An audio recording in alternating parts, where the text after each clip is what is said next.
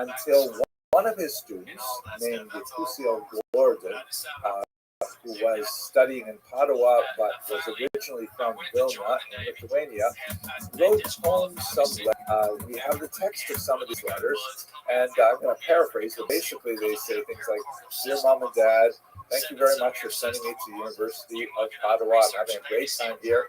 No, it's not a party school, but I got to tell you, I found this amazing teacher, Rabbi Moshe Chaim Lutzato, and learning with him every night.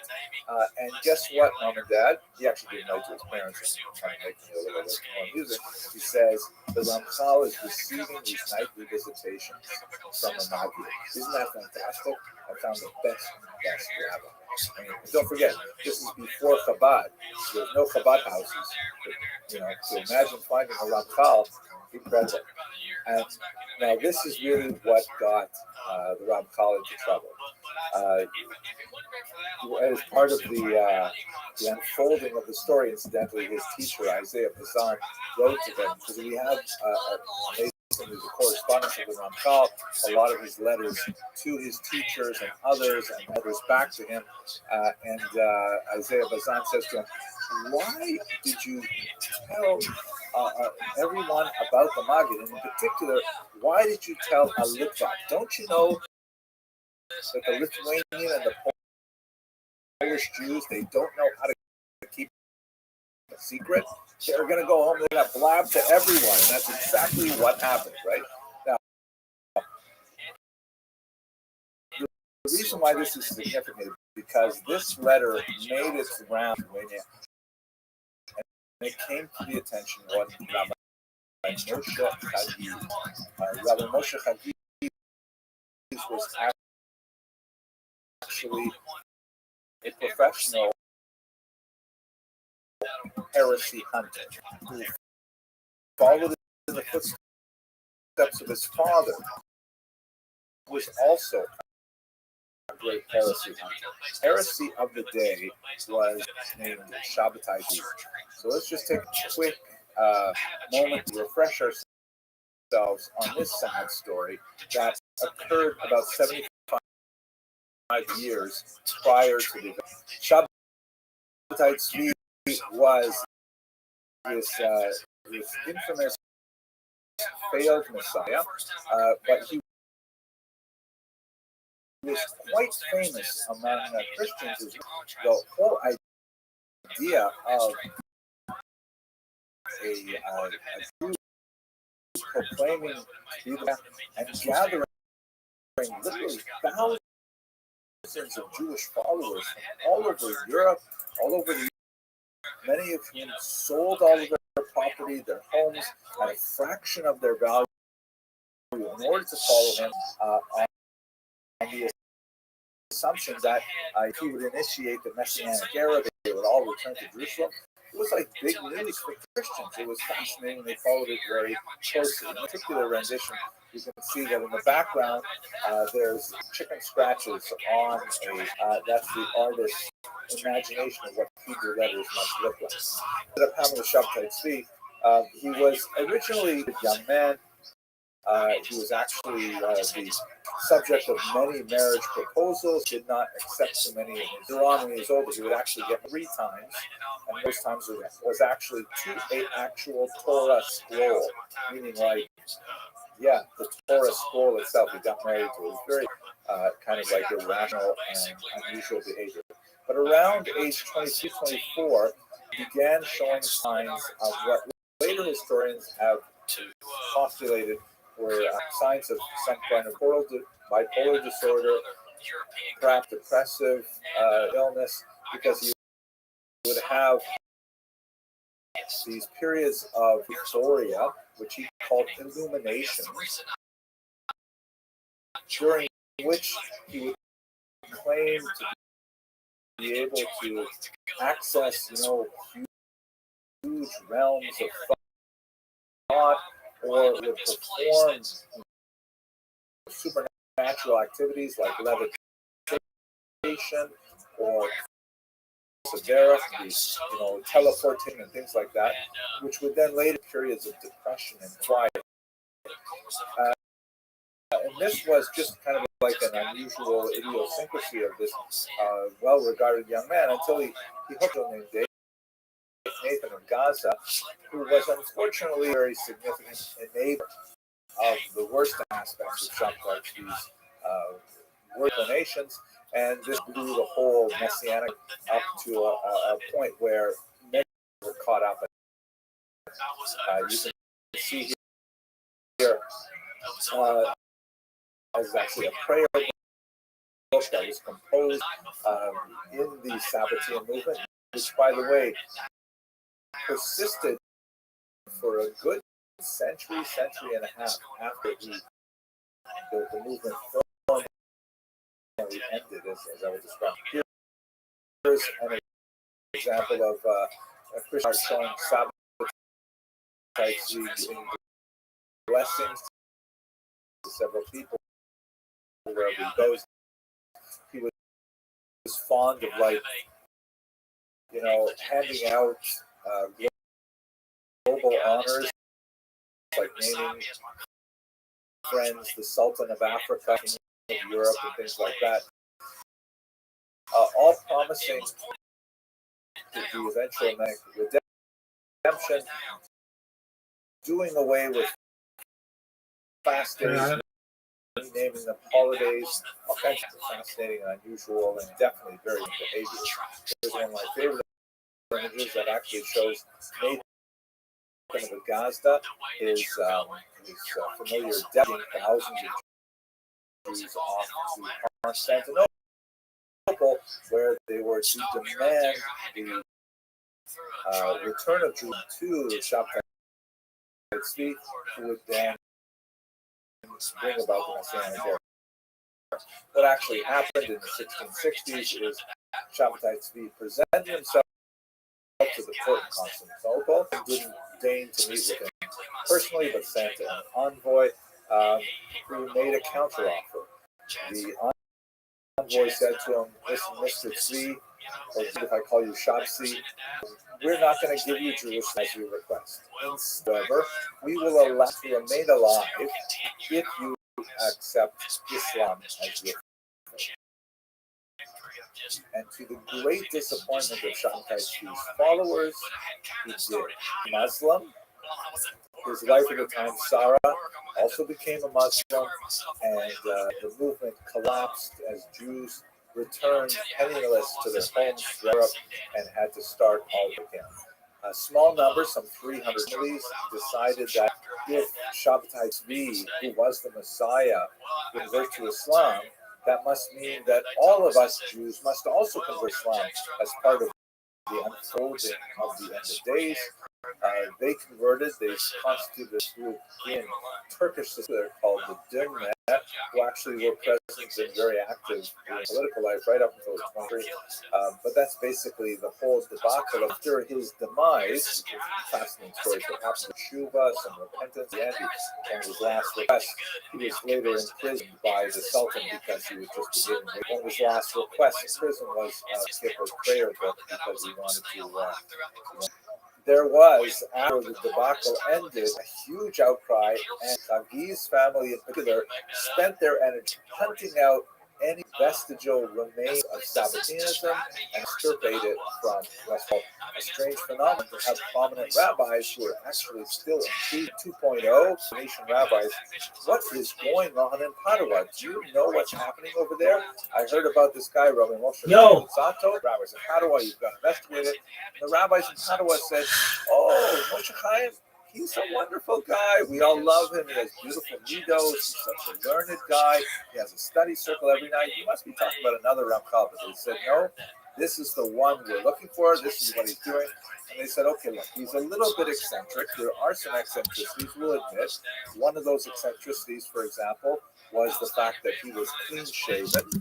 Even when he was 23 years old when this occurred, it was unusual for him to not wear a beard. Back then, if you wanted to remain clean-shaven, you had to use like depilatory powders and things like that. Halachically impermissible to use a straight-edge razor, but to use powders and lye and things like that. So that was a little bit unusual, but also even more of a shanda. He was not at the time married. And this was the 23 years old and still unmarried. There's something fishy there. Ultimately, he would marry. He found a woman named Zipporah, whose father also had very mystical tendencies, shall we say. And the Ramchal certainly must have liked the irony of his name being Moshe and her name being Zipporah. He wrote a beautiful, intricate literary ketub that is still studied to this day for its poetic and Kabbalistic value. At any rate, the rabbis in Padua said, okay, listen, what we will do is we will force him to take an oath. The oath will make him promise that he is not to engage in Kabbalistic teaching here in Padua. He has to wait until he's much older. I believe that the age that he stipulated is 40. I'll just talk about that. The Ramchal, and we know from his communications, private communications from his teacher, he was very upset with the accusation, and it was unfair and so on. But his teacher counsels him, he shouldn't have told about the Magid to Yusuf Gordon. It got out. Now the best thing to do is just keep your head down, accept the oath, take that oath, and obey it. And in fact, the Ramchal did obey that oath, much as it galled him, and that Kabbalah was really his main interest, but he took on these stipulations that were applied. So after he got married, things calmed down a little bit, but Rabbi Moshe Kaviz was not satisfied with the very light slap on the wrist that the Ramchal received. He felt that he wanted much more of a big show trial and perhaps an excommunication, something a little bit more serious. So he kept his eye on this young Ramchal. And it happened that the Luzzatto business failed at this point. The father passed away, and the Ramchal, who was largely supported by his father, could no longer maintain the lifestyle that he had, primarily focusing on his learning in Padua. So he decided with his wife that they would make their way extremely cold winter all the way up to Amsterdam, where his brother had established a business. So on their way, when they left Padua, Rabbi Moshe Chaviz took advantage of their travel, and he sent word ahead to the city of Frankfurt am Main. And he said to a much more receptive Beit Din there that there is a guy coming your way. His name is Rabbi Moshe Chaim Luzzatto. I suspect him of being a Sabbatean. Here's all my evidence. He got away with it in Padua. I'm sure that you're not going to be happy. And so when the Ramchal arrived in Frankfurt, en route to Amsterdam, he was actually arrested by the Beit Din. He was placed under house arrest while an investigation could be initiated. The Ramchal was distraught. What does this mean? I mean, I thought I dealt with this in Prague. I haven't violated the oath at all. He wrote to his teacher, Isaiah Bazan, who immediately came to his defense. The end result of this very trying episode is that the Ramchal's second oath, reiterating the stipulations of the first oath, it was deeply, deeply humiliating to him that he was still suspected of these kinds of attitudes. But once again, Rabbi Isaiah Bazan, his teacher, said to him, there's not much you can do to protect yourself here. You are not a wealthy man. You are not without admirers and students, but including himself, but you simply don't have any recourse here. What was perhaps most awful, however, is that he was carrying with him a chest full of his manuscripts, his personal writings, and he was a very, very prolific individual. As I mentioned, he wrote his first book when he was in his teen years that is published and still studied to this day. He had a full chest full of manuscripts. They were seized by the Beit Din in Amsterdam, in Frankfurt, and proceeded to examine them for heretical materials and statements. By the time they had gone through them, they could not determine whether or not the Ramchal was in fact a heretic. Read between the lines. They could not understand the writings. They were full of Kabbalistic references, and they simply could not find any of the incriminating evidence that they had pulled. However, they had and different choices before that. On one choice was they could simply return the manuscript files, and we couldn't find anything wrong, and therefore, you're off scot free. They were loath to do that, though it would reveal their ignorance about the content of the document, and they were concerned that perhaps they were heretical. On the other hand, if they could confirm they were heretical, it is an unfortunate precedent, but Jews have been known from time to time to burn their holy works, or the holy works of their opponents. With the Rambam century, it was not uncommon. Well, Mendelssohn's works, for example, including his translation of the Torah itself, were set to the flames. So the third option, that they would bury the manuscripts. They're destroying them as if they're heretical, nor returning to the Rambam, but they would bury them, and then the location of the burial was promptly lost. So to this day, some of Frankfurt is a huge chest full of the Ramchal's own writings. Perhaps one day they will see the light of day. In this context, we have Isaiah Bassan's very heroic defense of his student. We have much of the text of it because he engaged in correspondence with the big. Have you found that he has done wrong? This is quite literally a witch hunt. It's an unfair accusation. You've traumatized this young man and his family for no reason, and so on. And ultimately, after taking that second oath, the Ramchal was free to go. He found his final refuge, not his final refuge, but a major refuge in Amsterdam. As I believe we discussed long ago in the first series when we spoke about Jews of modernity, we looked at the Portuguese of Amsterdam. And you recall that they're a very unusual community because they were made up of the descendants of Jews who were forcibly converted to Christianity, beginning with the Portuguese Inquisition, prior to the Inquisition in 1497, and then for a few centuries, as they slowly made their way out of Portugal, they were able to reclaim their Jewish identity many generations later in some occasions. And it's worthy to note that the origins of the American Jewish community lay in the Portuguese Inquisition, because it is those Jews who were living in Portuguese Brazil in the 1650s who, for a very brief period of time, when the Dutch took over a region of Brazil, those Portuguese Jews living as Christians at the time decided to come out of the closet and proclaim their Jewish identity, only to discover a couple of years later that the Dutch gave that region back to Portugal as part of a treaty, and they found themselves once again under the clutches of Inquisition. So they all boarded boats and separated, and 23 refugees made their way up to, of course, the island of Manhattan, and they formed the first settlement of Jews as a community in what would be the United States. At any rate, the Portuguese Jews of Amsterdam, they had a much wider tolerance for this kind of ideological dissent.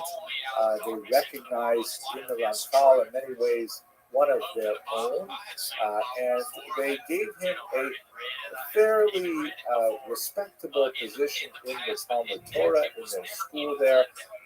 Not a very heavy teaching load. He was more of a respected, learned person, but he lacked the same study circle of students who were really on par with him.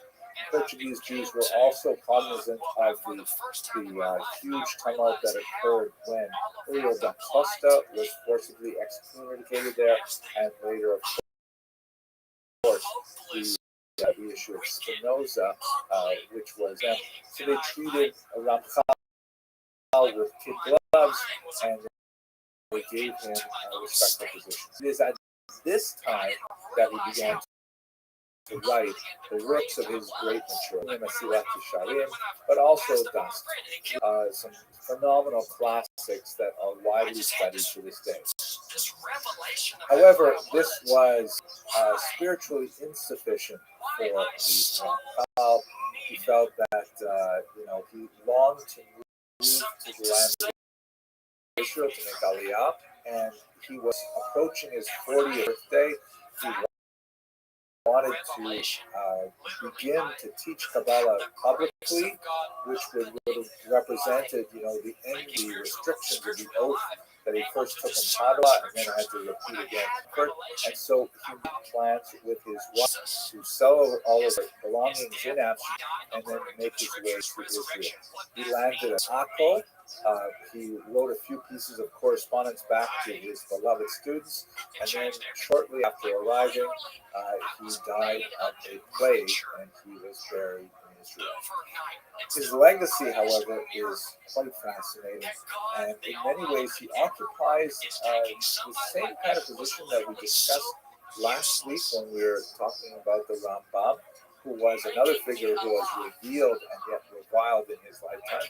And I believe we'll see the same pattern when we speak in a couple of weeks about the Lubavitcher Rebbe, who also had a phenomenal impact on the Jewish world in the 20th century and into our own century as well. But during his lifetime, he faced tremendous challenges and often very bitter with the range of criticism. So with that, I'll bring this to a close, and perhaps I will just mention, because I recall that I kind of gave you a teaser at the beginning, you might be wondering the opening question, right? Like, why did he publish the second version of Mesilas Yesharim and not the first? And what are those strange words in the 11th chapter? So, according to the research of Dick Sklar, who's done a beautiful dissertation on the Ramchal, and in particular looked at archival sources in Amsterdam and elsewhere, really fleshes out his life in a very, very thorough way. He argues that his sponsors in Amsterdam, the wealthy families who supported him while he was there, felt that the original version of Mesilas Yesharim had too many recognizable figures in it. Meaning, if you read this carefully and you knew the Ramchal's history, you would see kind of caricature individuals that he wished to criticize. And they felt that it was somewhat incendiary. They did not want to have anything blow up again in Amsterdam like they had seen he dealt with in Padua and in Frankfurt. And so they counseled him not to publish. They said they were not willing to publish. It was not a neutral work of Jewish literature.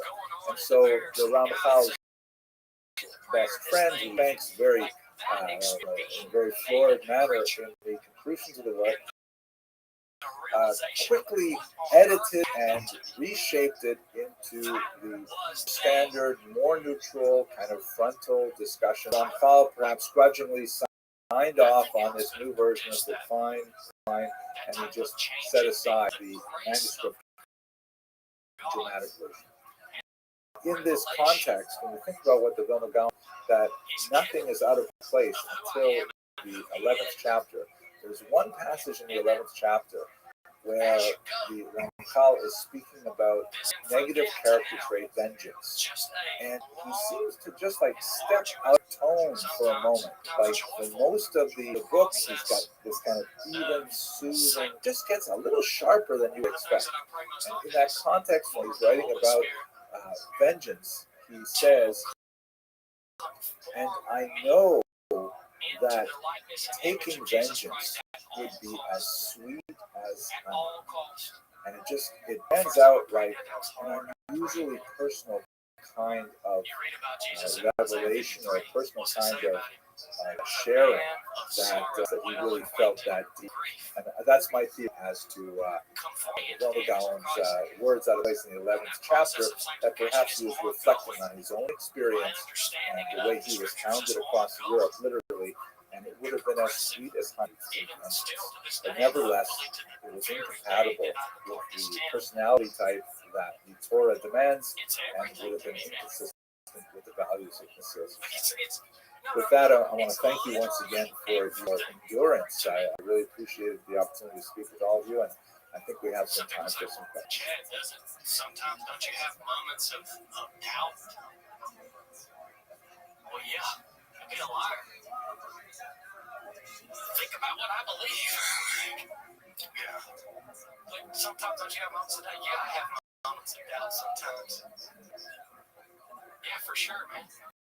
But what I realized that the series that we've been looking at really focused on three colossal leaders who have had phenomenal in the all night, if I could possibly even depart from that faith, impact and phenomenal influence on pretty much everything we do Jewishly since their lifetimes. We're all united in the fact that they were revered long after their death, but reviled at least at certain their lives. And the strange kind of connection of the often bitter controversy that surrounded these individuals, these really gigantic thinkers, and the way in which they've occupied so much of our intellectual space nowadays, we see how much we really owe to their innovations, was something that really intrigued me. The first class, of course, we looked at Maimonides, and his books were so controversial that they were actually burned by other Jews in the 13th century. Then we looked at the Ramchal, who was mercilessly pursued throughout Europe, and finally wrote his Mesilas Yesharim, a tremendous work that's been accepted universally as one of the classics of Jewish theology, and Mussar.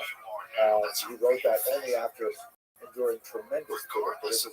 And today we're going to look at the Rebbe, who also had a similarly outsized impact on the way Jews do things.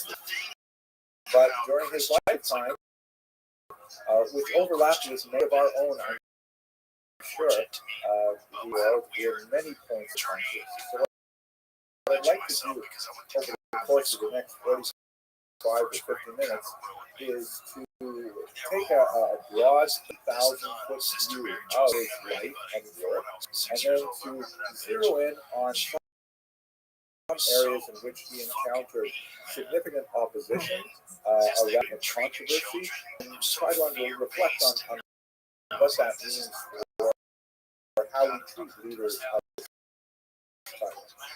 And that will bring us to the conclusion of this tripartite series. I should preface this by saying that I originally gave a lecture with the same title, incidentally, back in 2013, and I recorded it, and it was actually for a very long time one of the more popular lectures, and a significant number of people to know who was this great, virtually few really simple errors that I'm going to make, and I try to cover a lot of detail in the space of a minute, and I ended up deciding that, there's just so much noise about the small details that it's probably better if I took it down.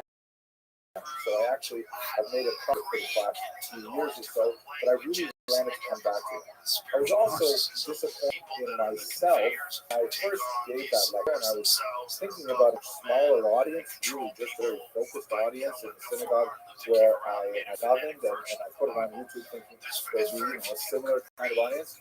I really started with the controversies before I really talked about the incredible achievements.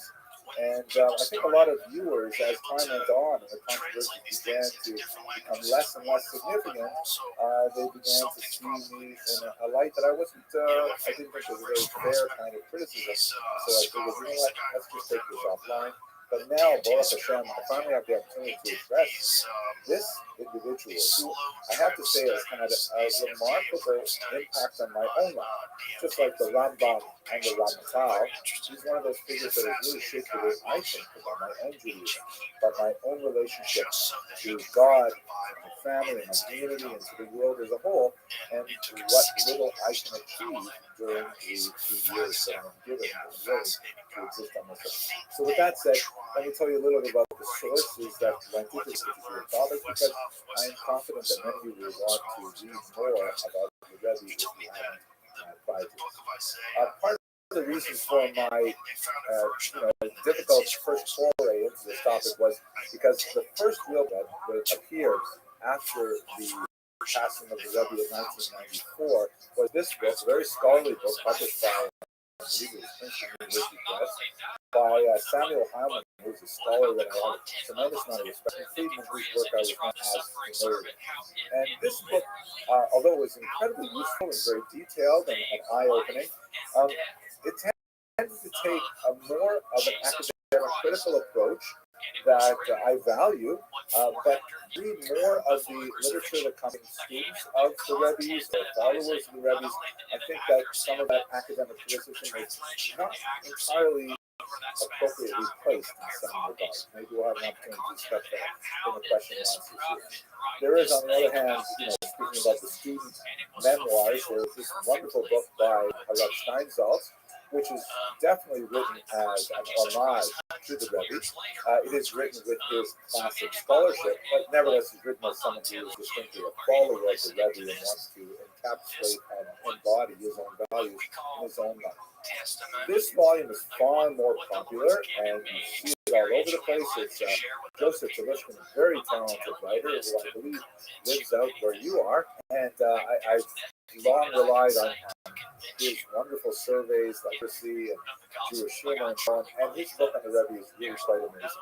I think it's actually one of the most well-balanced books in that, unlike the more scholarly book entitled The Rebbe, which tended to be a little bit more salacious in nature, and unlike the more hagiographic treatments that come from the Chabad sources, he struck a balance, and I think he's one of the best places to go if you want to learn a little bit more about the controversial aspects of it. But at the same time, he really presents a well-balanced picture of the Rebbe. But by far, my favorite biography is this one, by my colleague Chaim Miller, who's also a New Yorker. This Turning Judaism Outward is written, I think, with the greatest possible use of sources by a Chabad insider. He's quite a few Chabad-specific works, and really was the inside culture. The culture of Chabad is really quite intense, and with its own language and its own, customs. But really, I'm still learning things about it. Like, for example, one of my children actually married into Chabad, and we were making the invitations, and I learned that the custom is you put 5 o'clock as the time of the wedding, and it means nothing, but that's when the Rebbe was married. Yeah, so you would not know these things unless you were inside Chabad. So this is, of course, actually reread it because I wanted to be prepared for tonight's talk.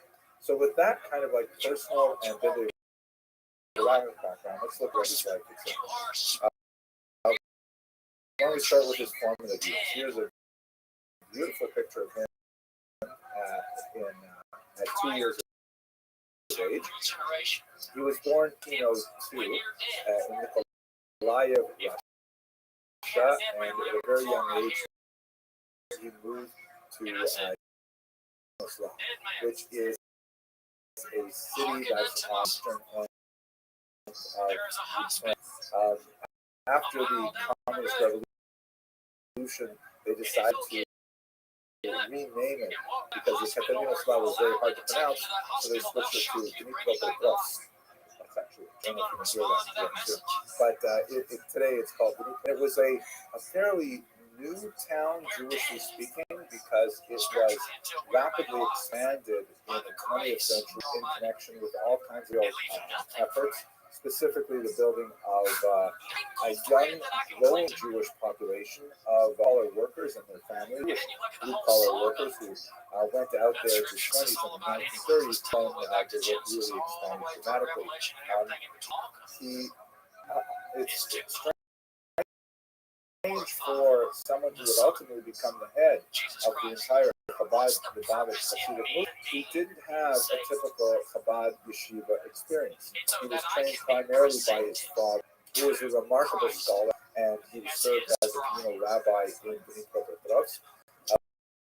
Later, he would be executed by the Soviets and sent out to the God, where that did exist, out in Siberia. His wife went and followed him there, and incidentally, one of the powerful documents I've ever seen is they lived in tremendous penury. Father, long after the Rebbe had left the Soviet Union, the Rebbe's father, Rabbi Levi Yitzchak Schneerson, had very little paper and very little writing instruments, but what he did was, using ink that was made from wild herbs that his wife would collect in the Siberian countryside and then grind down into making an ink-like substance. He would write tiny, tiny little scholarly notes in the margins of the few books that he possessed. Fascinating. There's a whole picture of what kind of intellect he was. At any rate, young Menachem Mendel was the first of three boys, and he didn't have a Chabad yeshiva to go to. He was trained primarily by his father and by hired teachers, but by the time he reached the age of 12, he had really demonstrated that he had the Sitzfleisch, the personal self-determination and self-study on his own. And in fact, he studied Jewish topics his own for the rest of his life. His preferred modality study was solitary study. He went on, however, to engage in quite a bit of secular study, ultimately studying at universities in Germany and in France, where he was especially in engineering. Although he had an unusually broad in all areas of human endeavor, leaning toward the sciences as a whole. A turning point in his life, one that really dramatically propelled him towards leadership, even if he didn't realize it at the time, was that he was set up for a shidduch with the Chabad Rebbe's second daughter, Mishya, shown here. Her full name is Chaya Mishka Schneerson. You'll notice that they have the same surname. That's because the sixth rabbi in the dynasty of Chabad, his surname was Schneerson, and he was a distant cousin to the seventh Rebbe, who would become his son-in-law and our protagonist, Menachem Mendel. So, Chaya Mushka is shown here.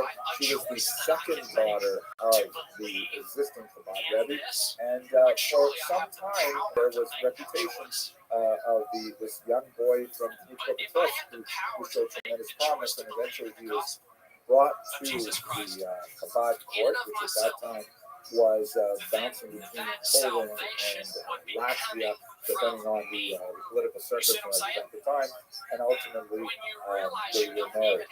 They maintained a home until her passing in 1988. Unfortunately, they remained childless, which was you can only imagine, a source of some stress for both of them, and may have actually contributed to the Rebbe's ill health at certain points in his life when he engaged in numerous facts. Now, the bulk of our efforts today, however, should focus on his activity as the Rebbe. And how that came about is really quite fascinating. Here he is with Rabbi Yosef Yitzchak Schneerson, who is the older man seated to his right. Rabbi Yosef Yitzchak was the sixth of the seven Chabad Rebbe's. The first was the famous Alter Rebbe, Mishneh Zalman of Liadi, who is also the author of the most important book of the Chabad movement, known as the Tanya. Rabbi Yosef Yitzchak, who is known by the acronym Rayatz, the Rabbi Yosef Yitzchak, was also known as the fear vicar to my generation, the early Rebbe, the previous Rebbe. In other words, when you want to speak about the Rebbe, if you're talking to a Chabad, they'll wonder which Rebbe are you talking about, because obviously the Rebbe is our Rebbe. But because of the interregnum, the sixth Rebbe and the seventh Rebbe, it's older Hasidim. The next Rebbe is the Rebbe, and the new Rebbe as the new Rebbe. So he became known as the Fear Vicar Rebbe, the earlier Rebbe, and that's how we typically refer to today. Our Rebbe to a Chabadnik, that means Rebbe Nachman Schneerson, referred to the Fear Vicar Rebbe, that means his father-in-law, Rabbi Yosef. One of the most, he's also a heroic character that deserves a tremendous amount of attention as well on a graphic level. He was especially noted for maintaining a tremendous network of Chabad operatives behind the Iron Curtain in the Soviet Union. The Soviet Union, of course, was deeply anti-clerical at this time, very deeply anti-religious. They had the so-called Bolsheviki, the a league of militant agents that were doing everything they could to extirpate religion throughout the Soviet Union, especially focused on Jewish activity. And so the Rayats, the Free Rebbe, using a lot of support that came from places like the American distribution community, he was able to fund a lot of these underground networks in the USSR after he escaped across the border into war Latvia, which at the time was not under the Soviet rule. But this was an extremely difficult endeavor involving a lot of secrecy and a lot of risk. And ultimately, as the environment in interwar Europe grew more and more intolerant, with the rise of fascism and anti-Semitic movements, they eventually had to flee Europe altogether. And the Friedrich Rebbe, followed shortly thereafter by the Rebbe, made their way to the United States. Immediately prior to leaving, the Friedrich Rebbe was actually in Latvia, then Germany, and then he escaped to America. The young Schneerson couple were at this time living in Paris, where the Rebbe was engaged in studies of engineering. Now, when Rebbe Menachem Mendel Schneerson arrived in the United States, used the abbreviation Ramash, which was common for the time, Menachem Mendel Schneerson. There was an interesting kind of environment here, which we're going to explore in a little bit more detail when we get to the challenges, because he was the husband of the second daughter. Rabbi Yosef Yitzhak Schneerson had 3 daughters and no son, which posed a challenge for future succession, because typically a son is favored over a student or an outsider to take over the leadership of a Hasidic dynasty. And it was generally assumed at the time, in the 1940s, earlier, that the elder sister, who was married to Rabbi Shmaryahu Gurare, that he would eventually become the Rebbe. In fact, he had some of the most important responsibilities associated with the Chabad network at that time, specifically control of the yeshiva. The yeshiva technically was the pride and joy of the Chabad dynasty, and those really important responsibilities were typically given to the favored son-in-law. So what would you do with this individual Ramash, who has shown some significant talents in a lot of ways, although his personal manner was very much to try and blend into the background. He certainly did not seek out any kind of communal responsibilities. He was, however, as we shall see, extremely dedicated to Chabad as a body of thought, as a spiritual system, and especially to the person of the Rayats, his father-in-law. This picture, I think, characterizes this warm relationship between them very well. So he received the following responsibilities. First of all, he was put in charge of Kehot, which was their public art. Now it is, quite massive. It's comparable in many ways to Art Scroll. It certainly predated Art Scroll as a Jewish publishing house, and it was thought that this would suit his scholarly nature very well. He was put in charge of Merkos, which was Jewish education, but separate from the yeshivas. This also turned out to be quite appropriate for his skill set. Merkos was specifically to deal with kids who are not necessarily in the yeshiva system. One of the great potential opportunities which Chabad was very quick to exploit was this notion of release time, that when public school kids were given a certain amount of time every week to receive religious instruction as private institutions, this is where Chabad could step in and offer free or highly subsidized religious education to Jewish kids. It turned out to be extremely successful. He was put in charge of an interesting organization called Machne Yisrael, the Jewish camp, which was essentially part of the Friedrich Rebbe's attempt to get people fired up about the idea of Mashiach, of the Messiah. This, of course, will be much more relevant with the controversies as well. It turned out that this was not an especially successful part of the Rebbe's early career, although it would always stay with him as a motivational force, and as we shall see, it would become quite powerful when we get to the late 80s and 90s. And then finally, here's Murray put in charge of Kever Kadisha, the Chabad Kever Kadisha, or the Burial Society. The Rebbe actually used to joke that these four responsibilities correspond to the Chabad center three-level soul. The intellectual soul was publishing, the spiritual soul was about education, the animal soul was always desiring redemption, so that's Machne Israel, and then finally the body is the Kever Kadisha. But compared to his brother-in-law, these were comparatively minor, secondary kinds of responsibilities. They would turn out to be central to his specific mission, and they would define a very big way. But at the time, this kind of like it was understood. His brother-in-law was really central to be the Rebbe. When he ended up becoming the Rebbe, however, in 1951, the Frierdiker Rebbe would pass away in 1950, and a year of uncertainty, the Chabad movement coalesced around Rabbi Menachem Mendel as the leader. He proclaimed his mission statement, and something that is quite interesting in that he never deviated from it throughout his entire career. 50-odd years of activity, really focused on this one simple idea, based on a passage in mystical literature, that the love of God, the love of Torah, and the love of one's fellow are all one and the same thing. And he proclaimed it at his initial coronation as Rebbe, and it was something that he adhered to, and everything he did was focusing on the state.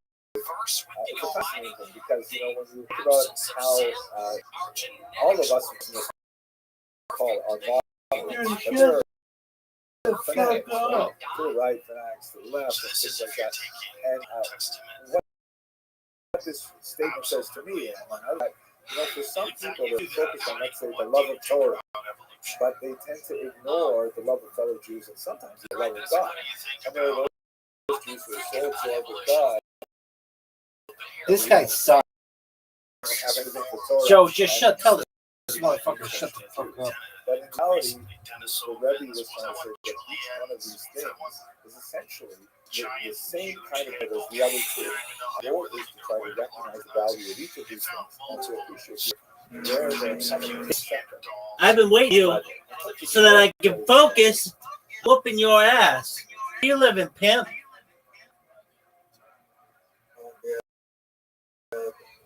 Are you ready for the Olympics?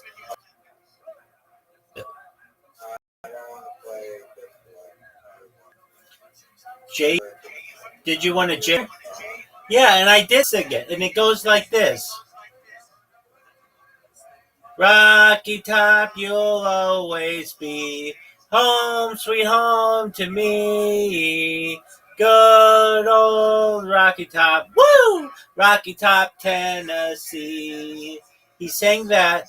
When I say he, I mean the one, the only William Montgomery must have sang it 10 times at the Bridgestone Center in Nashville, Tennessee. But you wouldn't know that because you're not that big of a Montgomery fan, pimp.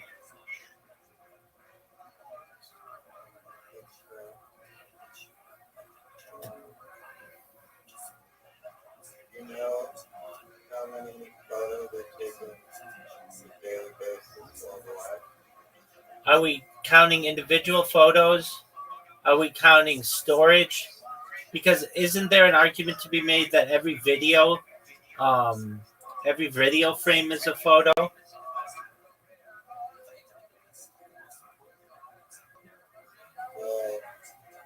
currently video frames are like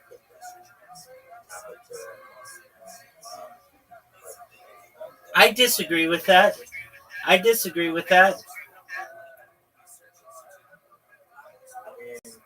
that's what I said as well, but we're not counting video. No, we should count them. We should count them.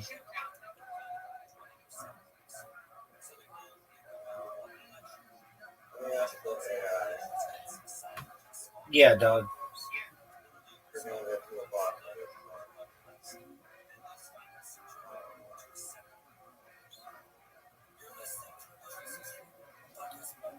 Yo, dog, when posed the question, how many photos are taken on a daily basis?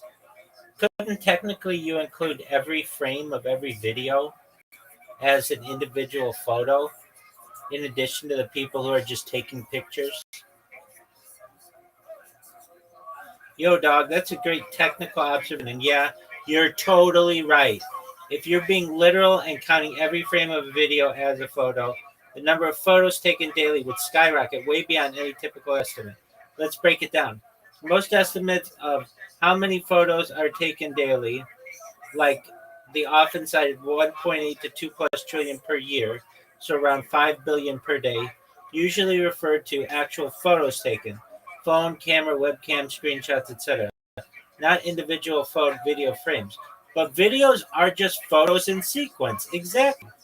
A 1 minute video shot at 30 frames per second is 1,800 frames, aka photos. If you factor in billions of people recording video on phones, webcams, closed circuit television, dash cams, security cams, live streams, thousands of hours of new content uploaded to YouTube every minute, Rabbi Rothschild's live streaming project, you're talking trillions of frames per day. So why aren't they counted? Because intent. A photo is generally thought of as a single chosen image. Video frames aren't typically meant to be individual photos. Psych, I think they are. Redundancy. Frames of videos are often very similar, unlike distinct videos. I think they're all individual, they're all special. Data categorization. For stats, photo and video are treated differently. But technically, yep, if you want to define photo as a discrete image captured by a camera sensor, every video frame is a photo. It's just usually not how the question is framed. So yeah, you're totally making the right challenge or premise. Asking how many photos are taken daily depends on what we count as a photo.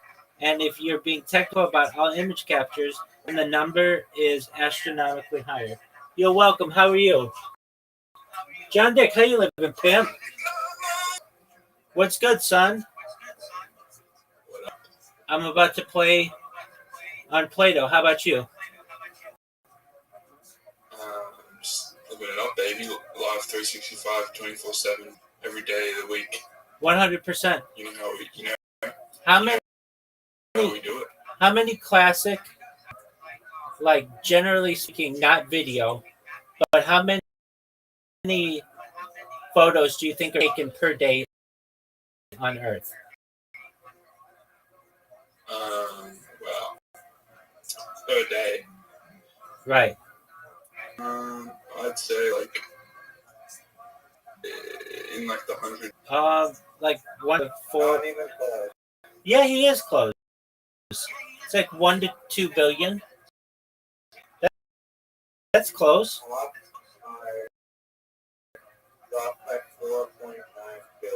Okay, I mean, Really, is it that much?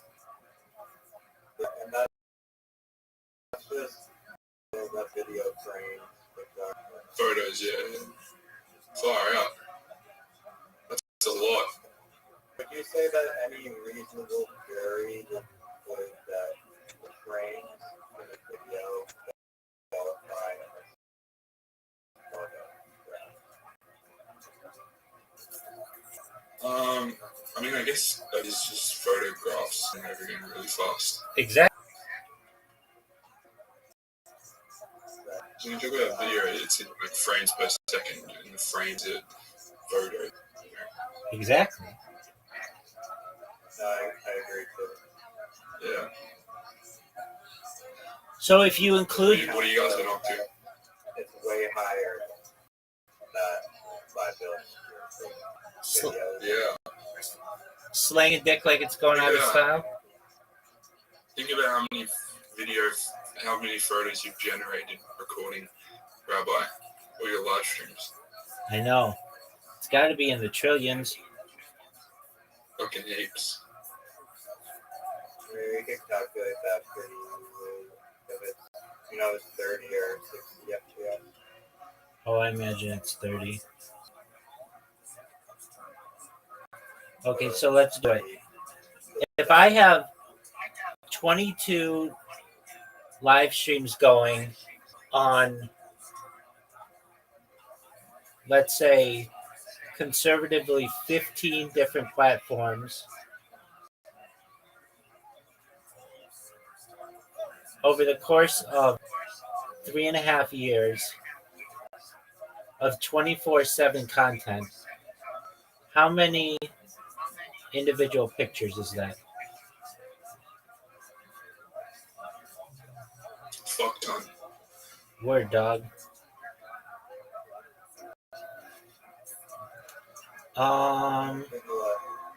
They say it's 73 billion.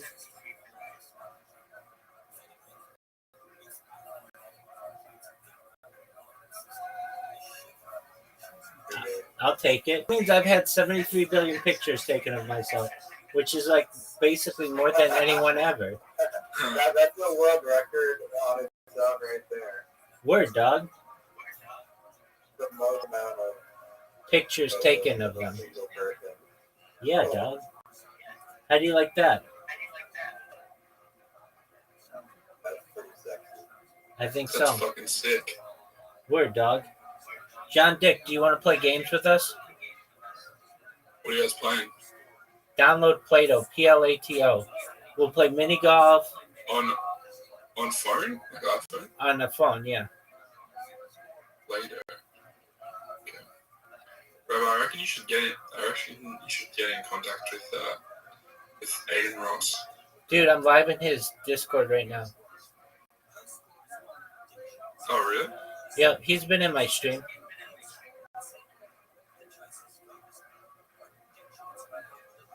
Oh, is it Plato? Yeah, Plato. Oh, I gotcha. But don't download like the virtual play sculpting hardware. Oh, the Plato fun multiplayer games. Is that it? Word, dog. Like a blue, like. Yeah, I see it. Create an account, big dog. I'm on Whatever. page. Before we do it, the reason why I brought up the other one is because I came across an app on Instagram. The app is I didn't think it was like super great at first, and I still don't think it's like phenomenal. But the app basically allows you to, while you're taking a photo on your iPhone, basically adjust all these settings and use different filters so that you, as you're taking the photo, can adjust the colors to how you like. And on a regular iPhone, you don't really have that capability. So that's the app. And then I was like, I don't know, it's not that great, it's just a filter or whatever. You can apply filters after, I don't know. But, I was like, I don't know. I looked at how many photos there are, and I looked at like 5 billion photos per day, like 1.8 billion photos per year. That's a lot. And then photos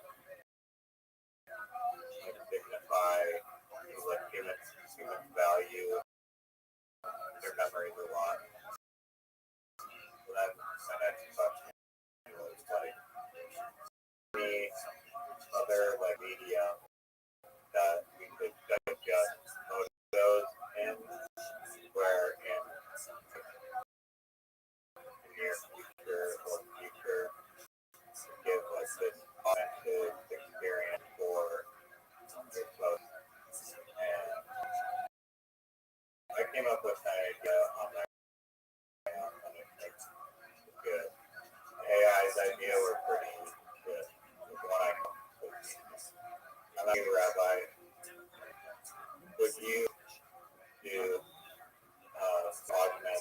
memory, experience, photo, what technologies could be applied?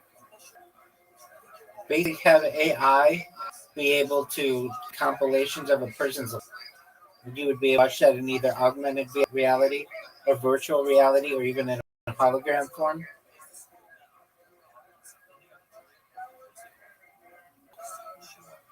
Yeah, kind of what I was thinking a little bit. Except better. I understand. I don't know. What do you mean by this? Like a compilation, like you literally put on the DSR headset and see the Well, photos on the slideshow. you could do that. Slideshow and VR is shit. Let me just tell you that. Dude. You're thinking about a slideshow in 2025. I think about it in 3025.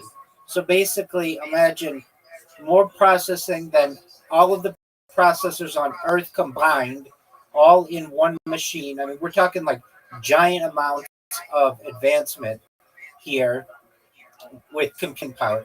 Well, you laugh at that, but tell you that the entire Apollo program has less computing power than is in my phone, and that was less than 65 years ago.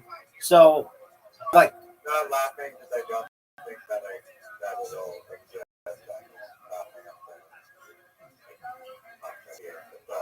it's baller. So imagine, and even if it's not like just with quantum computing, it may be a lot more than that. So basically, you could just watch a slideshow old-fashioned way, or you could have an augmented reality where you live that person's life out, or live someone else's life out, or you could trade lives with people, or you could say take this general personality of the people who would have experienced these types of memories and put them in another world, another a fantasy world, or something on another planet in real life. You could basically say, I want you to recreate using these images every person that are encountered in these images, and it would be able to do that very easily and very quickly. I mean, like instantaneously. You could also have it basically as just those members say, I want you to take these photos, and I want you to create a mind upload data set, and I want you to be able to digitally reproduce that in a clone. And you could have a clone that would basically have all of those memories. I mean, really, the possibilities are endless, but those are just some opportunities I can anticipate in the near future. Right? I mean, you're thinking like way out there. Yeah, because I'm a pimp with the big dick. What do you want me to do about it, baby? It's a pimp on a blimp. The pimp blimp. I think in the future there'll be memory sharing capabilities.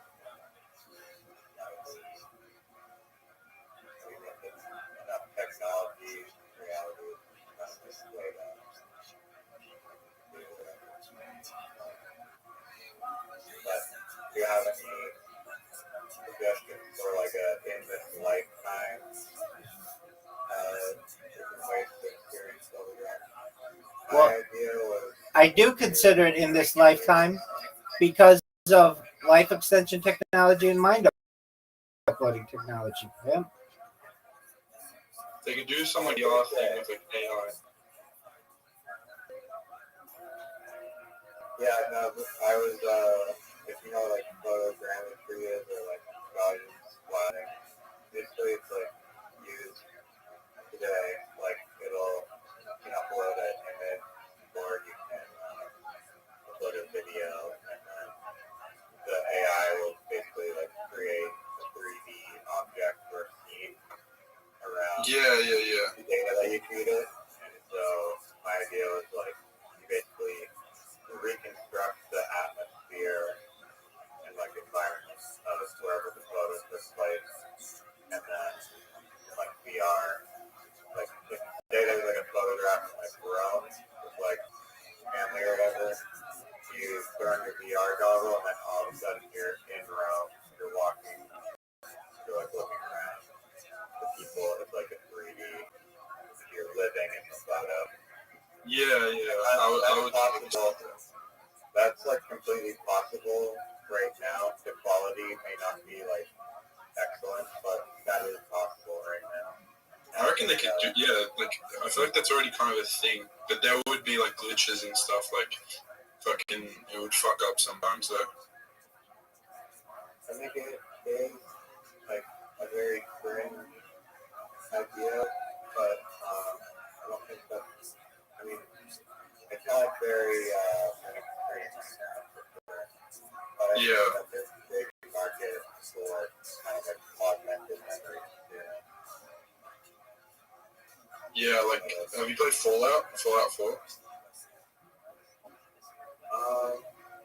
I've heard of the game, I've never seen what people like. There was this, like, thing in it that was similar, like, what we're talking about. It's like, they, like, these people would pay money to, like, go in these machines and, like, go back in time, like, before the war, but it would just, like, send their, like, brain to, like, a, kind of, like, into their memories kind of thing, in, like, a VR kind of thing. But it would be something like that. It would be, like, generated by AI.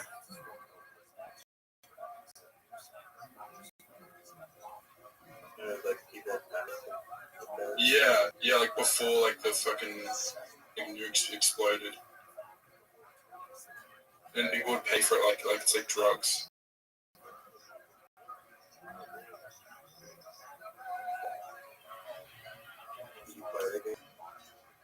I played a bit. It's alright.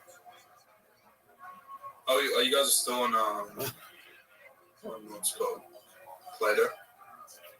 Did you create an account? Yeah. My name's John D. 88. Send me an invite. I'm the rabbi. The whole rabbi. Okay. Any caps? It doesn't matter. It's pretty good. That's a fucking good username. Yeah, I'm sexy. What do you want me to do about it? Good job. I do this with people all the time, and it takes them fucking forever. I'm glad you have a good head on your shoulders. All right, John Dick. Thanks, bro. Absolutely. Riser, are you ready? I'm ready, dog. All right. I'm sending you all invites. John Dick, how's our boy, John Appleton doing? Is he slanging dick I like was gonna get him in here. He's not responding. I'll send him a message, but he might hop on. How's our girl doing? Was it mini golf? Weird, dog. How's our girl? How's Priscilla? Yeah. She's good. I haven't really been talking to her that much, but I think she's good. That girl's gonna be successful. That girl's gonna be successful. Just wait till she sucks in her life. Wait till she sucks in her life? No, starts in OF. Oh. I don't know if she wants to do that.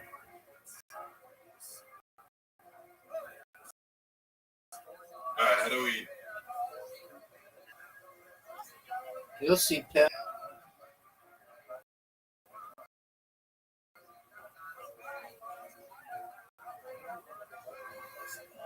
So the lines, the like arrows are basically like a hill, and the ball will accelerate.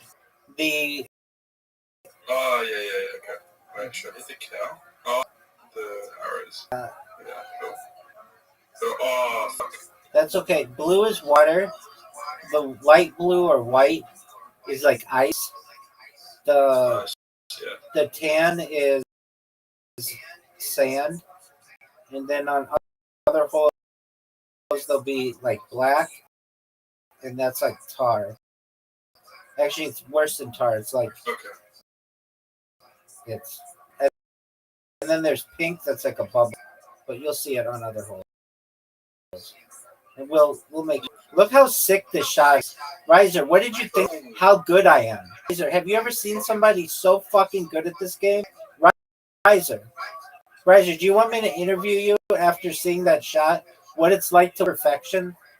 Not a Riser. Yeah. Riser. Riser, are you gonna suck dick on this shot? Oh, that's terrible, dude. One of the worst shots I've ever.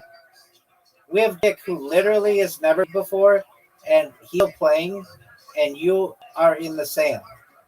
Dog, I've never seen someone literally deep throat this fucking hole as badly as you just did. Oh, and we trash talk if you weren't aware. Oh. Oh my word. Okay, John Dick. No, no, no, no, no. No, no, no, no, no. See the corner where the ice begins? And there's like a little angle. Oh, keep going, keep going, keep going. Like more of an arrow, 100%. To 100%. Okay, now do you see where the angle is where the ice starts? Keep moving to the right a little bit or down a little bit. Oh, dude. Okay, almost. Oh. Almost. I was running out of time. That's okay. Riser, you're up. Are you going to just J-Yor yourself? J-Yor. Riser. Geeking. Oh my god. Riser, are you just being super kind? Oh fuck. Bro, the sand's like fucking hard. It is. All right, there we go. Good job. I'm gonna be better on the fucking next one. That's all right. You did pretty well on your first one. All right. Oh, that was not good.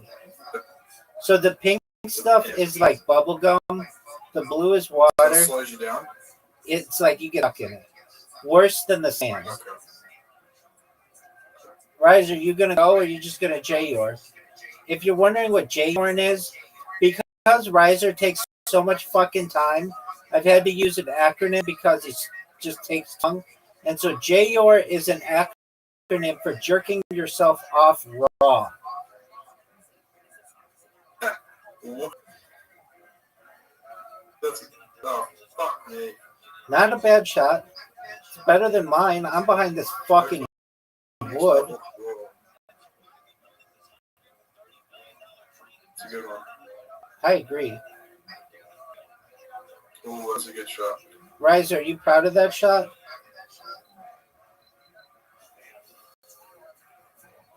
I'm trying. Wait, you don't want to hit it off there. Hit it off the very corner. The very top corner. Little higher. There. Okay, almost. Pimp section. Oh, does that give you points or something? Pimpville. Everything gets you The points. tractor that you made. Oh. No, it does not. Riser, can you hear me? Yeah,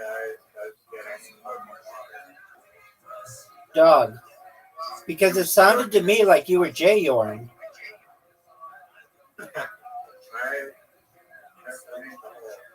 Dog, look at the scoreboard right now.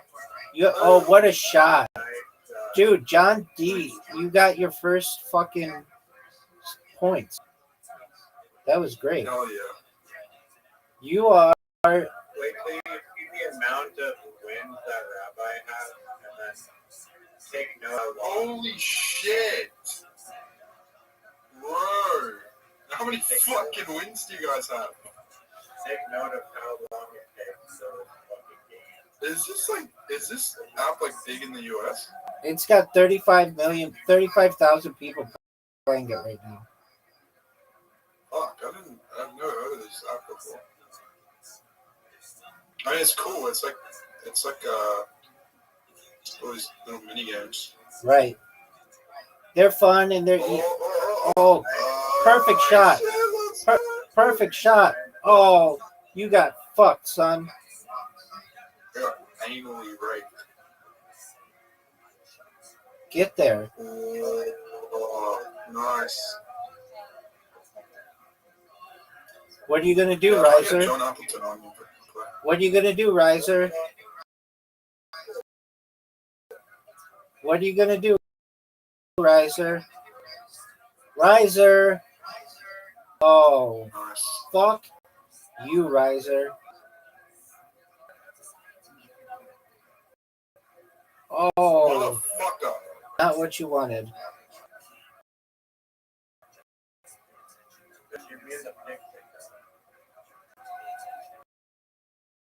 Dude, I fucked up.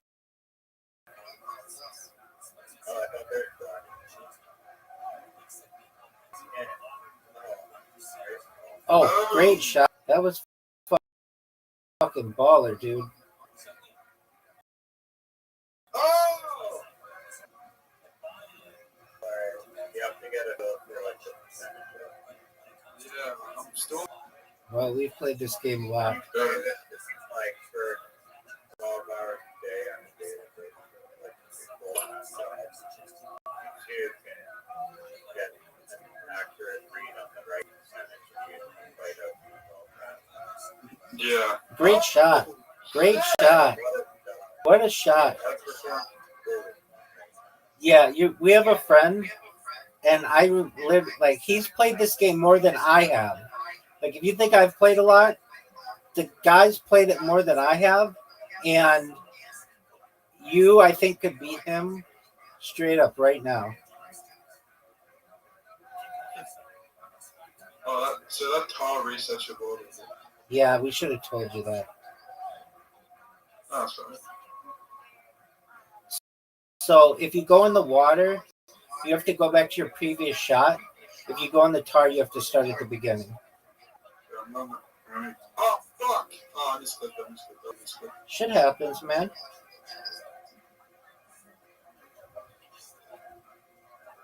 Oh. No! Oh. Dude, that was fucking dirty. That was dog. Make it. No. Oh, no. Damn, the double pimp elimination. That's right. Make it, John Dick. Make it, John Dick. Oh, fucker. Riser, are you going to make it? That's a bad shot. Oh, I'll show you how to do it. You just... the pimp's got it. Yeah, I'm going to hit In the the... bag.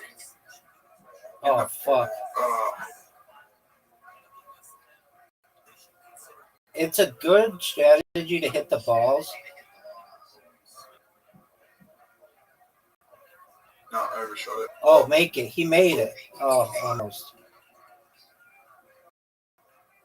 Riser, do you think you can make this shot?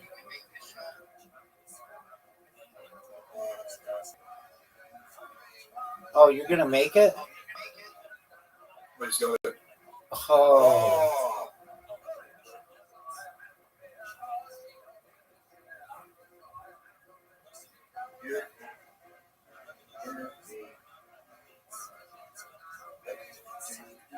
Dude, it's almost impossible to make it now. Fuck, man. Oh, there's probably a hidden hole back there.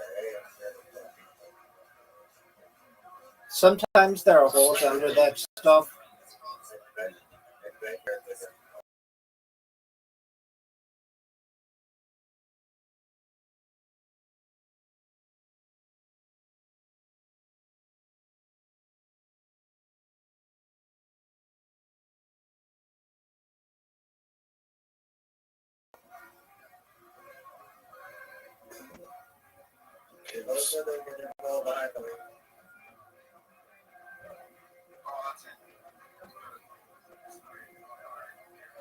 You got it.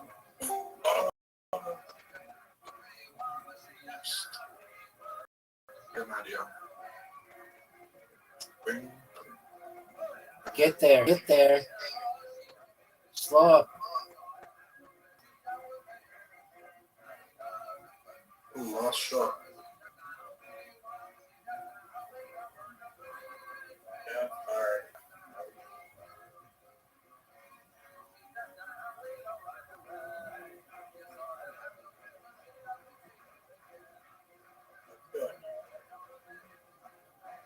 Damn, so you guys have had this game for like a year. Right, barely hit it. There you go. No, that we gotta bank it with the arrows. We're about to celebrate our year anniversary Yeah.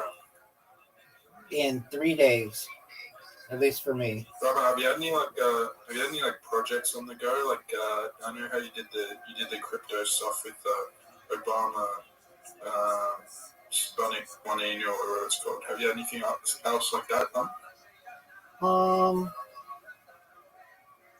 Not.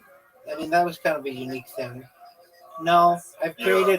created bots on Kick, the streaming platform, that have been successful. I had somebody come in today. I had 14 people come in the last 48 hours, so that's been good.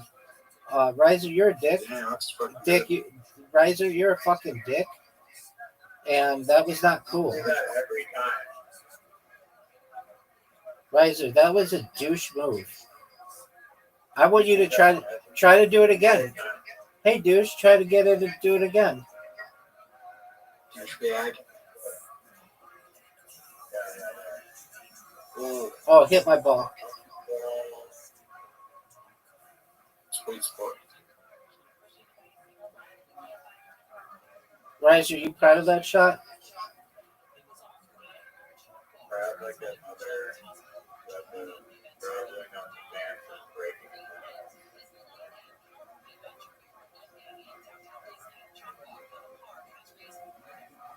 Fuck!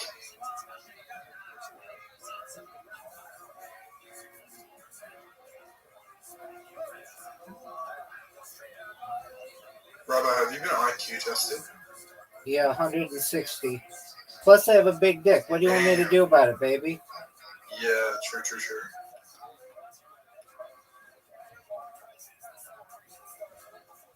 Get it, John D. Get it. Oh yeah. John D, you're really good at this game for your first game. Thanks, bro. You're welcome, pimp. Riser, what are you fucking doing, dude? Riser. Basic math. Hey, I'm fucking dead.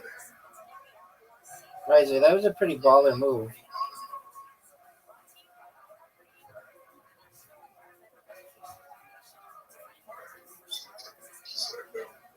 Fuck. Okay, that's good.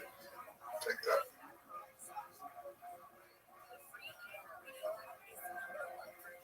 Newfie. When we say Newfie, it's what we mean for high IQ. You guys made up lingo. Word, dog.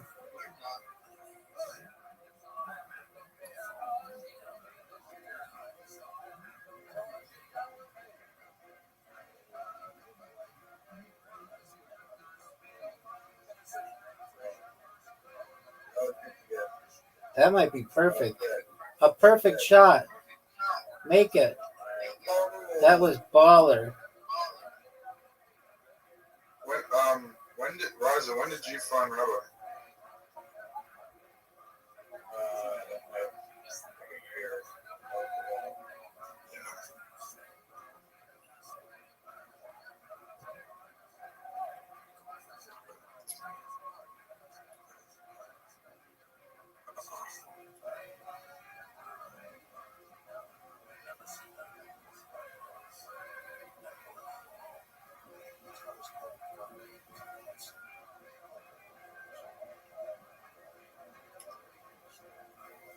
Oh,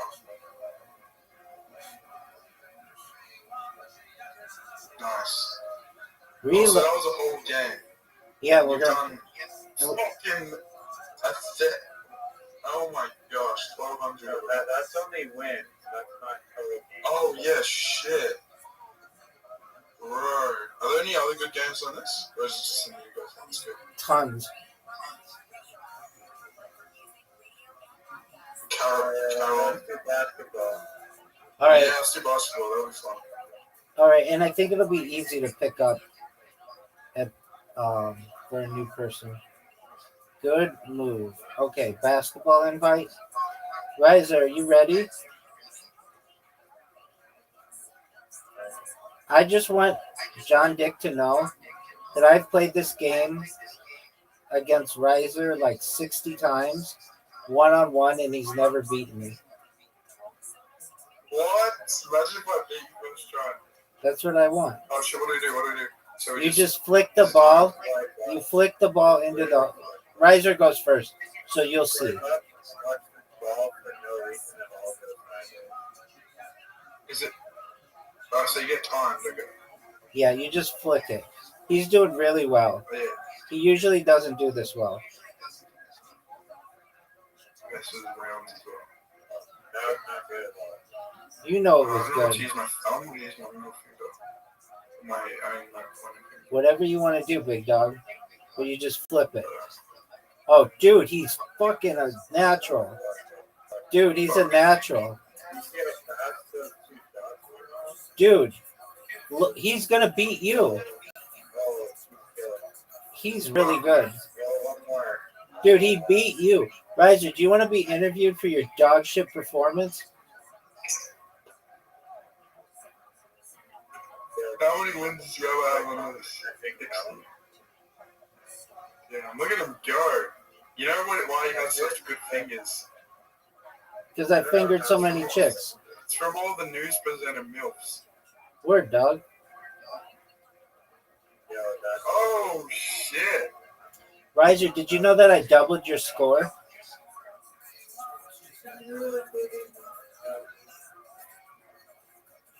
Okay, now the hoop goes left to right, as you can see. Yeah, that's tough. It's tricky. Oh, shit, he's going crazy.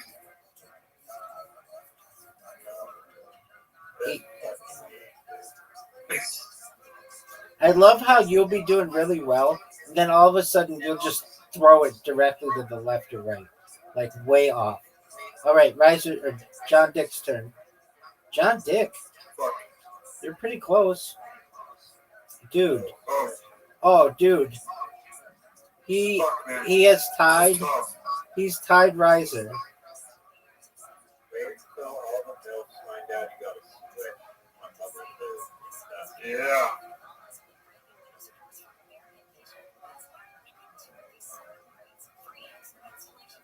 What is this doing round three? Is to like fucking start shooting guns at you or something?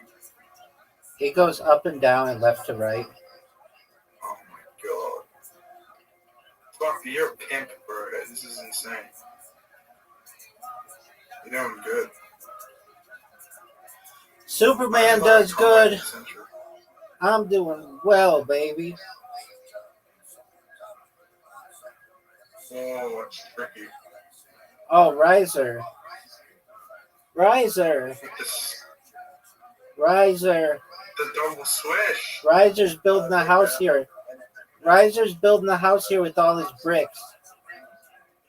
All right, it's up to John Dick to have a huge upset. That's the best chirp I've heard in this game so far. What'd you say?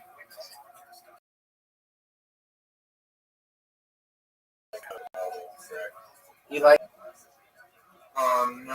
No. get it. Get it. One more. Oh, nice. He beat you. Riser, he beat you. Riser, what are your thoughts on someone who's literally never played this game before and only No, it actually is a good case for me because it shows how just bullshit this fucking game is. I'm actually glad that happened. Proof the time capsule of eternity of this game. Oh, I can see how many did it goes. Oh my god. Rabbi, you played the game 1,756 times. There you go, big dog. The mini golf. Yeah, I played somebody who played 25,000 times. I couldn't believe it.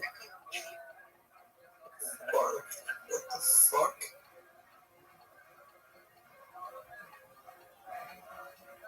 All right, Riser. Oh, should you, wait, can you do want him pool? to do about it, Rabbi? What do you want him to do about it?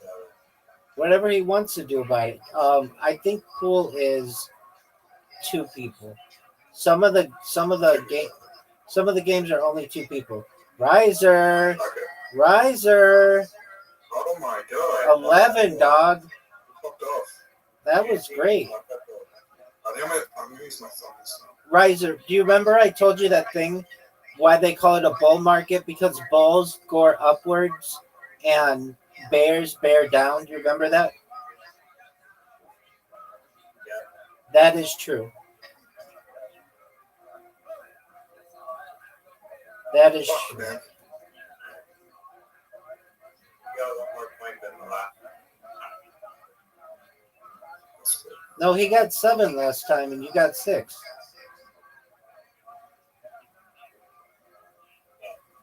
Well, never mind. Look at the pimp go. I'm seeing a lot of switches.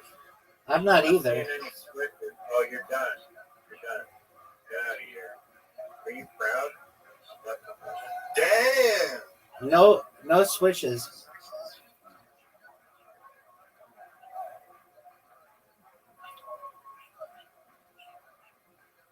It's all about swishes. I almost don't even want the ball to go in with if it's not going to be a swish. The whisk, They're a cheat code because it saves like so much time and gives you so many points. exactly.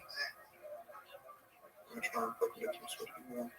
John D88. Let's go, baby.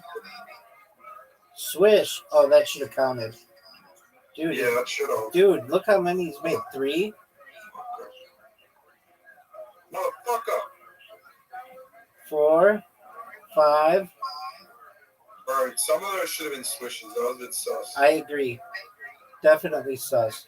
All right, I need a big round here. Huge round, bro. Boom.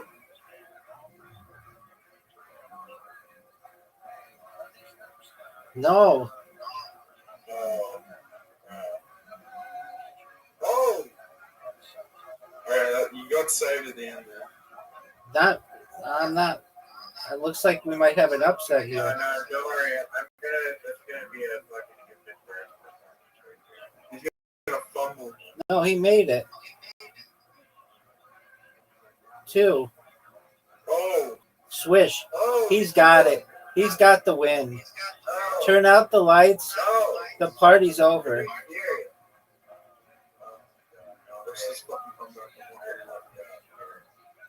I mean, I'm lucky that was first 2 rounds. What the fuck? I got. Oh! This fucking sticker thing was blocking my screen and it wouldn't let me throw. Oh, I just fucking sold the bag. Dude, you're doing really well. Fuck, man. Oh, fuck Okay. it. There needs to be like a mode where they let you have more time. Yeah, I know. It's.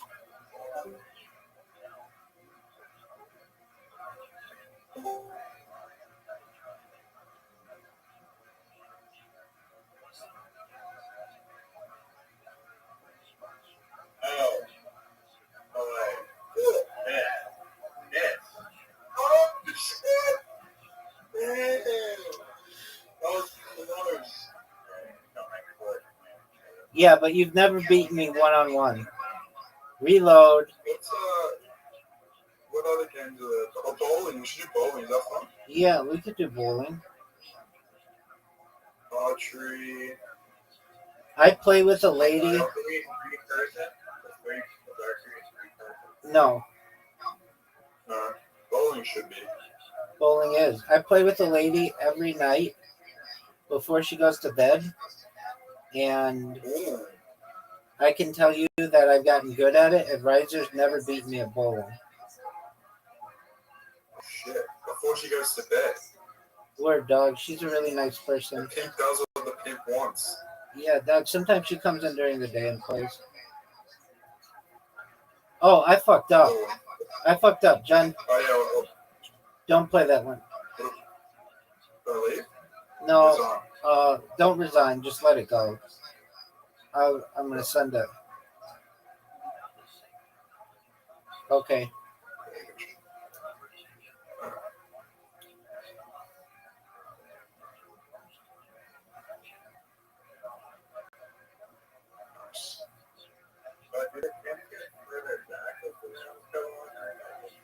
No. It's normal bowling. Were you proud of Can you that? adjust for the bowl, like the bowling balls, like is? Like, okay. Fuck, that's tricky. Yeah, what? These games, there's too many of these games where you just put your finger and it's just like Painful. angry. Yeah. Oh, I like the ball. He literally has a phone advantage there. Yeah, he makes things up. So don't listen to his bullshit. Don't listen to Reiser's bullshit. It's a disadvantage being on an iPad. I swear to God. Are you on an iPad? Oh, that would be fucking Yeah, hard. because he cheats. I know. It is hard. I don't What's hard about it, dog? I can't just hold it in my like fucking hand, like with my finger. Ooh. If he gets these three, he's tied Reiser. Oh.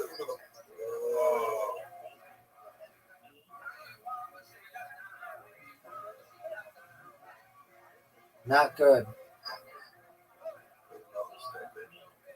You have to like a spin movie or something. Ah. You can put spin on it.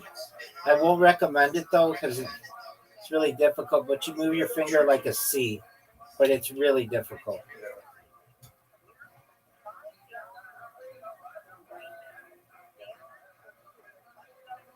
Oh, Reiser, that was amazing. Nice. Dude, you put spin on it. Did you do that on purpose? I did. Dude, that was Oh, fuck. Oh. Reiser, that was baller. I'm trying to do that. Oh, fuck. I'm trying to spin more.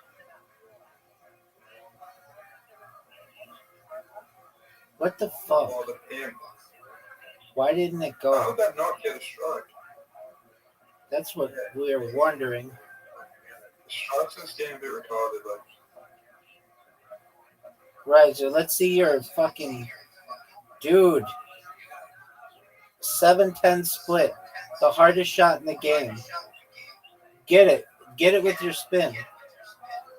Is that even possible to get in real bowling? Yeah, I've only seen it. Well, in this game, I've seen it twice. Oh! It is possible to get in real bowling, but it's difficult.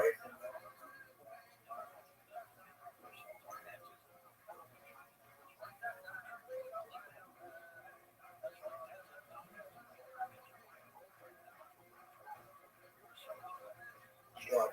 Oh, what?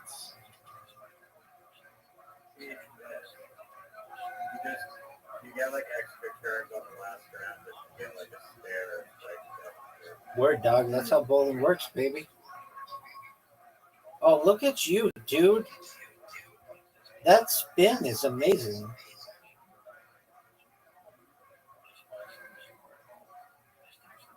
Oh, dude, you almost knocked that other one down. Reiser, that was impressive.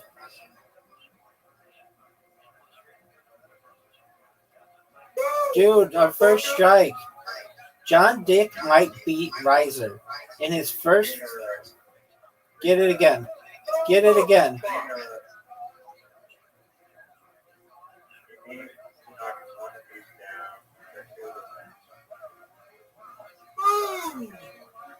Dude, Reiser, what are your thoughts on John Dick, who's never played, beating you in basketball and bowling?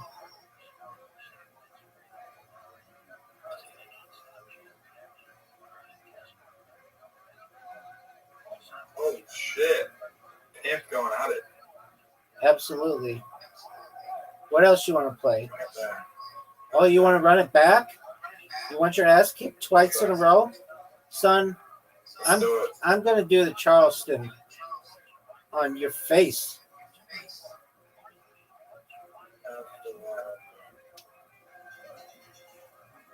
Oh, Reiser. I love watching your spin. It's entertaining. look at this. Look at this. Dude. There we go. get a second shot, right? Yeah, go. Yeah. Why are there only 3 pins? Because you only hit 3 pins. Or you only hit 7 pins.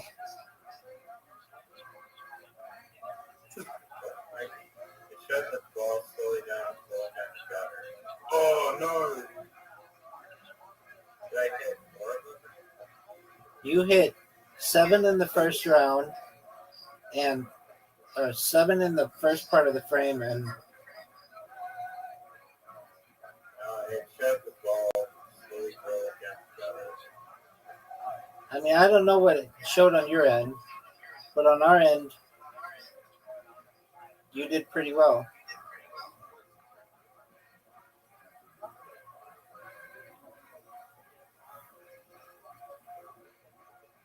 Oh.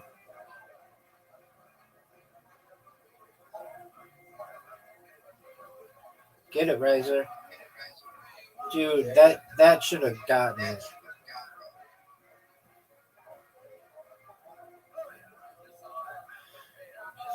John Dick, Oh my gosh. get this. Get these 3 on the left. Oh.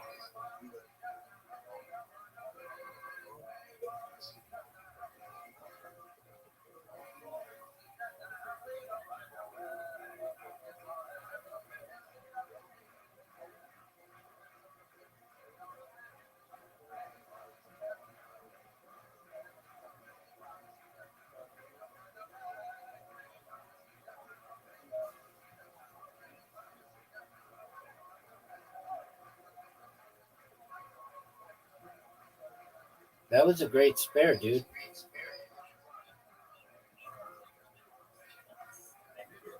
Oh no. Maybe. Oh. Dude, what do you mean, oh no? You just had a strike. That's an accidental strike. There should be an option to select the gutter. Oh, I agree. Riser might get his first win against me. I don't know how you haven't figured out the works every time.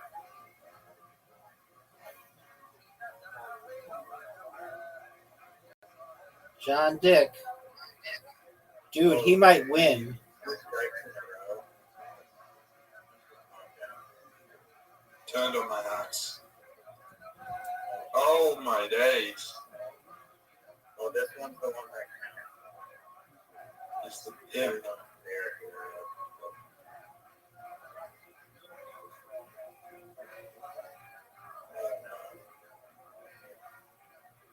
No. Oh, I thought it worked every time, Riser. the pressure got Fuck, man. That's okay.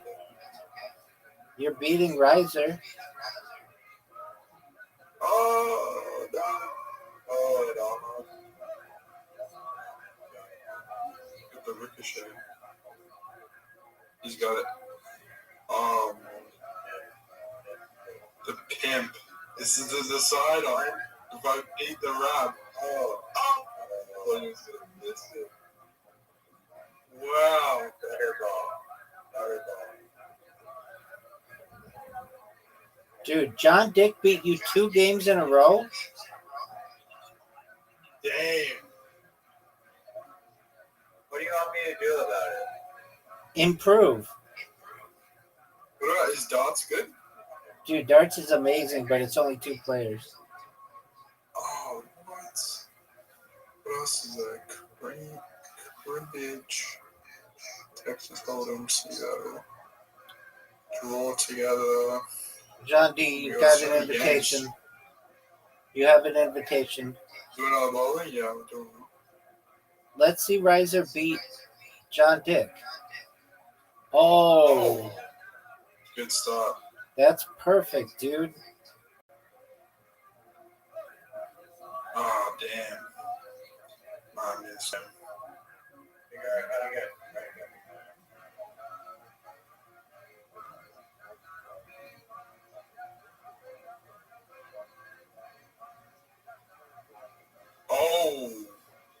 I matched you, Riser. He's figured out. He's figured it out.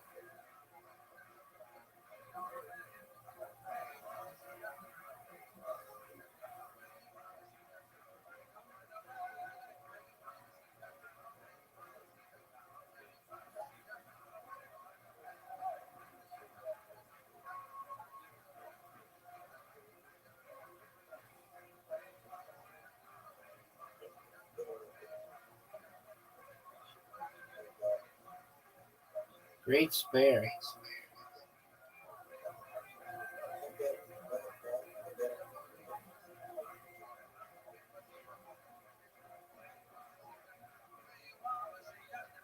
Oh no.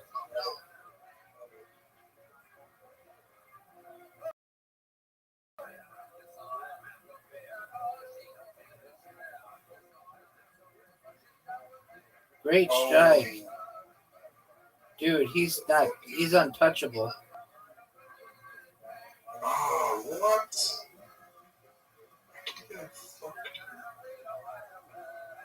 Oh my god.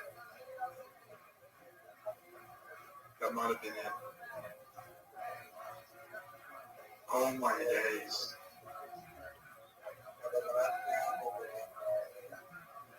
The decider.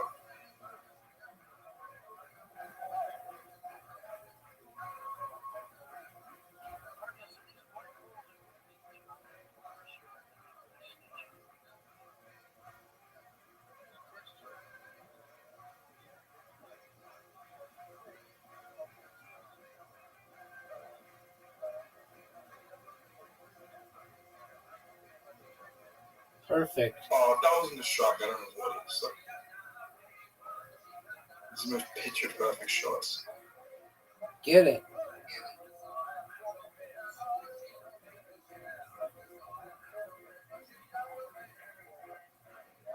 Come on.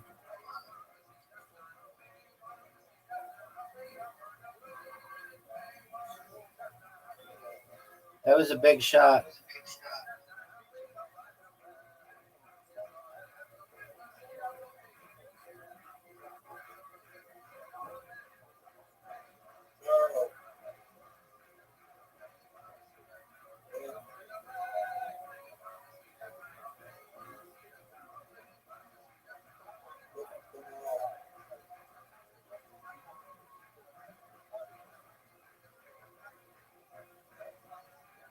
Man.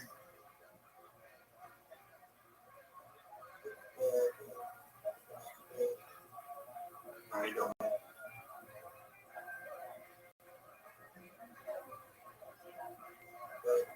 A wrap comeback. Oh.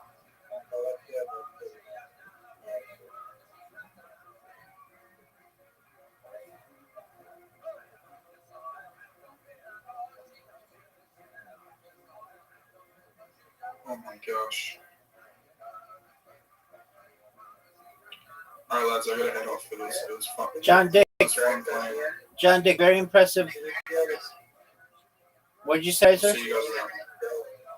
If you get a strike at the end, you just feel that keep going. I agree. Why are you such dog shit at it?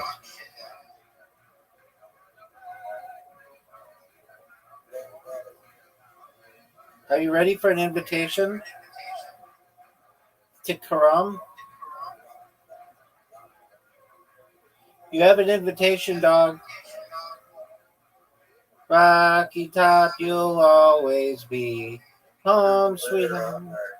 Are you done? Are you, Later on, you should definitely be free person. There's no reason why. There's no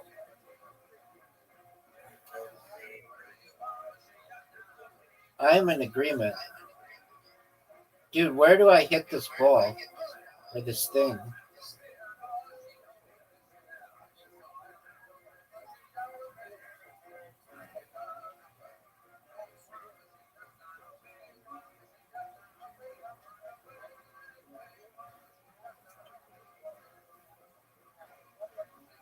Fuck.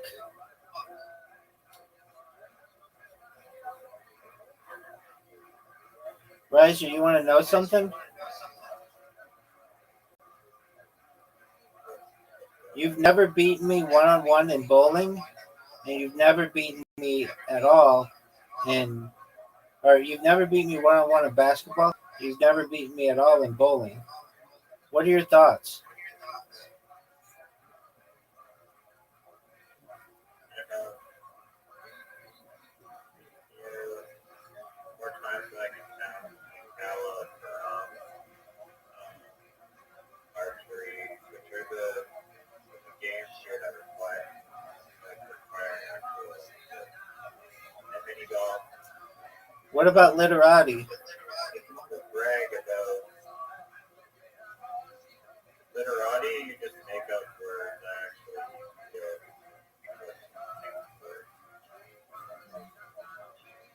I've never heard you use he in a sentence. Wow. Dude, like, bah humbug. Yeah, but what is the humbug? It means like, oh shucks.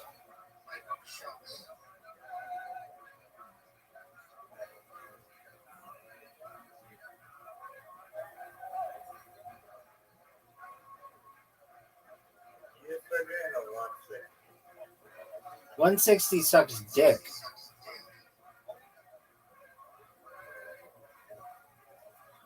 So lose that whatever more here.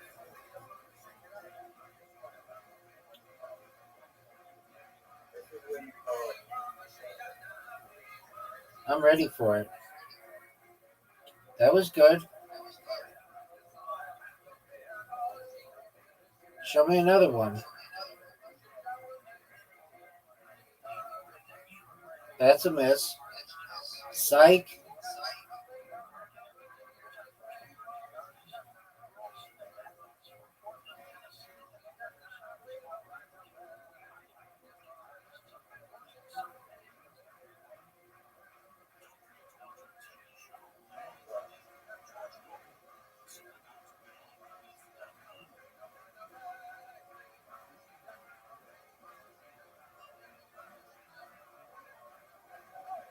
You can have nowhere to put this stupid Stop. Yep, going in. What? I have nowhere to put the what? That's for Oh, you're right.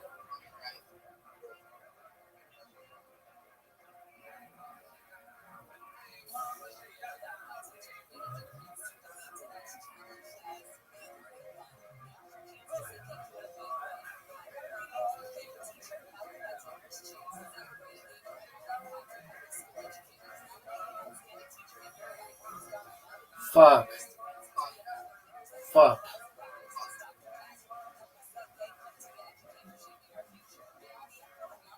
Are you proud of that shot?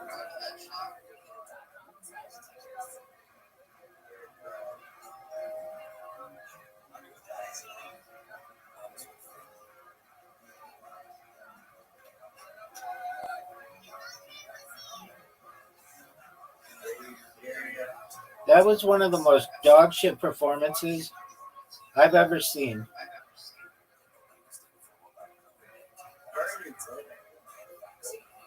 I mean, what do you want me to do about it?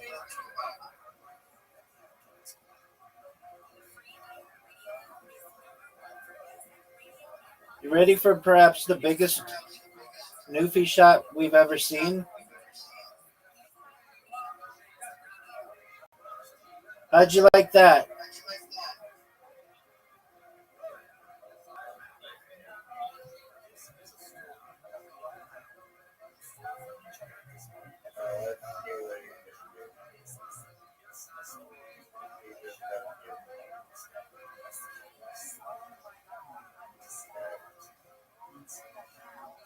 No way you're making Newfie! How'd you like that, son? How'd you like that, son? How'd you like that, son? You want to play 160? You want to play? You want to play 160?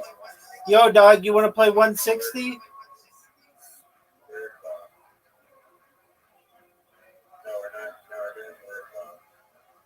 Oh, okay. Word blocks. Word box. Okay, I'll whoop your ass in this. I'll figure out how to beat your ass. No, because I'm amazing. You've come close. Psych. 3, 2, 1. Quit with that bullshit.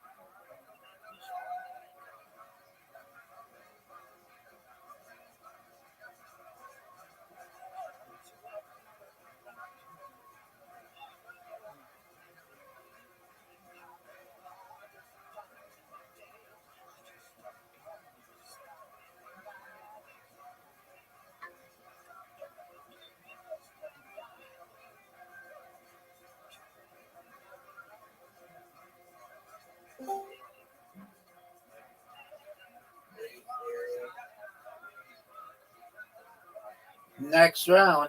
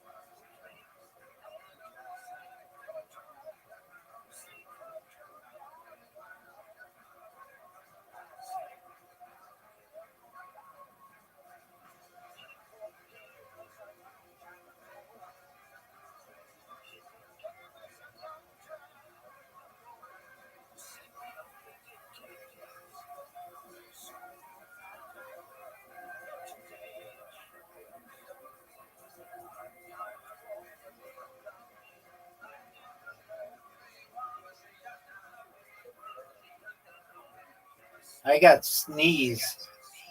That was worth like 20 points. What are your thoughts on losing? I mean, I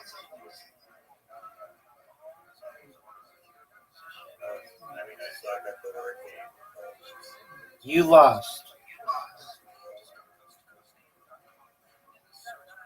At what do you want to lose now, son? No word game.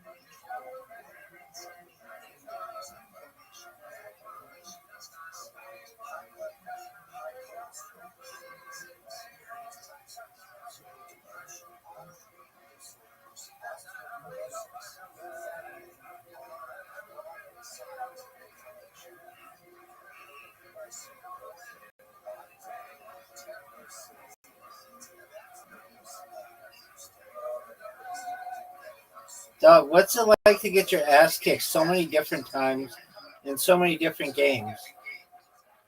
You know how you like to keep track of who wins the most?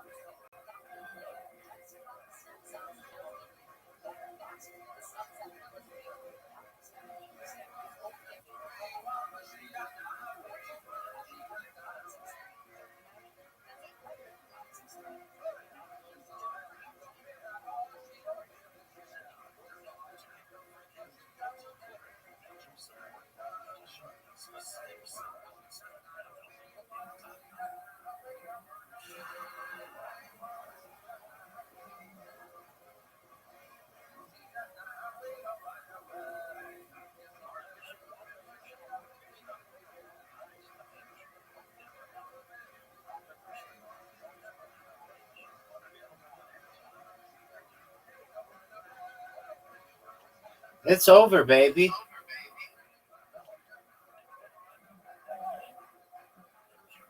At what do you want to lose now? Skee ball?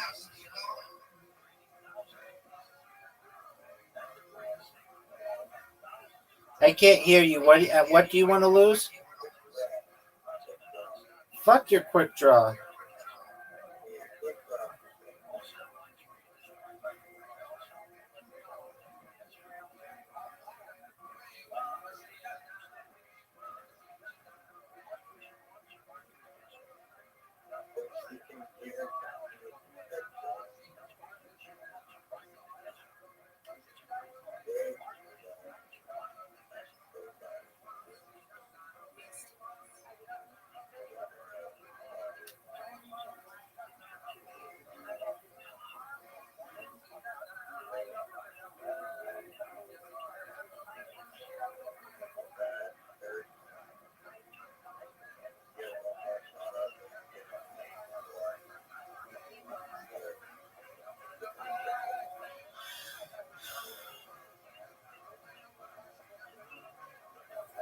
Look at you, dog.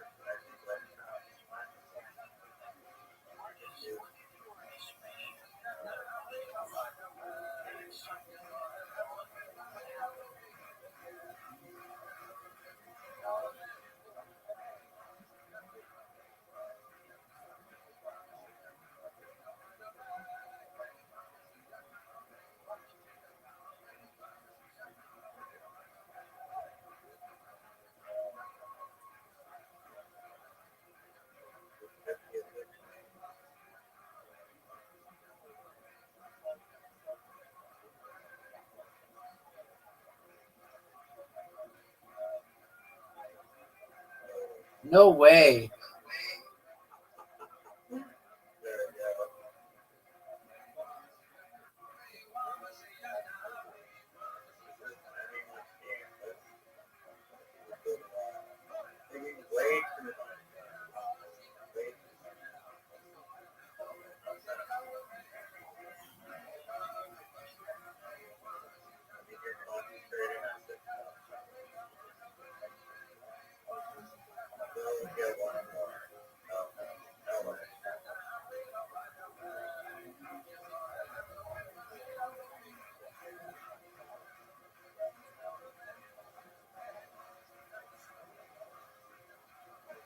You're done. I'm in your head. That wind is there. You're done, son. It's over. Whoa, you're just firing like a banshee.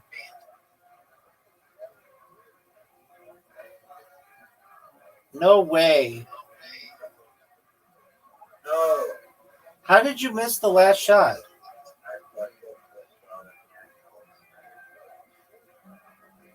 Now we need one.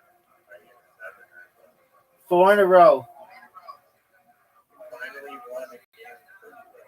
Dude, I win it all the time. Dog, I win it all the time. 4 in a row. You're up first. I let you go first. Are you going to go or are you just going to J your?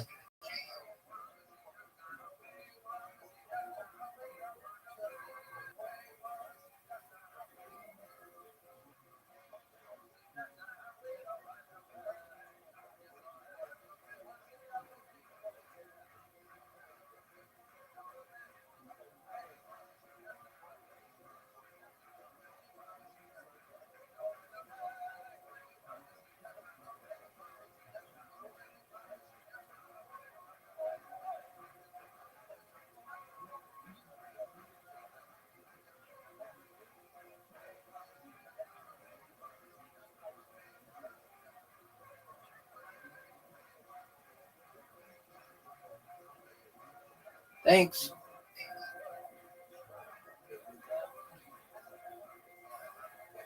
You're so shitty. I'm not. Do it again. You're always like, this game's so easy. You get all the I breaks. never said that about fucking four. I've never said that.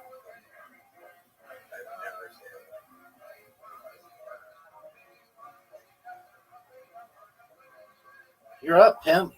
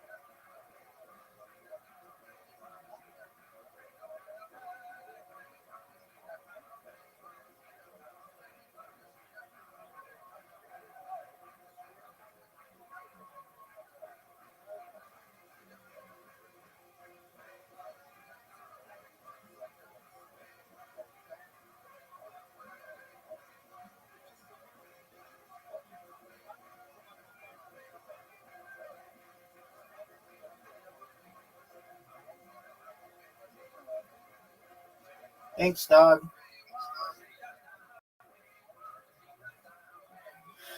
You're done.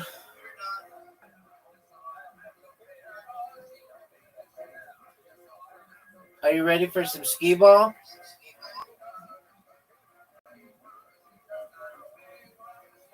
I can't hear your mumbling.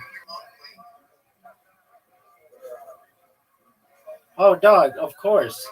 You know I love this game.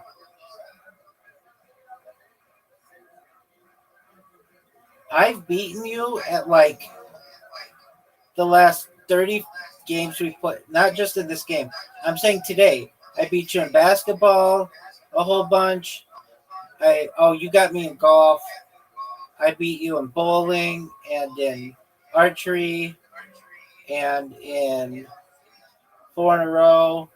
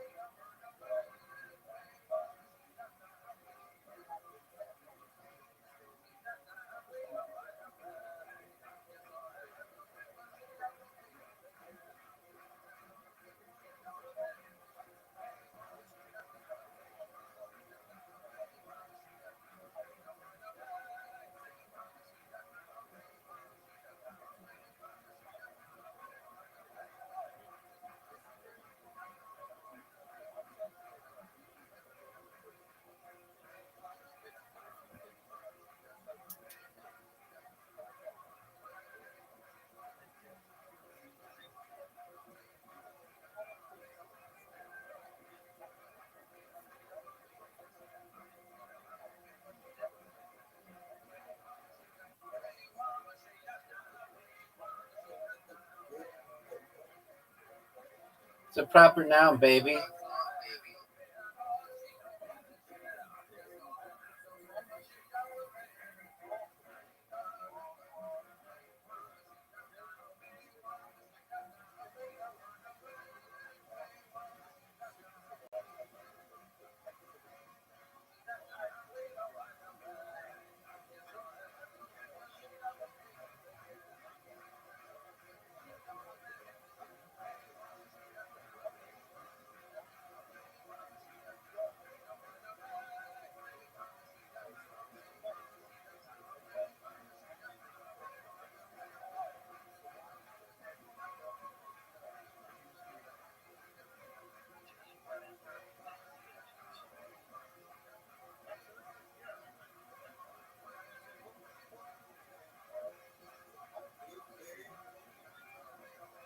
Boy, time's ticking down, dog.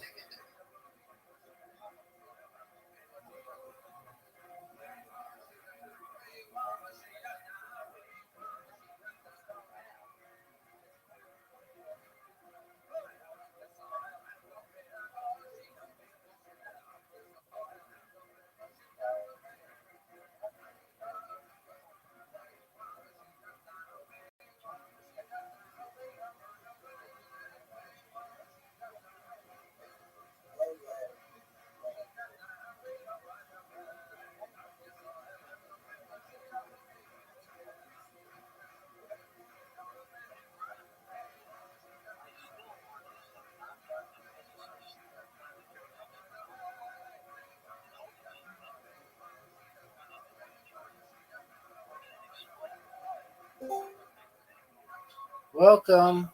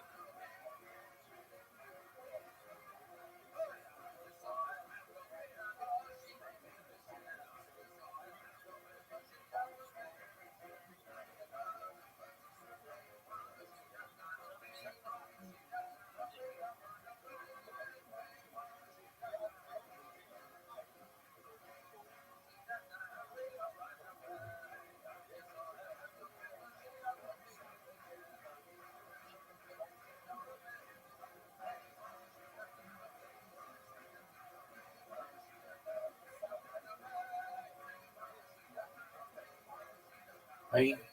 There you go.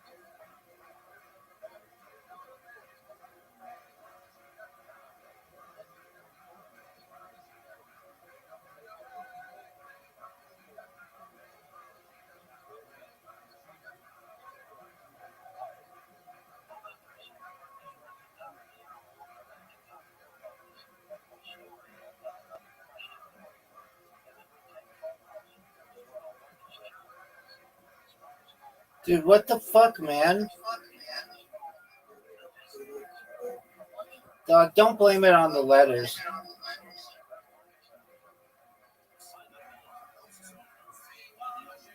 Are you done?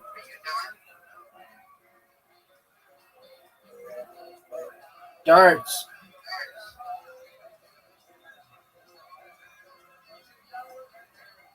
$501 pro double out. You've never beaten me in this. You're up, pimp. That's a miss. That's a miss. That's a miss. I'm going to show you how big dogs do it.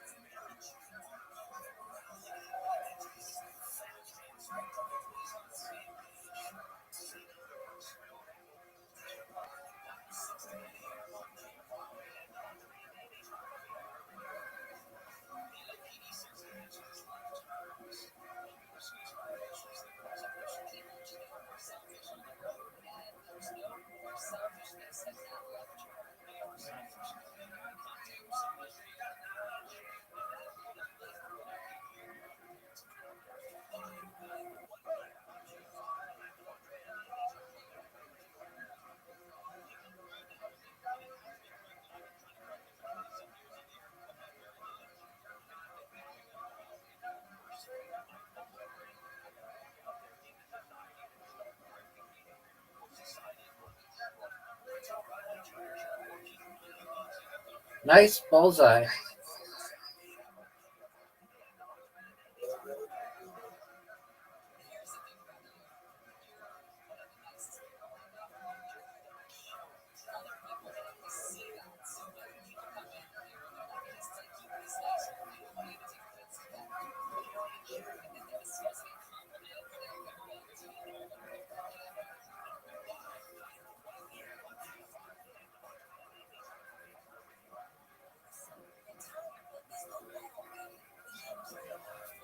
Dog, you are getting your ass kicked so badly.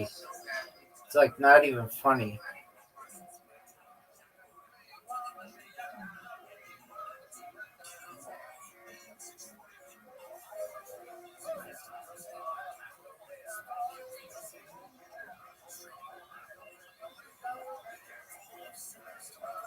Get it. What the fuck was that?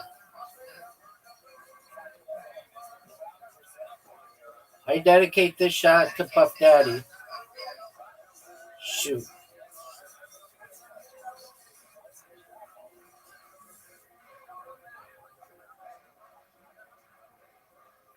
I was leaning back after playing.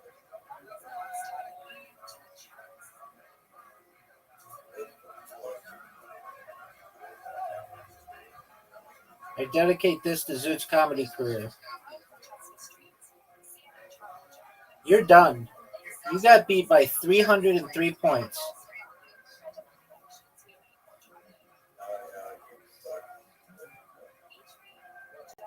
Are you done? Dude, bingo sucks. You want bingo?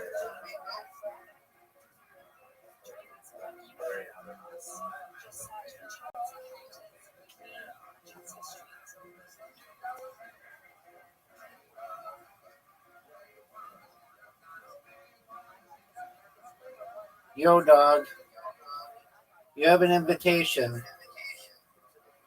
Are you just gonna J-Yor?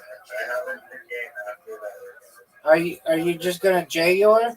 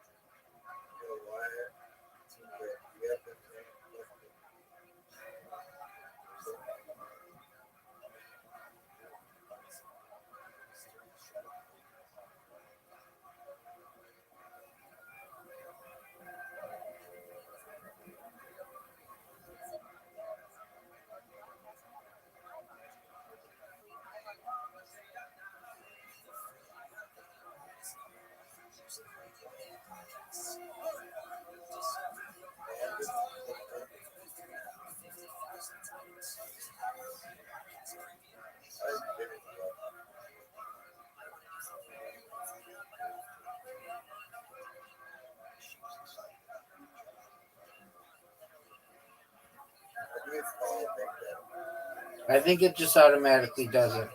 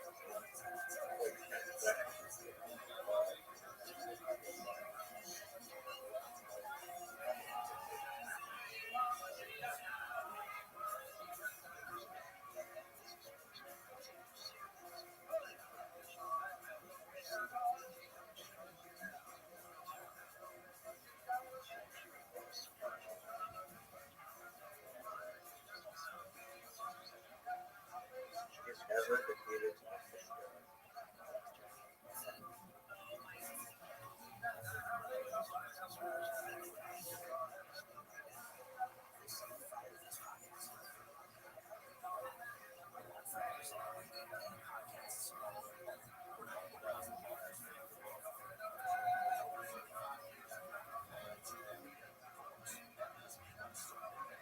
Get this thing, that thing, what number is that? M33.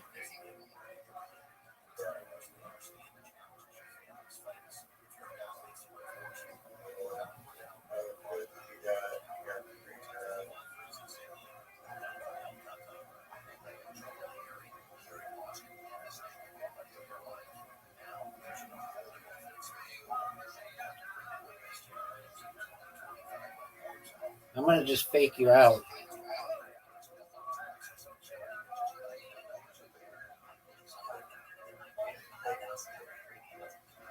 You can't fake the funk, son. No.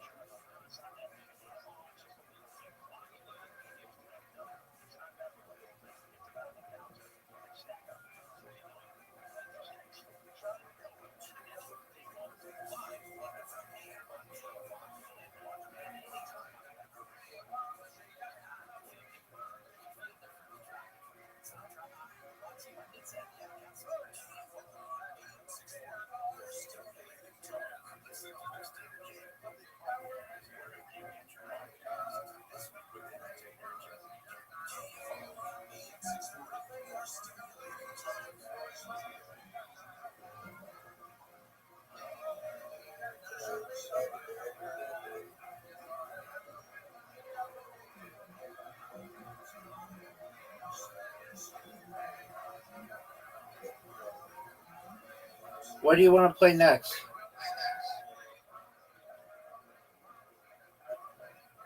Dude, no one can hear you. What are you saying?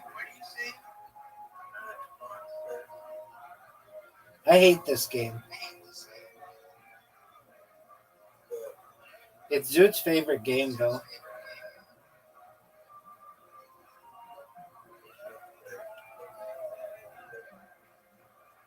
Alright, after this, we're done.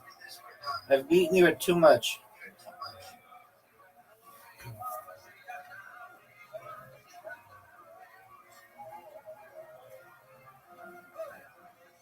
I hate this game so much. Sucks. Dude, are you gonna go? Are you just gonna J-Yor?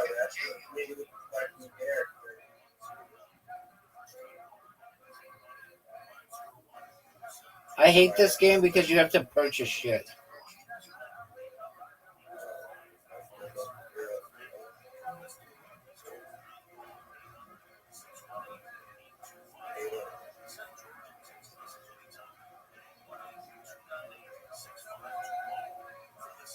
Dog, are you gonna go?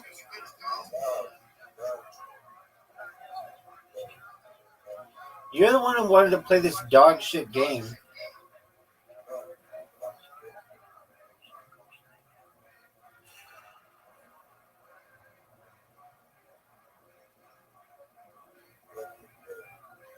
It's like Bejeweled. Are you gonna go?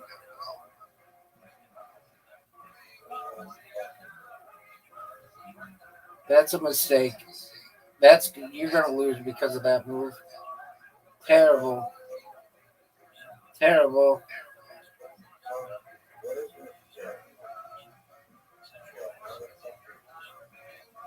Because I'm sick, baby.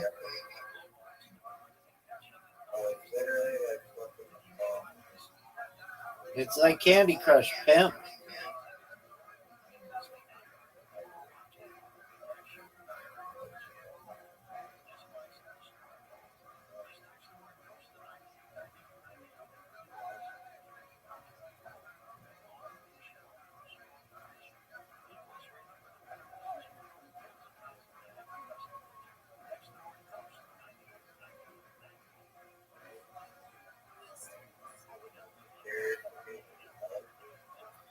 I don't see anything.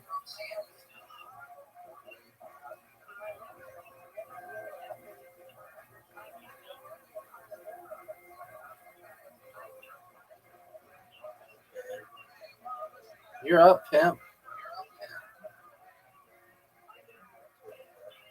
I didn't know what the question was.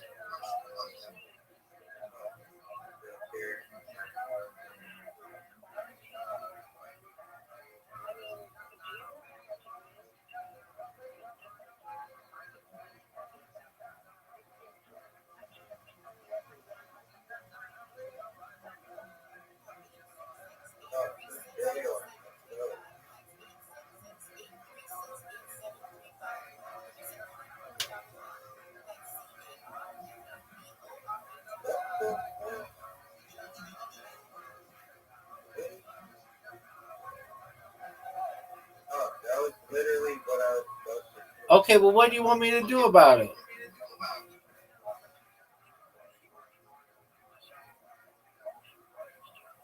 Electro Claw? What the fuck is that?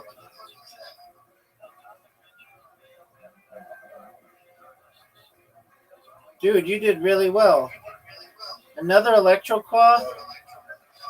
What is this bullshit?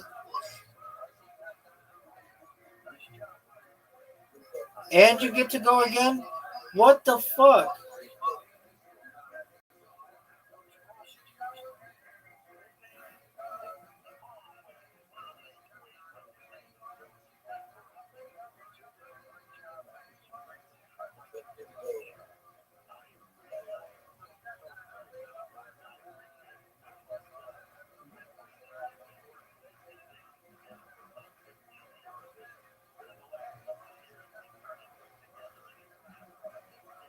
Psycho Bite? Dude, what the fuck, dog?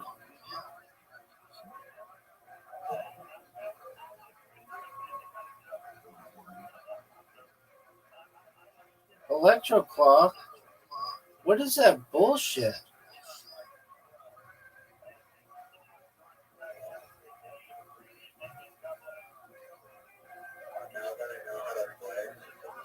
I don't know how to play. No one knows how to play. Dude, you know it's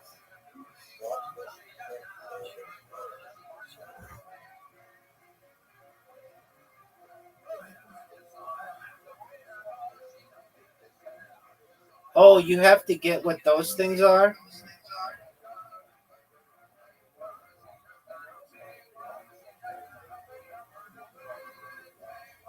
I think you get extra points if you get fully like the bullet. Get the Psycho Bite.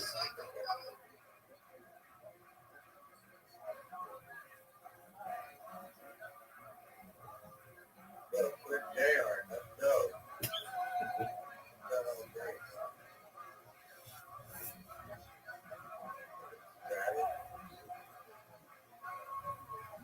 How did you get that? Psycho Bite. Dude, this game sucks. This game sucks.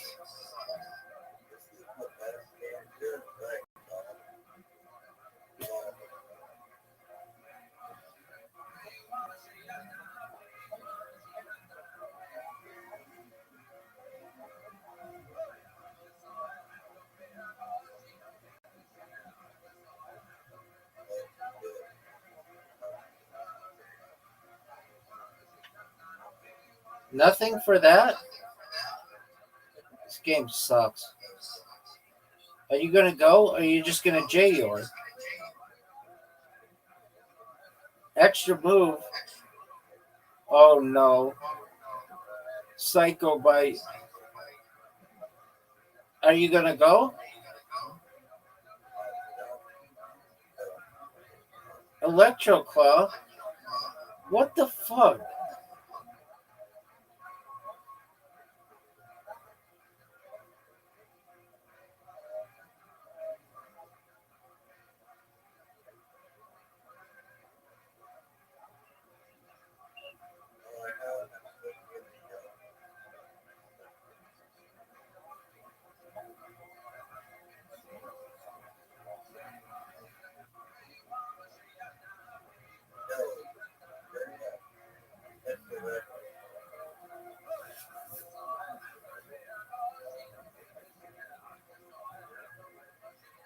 Psycho Bite? What is this bullshit? Electro Claw? What is this bullshit?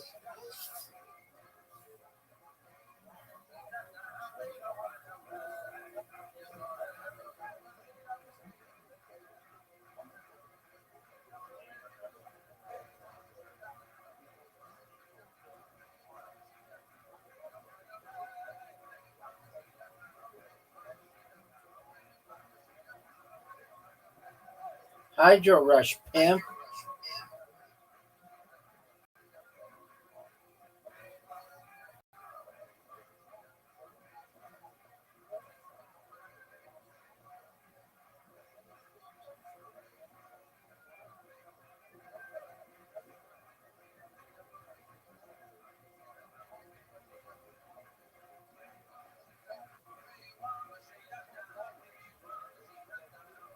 Flare.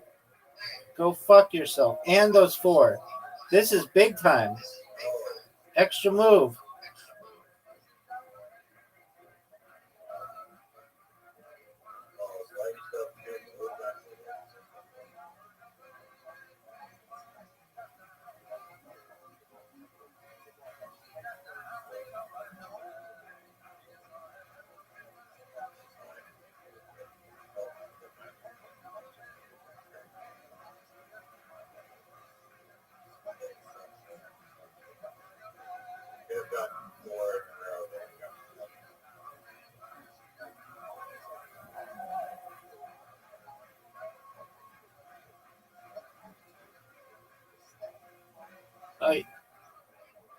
Are you serious?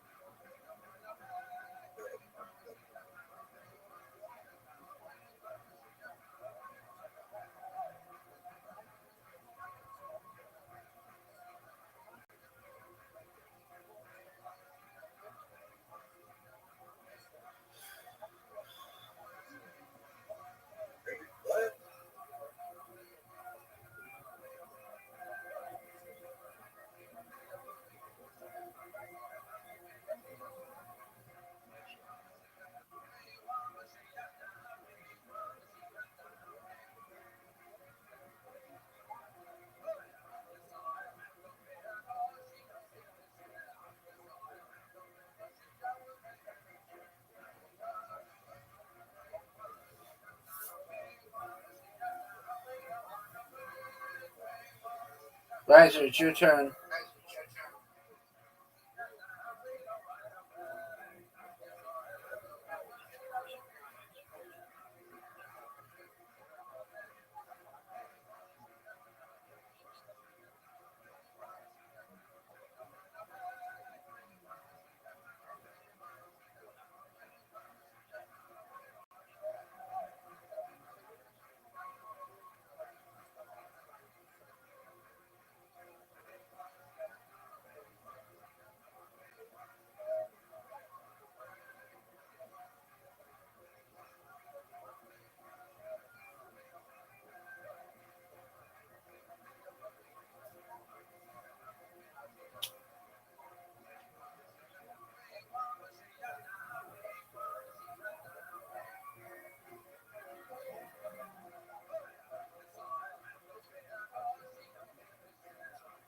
Dude, how you get Psycho Bite?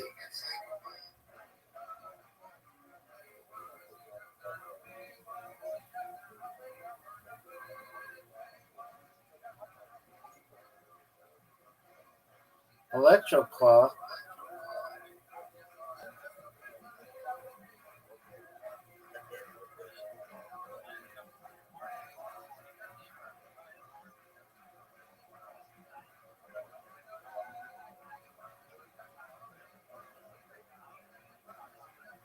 Might be dead.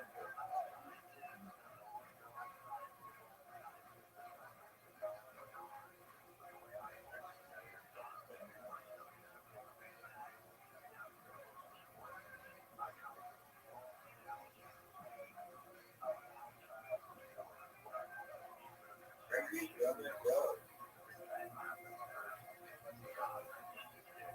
Yo, how many fucking turns you see? I beat you, bitch. Victory. Who had 60 fucking turns at me? Are you ready to play again? Yeah, I'm in the game now.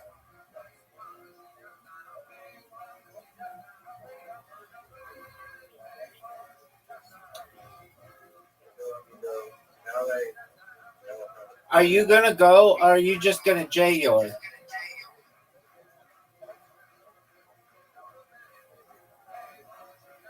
Prepare for battle. Let me go first.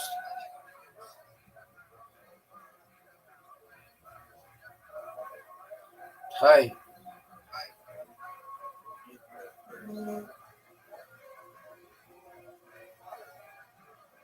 But you have more health than I do.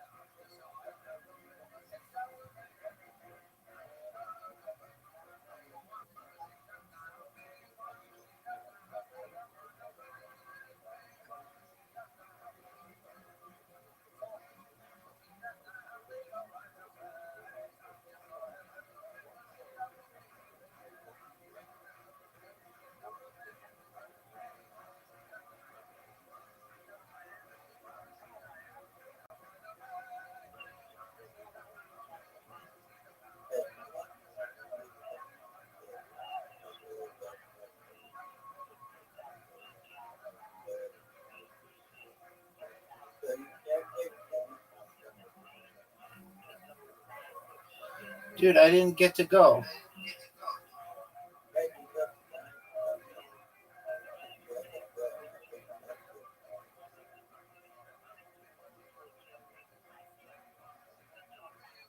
Rabbi's turn.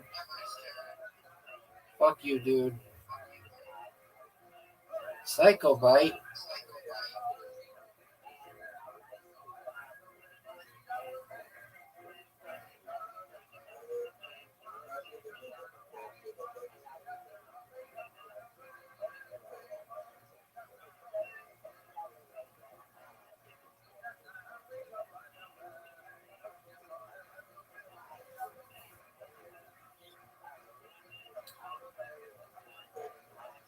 Are you gonna go? Or are you just gonna J or?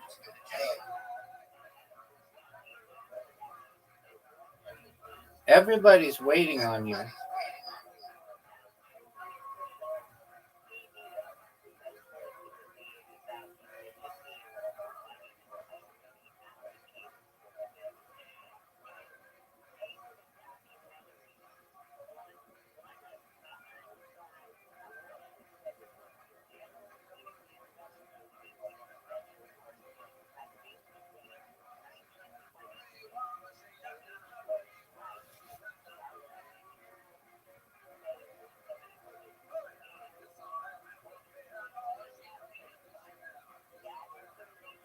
What the fuck?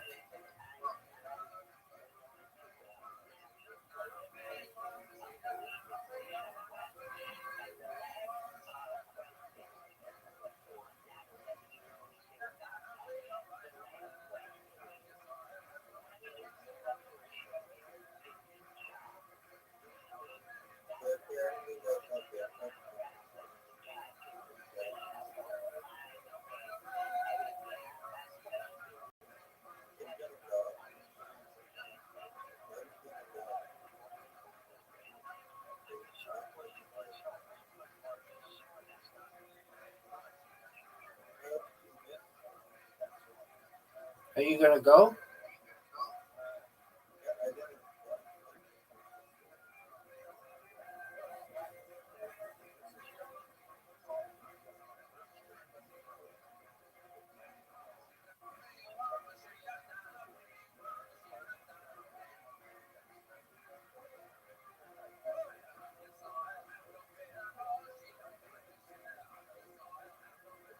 Hydro Rush, pimp.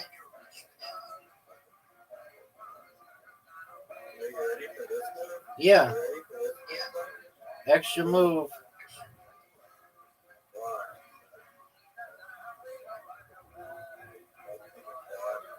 Double block.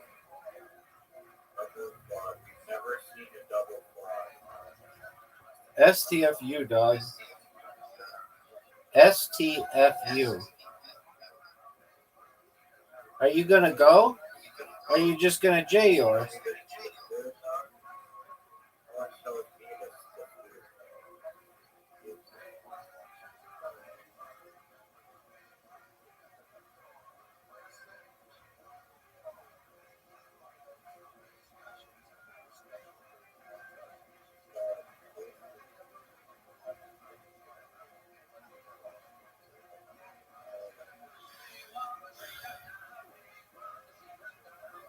Oh, I didn't even see I had the animal on the bottom.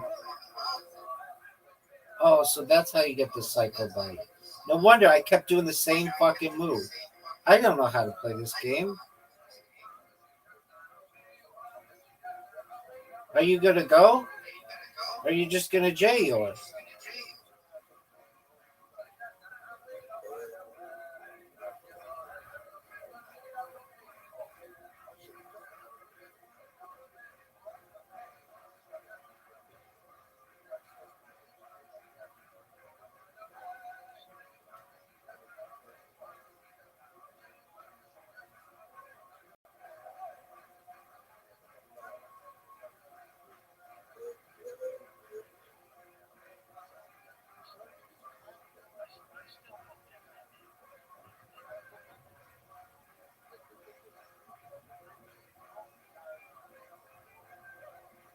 Dude, fuck your Electro Claw.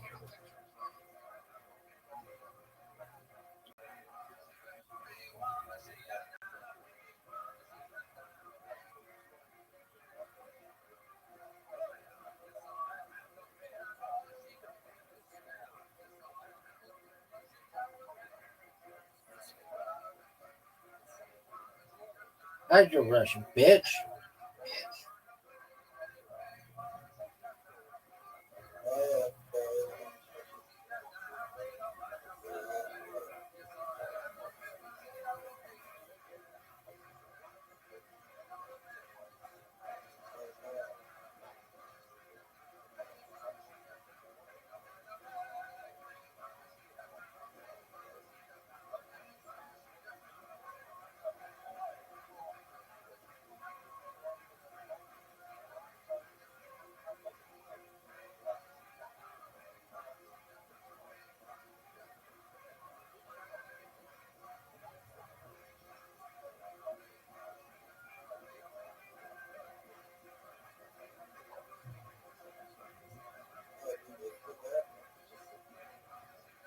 Hydro Rush, bitch.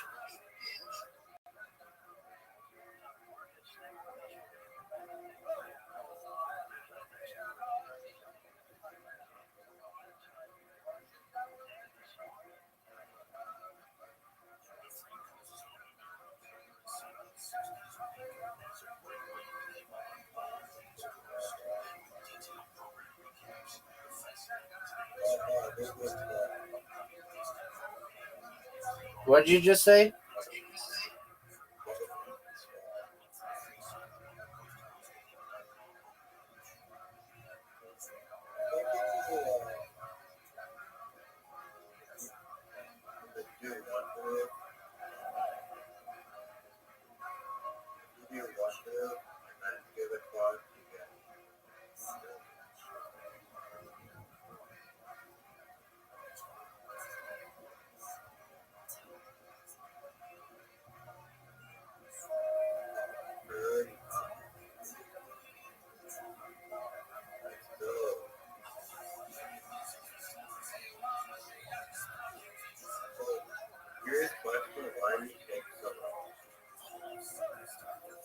Because I don't know what I'm doing.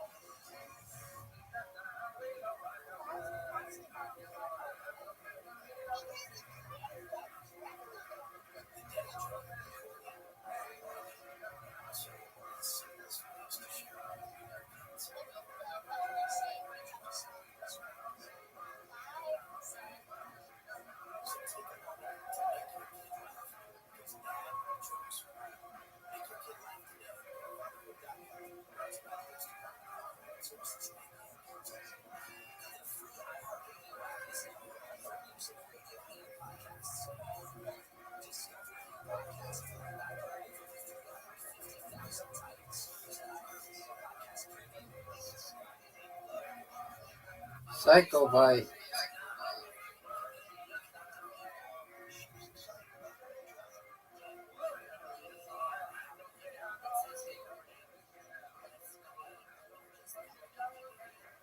Electroclaw.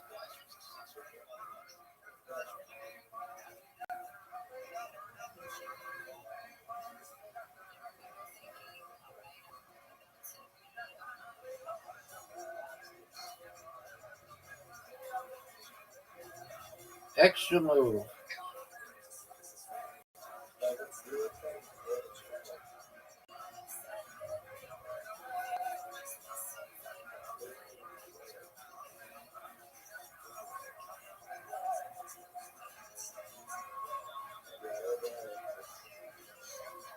Hydro Rush.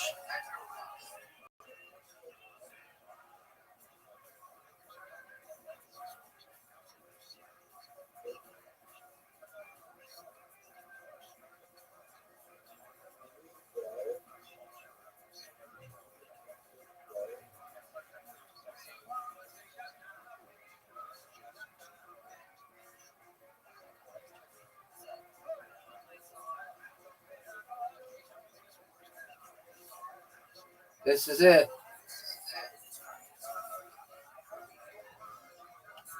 Okay, now that I know what I'm doing a little bit more, let's do it again.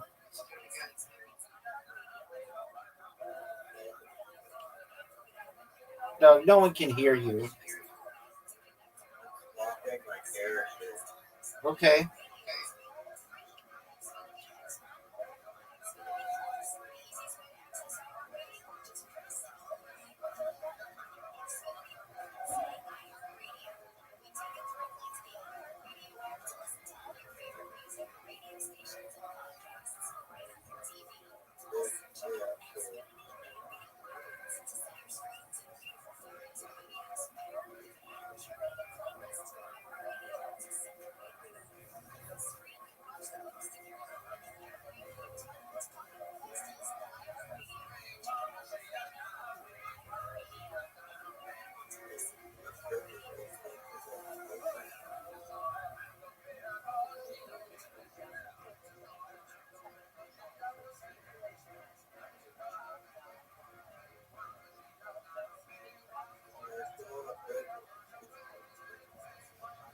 No, that's against the rules. But 2,500 of the fucking remote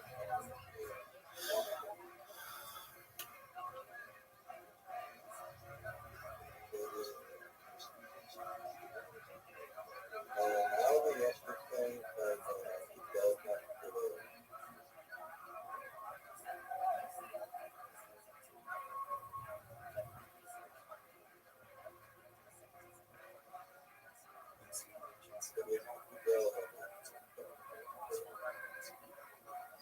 Is it my turn?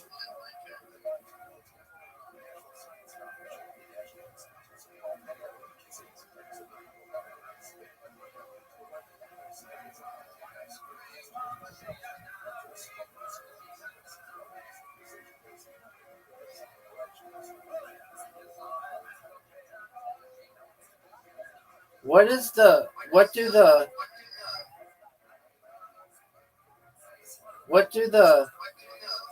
grapes do?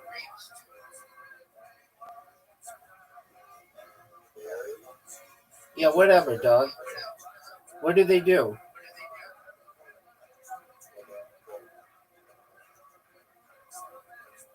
Extra move? Another extra move? Dude, fuck you, man.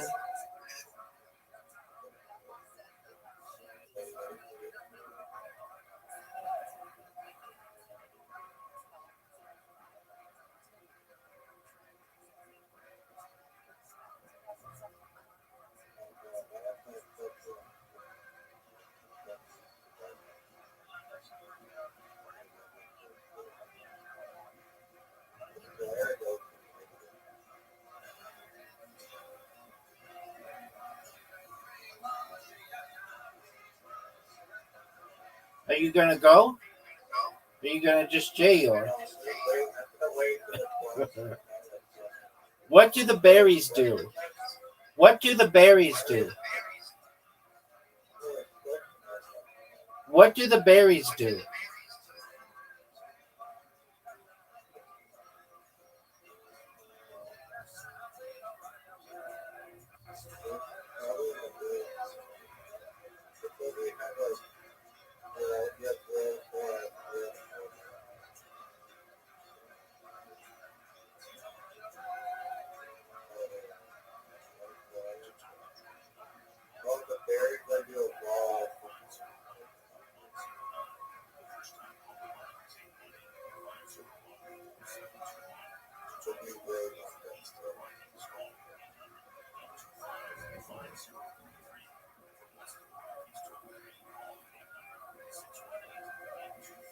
Look, there's a question mark one. He'll leave. Oh, dude, it hurts me and it heals you? Oh, that fucking is... I want that one that you just got. That thing's great.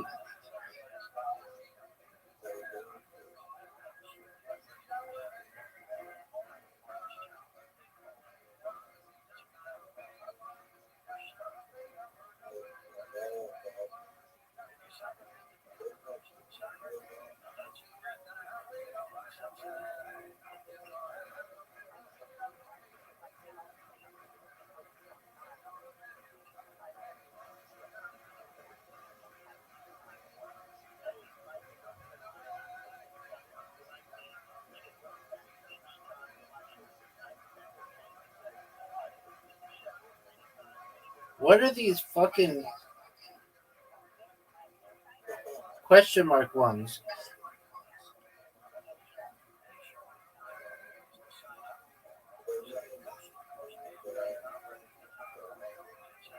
Dude, the fact that you have the heal leaf thing, that's not fair. I want that one. What do you want me to do about it? Fuck you, man. What do you want me to do?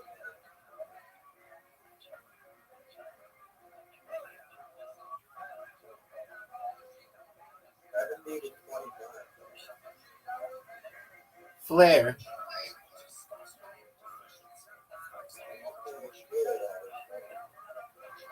Hydro Rush.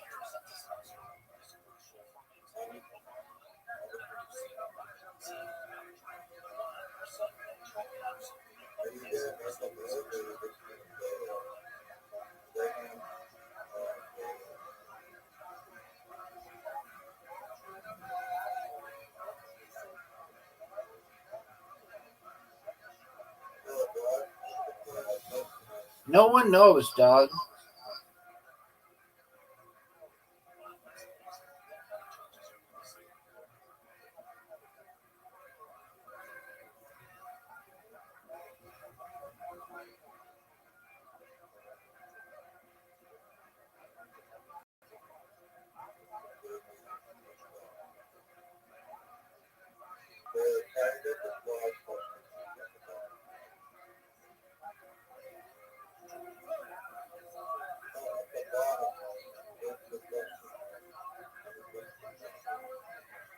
It doesn't do anything. I just wasted a thing for you.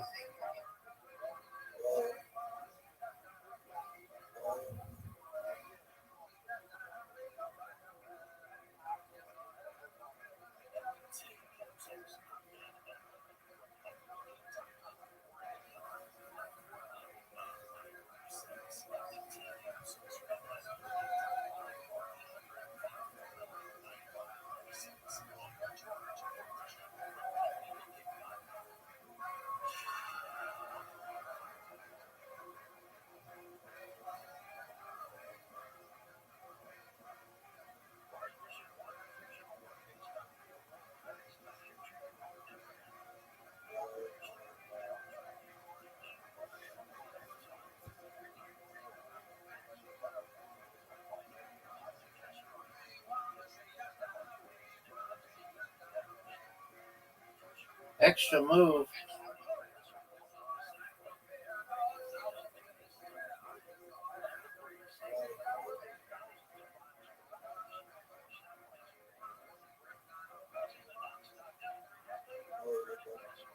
Yeah, we're gonna do it again, but I want that healing one.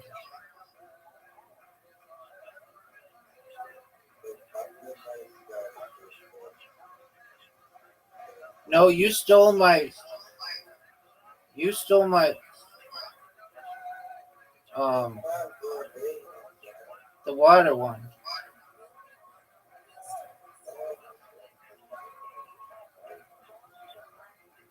Dude, where's the green one?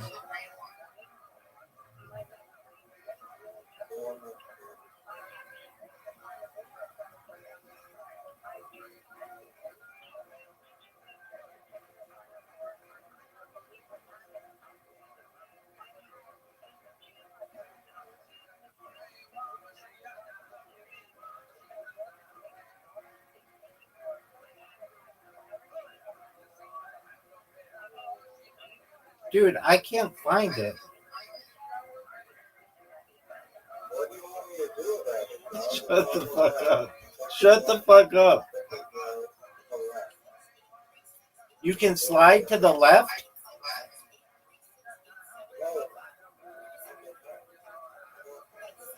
No. So I have to be this shitty one again. Lava cab. Match in red. Damages your person.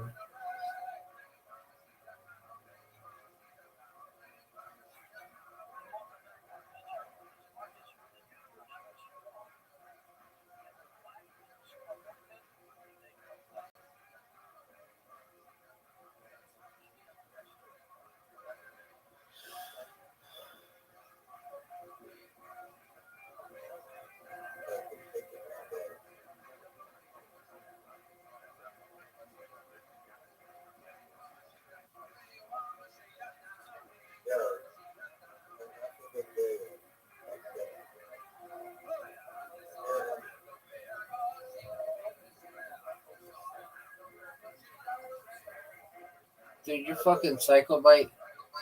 Fuck you with that.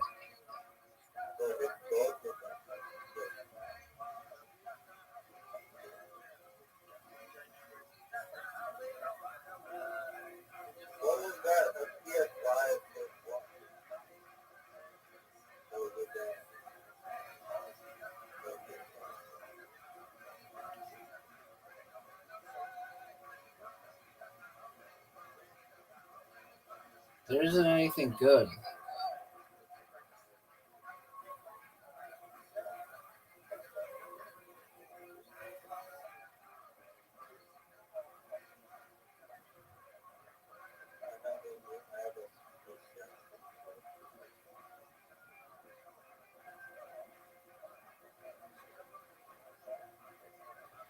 Are you gonna go? Psych.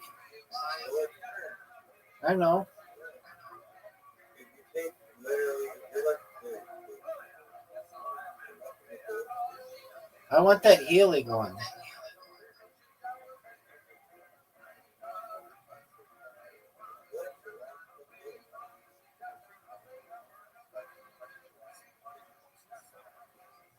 Oh, Turtlesque is the one. Oh, dude, now I know what to do. You're fucked when we play next.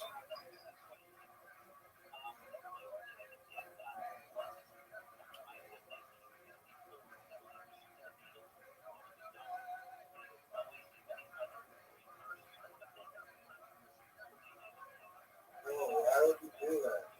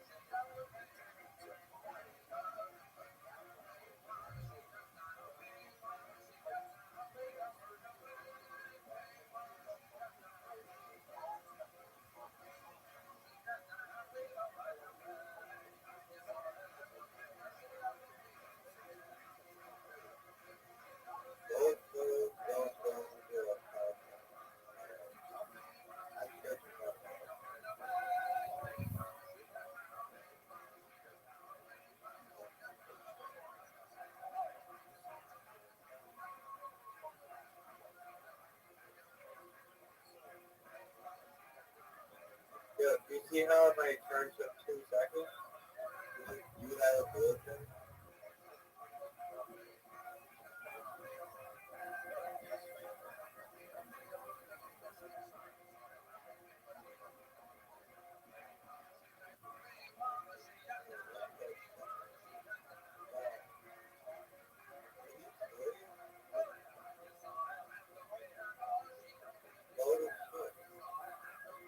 How'd you like that one, you bee?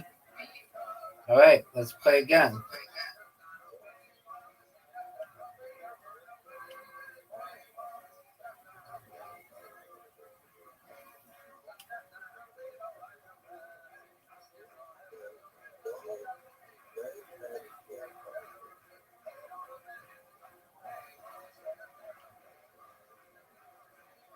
You're done now.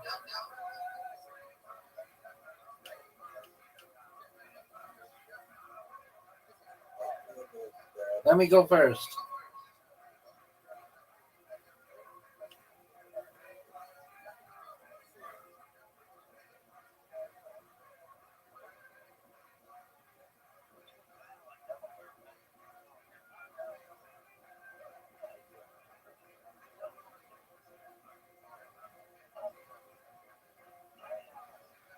What the fuck is that?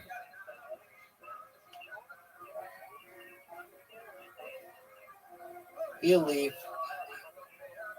Oh, I'm at max hit points. Oh, I shouldn't have done that. So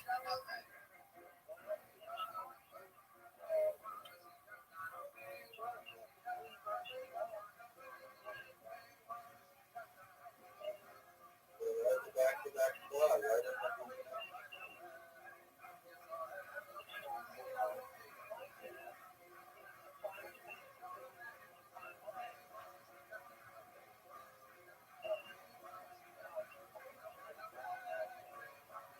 It freezes the thing for the next one. Whatever one was done, it freezes the next one. I don't know what it means, but that's what I've observed.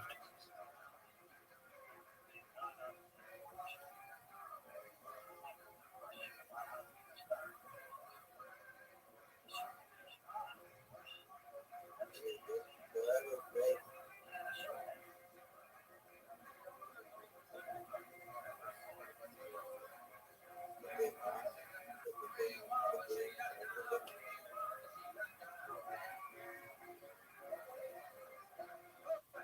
This level sucks.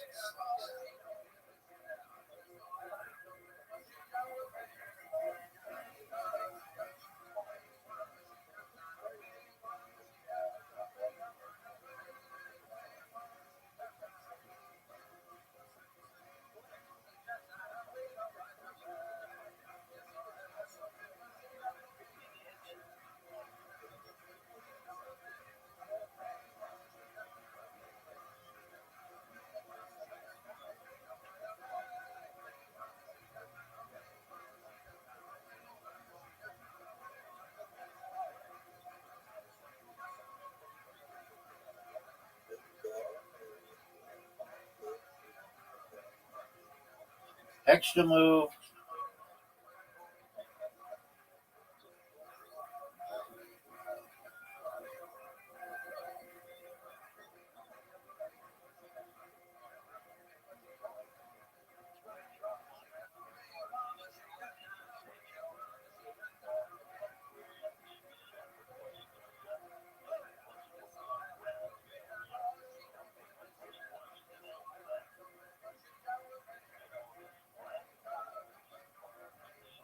Psycho bite.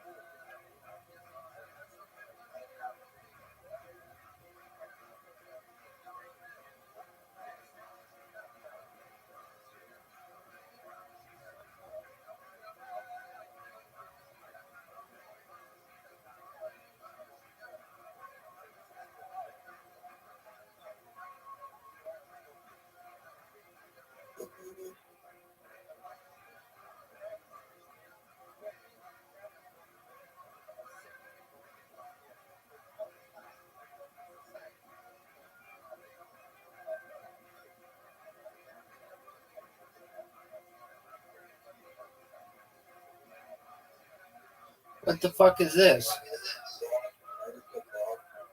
How did you do that? I didn't fix it. I'm good, guys. I'm good. I'm good. Dude, that's cheap. They only gave me one time.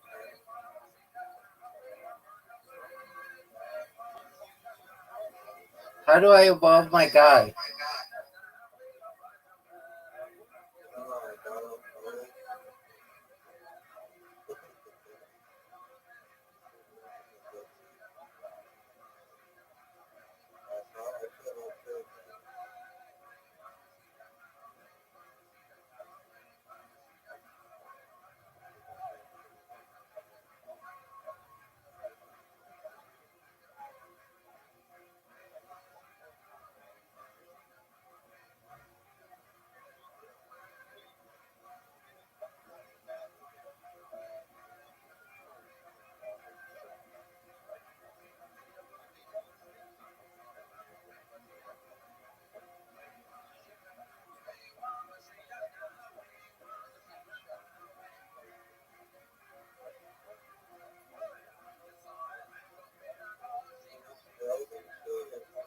It sucks.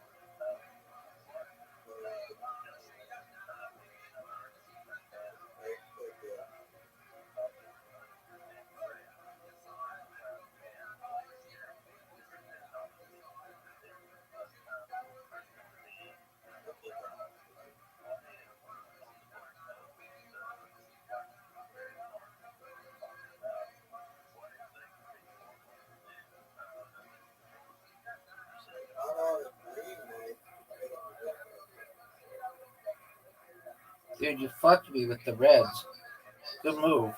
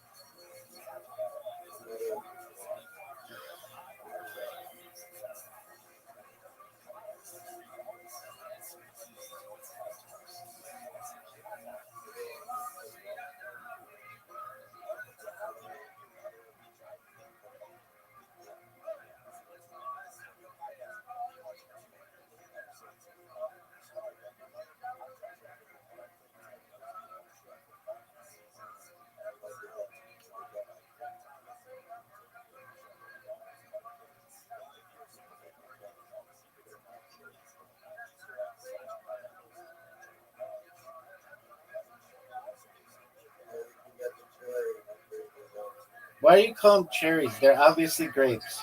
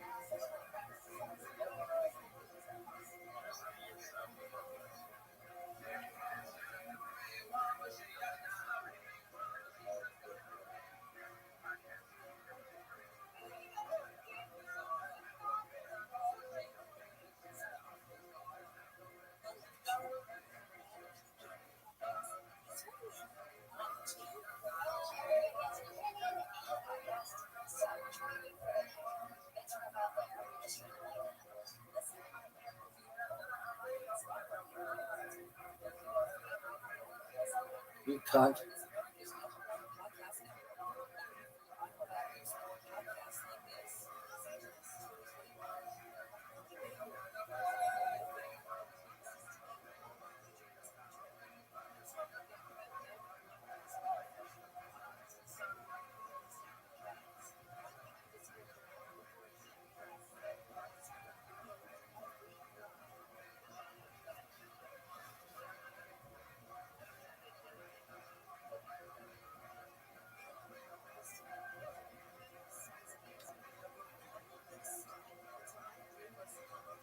No way.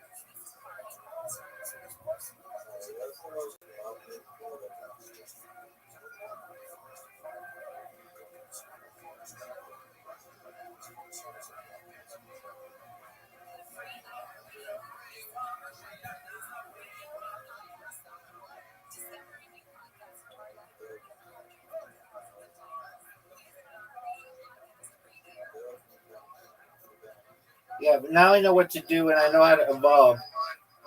Play again. That level sucks. No, just one. I beat you the game before that. Alright, you can't count. Prepare for battle. Forest Valley. One less berry to evolve.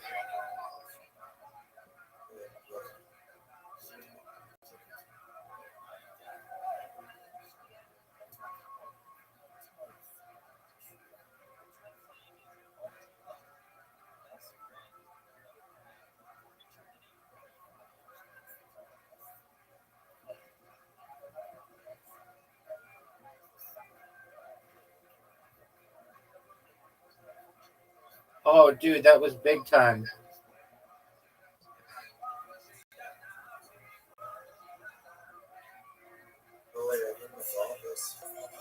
You're at the maximum hit points.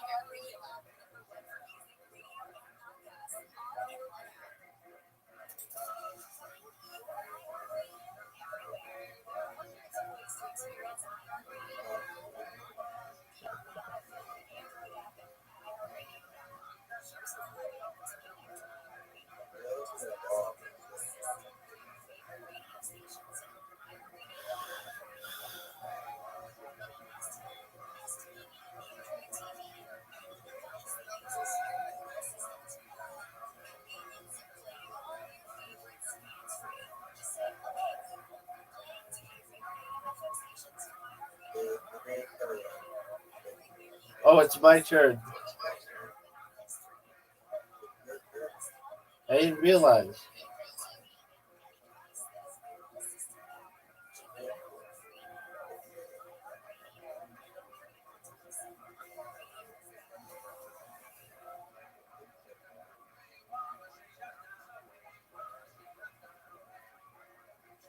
Cycle bite, how much is that?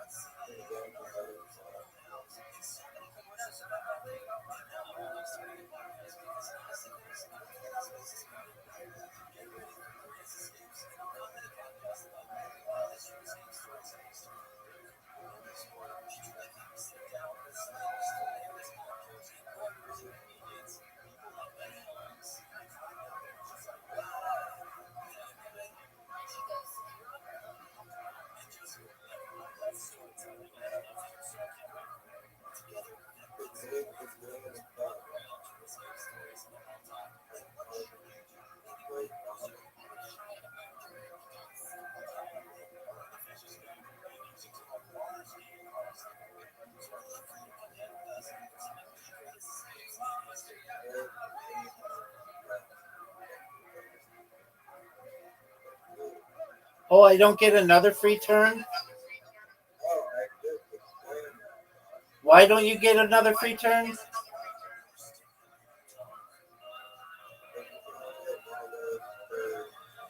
Oh, I didn't know. I didn't get what you were saying. Okay, go.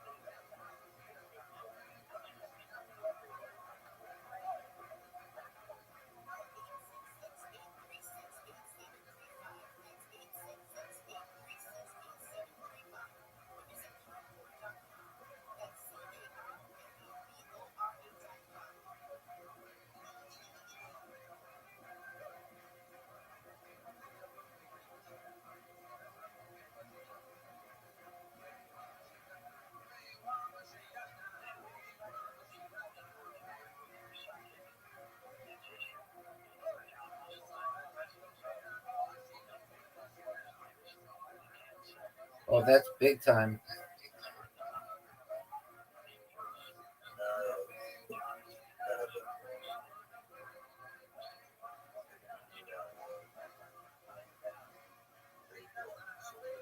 Crazy comeback.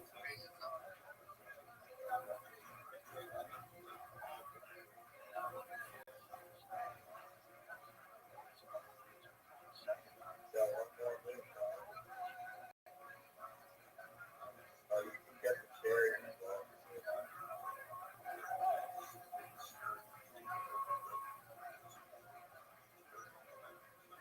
It's over.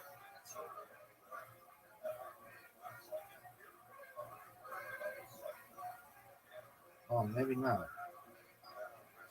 Well, probably.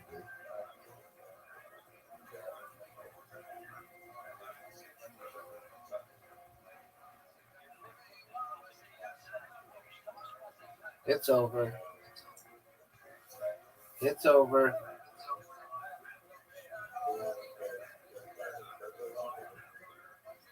Purple.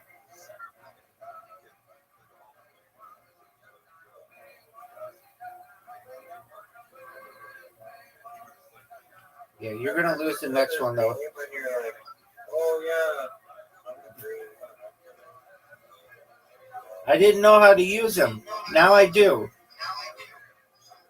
I'm gonna dominate you. You have an invitation, dog. You have an invitation.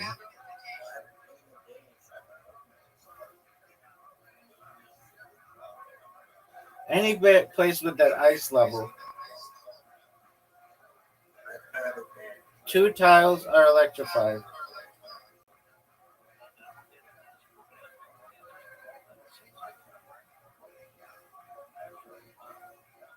Are you gonna go?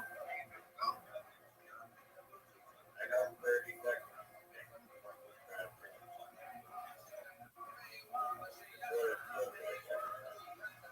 Doug, don't do this. This is what you do every time. I swear to God. Because I don't know what I'm doing. No, that's really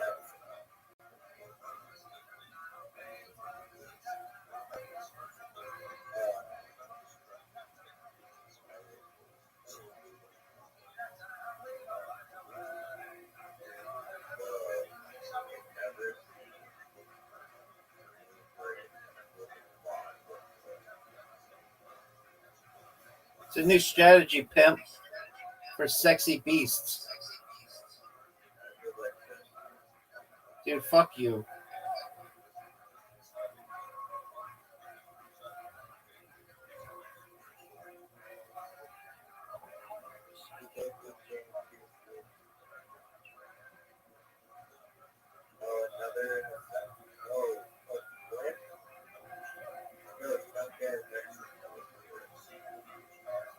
You should.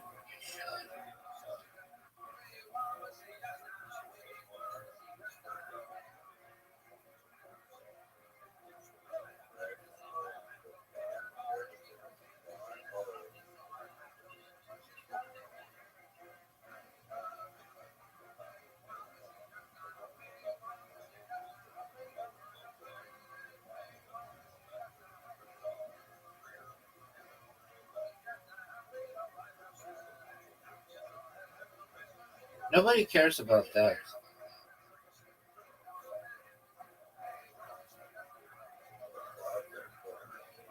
No, they are.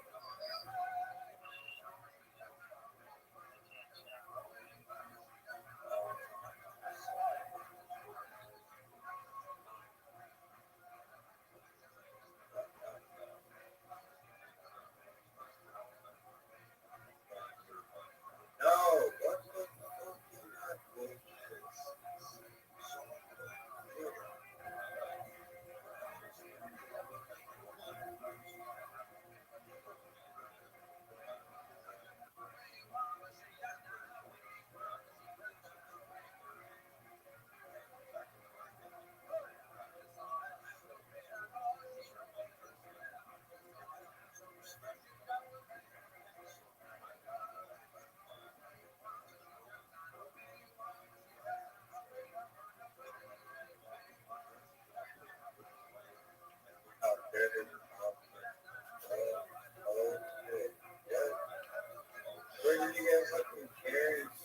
Because I'm sexy. Dog. Dog, do I need to repeat it? Because I'm sexy.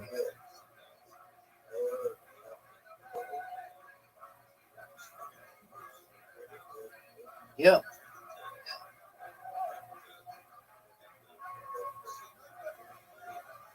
Oh, wow. That was Newfie.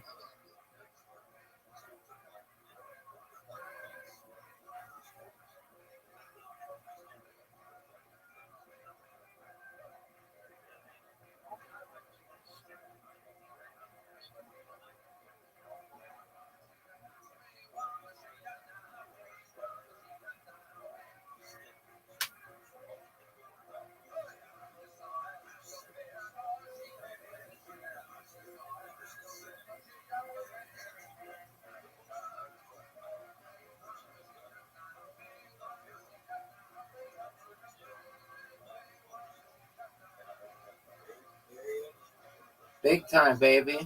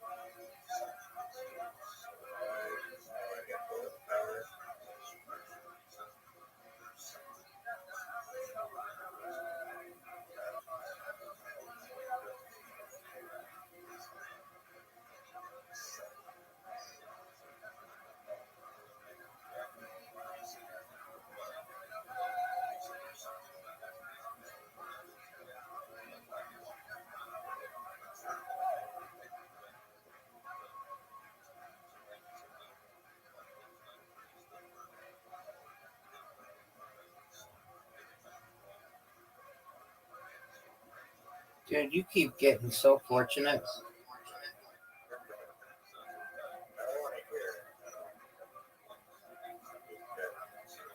You suck. Are you fucking serious?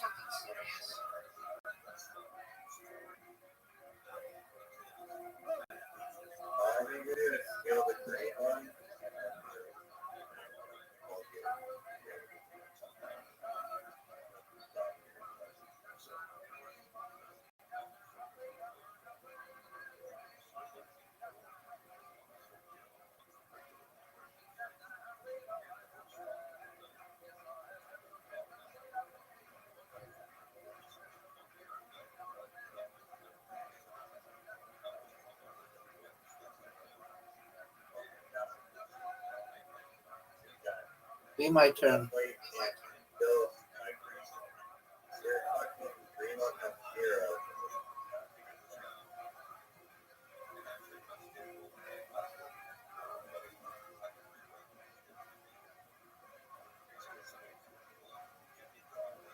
Nice move.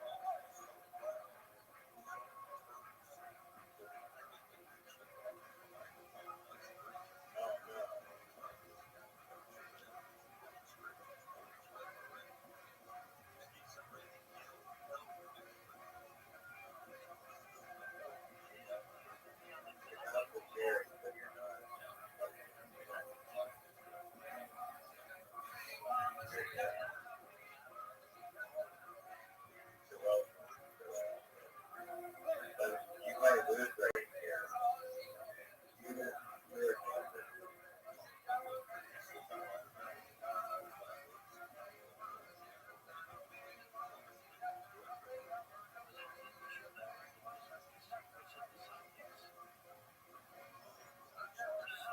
Wow, that one move saved me.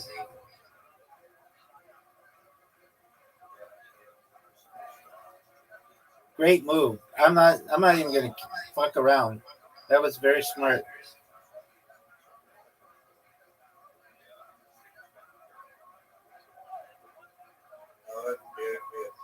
Goofy as fuck, I agree.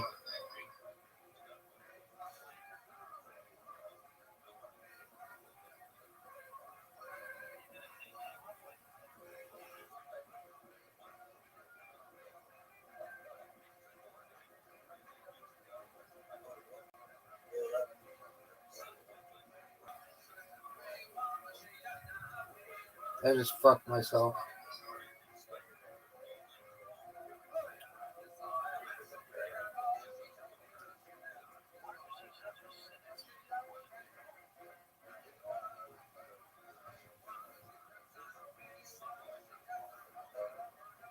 Yeah, well, watch me win this one.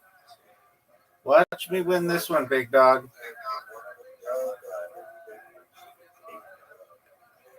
No, it hasn't. I won like two of them ago. This one I like the most. There isn't any bullshit.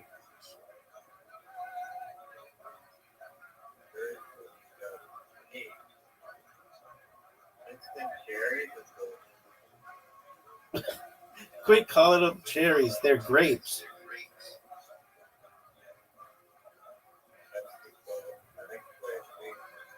I think the Pac-Man cherries are like exactly.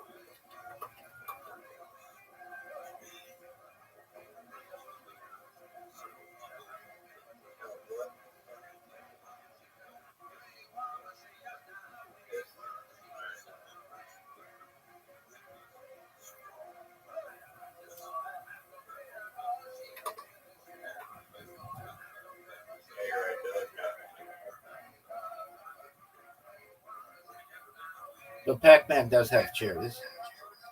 Are you gonna go? Or are you just gonna J your?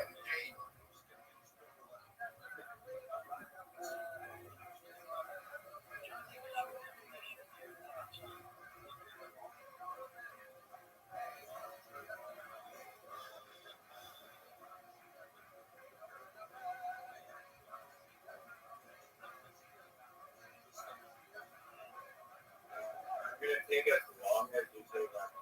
Dude, I did not take that long. Okay, that's not a crazy amount of time. Extra move.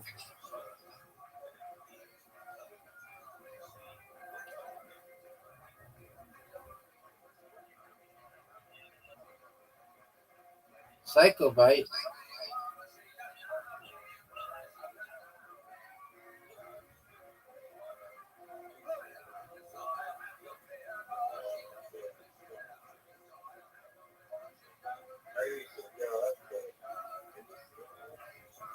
Are you gonna go?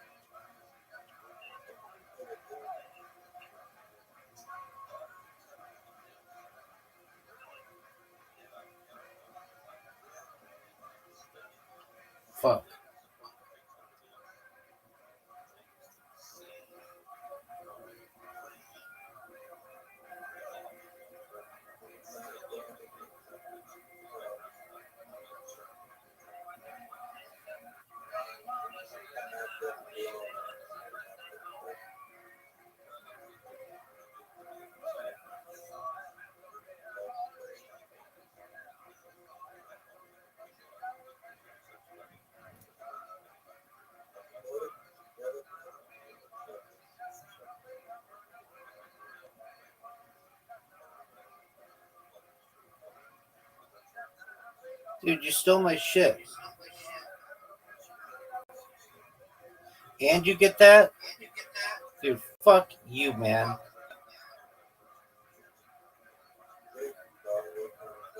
What do you want me to do about it?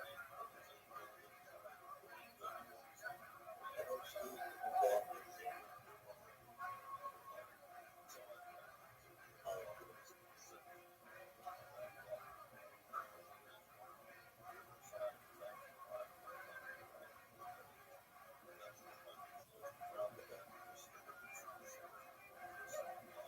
Are you kidding me? God, for the cherries or the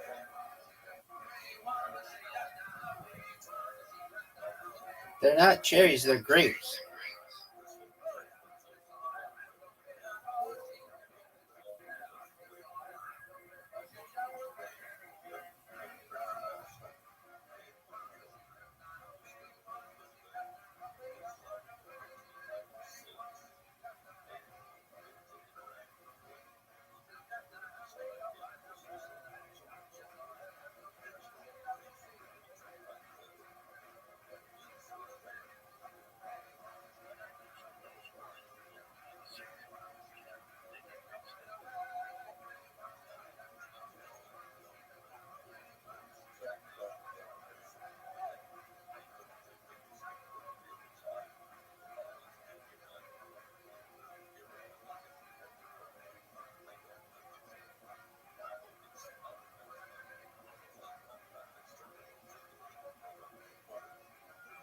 Fuck.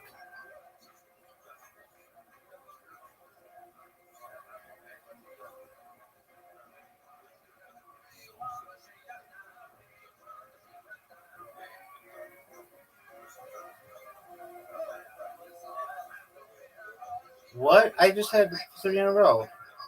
And it didn't give it to me. Or 4 in a row. This game cheated me.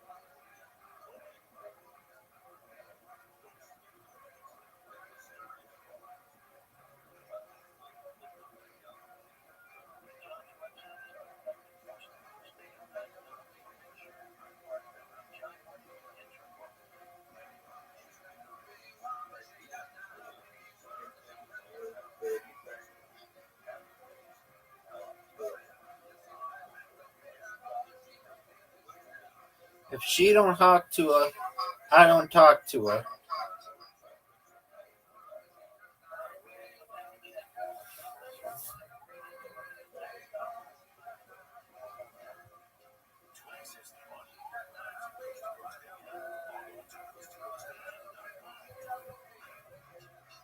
Dude, fuck you, man.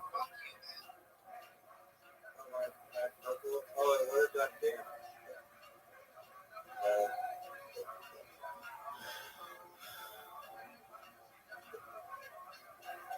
Are you gonna bail or are you gonna bail?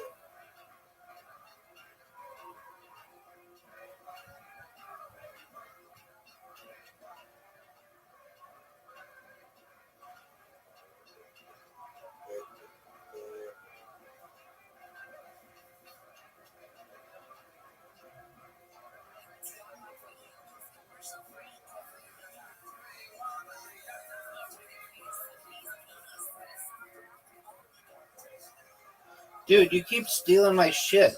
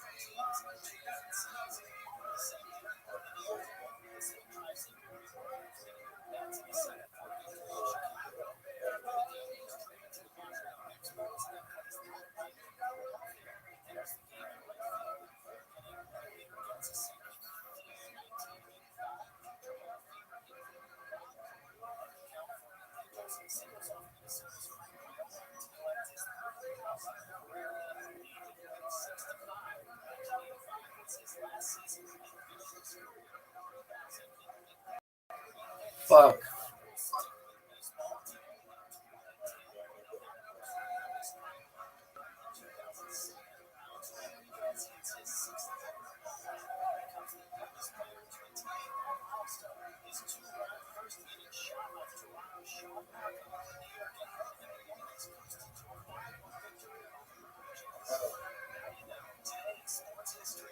Oh,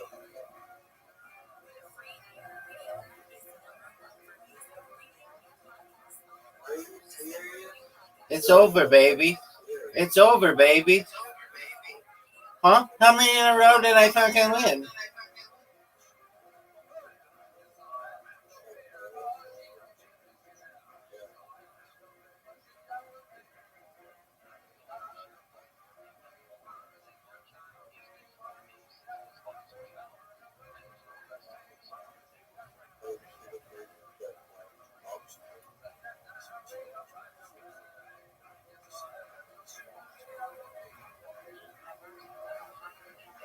Water tiles get shuffled. I feel like that is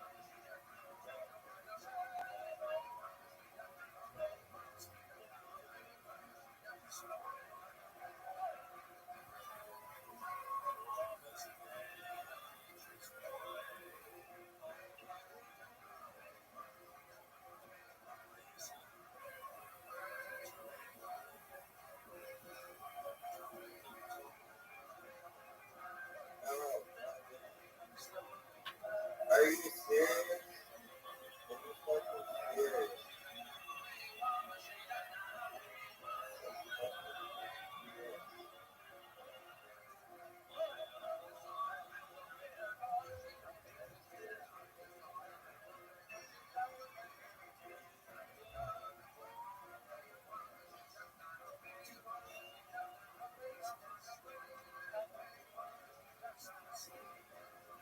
Good one.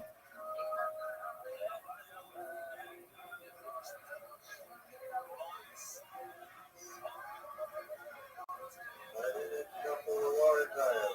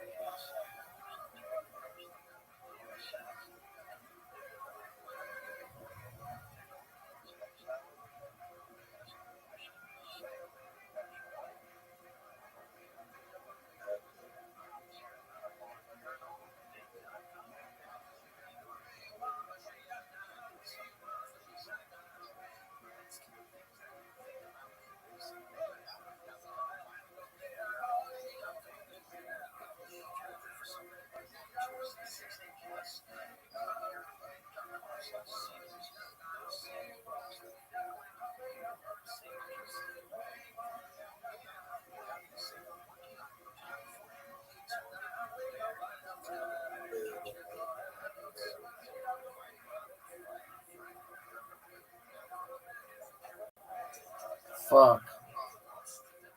Oh, and I have a slot.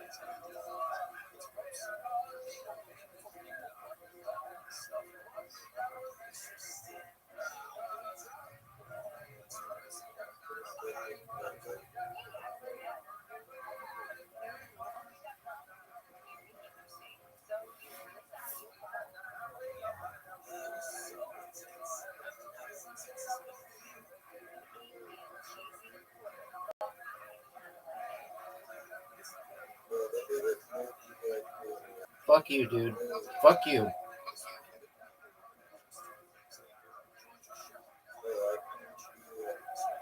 How about you just go?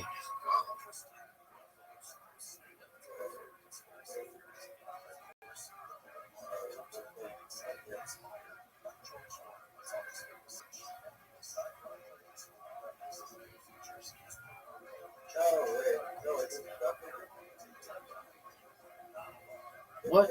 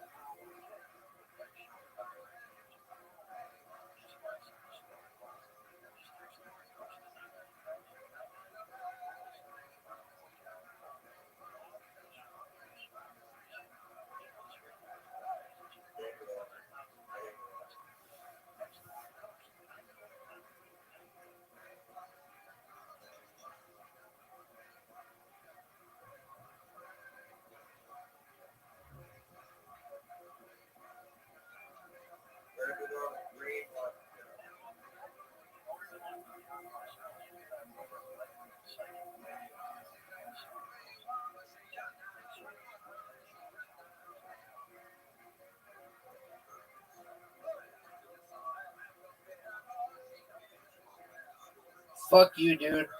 And an extra move. That was brilliant.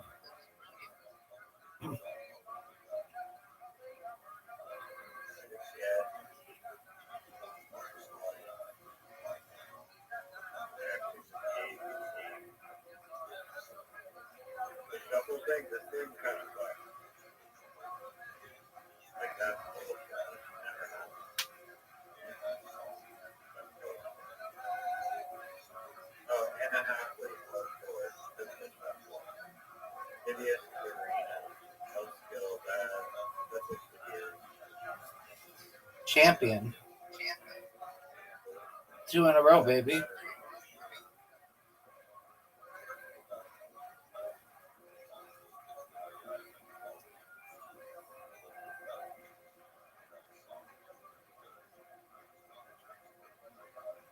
Are you gonna go?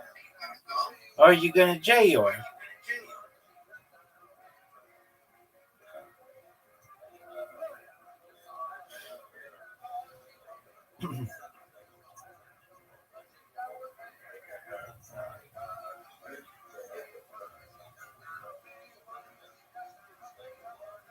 Two tiles are electric. What is electrified tile? What does that do?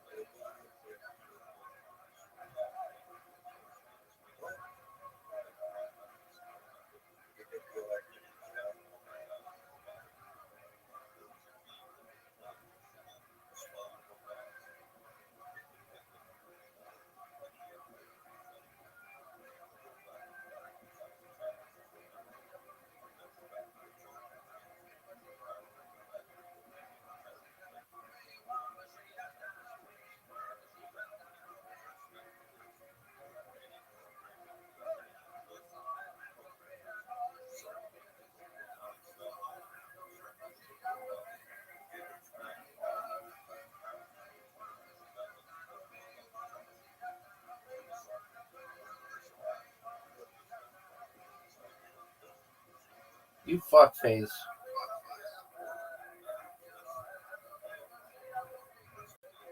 I thought it was your turn. Fuck you, dude. Fuck.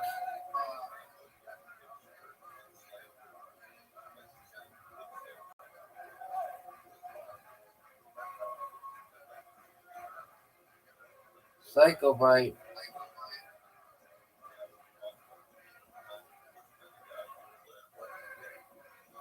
Dude, you're just getting helped by everything.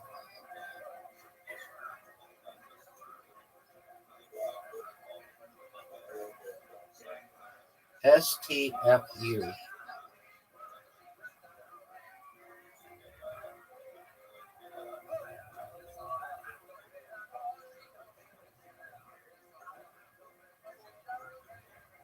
They're not cherries, they're grapes.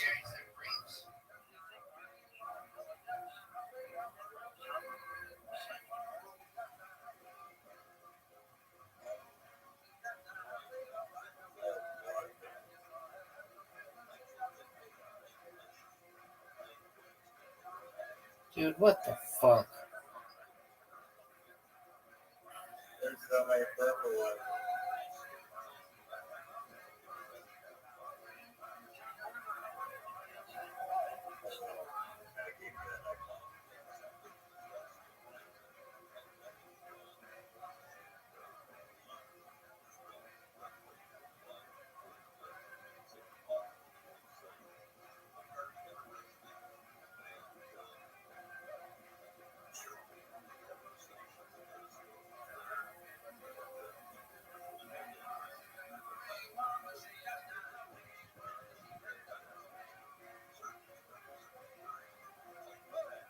Dude, what the fuck? What?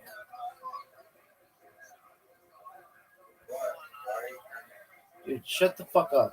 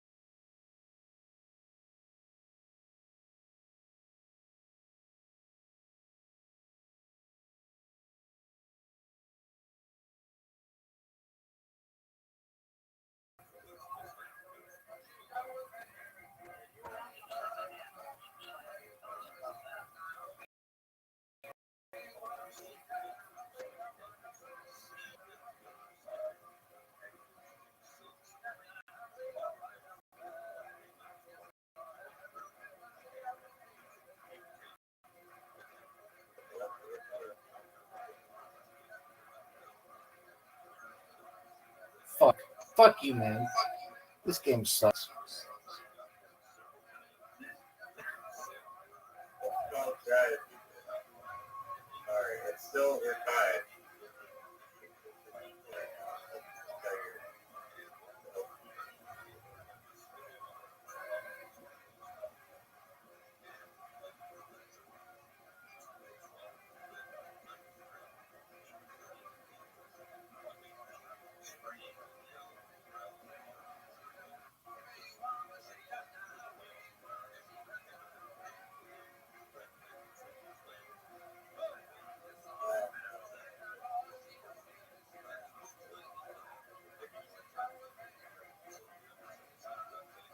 Oh, big time.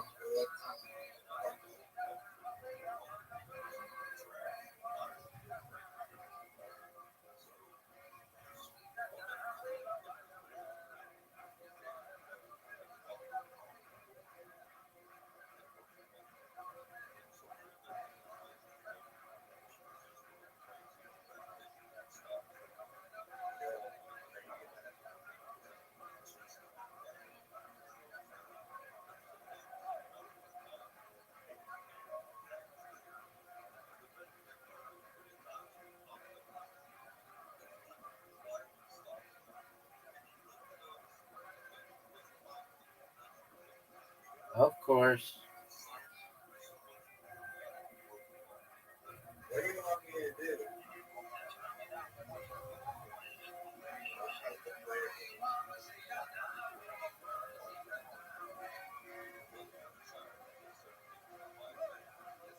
Good flag.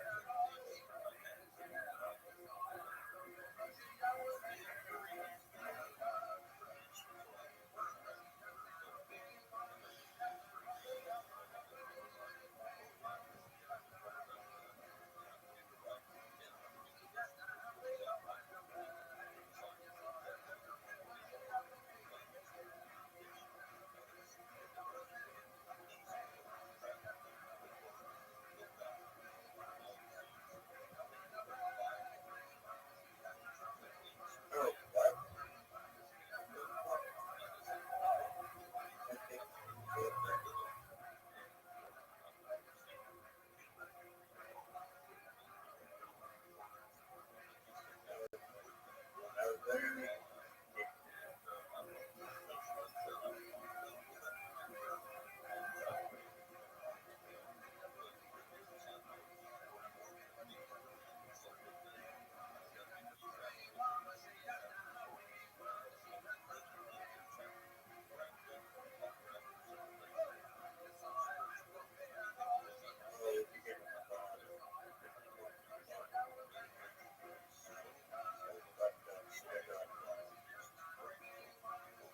So get your product.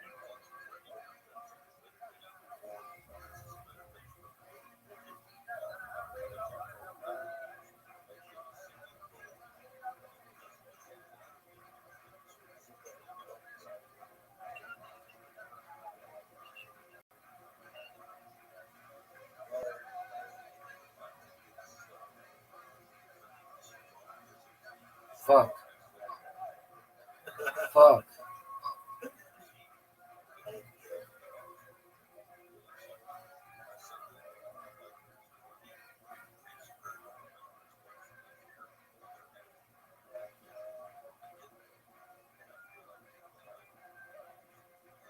Are you fucking serious? This game sucks.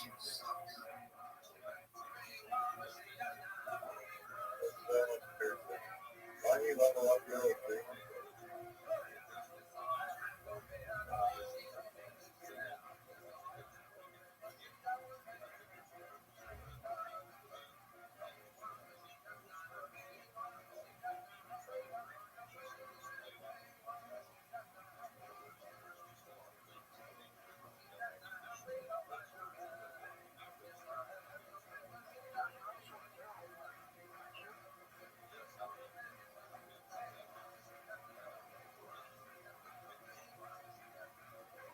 Extra move? Give me a green one. Give me a What the absolute fuck? I hate to do this. Fuck you. I hate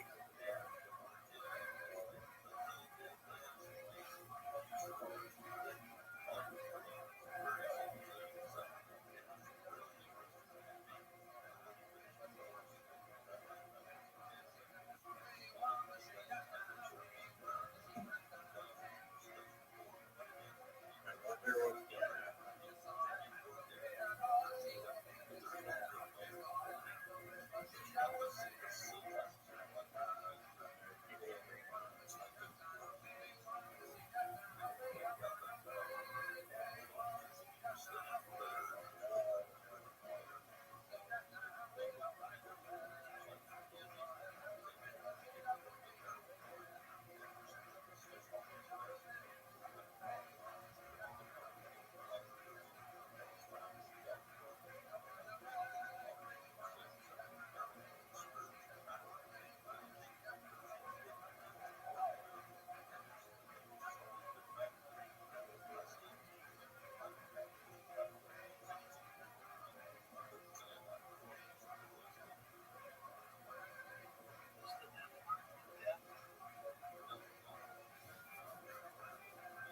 You're done.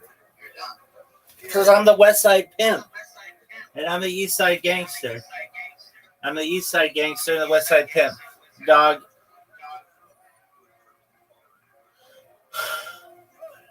This game is exhausting. It's fun as fuck, though.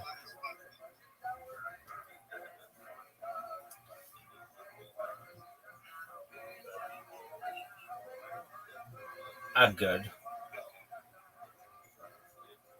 I'll play one more, but I have to use the restroom. Is that okay?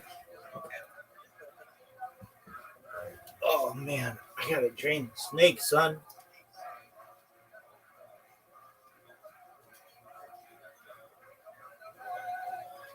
Oh. Boy.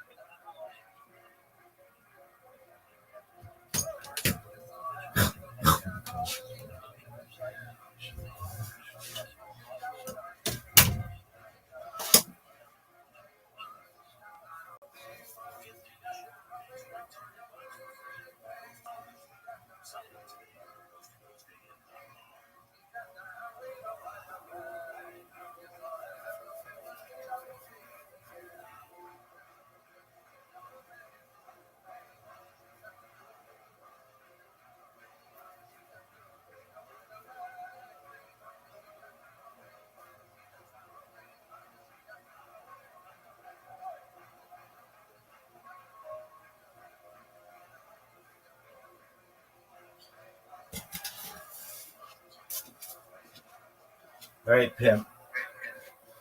Final game.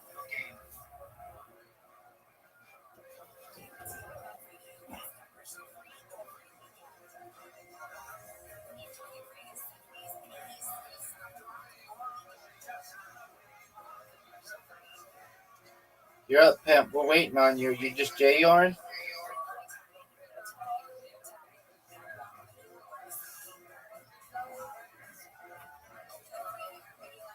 Are you just J-Yarn? Are you just J-Yarn?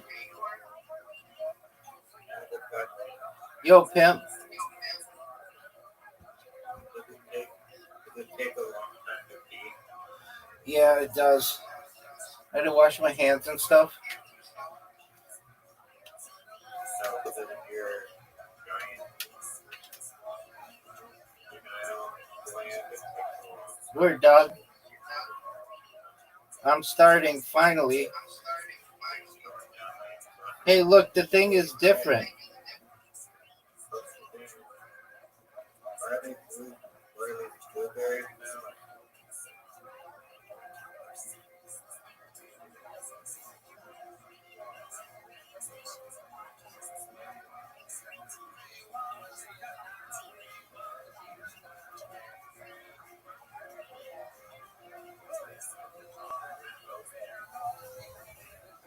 Oh, good move, dude. That was baller.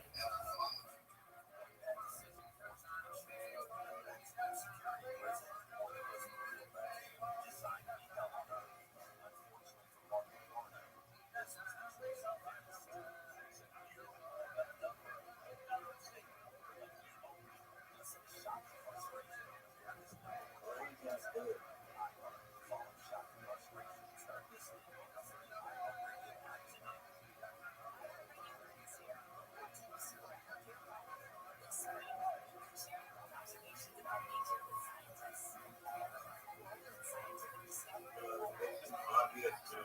Literally, it's obvious. It's good.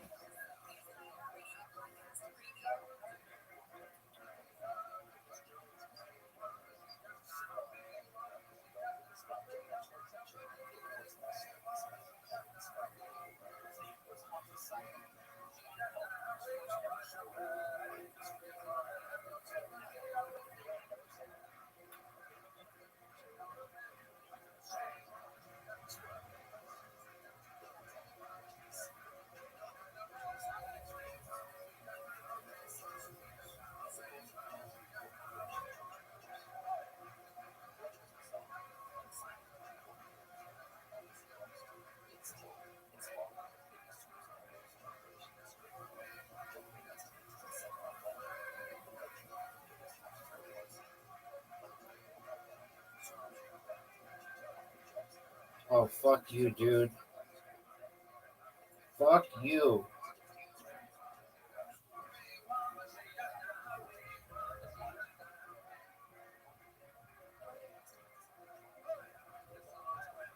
Dude, fuck you, man.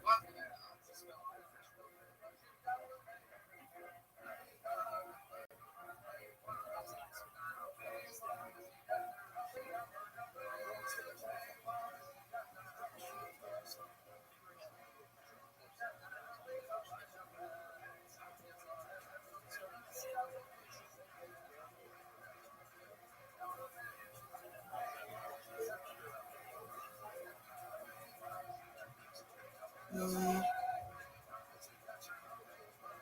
all the green ones.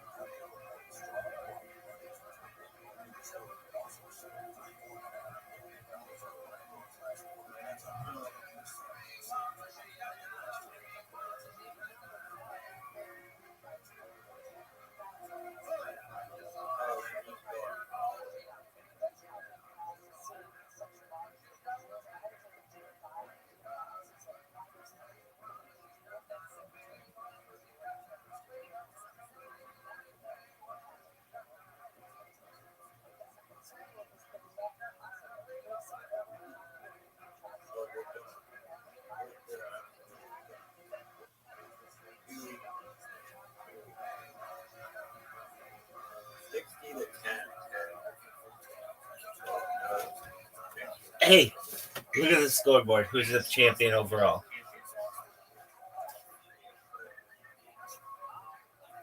GG Pimp. I can play this game all night. It's very fun. We've got a new game now.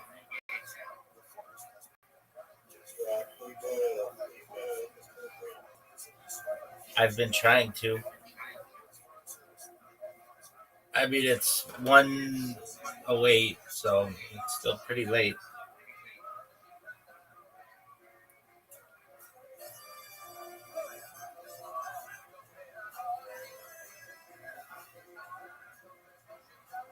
Are you proud of the way you played today? Let's go through. Basketball, you won a game in a 3-person round. That was good. Bowling, you are still winless. Literati, you're still winless. The word box thing, you're still winless. Match Monsters is an amazing game, and you do okay at it. Go. I think earlier Go you did well.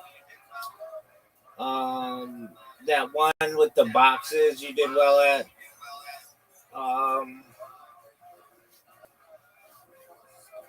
Mini golf you did well at. Archery you won one, I think. Maybe two, but you lost a bunch too. Carom, you did okay.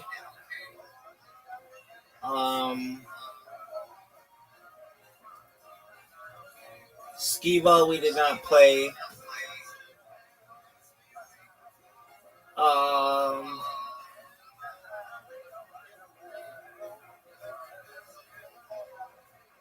You're doing okay, man. I mean, when are you gonna play the Olympics again?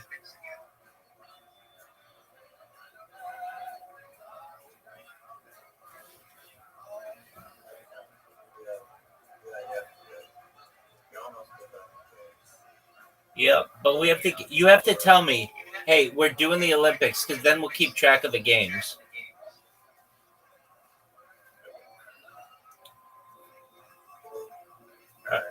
All right, big dog. Sweet dreams. Come back tomorrow or tonight. Zoot will be here in a little bit.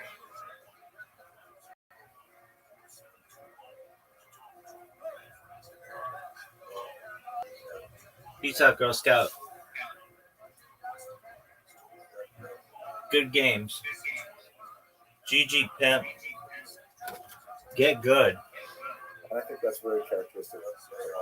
But let's go on to the actual achievements of the Rebbe, and then we'll get to the meat of it with the challenges and controversies. So, the Rebbe had an unusually powerful sense of marketing skills. He was very much engaged in graphic design. He personally was involved in creating the logos and even the letterhead of many of the movements that he was associated with. He personally looked over any graphic representations for children's magazines, for example. He actually would look at each of the cartoon boxes and make suggestions as they were being published. Even when he was an older man, he was still looking at these things. He used to say, for example, it's kind of relevant to contemporary controversies, that there should always be, whenever you had a children's magazine that had pictures of young boys on it, he says there should always be a girl on the cover as well. This is way back in the 1950s and 60s, that girls had to be included in all of their publications. And he was also very much quite attuned to the zeitgeist. He was very much able to discern what kind of things would work for his audience. Even though he was a foreigner, coming with a Russian background and in a European education to an American environment, he was very well attuned to what American young people needed. One of the things that that his father-in-law used to say, when he came to this country in 1940, and people were far more lax about the observance of commandments and things like that. He would insist, and people would say to him, the reason is because America is Amish, that America is different. The rules we play by in Europe, they don't really hold in America. People are more relaxed. And he would always say, America is different. That America is not different. We have the same kind of responsibilities, the same kind of impetus, the same kind of demands placed on us. And so the Rebbe, his son-in-law, with that kind of motivation, but attuned to the demands of the time, was able to really craft his ideas into specific, well thought out campaigns. The most important of which is certainly one that was later known by the term Ufaratsta, which is based on a word in the book of Genesis, when God promises to Abraham that he will spread out to the north and the south and the east and the west. And he began to develop a network, later known as the Rebbe's Army, of shluchim, messengers, that were literally sent out to service communities all around the world. And I'm sure everyone on this call has all kinds of adventures dealing with travel and always having Chabad come to their aid because of this incredible network of thousands and thousands of these Chabad houses that are located in the most unlikely places in Central Africa, in Far Asia, all kinds of places. It's really because of the Rebbe's vision that Chabad wellsprings had to spread out throughout the world. And he was able to motivate young people to literally dedicate their entire lives to move to a location where there was none or very little of a Jewish community and just settle there for the rest of their lives. It was truly mind-boggling. Many people point to the influence of John F. Kennedy and the Peace Corps and things like that, but I think by comparison, the Rebbe's Army has far more lasting staying power than the Peace Corps.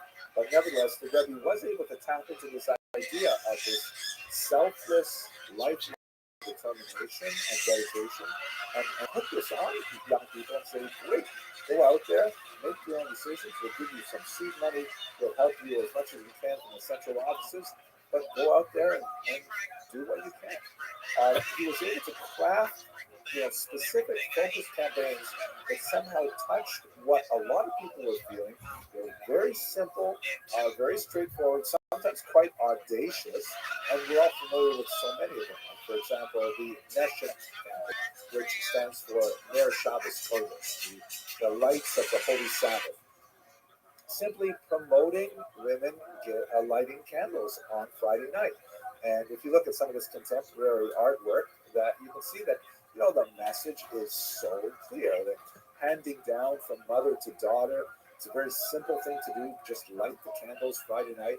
And so, the Chabad students would go out on so-called mitzvoim, which is a Friday afternoon in particular kind of activity, where they go out to neighborhoods where they hope to meet Jews and simply give away free candles to women. Say, here, would you like to light Shabbos candles? And there's no strings attached, and there's no, complex kind of arrangements. Just really simple.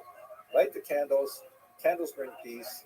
Look at all these other blessings that come along with it. We're all familiar as well with the mitzvah tanks, right? These loud, audacious vehicles that roll through many urban centers, and they serve as kind of like mobile squads to suggest that Jews come in and put on tefillin or have a kosher egg roll or something like that, say a bracha. And it's all just for the sake of getting people to add to the level of kedusha, of holiness, by performing these commandments. Incredible kind of vision that motivated people and made them smile because they were so, out there. And one of my favorites is the giving dollars. So one of the 10 campaigns in particular, there are actually many more than 10, but there are 10 that are specifically identified. One was let's move. Charity, right? So how do you convince people to do charity? Well, you give them money and tell them that they should give charity. Make it easy for them to do them in order to give charity. And so on these, the Rebbe would essentially hold court, and hundreds of people would come by, and he would hand each of them $1 and have a brief conversation with them. And the Chabad was always very attuned to technology and use of radio and use of video later on. So we have tremendous archives available of these interactions. Very often with famous people, Nobel Prize laureates and heads of state and so on, but far more commonly, just regular people from the street, Jews and non-Jews, anyone could come up and could have a minute to just speak with the Rebbe and to collect $1 from him. Now, the idea is the $1 is something you keep for yourself, and you get a different $1 doing charity, but it was just a simple, brilliant campaign that communicated goodness to the world and really helped elevate the message of Chabad Hasidism through the vision of the Rebbe. So these are all tremendous things that I'm sure many of you are very familiar with, and maybe you have even experienced yourself. We should understand, however, that the Rebbe's life was hardly one of uninterrupted successes. He suffered, like we all do, terrible traumas in his life, and many traumas that were far worse than especially we who have had the good fortune of growing up in North America have experienced. But he lost much of his family in the Holocaust or shortly thereafter. He did not see his own mother for about 20 years, and only then was, after the war, was able to reunite with her and bring her back. His father had come to illnesses after that long captivity in Siberia, and losses to both he and his wife's family were really tremendous. And the dislocation, refugee status, for about 20 years, he and his wife were actually stateless, because when they left the Soviet Union, they had to apply for something called a Nansen passport, which was given to people who were, forced out of their circumstances during the revolutionary period. And with taking the Nansen passport, he had to give up his Soviet citizenship, and so they were literally, living on a knife's edge for a good 20 years. But there are certain challenges and controversies which are specific to his role as the Rebbe, and that's what I'd like to spend some time with. The first one we've already alluded to a couple of times, and was actually one of the most bitter and long-lasting and painful challenges that he had to meet in his life, and that is the succession problem. Rabbi Shmuley Gurari, shown here, was long the establishment candidate, so to speak, for the role of the Rebbe. Unlike Rabbi Menachem Mendel Schneerson, he had spent all of his time by the side of the sixth Rebbe throughout the wanderings in Eastern Europe. He was already placed in charge of the yeshiva, as mentioned earlier, and although there's no question that the Rebbe had a soft spot in his heart for the second son-in-law, the fact that the sixth Rebbe passed away intestate, that is, without a will, meant that the first question of succession was up for grabs. Now, Rabbi Shmuley Gurari, also known as Rashad, was also the favored candidate by his mother-in-law, the wife of the Rebbe, and she consistently maintained that he was the right candidate long after the succession conflict had abated. And in fact, although the Rashad, after the painful period when Hasidim were trying to decide which of the two brothers-in-law he followed, eventually the Rashad capitulated and decided to become a hostage of his brother-in-law, the Rebbe, and recognized him as such. His wife and his mother did not publicly recognize him. And when we get to the 1980s, this separation, this rupture would be much more painful and would be permanent. So, this is a very difficult thing for the Rebbe at the time. There's no question that he did not intend to become the Rebbe at the very beginning when the sixth Rebbe passed away. But over a series of about half a year, as more and more Hasidim began to approach him and urge him to take this on, and then some of these Hasidim actually published in the press that they wished to follow the second son-in-law. It became clear that Rashad simply did not have the same level of authority or did not capture the imagination of the Hasidim as much as his brother-in-law. So eventually the Rebbe was able to overcome that succession crisis, but it proved to be a long-lasting wound that he felt inside. There were many of his we talked about several of the really successful campaigns that continued long after his passing. Even with COVID, you can walk down streets in Manhattan and you'll have Chabadnikim trying to get you to wear clothes. But many of his campaigns did not succeed, and he was deeply frustrated with his lack of progress. One of those, for example, that he felt very, very close to was the idea of mandating prayer in public schools. This is also exemplary of his kind of large vision. He didn't consider himself just, the Rebbe of Chabad. He considered himself the Rebbe of the world. That he was concerned about not just, Jewish kids in Chabad yeshivas, but Jewish kids in public school and non-Jewish kids in public school. One of his other campaigns was really trying to emphasize the 7 Noahide laws and to popularize them among non-Jews. Anyway, in the 1960s, the Supreme Court struck down the practice of prayer in public schools, and the Rebbe fought bitterly against it and was quite vocal about it. In this regard, he was going up against the American Jewish establishment, which thought that generally it's probably a better thing to keep state and religion separate, church and state separate, and they didn't appreciate that the Rebbe was trying to bring prayer back in.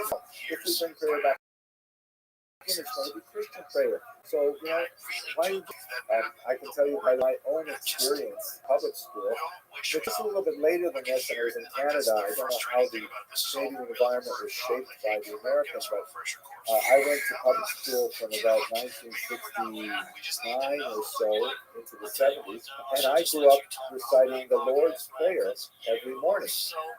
And I still remember it. And it's not such a bad prayer. It's a very nice prayer. Forgive others your transgressions, things like that.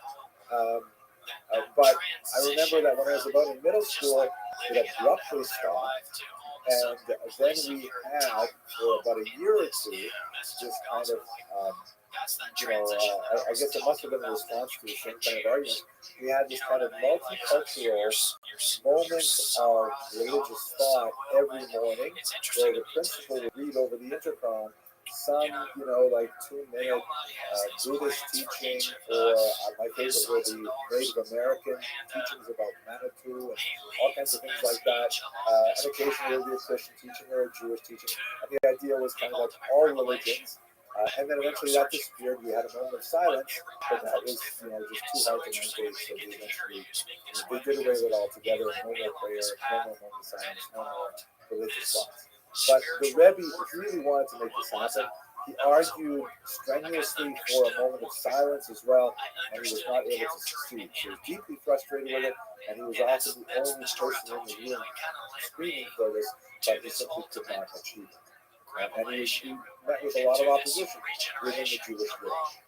Perhaps one of the most painful moments was a rupture within the Chabad movement itself that occurred in 1985 and extended for 2 years.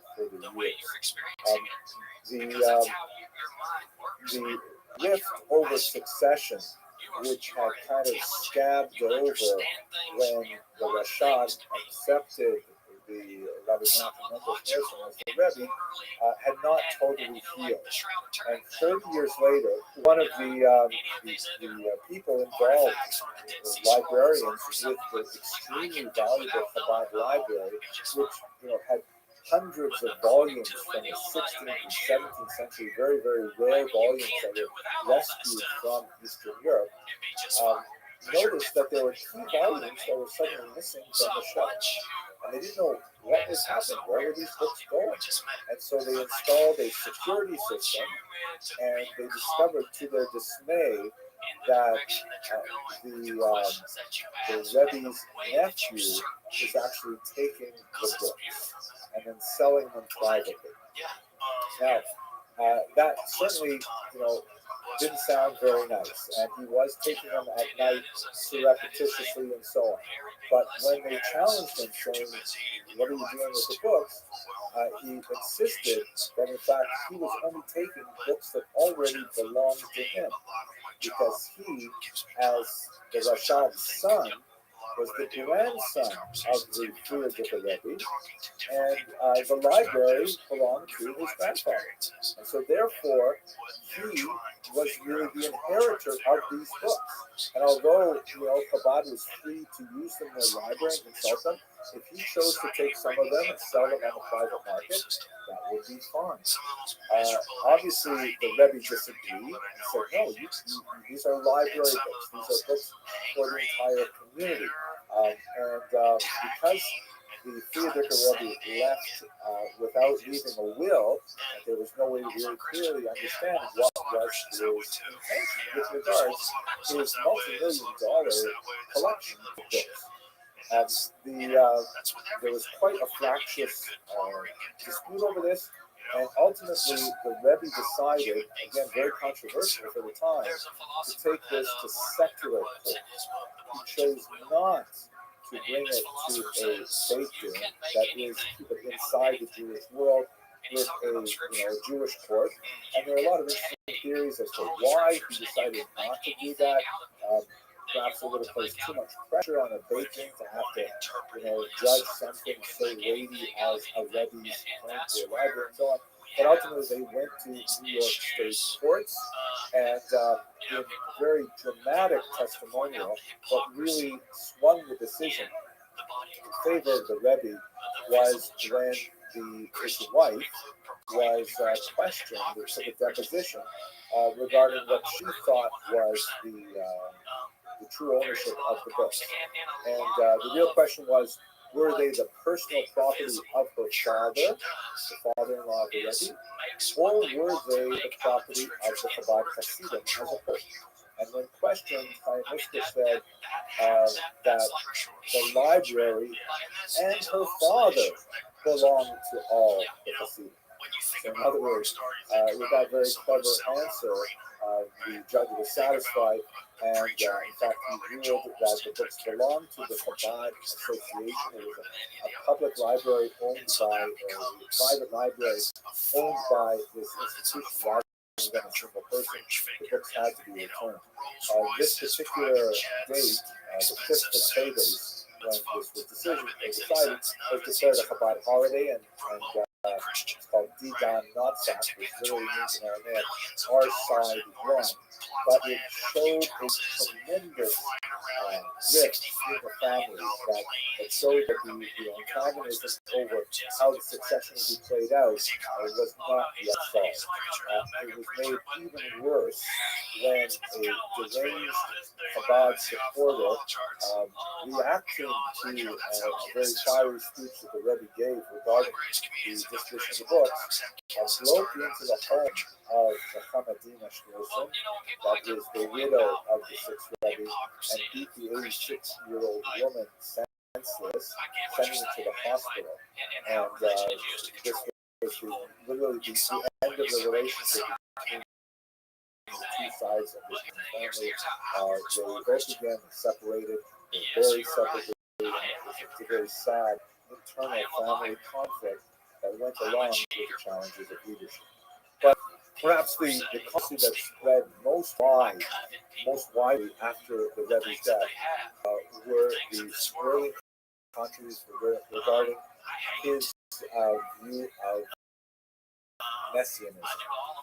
When the fight, the Rebbe would spend literally hours at his grave, shown here in 1950, shortly after his passing, um, reciting psalms and reciting special prayers and so on. And he was definitely very, very close to his father-in-law, and for years afterwards, Rebbe basically, once he moved to 770 Eastern Parkway, he only left us either to stay within the Crown Heights community for a few special weddings when he was younger, or to go to the grave of his father-in-law in Queens. And only on, I think, 3 occasions he went up to the Catskills to visit some summer camps that he had found. Otherwise, he spent his entire life entirely within, a radius of about 12 miles, and basically living in one room in 770, doing all of his work there. So when the Rebbe in the 1990s went to for one of these long, solitary, meditative states at his father-in-law's grave, even his uncharacteristically long stay there was a concern for some of the attendants. They went in to see what was going on. At this time, as you can see in the moment, the grave was enclosed, and they saw that he had a stroke. They managed to revive him, and he recovered to some extent, but for the last few years of his life, he was unable to communicate to the same degree at all that he had prior to this stroke. And it was during the last few years of his life, when he was in this kind of nebulous condition, that many of his followers insisted that he, in fact, was not just a Rebbe, but he was actually the Messiah, Mashiach, come to redeem the entire Jewish world. And an entire scholarly industry began to develop, developing proofs that, in fact, this is the coming of the Mashiach. Look at how many things he has done. He really was someone who strode across the global stage. He had transformed lives all over the world. And he meets all of these characteristics. A lot of research was done into Maimonides and his views on how to identify the Messiah and so on. And this movement grew. And during those last few years of his life, with whatever emotions he was able to communicate, many interpreted even the smallest hand gesture as a level of assent to that particular view. Or if some people would be singing songs specifically praising him as a Mashiach, and they did not feel that he was, denying them, but that was in fact an assent. So there's a lot of speculation about exactly what was his mindset at the time. And amazingly, this continued even after his passing and burial in 1994, when for a long time a significant number of Chabad Lubavitchers continued to believe that not only was he the Mashiach, but he was actually going to rise from the dead to assume that role. Now, I'm not going to get to the theology of this, but it sounded to many Jews like Christianity, not like Judaism. And there was a huge amount of furor over the argument of the Rebbe as the Messiah. Now, the degree to which we can lay this at the feet of the Rebbe himself is I think, beyond the scope of our discussion, although there are some fascinating thoughts on this in the work of Rabbi Kalishkin in particular. But what really was the controversy that went on afterwards, very similar in many ways to the controversy about the Rambam, is that a very important scholar at Yeshiva University, Rabbi Dr. David Berger, a noted historian, wrote a book that had the subtitle The Rebbe, the Messiah, and the Scandal of Orthodox Indifference, in which Dr. Berger argued, rather inflammatory kind of thesis, that, hey, wait a second, if you have all these Lubavitcher Shluchim all over the world who are doing amazing things for the community, but they regard their Rebbe as a deceased Messiah going to rise again from the dead, and he would say that was clearly heretical in Judaism. And that would mean that these people who are slaughtering meat for kosher consumption, and running Jewish schools and running Jewish synagogues are actually invalidated in all of those tasks. Their meat is no longer kosher, their schools are no longer kosher, they can't even count in a minyan. And he, as you can see from the subtitle, he was calling it a scandal of Orthodox indifference because not a lot of the Orthodox world really seem to care. They've grown dependent on Chabad and so on.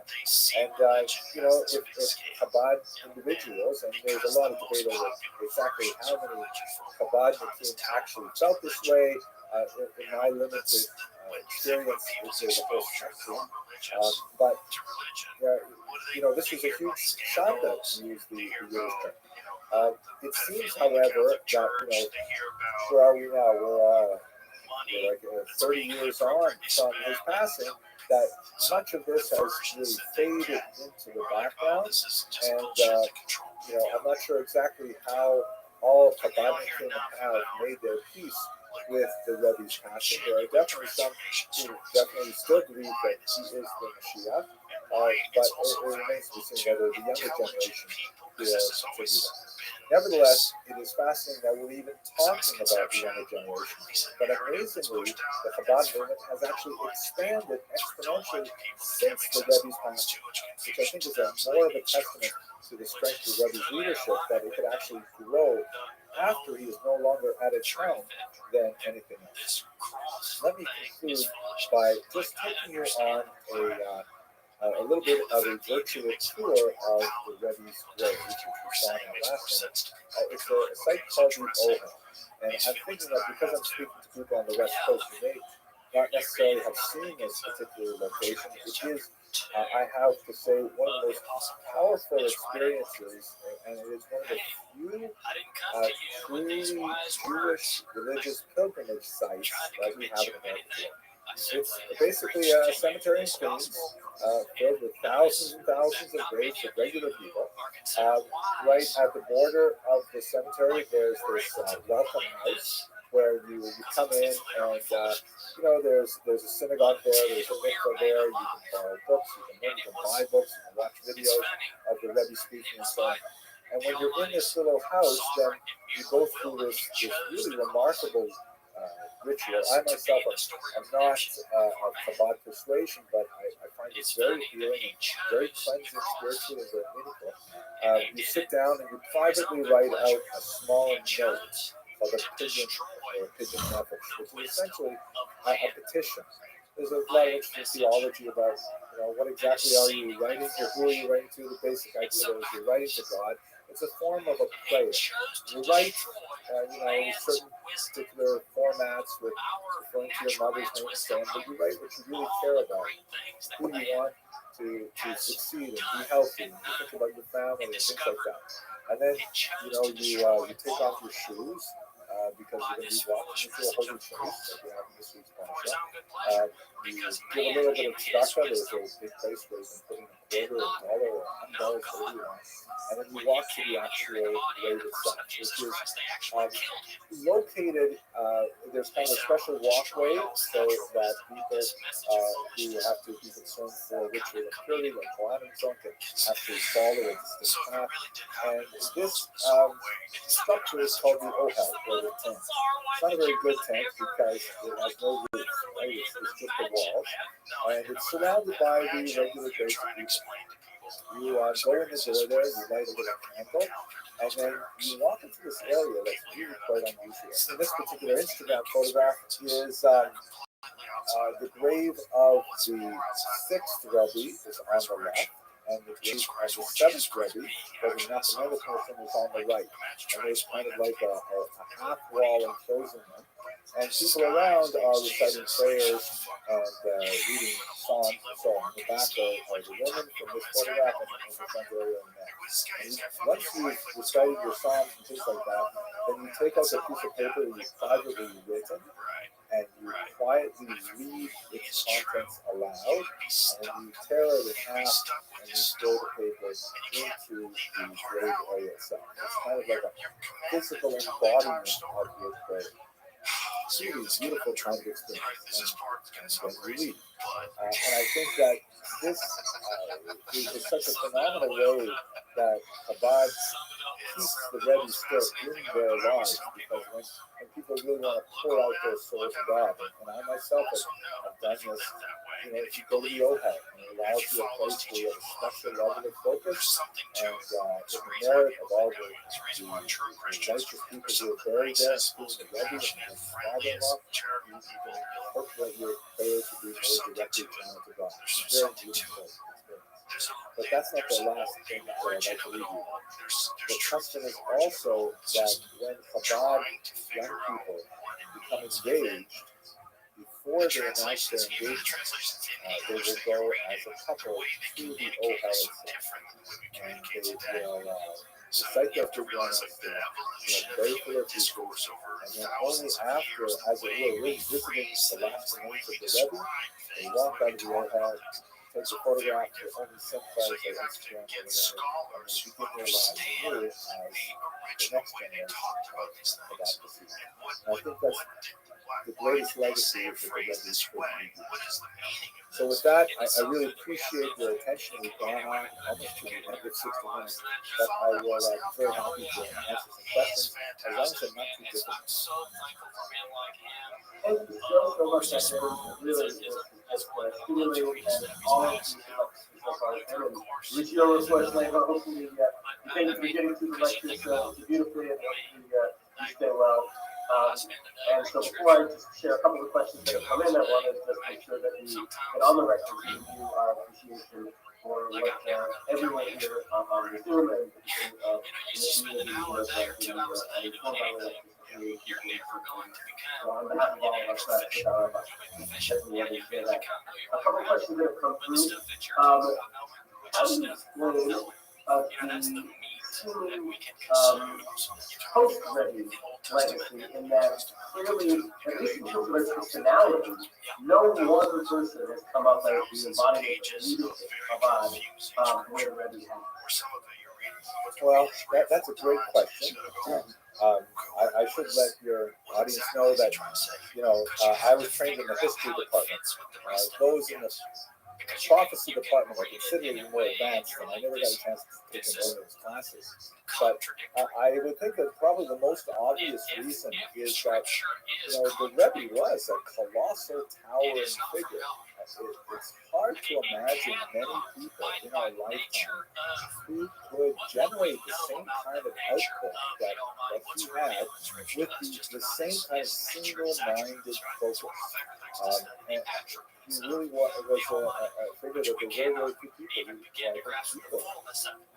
But some of his attributes have been revealed. And do you see an infrastructure for another Rebbe that is working? That's a huge part. Right, that's the prophecy part. But I don't really know. I myself, I remember what it was like after Rebbe passed away. I was a graduate student at the time, and I kept on thinking, okay, that's basically it, right? But Hasidic dynasties, they come and go, and there are some exceptional dynasties like the Rust lovers who are able to continue without a living Rebbe. But I really didn't think it was happening to Chabad. So I didn't publish anything because I would have been too wrong. It's incredible staying power. I think the reason why they're able to stick to the mission and the message is because the Rebbe really laid it out very clearly over half a century of his dedicated service and consistent messaging. And so it's carried on through a second generation. It remains to be seen whether we carry on to a third or fourth generation. Who knows? But it definitely is something that has resonated for a long time. So here's a good question for you. Was part of the Rebbe's philosophy to simply raise the religious connection and observance of people and Jews, or was he trying to recruit more people to be members of Chabad? From my limited experience, and I guess I have a little bit more limited but quite a bit of Rebbe's relations. I think that he was a true believer that Chabad Hasidus had phenomenal value for the spiritual needs of a Jewish person. But I think that he was far more interested in elevating, people's spirituality across the world. This is evidenced, by the way, by the fact that a lot of his closest secretaries and associates were actually not Chabad themselves. They were trained in Muslim yeshivas, trained in Lithuanian yeshivas, and he just liked working with them. So, there was no real pressure for them to somehow adopt Chabad mentality. This is an interesting one that ties all three of the apostles, which is one of the common denominators is that there seems to be a significant peace among the detractors of all of these things. There was a fear that people were against the individuals because they were worried about it. Did you ever see a sort of a thread of X ever came true, right? That there was, again, you talk about specifically, I don't know if the question is specifically about Chabad or in general, the fear that would cause some of these controversies to fester were those that historically seen as grounded. That's very interesting. That's a tough question. if we break it down and we think about, what is it that they were afraid of? So the Rambam in his era, people were afraid that there was too much Greek wisdom, and that he would essentially put the rabbis out of business because there were no footnotes and it was all just the Rambam worship and no one would know how to learn on their own. And I think when it comes to the Greek wisdom, the Rambam basically, what they were afraid of eventually happened because we are still deeply engaged in non-Jewish subjects. I'm trying to figure out the balance between how much non-Jewish stuff should be in our Jewish stuff until we can figure out how to make it kosher, like kosher sushi. We went for thousands of years without sushi, which is really hard, but now that we've figured it out, it's good. So I think there was a justified fear there. With regards to the open-ended Rambam worship, I don't think that really came about. Maybe it's because our culture is too intrinsically critical that there are no footnotes, we'll add footnotes. When it comes to the Ramchal, the very, very specific fear was that Sabbateanism would spread. That he was a secret Sabbatean and that his views would infiltrate many other people and influence something of this neo-Sabbateanism. And I don't think that happened at all. There was definitely a residual level of Sabbateanism that existed through the 18th century, but it was, it couldn't be tied to the Ramchal in any way. And so I think that was not a rational fear at all. In the case of the Rebbe, there are several controversies that we looked at, but I think perhaps the most enduring one is the question of a sort of a splinter movement of Judaism that recognizes a dead person as Mashiach. That is a fear that is still real. There are still some questions about it, and I don't think that David Berger's thesis is intrinsically incorrect. I think that halachically is pretty straight up. I think there's certain things you believe these things. They're not kosher to be dogmatic, I'm sure. But it just seems that as a collective body, we don't have a pope. We don't have like one rabbi in charge who tells us what to do. As a community, we sort of like muddle through and figure things out. Lay people have input, and rabbis have input, and sometimes scholars have input, and we sort of find our way through these things. And I think that's really what's happening tonight. So it's a great question. I would love to put something like that on a final exam for my students, but I think I have to argue in favor of discontinuity rather than continuity. I was like, right now, Mr. Don. Maybe on that note, that'll be our final exam. We very, very much appreciate the chance to study the name and really the feedback has been so wonderful. We look forward to more chances to be able to spend time together. Hopefully we'll be in a world where we can actually see each other in person and look forward to the opportunity to try like if you that happens. know And we're on going to behalf of have the to people live that by also faith. thank Like you to once all you of get our there, you're participants gonna know who your are going neighbor. to join us, and then Like we'll it's share all, this but across it goes back to really what you were saying. Like viewers, we'll everyone. never Bye, know. let's There's go. Thank you always so much going for to joining be us. an element of Have a great faith in what we believe. Like there has to be, as it pertains to things of God. There's always going to be a certain element of faith. That very faith is the gift that the Lord gives to His elect. The ability to believe. Like that is the gift. That element of faith. That's the gift that I treasure more than anything else that I have in my life. But Hello, it's fellow still students of Jewish history. tough. Today I'd like to speak about Have doubt sometimes. Of course, well, that's where the skeptical person steps in and says, well, this an is ridiculous. It's all interesting based on moment you have to believe in faith in because logically it 18th doesn't make century sense. European Jewish And so history this that is actually had that some really is that interesting, you're quirky making individual assumptions elements, but that your also had a mind is lot of flawless implications and that it can perceive truth for the regardless way of in which your learned Jews encountered experiences, modernity for regardless the of next what you know couple of the world. of You years. can see truth, Specifically, even if it's I'm completely addressing the unique to them. premature You burial can know that it controversy doesn't of exist. 1772. Like So there's no let's have a quick there's look no at way you this know. fascinating period of Jewish history. If it The is a puzzle, controversy erupted what greater when this puzzle that man, you have a to scholar believe something named Olaf that Gerhard defies Dixon, logic? Like if a you were gonna tremendous Orientalist with, demand as we faith shall of see, a very someone, deep you would relationship with the Jewish you community, would teamed up with a deliver recent it convert to in a Christianity way to that present is a rather the only insistent way demand to buy to into the this. ruling See, you Duke have to of get Mecklenburg-Schwerin past your logic. in You have to Germany abandon it. in And you have 1772. to believe Specifically, something that what you've been Dixon told said was is that impossible. Jews are practicing a form of funereal rites that results in the alarming burial of humans before they are in fact deceased. It's a terrifying kind of thing, as you would expect, Frederick II was similarly moved by this alarming statement, and so therefore he put in place a decree that Jews must not bury their dead until 72 hours have passed from the moment of death. Now, this presented a tremendous challenge to the Jewish community because, as we shall see, Judaism really favors rapid burial, but nevertheless, the figures were invoked to address this decree of Frederick II is where we're going to focus our energies.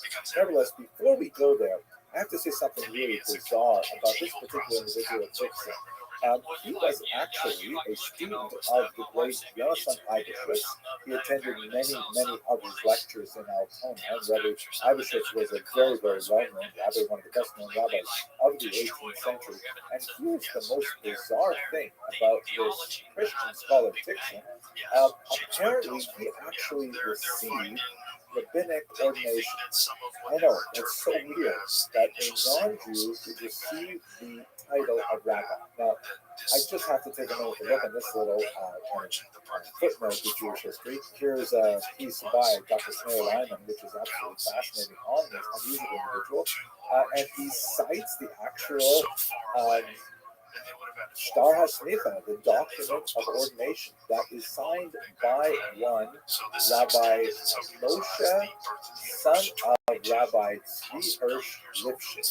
Not an exceptionally well-known individual, but as you see from this document, basically he calls this individual a chaver, meaning he wants to include him as a colleague, as a friend, but this clearly indicates rabbinic ordination. Smicha uses that term with some favor to give him smicha.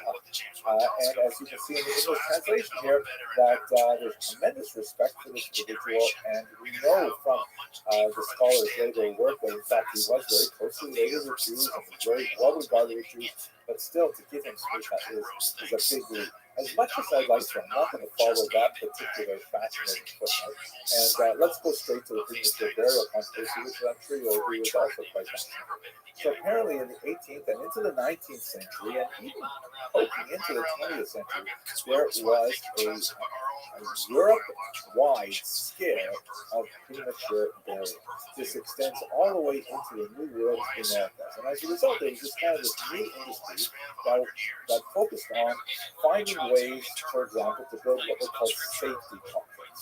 The idea that God forbid, you might be buried before you are actually dead, and so therefore you had to find a way of escaping, of signaling your, much exaggerated death by these bizarre kind of city coffins that would pop open, or here's one of my favorites, and this is actually from South Carolina, the installation of these bell hooks.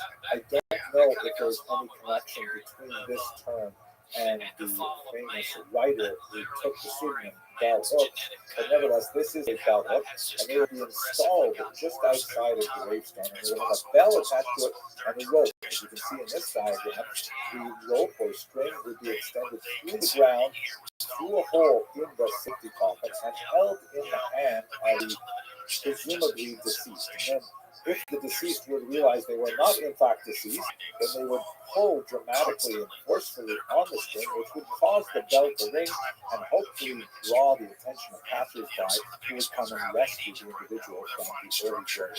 Can you imagine walking by a cemetery and hearing the bell ringing like that? Like, yikes. When this accusation of premature burial in the Jewish community became a legal decree from Friedrich II, Moses Mendelssohn was approached by the community of Sterling to address these. Moses Mendelssohn was one of the most famous Jews in the 18th century. He is widely regarded as the father of the Haskalah. We've spoken about him in many other lectures. Basically, he was personally an observant Jew who had mastered much of the culture and learning and vocabulary, really, of 18th century intellectual terms. And he was very active in the literary and intellectual and philosophical scene of late 18th century Germany, and a profound advocate for the amelioration of Jewish disabilities, that is, the emancipation of the Jews, was the primary focus of Mendelssohn, in particular the generations that followed. So the community went to Mendelssohn and said, hey, please, you've got to help us with this. We have this decree that's directed at us because we believe that practicing something which, of course, is abhorrent to Jews. We would never want to bury someone before they're dead. But we should be borne in mind that, particularly in the 18th century, the actual standard of determining death is not so absolutely clear. There are long discussions of it, by the way. The Talmud has a lot of implications for how we deal with modern situations of brain death and so on. Now, Mendelssohn had just come off of a nasty, awful scrap with an individual named George Lavater, shown in this famous up-and-down portrait. Mendelssohn is shown in the red jacket on the left, and on the right is Lavater, who had sort of outed Mendelssohn by writing publicly that he challenged him to either debate the value of Judaism and to defend it in front of Christian critics, which would have put Mendelssohn at odds with many of his Christian defenders and those who wanted to argue for emancipation. Or, said Lavater, he should simply convert to Christianity.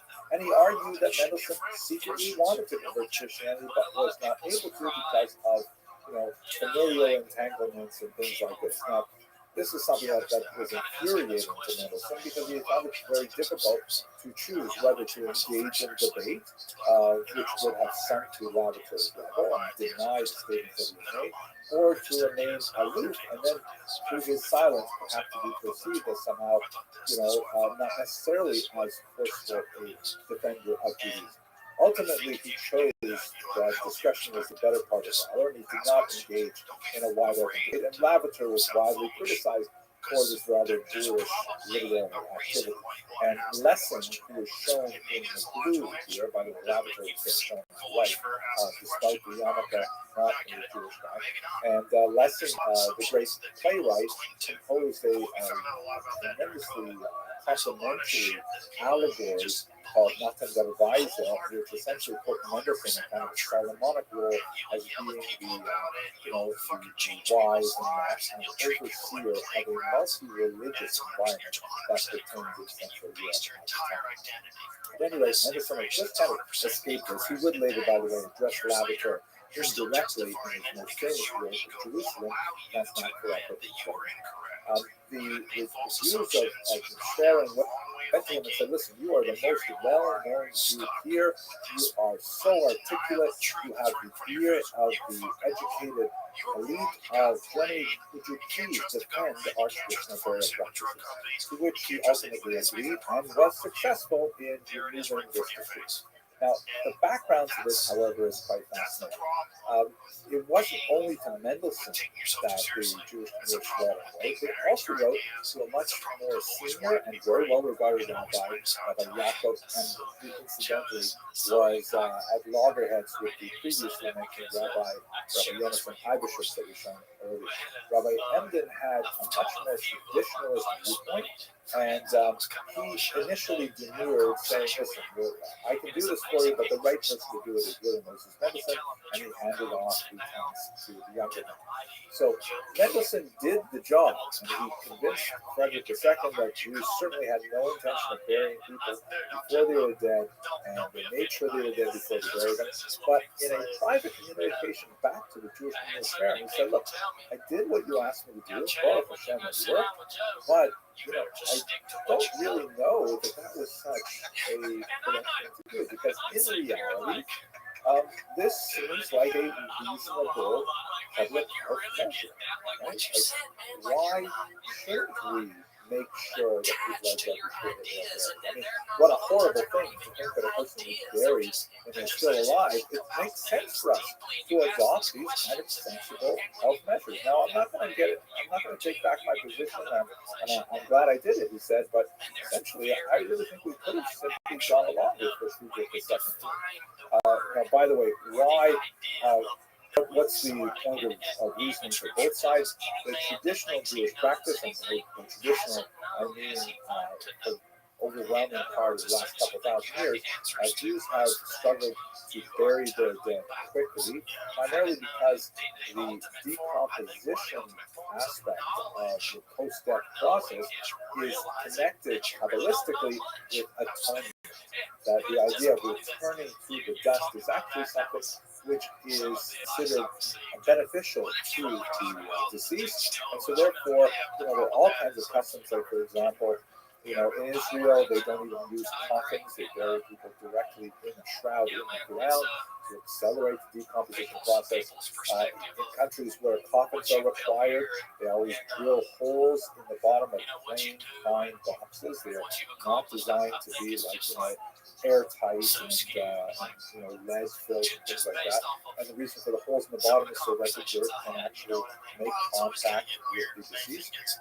And if you have to put in a concrete sleeve, as we do in some parts of America, for example, they make sure that on top of the sleeve they put dirt in, and then they bury the body and put things on top. These are all ways of showing respect for the dead by allowing them rapid decomposition. But on the other hand, there are very halachic, acceptable reasons for delaying the death. For example, if it's connected specifically with the wishes of the deceased before they're on it, a concept called covenant made. Like, for example, if you don't have the shrouds that are necessary for the burial, and will take a bit to get them, and there's an argument to be made to wait for the proper shrouds, and more significantly, if family are far away and cannot gather within 24 hours, if there's some reason to delay for a little bit longer, these are things that really have to be handled by an Orthodox rabbi, but nevertheless, that is the traditional custom, is to try and bury as quickly as possible, but also to make some allowances for the covenant.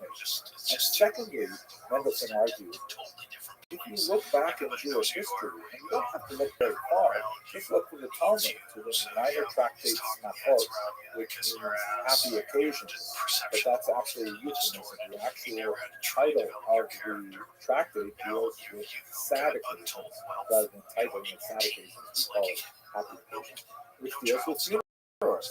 And the predominant modality of burial for much of Jewish history, particularly in the Hellenistic period, was not underground burial, not internment, but burial in crypts, such as the great necropolis that we see in Beit Shan in northern Israel, or several of them that are preserved in Italy. Burial in crypts was a very, very standard form of Jewish practice. In fact, they would actually practice secondary burial. He would bury a loved one initially in the ground to accelerate the decomposition, and then a year later on the roadside there would be a ceremony called a likudasana, to the collection of the bones, and the family would go back and would, formally collect the bones and then bring them back to the family crypt, to an ossuary where the bones might actually be, preserved above ground in a crypt, kind of like a hole in the wall or in a sarcophagus, is shown in this image here. So the idea of, delaying burial or burial above ground, just essentially kind of like, as it were, in storage of the body until a later form of burial, it's all perfectly consistent with Jewish historical tradition as discussed in the Talmud. So Rabbi Mendelssohn wrote, why are we so insistent on not allowing, for example, a mausoleum burial for 3 days before we inter the body? We could do that. So this really was a much larger controversy that reflected sort of like many of the aspects of the Haskalah that Mendelssohn personally advocated. There was, first of all, the idea that it's not impossible that non-Jewish authorities, like they do, might actually pass a law that is not intended to be discriminatory against Jews, but is intended for the general public health, including those of Jews. This might be one of those laws. Do we have to view the outside world as fundamentally toxic? Secondly, why do we have to do things today just because that is the way we always remember doing them, especially when we have historical precedent for doing them a different way? And so there are a lot of elements here that spoke to the emergent sense of modernity and a questioning of Jewish practice that goes hand in hand with much of the Haskalah. It definitely would get way out of hand with Mendelssohn's students, many of whom would advocate far more radical changes than are discussed here. But this is like just the opening of that discussion. So Rabbi Mendelssohn wrote, and by the way, there's a fantastic chapter on this on Rabbi Dr. J.J. Schachter's PhD dissertation on Rabbi Yaakov Emden that is available online and highly recommended. And I'll put it in the notes and link to it because it's a great piece of scholarship. Anyway, Mendelssohn wrote that, he wrote to the Jewish community, I believe they won't listen to me because, the custom that we've done all the time is pervasive and strong. But, and perhaps they will disregard what I say and they'll say I'm a scoffer. But nevertheless, I wrote my piece. Actually, I believe he wrote this to Rabbi Yaakov Emden, not to the So Rabbi Yaakov Emden wrote back. And I recall Rabbi Yaakov Emden, with 30 years Mendelssohn's senior, much more traditionalist, much more a defender of the older ways of doing things. He wrote, "Heaven forfend, it is profane to question the customs of our fathers. It is neither known nor heard in the entire world. In those places where our fellow co-religionists are scattered, that they should practice another custom in the burial of their dead. Trust the people of Israel. If they are not prophets, they are the sons of prophets." That latter phrase is citation from the Talmud, meaning that Jews will somehow, instinctively know what's the right thing to do when they may lack some leadership or clarity from higher level. Anyway, a very sharp, exchange between the two. Rabbi Schachter's analysis reads, I'm going to read this directly. Mendelssohn came to realize that ultimately Emden was firmly anchored in only one way, that of traditional Judaism. Over and over again, he found Emden forcefully articulating the traditional viewpoint on this matter without granting even the slightest legitimacy to any non-halakhic discipline like medicine to effect a reassessment of halakhic practice. This is essentially a statement that pertains to an ongoing dynamic debate within the Orthodox world, to be sure, even to the present day. How much do we rely on non-halakhic, non-Jewish sources for aspects of value that should be incorporated into traditional society, and how much do we simply rely on tradition, even when there are good historical, public health and other arguments against it?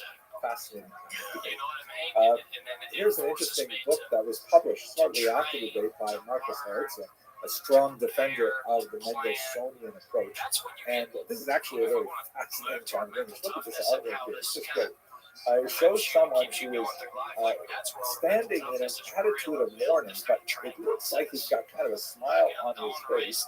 And if you look on the right, you see there's actually like a person emerging from the grave. Right? The premature burial of Octopus.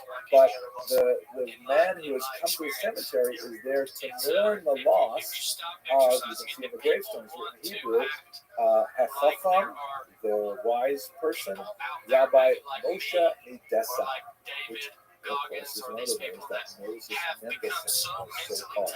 So in other words, he's come to mourn Moses Mendelssohn, but the premature burial controversy still exists to the present day.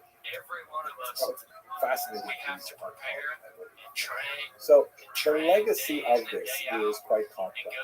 First of all, we should note that this is not dead and buried, so to speak.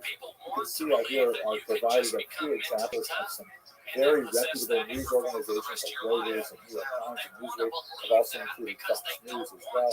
And these are all recent examples of premature burial that have occurred even on the present day. So the actual aspect that Tixon was bringing forth to Friedrich II is not at all a dead issue, but the more significant issue for our purposes here in terms of Jewish history is to understand the intellectual dynamics, the challenge between the perspective of, on the one hand, Rabbi Moses Mendelssohn, and on the other hand, Rabbi Yaakov Emden, and how that dynamic continues to inform, particularly in the Orthodox Jewish world, this relationship to modernity to our very own days. Okay, I hope you found this interesting. If you like Jewish history and you haven't subscribed to my channel yet, please do, because we've got a large community of people from all over the world and all walks of life who find this interesting, and I'd love to include you in my content. It gives me a lot of pleasure to see this community grow. Thank you very much for watching.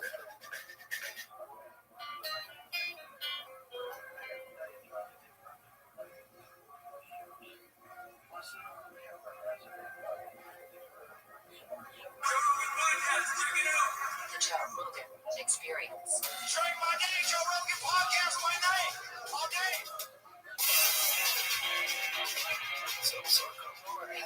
The controversy erupted when this man, a scholar named Olaf Gerhard Tick,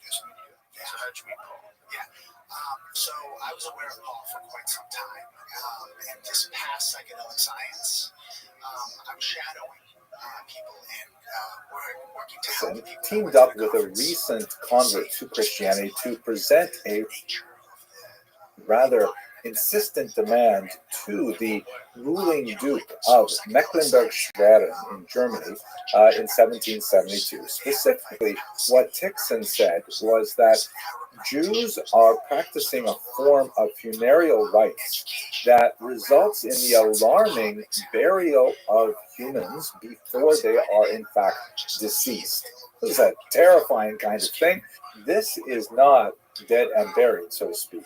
You can see out here I've provided a few examples of some very reputable news organizations like Reuters and New York Times and Newsweek. I've also included Fox News as well. Moses Mendelssohn was approached by the community of Schwerin to address the issue. Possible protests, possible people getting overwhelmed with emotion. Because in Psychedelic Science 2023, there was a situation where when Rick Doblin was on stage, the group came in and disrupted his presentation. They were allowed on stage to speak. Hello, fellow students of Jewish history. Since we are now... And it should be handled carefully. And Rick handled it like a master. What did he do? He made space for them. Oh, wow. Is that the right way to do it? Well, it depends. It depends. There's a time and a place, right? And I think Psychedelic Science 2025 did a wonderful job. In the month of Kislev, the month in which Jews around the world will celebrate the holiday of Hanukkah, there's one question that has been burning in my mind and probably in many of yours as well, and that is, what did the menorah in the temple actually look like. Now, the menorah is one of the most important Jewish symbols, and until it was later eclipsed by the Star of David, it was certainly one of the most popular ways that Jews would signify their religious affiliation, especially from the 3rd century on. It is noted as a diaspora phenomenon in particular. Here's a typical example of the menorah from a 1953 photograph, and you can see that it's usually depicted with rounded arms. Of course, the Hanukkah menorah has 9 branches, whereas the version in the temple would have 7. Notice also the oversized dreidel here, which I'm not sure why it's quite so big, but perhaps it is an attempt to reach the required minimum size of the Chazon Ish, very important 20th century rabbi. But at any rate, how did the menorah get rounded or straight branches? Those who prefer the straight branch candelabra for the holiday of Hanukkah are most likely associated with the Chabad Hasidic movement, and you will see this particular representation in lots of public places, which is kind of a signal motif of the Chabad movement at this time of year, and also on the tops of minivans, like in this Paris photograph from 2009. The leader of the Chabad movement, Rabbi Menachem Mendel Schneerson, was very adamant in indicating that this is the appropriate shape of the menorah, and that's why his followers to this day also tend to use this shape of menorah. And the evidence to support this particular design is specifically associated with the thought of Moses Maimonides, very important medieval scholar who lived in the 12th and very early 13th century. And Maimonides, through his son Abraham, who left no room for doubt, argued that the branches should be straight. Besides Abraham's explicit statement about his father's views, we also have a medieval manuscript in the Oxford Library that has a hand-drawn menorah, and here you can see it looks kind of strange with these round symbols and these triangles, these cups and so on, that are actually described in the biblical text, which incidentally, if the biblical text gave us a very clear, unequivocal point of view as to whether they were round or straight, we wouldn't be having this discussion. But this drawing in this medieval manuscript of Maimonides clearly indicates that his opinion is that they should be straight. Other authorities from that period, however, left either ambiguous descriptions or sided with a rounded version. The evidence for rounded arms to the menorah are significant as well. So perhaps the most well-known is the representation of the menorah on the Arch of Titus.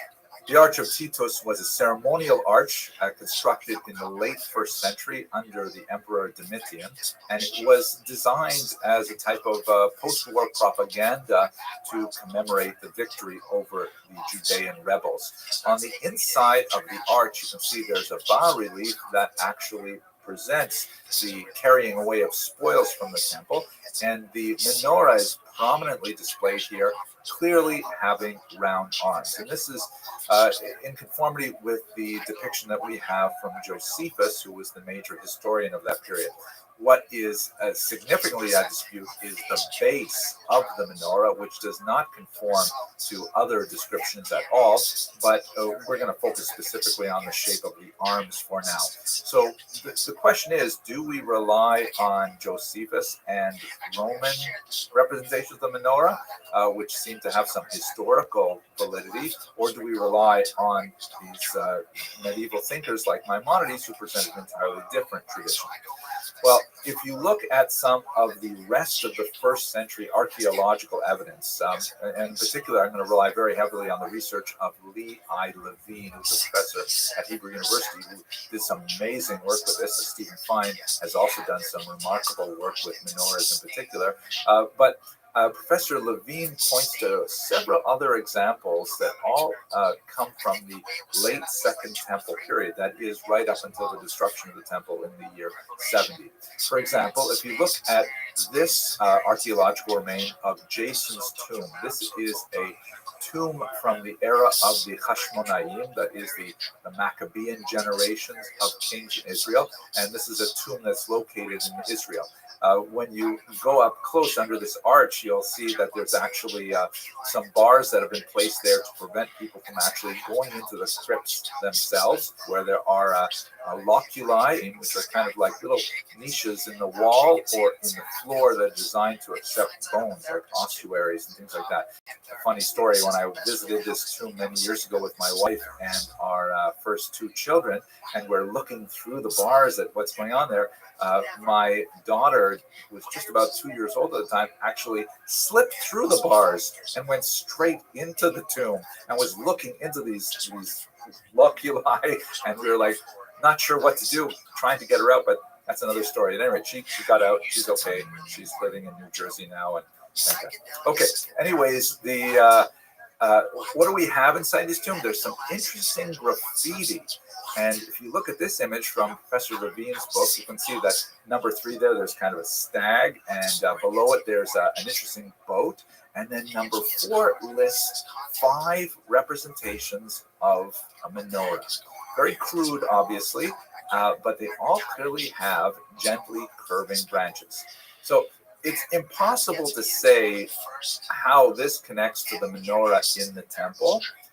It's reasonable to assume that the graffiti artist here is trying to mark the walls with some kind of Jewish symbol, but it's also difficult to say when exactly this graffiti was inscribed into the walls and whether or not the artist, if I can use that term, was actually familiar with the shape of the temple menorah.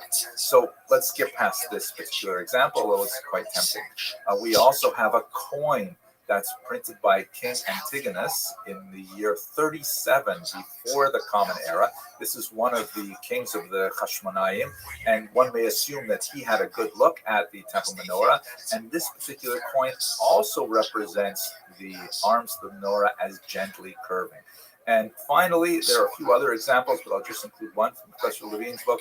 This is a wall decoration, a kind of a stucco etching that was found in a Jerusalem home in the upper city, in the Herodian part of the upper city.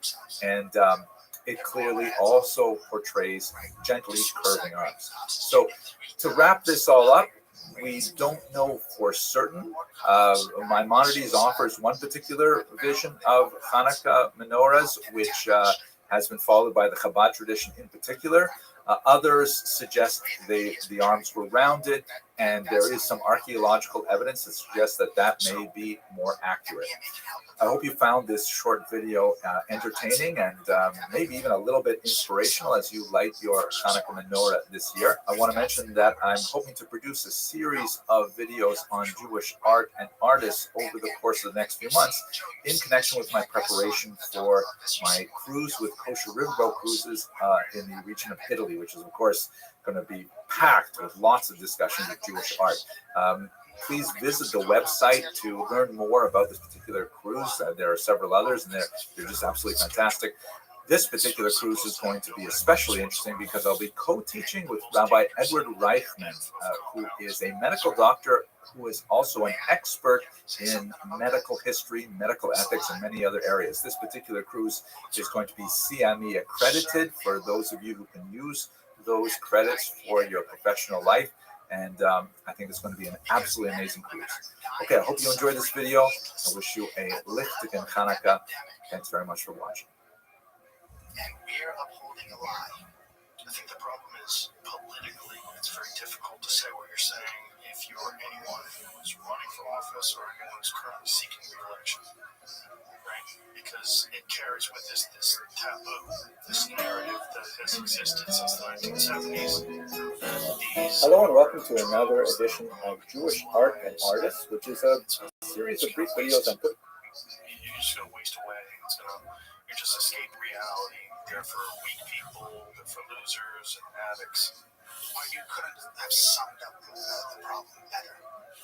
Together to prepare myself for an amazing trip to Venice, which is scheduled for October of 2022, with, as usual, Kosher Riverboat Cruises. I'm just trying to prepare myself for visiting this beautiful city and the region by studying up on Jewish art and artists in general. So today I'd like to look at a famous synagogue, a 6th century synagogue found in northern Israel. Here's a map so you can see where it was located. It was discovered in 1929, and it took the name Beit Alpha after a nearby kibbutz. Now, the most amazing thing about the Beit Alpha synagogue is this phenomenal mosaic that has several registers with, you can see on the far right, there's kind of like a synagogue motif, and then in the center, this glorious mosaic. And at the bottom, there's this massive representation of the Akedah, the binding of Isaac. I want to talk about those things in a little bit more detail. Architecturally, the synagogue is fascinating because it has what appears to be steps up to a second floor, which may have been a women's gallery. And there's even this fascinating dedication here, which is written in Greek and in Aramaic, that just thanks the people who laid out the mosaic and indicates that it was paid for by the entire community, which is really interesting. Of course, you can't have a synagogue without some plaques, right? You have to have some dedicatory materials. But let's look at the art in a little bit more detail. Starting at that bottom register, here is a really fascinating representation of the Akedah. You can see that on the right, there's kind of like this sort of some flames, like that's where the lamb will ultimately be sacrificed. And then there's Abraham, who looks like he's got some kind of a halo around his head. And he's clearly labeled with the word Abraham there. And he's kind of throwing Isaac up onto that altar while he holds the knife. Notice that the style is, really primitive, almost childish, which is kind of strange for 6th century Byzantine art, but it's not out of the question, I think, for folk art. You can see towards the left, looks like there's perhaps that is Eliezer. One of the early scholars who studied this was Professor Sukenik, who suggests that perhaps the ram is upright because the artist actually ran out of room putting this thing together and couldn't squeeze the ram in sideways, which is hard to believe, especially when it's in the center of the mosaic. But nevertheless, the mosaic style as a whole is kind of crude, so perhaps that's what happened. It's also interesting to note that for those of you who are sensitive to the Midrash, which is a traditional interpretation of the biblical text, according to Midrash, Isaac was a grown man. He was 37 years of age at the time that the Akedah happened. But here he's clearly represented as a child. So that's fascinating because it indicates that the authors of this mosaic, who incidentally we know because we have this really interesting dedication that lists their names, one of them is clearly Jewish, the other is clearly Greek, which may indicate some generational differences. Like for example, I have a Hebrew name too, but I go by the English name Henry, and all my kids have only Hebrew names, so maybe it's kind of like a Balchula phenomenon, who knows. At any rate, is it possible that the creators of the mosaic were unaware of the Midrash? A lot of the research that I'm presenting comes from Professor Lee I. Levine, who wrote an excellent chapter on this in his book, Visual Judaism in Late Antiquity, and he suggests that the artist was really working with more of a shared narrative that local Christians had as well at this time. This is in a heavily Christianized area of Israel in the 6th century in particular, so it's not out of the question. If you think about synagogue architecture, where the Midrash clearly states that the two tablets of the law were square, and yet you see a tremendous amount of art and iconography by Jews that represents the tablets of the law as having rounded tops, and that's in synagogues all over the place. So it's not out of the question that the artist could simply be working within an art vocabulary that was common to Jews and Christians at the time. Also fascinating and a little bit weird here is this amazing zodiac that appears in the center of the floor. As you can see, there in the center there is a figure surrounded by what looks like horses, like for a chariot. And around that figure are the 12 signs of the zodiac with the Hebrew names. And then around that are the 4 seasons of the year, Kufot in Hebrew. It's very common to see the zodiac as a decorative element in synagogues. You see that all the way up into the 20th century. So that's not surprising. What is surprising, however, is sometimes to see facial representation. Okay. But even more surprising is that you've got clearly the figure in the center is the sun god Helios, right? Who is like going across the sky with his chariot, straight out of Greek mythology. Like, wow, this is like serious Avodah. How did it get into the floor of a synagogue? Unless we got to rely on the kind of general artistic vocabulary of the time, it is surprising.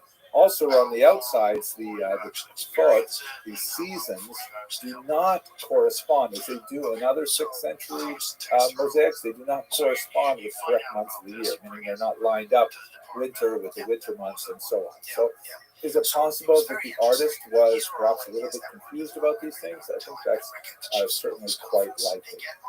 Okay, that's about it for a brief look at this fascinating 6th century synagogue. On behalf of Kosher Riverboat Cruises and my colleague, Professor Eddie Reichman, with whom I will be team teaching. He's an expert in Jewish medical ethics, and this particular cruise has special accreditation. Thank you very much for watching. Check out the website. It is going to be an amazing trip. Thanks again very much. I have a mystical experience on film. The segment when you can't make this up, when I take the blue pill, Morpheus analogy there. Hello, everyone. We're continuing with our series on Jewish art and artists. But I experience MDMA on film and mix it into Michael Pollan's How to Change Your Mind. And I'd like to look at a specifically historical context here of kind of a folk art that's associated with the Jewish catacombs of ancient Rome. I originally recorded this video prior to last scheduled trip of Kosher Riverboat Cruises to Venice, and I'm just so fascinated with stuff. I thought I would put it into this video again. I hope you find this interesting. The catacombs that were discovered in a Randanini vineyard. Apparently some farmers were working in the region of Rome, and they found these ancient underground tombs, which were common. I mean, there are a lot of ancient tombs in the region, and there was only one really external marker that you can see here. This is a lone standing structure that appeared to be some sort of cover over the tombs. When they got in there, it became very clear that the tombs were actually not Christian in origin. They were therefore not protected by the Papal Commission for Sacred Archaeology, because that only protected Christian tombs. Any pagan tombs or Jewish tombs, heretical tombs in other words, were exempt from protection of the church, and therefore could be explored with a lot more scientific research, and unfortunately could be exploited as well. That's part of the sad history of the Randanini vineyard, is that the catacombs discovered there in the next century or so since their discovery, many of the amazing inscriptions and other works of art that were discovered there were actually sold for profit, and it was exposed to anti-Semitic graffiti, especially during the 1940s. But nevertheless, the material that remains is absolutely fascinating and tells us a lot about the nature of the life of Jews in Rome in the 1st and 2nd centuries. Let us recall that the major population of Jews in Rome probably had a major spike in the 1st century after the Temple Revolt, when all kinds of slaves were brought back to Rome. Although Jews were clearly living in Rome prior to this period. So we have since then discovered 6 specific catacomb systems in Rome, which are definitely Jewish. It's interesting also to note that they're all centered around the Colosseum, which was built largely with the labor of Jewish slaves. So Silvia Cappelletti describes a lot of the history of discovery of these catacombs. They were known, of course, much earlier than 1859. Benjamin of Tudela, one of the most famous Jewish travelers of the 12th century, reports seeing some on the eastern bank of the Tiber, which is probably Monteverde that he saw. And later, early 17th century visitors also confirmed seeing them and described the presence of Jewish symbols, in particular the menorah. The menorah, the 7-branch candelabrum, is one of the most famous Jewish symbols. It goes back really to the ancient period, and it's especially poignant to think of because the menorah was the symbol of the lost temple. So therefore the Jews kept that symbol as their prime signifier of Jewish identity. Most of the graves seem to have been created in the 1st through the 4th century of the Common Era. It may seem strange to think of Jews being buried in these kind of underground crypts, but this is not at all strange in the ancient world. In Israel, in fact, there's significant descriptions of burial practice and exactly how the bones were interred and so on, and particular practices for reinterment. This is actually in keeping with the ancient, very ancient pre-Roman practice, the Etruscan practice of underground chamber burial. The Romans themselves actually preferred cremation. Cremation, however, was at odds with the Jewish and then, of course, later the Christian belief in the physical revival of the dead, the resuscitation of the dead that would occur in the Messianic period, and therefore inhumation or burial in the soil, as we have today, slowly became a much more popular practice. However, for quite a period of time, the practice of burying in crypts was maintained, and that's why we have these catacombs today. Most of these photographs are taken from an amazing website that you really have to visit. It says so much about all of this information. Catacombsociety.org. That is in memory of Estelle Chohat, who did a tremendous amount of research. There's a lot of her writings on this website, hundreds and hundreds of photographs, really worthwhile. Okay, let's have some look at what do you see inside these crypts. So here's an amazing picture that shows the interior of the system in the Via Gandamini, and you can see that there are these sort of horizontal rack-like graves on the left and the right that are lining the sides of the hallway. That's basically the main system of burial that's portrayed in this crypt, although it's clear that it was used over many centuries. It may even have had some usage by non-Jews, either prior to or post the Jews working in this particular area. It is quite long. We're talking about basically a quarter mile of tunnels that are used for the graves. Here's a map from Jessica Della Russo that shows the various levels, but there are also other forms of burial as well. There's also some burials, for example, in coffins. Some of them were apparently much smaller, indicating a lot of child mortality. Here's actually a lid that came from a Monteverdi. It's also quite possibly a Jewish child, which indicates some of the hesitations about the depiction of the human form in a three-dimensional image may have been ignored by some of these populations. Some of these were gorgeously decorated. Look at these image here. Beautiful. Looks like a date palm tree. Here you see a painted ceiling with peacocks and all kinds of interesting depictions. Here is the perennial menorah symbol within a Latin inscription. The vast majority are in Latin or in Greek, as you see here. But in both of these, you can see the menorah here as well. Well, I hope you found that interesting. I really find it fascinating, and I hope that you will be able to join us on the Gems of Northern Italy tour, which is planned for October of 2022. I'm really looking forward to it. I'm going to be on that trip, God willing, also with my colleague, Rabbi Dr. Edward Reichman, who does some fascinating stuff on Jewish medical ethics. We're actually going to be CME accredited for this, and I think that's really great for all of you physicians who are interested in joining us. So I hope you enjoyed the video. Thank you very much for watching. I don't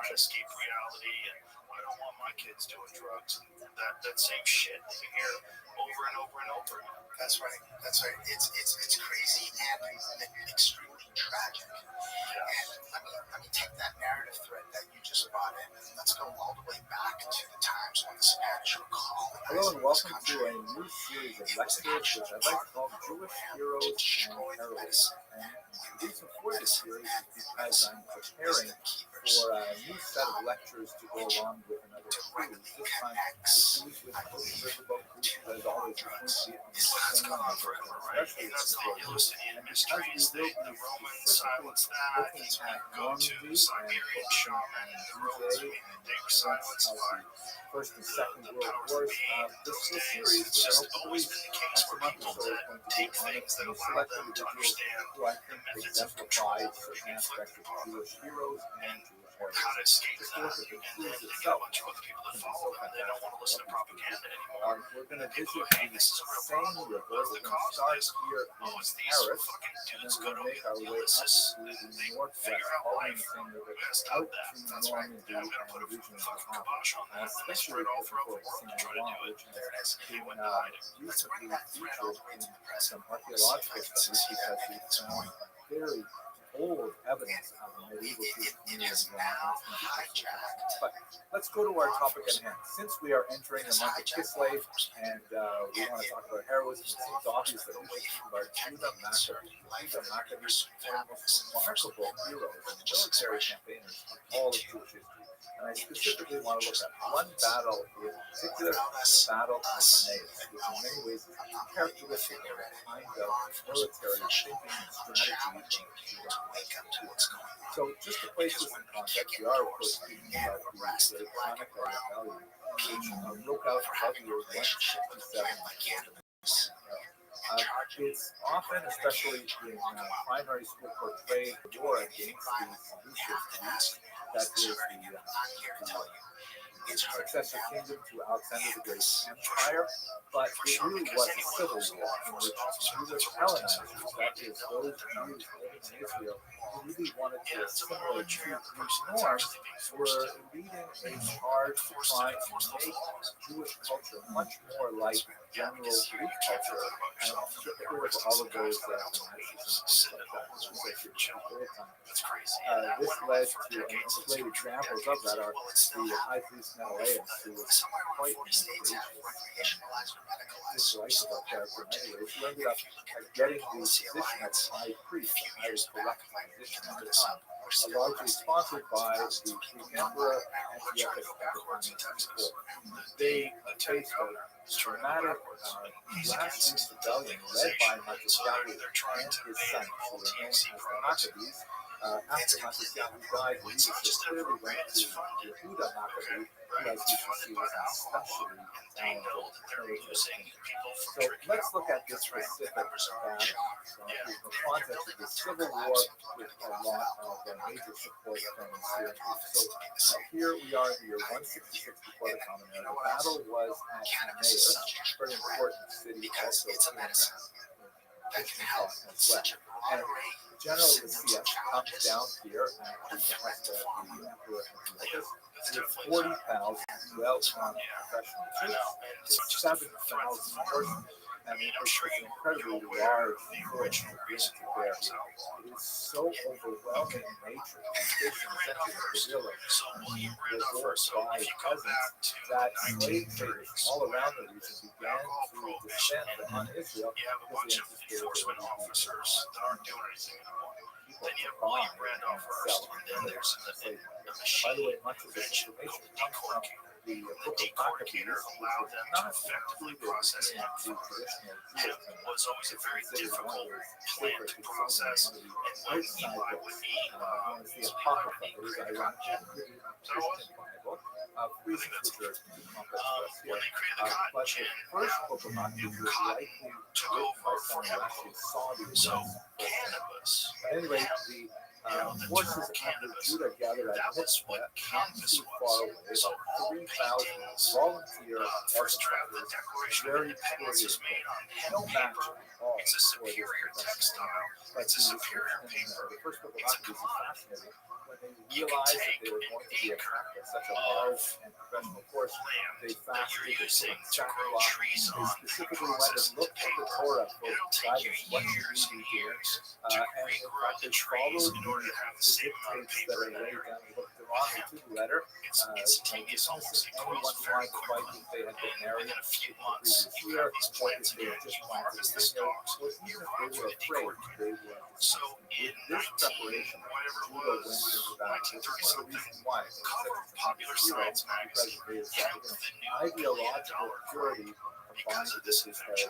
So this invention was going to, because hemp makes superior clothes. At any I rate, have a hemp jujitsu here's a kit map of that I the got from this company battle. called Dead Sword. It It's starts out fucking when indestructible. one of the local My cotton planters, bees, they run apart all the time. They're good for a year or two, and then they tear it. You gotta buy a new one, or you just show up in class with a monkey, and he which a takes lot of them people out do. in a Hemp geese rapid are way better. force They're march just forcing overnight, your hemp paper. hoping to You grab it, attack you pull it, you tear it. Like, this is crazy. It's so much stronger than regular that paper. this is It's a superior just a product. cleanup So William operation. Randolph Hearst didn't just own Hearst Publications. He didn't just own this dotted lines news that empire. He also owned paper mills. So he also owned when Judah forests heard that he about was growing trees this, in. they He rather recognized than this threat scattering from this into new the hills, which is industry. sort of like And so to go-to combat that move of threat, rebels he in starts this putting region, out or propaganda the pieces, caves and then they coined the term Couple. marijuana. So Instead, marijuana Judah makes was a very originally a bold term, move. a slang term for He wild actually Mexican moves to the tobacco. south It had nothing and to do with cannabis. avoids Gorgias. Cannabis, which had been used for thousands of years, and hemp, which had been used for thousands of years. So these are pretty good stories. Incredibly That bold. blacks and Mexicans were taking this new drug and raping white The women. camp is Then you completely have the surprised by Reaper Madness Judah's films attack, and all these they are propaganda defeated, films that and show the camp young is people set taking on a smoke fire, of marijuana and the vast losing their majority mind. of those So people act quickly and they But pass Judah laws, does not not even knowing direct his that they're troops to outlawing pursue hemp, the thinking that they're stopping this new drug. As Instead, most people he are orders aware of them it. to remain Clearly, this is and time before the stay internet. in Very hiding difficult to until access Gorgias to information and return. understand exactly what's Gorgias going comes on. back and finds So that they his camp is wait the on entire flames. world. So That's when Harry Judah Anslinger surprise and William attacks Randolph again Hearst, they all and conspired to throws stop them a commodity. And that's what hemp was. It had nothing to do with the psychoactive form of THC. It had everything to do with hemp as a commodity that was threatening to the businesses.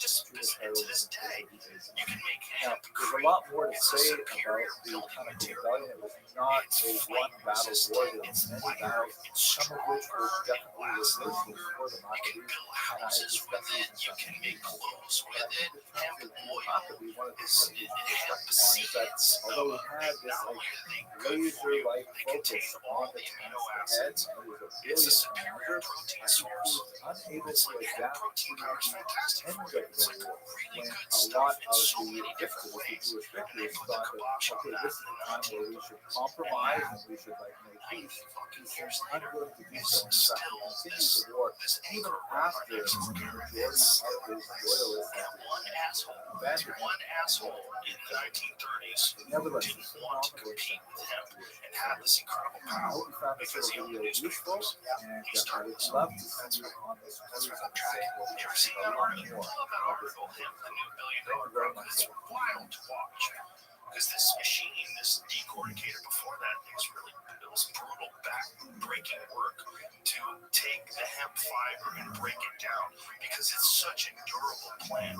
Like if you ever pick up a hemp stalk that was a mammoth tusk, but this is heavy. But if you had a hemp stalk that was this size, it would be incredibly light, like balsa wood. Hello and welcome to another brief lecture on It's like Jewish an healing. alien plant. Yeah, it's different. It sounds everything else. So here it is. Heroes and heroism. This lecture is part of a series A new cash crop with an annual value of several $100 million, all because of a machine that has been invented used which can solve as part of my a problem research to within prepare for 6,000 the years Kosher old. Riverboat It's tour. hemp, a crop that will compete with other American products. Instead, it will displace imports of raw This materials and cruise of the manufactured same river products planned produced for by 2020. cruelly and peasant So labor. today, since we are in the month of Kislev, I thought I'd look at one of the battles of the Maccabees, which is especially fascinating. It happens to be a battle that the Maccabees lost. Nevertheless, there's a particular moment of incredible courage that left a lasting imprint, especially in art history, but also in the spirit of the Maccabean revolution. It's the Battle of Bet Zechariah, which you can see here in this map, is not too far away from Jerusalem, which is just up to the northeast a little bit. It's near the town of Alon Shur and Kfar. Now, what exactly happened here? If you have a look at the description of the battle, the Maccabees come down from Jerusalem, where they encounter Antiochus' forces commanded by Lysias. Lysias had already learned that the frontal attack is not the best, so he decided to come down south and then advance to Bet Zechariah through Idumea, and there they had a tremendous battle, and the Maccabees actually had to retreat. But what's the specific moment of special heroism? It's associated with Elazar, who is the brother of Yehuda Maccabee. And here I'm going to read to you from the book of Maccabees itself, or my favorite edition of the Apocrypha. Now Elazar, called Avaran, that's an interesting discussion why he was called that, saw that one of the animals was equipped with royal armor. What are we talking about? The Syrian Greeks used these ferocious elephants in war. Really amazing, terrifying creatures. What's going on with this particular war elephant? It was taller than all the others, and he, Elazar, supposed that the king was on. So he gave his life to save his people and to win for himself an everlasting name. He courageously ran into the midst of the phalanx to reach it. He killed men right and left, and they parted before him on both sides. He got under the elephant, stabbed it from beneath, and killed it. But it fell to the ground upon him, and he died. When the Jews saw the royal might and the fierce attack of the forces, they turned away and fled. So this was ultimately a defeat for the Maccabees, a temporary defeat, but nevertheless, Elazar's heroism is one really bright spot in which you can imagine the incredible courage it must have taken to run up to this strange and ferocious looking beast and to take it down. You know, I think this actually inspired the famous Star Wars scene of taking out those big rocking creatures as well. Anyway, let's have a look at this in terms of art history, because what I find especially fascinating about it is Gustave Doré, I think, is a fairly realistic kind of depiction of the battle. But in the medieval period, most artists, especially in Christian Europe, had never seen an elephant. So it's really interesting to see when they're reading the Apocrypha. You'll recall that the Apocrypha was actually preserved in Christian Bibles, not in the Jewish tradition. So we have the Greek translation of this book that's still widely read in Christian churches. And they're trying to depict this in illuminated manuscripts. So they don't know what an elephant looks like. They say it's kind of like a big, like horse thing with sort of a long trunk coming out of his nose. So here's an example in which it looks a little bit like a horse with a trumpet. And notice that the scale is way off. Like, I have no idea how big an actual elephant looks. Here's another example where the artist just gave up and said, oh, it's basically a horse, right? A big horse. Here's another example in which it's kind of like a happy dachshund or something like that. Another version in which the proportions look about right, but again, the scale is totally wrong. And I have to say that of all the depictions of Elazar's death, this one is perhaps the most horrible. You can just imagine being squashed in that manner. Here's one in which the elephant gets a little bit closer to reality, but the trunk is totally wrong. And here's one which looks a little bit like kind of a saber-toothed tiger with a trunk. Again, the artists are just flailing about trying to figure out how to depict these elephants. This one is great. It's kind of like a salamander with these bizarre ears. And here is actually my all-time favorite. This one, I think, inspired Dr. Seuss. So, all joking aside, the heroism of Elazar is absolutely amazing, and he has, in fact, earned a name for himself for this tremendous act of courage back in the era of the Maccabees. Thank you very much for watching. Is it a sacred sacrament? Is it not? Right. These are these Brazilian churches that are taking ayahuasca. Right. Yeah. And again, we're talking. I don't want to talk poorly about alcohol. Drink alcohol. I'm not talking poorly about these people should go get their rights. Right. Yeah. More power to them. But you can't have it both ways. Not them. I'm talking to the government. Right. You have to make logical sense as to why you're imposing these laws and then imprisoning people and taking away their freedom for not listening to you. That's right. Because you don't make any sense. And here's another part of the problem. Hello and welcome to another video in the Jewish Heroes and Heroism series in connection with Kosher Riverboat Cruises. Today I'd like to speak about a very inspirational young woman named Hannah Senesh. She was born in Budapest, Hungary in 1921 to an assimilated Jewish family. Her father unfortunately passed away when she was only 6 years old, and she was raised by her mother together with her brother, Yorki. She was a very bright young woman and did very, very well in school, and had a quite passionate attachment to Zionism. So in 1939, with admittedly the political situation in Hungary deteriorating, she moved to Israel. She made Aliyah, she joined the kibbutz there. But that was not enough for her. She wanted to do something for the people of her homeland in Hungary, and so she decided to volunteer to work with the British as a parachutist. She was one of 37 odd individuals out of 250 applicants who were selected to parachute behind enemy lines into Hungary, where they would work with the resistance. Once they landed in Europe, they learned that the Nazis had overthrown the local Hungarian government, and that they were implementing a much more rigid regime of anti-Semitism. Most of the men in her group called off the mission, but she insisted on penetrating enemy lines and working with the partisans to try and destabilize the country. Unfortunately, she was caught by the Nazis, she was imprisoned, and she was tortured, beaten horribly, losing several of her teeth. But throughout her entire ordeal, she refused to give up the signals through a radio transmitter that she held, which would have betrayed several other members of the resistance. After a show trial, she was ultimately put to death by the Nazis. One of the things that has come to light since her execution at a tragically young age is the fact she was a very talented poet. I myself have been very moved by her poems and have included them in some of my other lectures. One of the most famous of her poems in Hebrew has become kind of a youth anthem in Israel, and I'd like to read it to you here. I'll read it in English translation, but you can see in the screen the Hebrew original. Blessed is the match consumed in kindling flame. Blessed is the flame that burns in the secret fastness of the heart.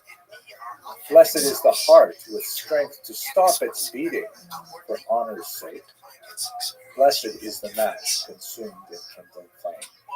She composed this poem shortly after landing on European soil, shortly before she would be captured, and shortly before, like the match in her poem, she would be consumed in the heroic flames of her self-sacrifice for her people. We plan to study the lives of many great Jewish heroes in the thousands of years of Jewish history on the Normandy Seine River cruise, which will take place in July of 2022, God willing.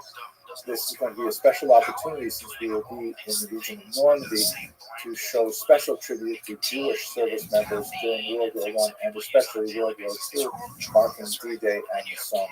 I hope you'll be able to join us. Thank you very much for watching. How do you have cannabis and methamphetamine in the same thing? How do you have psilocybin and heroin in the same group of things? That's this is crazy. That's right. How do you have industrial opiates? Yeah, you're all in that same category. We've been stripped of our power to define what medicine is. Yes. Right? Yeah. Have you heard people say community is medicine? Joy is medicine. Oh, yeah, for sure. It is. Right? Yeah. Well, ask a hardcore Western science model. Is that medicine? They go, well, you got to show us the evidence. Yeah. Hello, fellow students of Jewish history. I'm sure It's like worse than cigarette smoking. That's right. In terms of like how long you live. that you are, like me, following the events in Ukraine with great trepidation. It's terrifying to see the impact of this cruel Russian invasion on a civilian population. And I'm specifically concerned for the health and safety of their remarkable president, Volodymyr Zelensky. And I'd like to take this opportunity to speak a little bit about his leadership in the historical context of Jews living in Ukraine. It is my small part to respond to his recent request that Jews around the world raise their voices in protest at what is happening in Ukraine right now. Zelensky's leadership is surprising and inspiring in so many ways. His heroism under these current circumstances, of course, has gripped the attention of the world.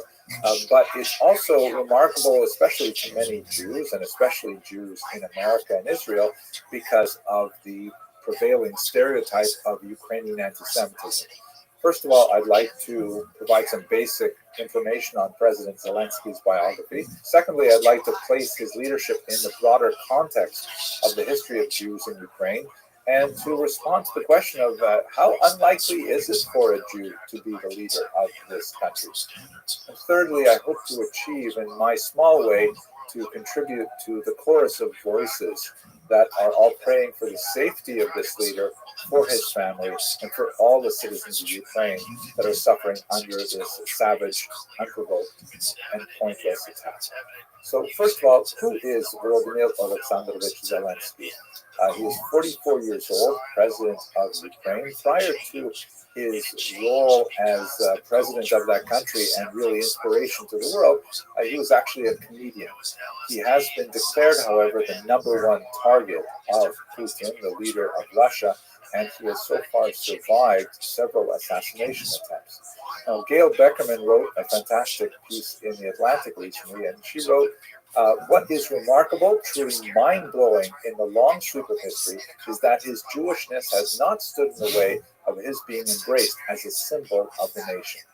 Now, we'll agree that Zelensky himself is remarkable and mind-blowing, but in the long sweep of history, I would say it's only remarkable and not necessarily mind-blowing to see a Jew in a leadership position in Ukraine. It has, after all, happened several times before that Jews have been within the very tight leadership of this country, particularly over the last century, and I'd like to kind of explore some of those details now. Zelensky's parents were in many ways typical for their generation. They were both highly educated, very urbanized, literate. His father was a professor of mathematics, his mother taught engineering. And note that they were specialized in non-ideological fields, meaning although they may have been very cultured and very engaged in other kinds of aspects of life, Soviet Jews, when they studied in university, they tended to gravitate to those fields which would be less vulnerable to critique. For example, you don't have a lot of university-trained Soviet Jewish historians because that tends to be a highly ideological field. Zelensky's parents were typical of a type of Jew that was known as Homo Sovieticus, or Soviet man, Soviet human. The idea was to try and keep your head down as much as possible, to not affiliate openly in any way with any organized Jewish entity, certainly not to attend a synagogue, because that was, during the very repressive era of the Soviet Union, the best way to get yourself on the KGB mailing list and to be exposed to all kinds of persecution, small and large, in the future. So they strove to excel and to raise their families quietly, but to stay away from anything ideological or political and so on. They were Russian speakers. This is also fairly typical of Jews because as a minority, Jews tend to sort of culturally orient themselves towards the dominant population, and Russians clearly dominated Ukraine for much of the 20th century. Zelensky himself was raised as a Russian speaker, his first language, but he adopted Ukrainian as his second language, like many people of his generation. Actually, one of the things that I've witnessed in my own lifetime and over the course of my own visits to Ukraine, that it was, in the 1980s, clearly dominated by the Russian language, except in the western regions of the country. But now it's overwhelmingly Ukrainian speaking, and the Russians are in the minority. It's remarkable how that changed really since 1991 so rapidly. He also, Zelensky, studied English, and he studied very well. He's actually quite fluent in the language. Let us not forget that he was only 13 years old at the time that Ukraine became independent, so he was an adolescent at the time when that cultural shift was happening. His wife is not Jewish, which is very typical for Jews in Ukraine, just like it is in the United States of America, a very high degree of intermarriage between Jews and Ukrainians. He went to school and he studied law, also typical for Jewish kids, although a little bit more ideological, particularly in the independence period. And then he went into comedy.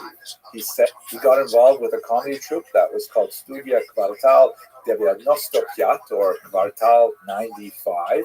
And this is also actually a very long Jewish tradition.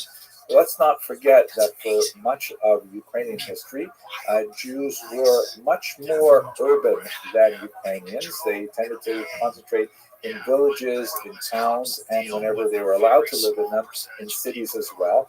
And there were certain kinds of activities that Jews gravitated towards. Entertainment is one of them. And you have a very long tradition of Jews in the klezmer music tradition.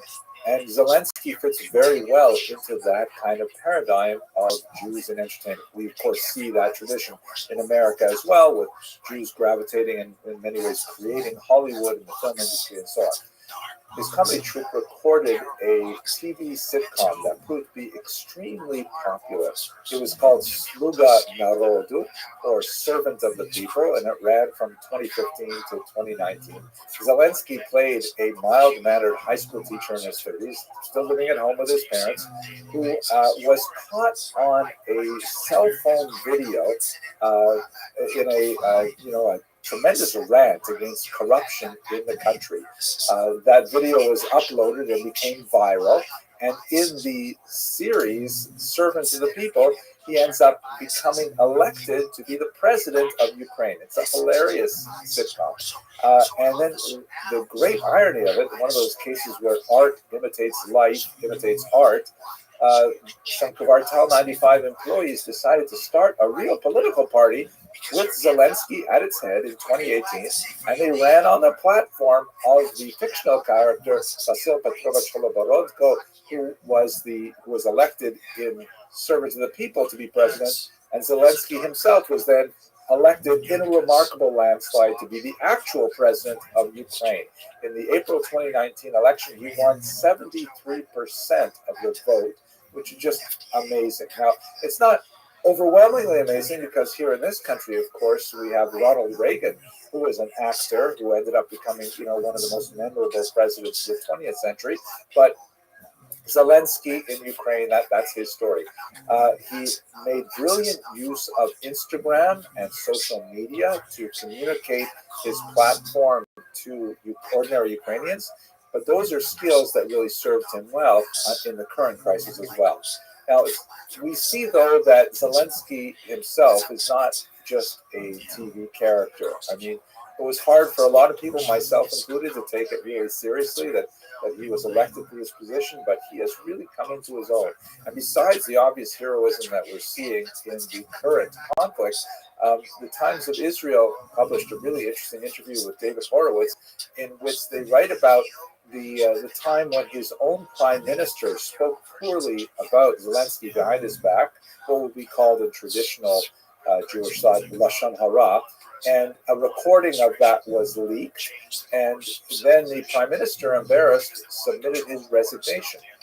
But Zelensky denied the resignation letter, saying that essentially if he were to leave the government this time, it would be very destabilizing, would have a negative impact on the Ukrainian people. So this is a phenomenal demonstration of character that he was willing to forego his own personal humiliation because it was really for the betterment of the nation. He truly was a servant of the people in that particular episode.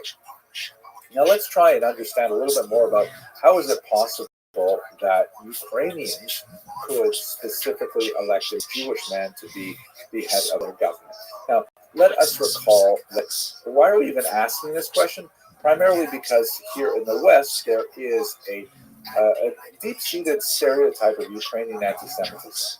I think it's especially true of children of Holocaust survivors who grew up in the diaspora for two reasons. First of all, because there was a certain degree of Ukrainian collaboration with the Nazis.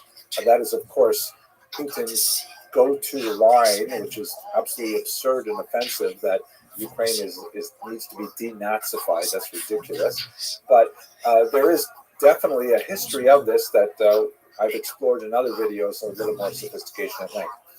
The second reason for this, for the stereotype, is because Jews in the diaspora have been separated geographically from the normal day-to-day of Jewish Ukrainian life. I mean, look at it this way. Jews have lived in Ukraine. There has been documented Jewish life in Ukraine for well over 1,000 years. If you were to add up the years in which there was sustained violence from Ukrainians directed against Jews, and there were, of course, such moments of possible pogrom in 1113, the pogroms of 1648-49 under Khmelnytsky, the 1768 Haidamach uprising, of course, the pogroms of the early 20th century and the Revolutionary era, and then the Holocaust, which had Ukrainian collaboration to some degree with the Nazis. If you added up all of those years, however, you would only get to about 4% of the entire scope of Ukrainian Jewish coexistence. And over the much longer period of time, like 96% of those years, Jews and Ukrainians are doing business together. They are exchanging recipes. A lot of Eastern European cooking is essentially Ukrainian cooking. We're exchanging, linguistic terminology. Ukrainian Yiddish is heavily influenced by Ukrainian. Even in the most intimate of terms, like for example, in Yiddish, we don't call our fathers, Abba, which is the Aramaic and Hebrew word, or Abba is actually a Hebrew word, but Abba is more common. We don't call them Vater, because that's like a German term, even though Yiddish is essentially German. We call them Tato or Tati, which is based on the Ukrainian Tato. And we can go on and on with so many words which are like kitchen vocabulary, home-based words that are really Ukrainian. Yiddish doesn't absorb those words unless Jews and Ukrainians are spending time as children in each other's kitchens, unless there is a significant amount, particularly through women, of cultural cross-fertilization. So, thinking about it in those terms, it makes more sense for us now to just stop talking about Ukrainian anti-Semitism, please. There is a place for that, but it's not here and it's not now. Let me just conclude this small mini rant with this particular Pew Research Center chart, which was conducted in, I believe, 2019, looking at the rate of anti-Semitism in various Eastern European countries. And in this remarkable study by a very reputable organization, it appears that Ukrainians are far more likely to welcome Jewish neighbors. What does this chart actually say? When asked, would you accept Jews as fellow citizens, only 5% of Ukrainians said no. That is the smallest number of any of these states. Russia, 14%, Lithuania, 23%, Romania, 22%. Those are serious issues. Poland, 18%. But I wonder if the United States would even come close to that 5% number. That's pretty remarkable. Well, the election of Volodymyr Zelensky was not a one-off phenomenon. This is something that is really demonstrative of Ukrainian society as a whole, and I hope to demonstrate in the next few minutes why that might be so. One thing that's very important to understand about Ukraine as a nation is that it's been bifurcated for much of its history. Not exactly down the middle geographically, but culturally very much so. The western parts of Ukraine, concentrated in the region known as Galicia or Halichina, has always been very much oriented towards Europe, whereas the center east of the country has been more oriented towards Russia. And throughout its long history, Ukraine has kind of vacillated between, do they balance more heavily towards European models of thinking, or do they balance themselves more towards Russian ways of thinking? There is a clear distinction in so many ways.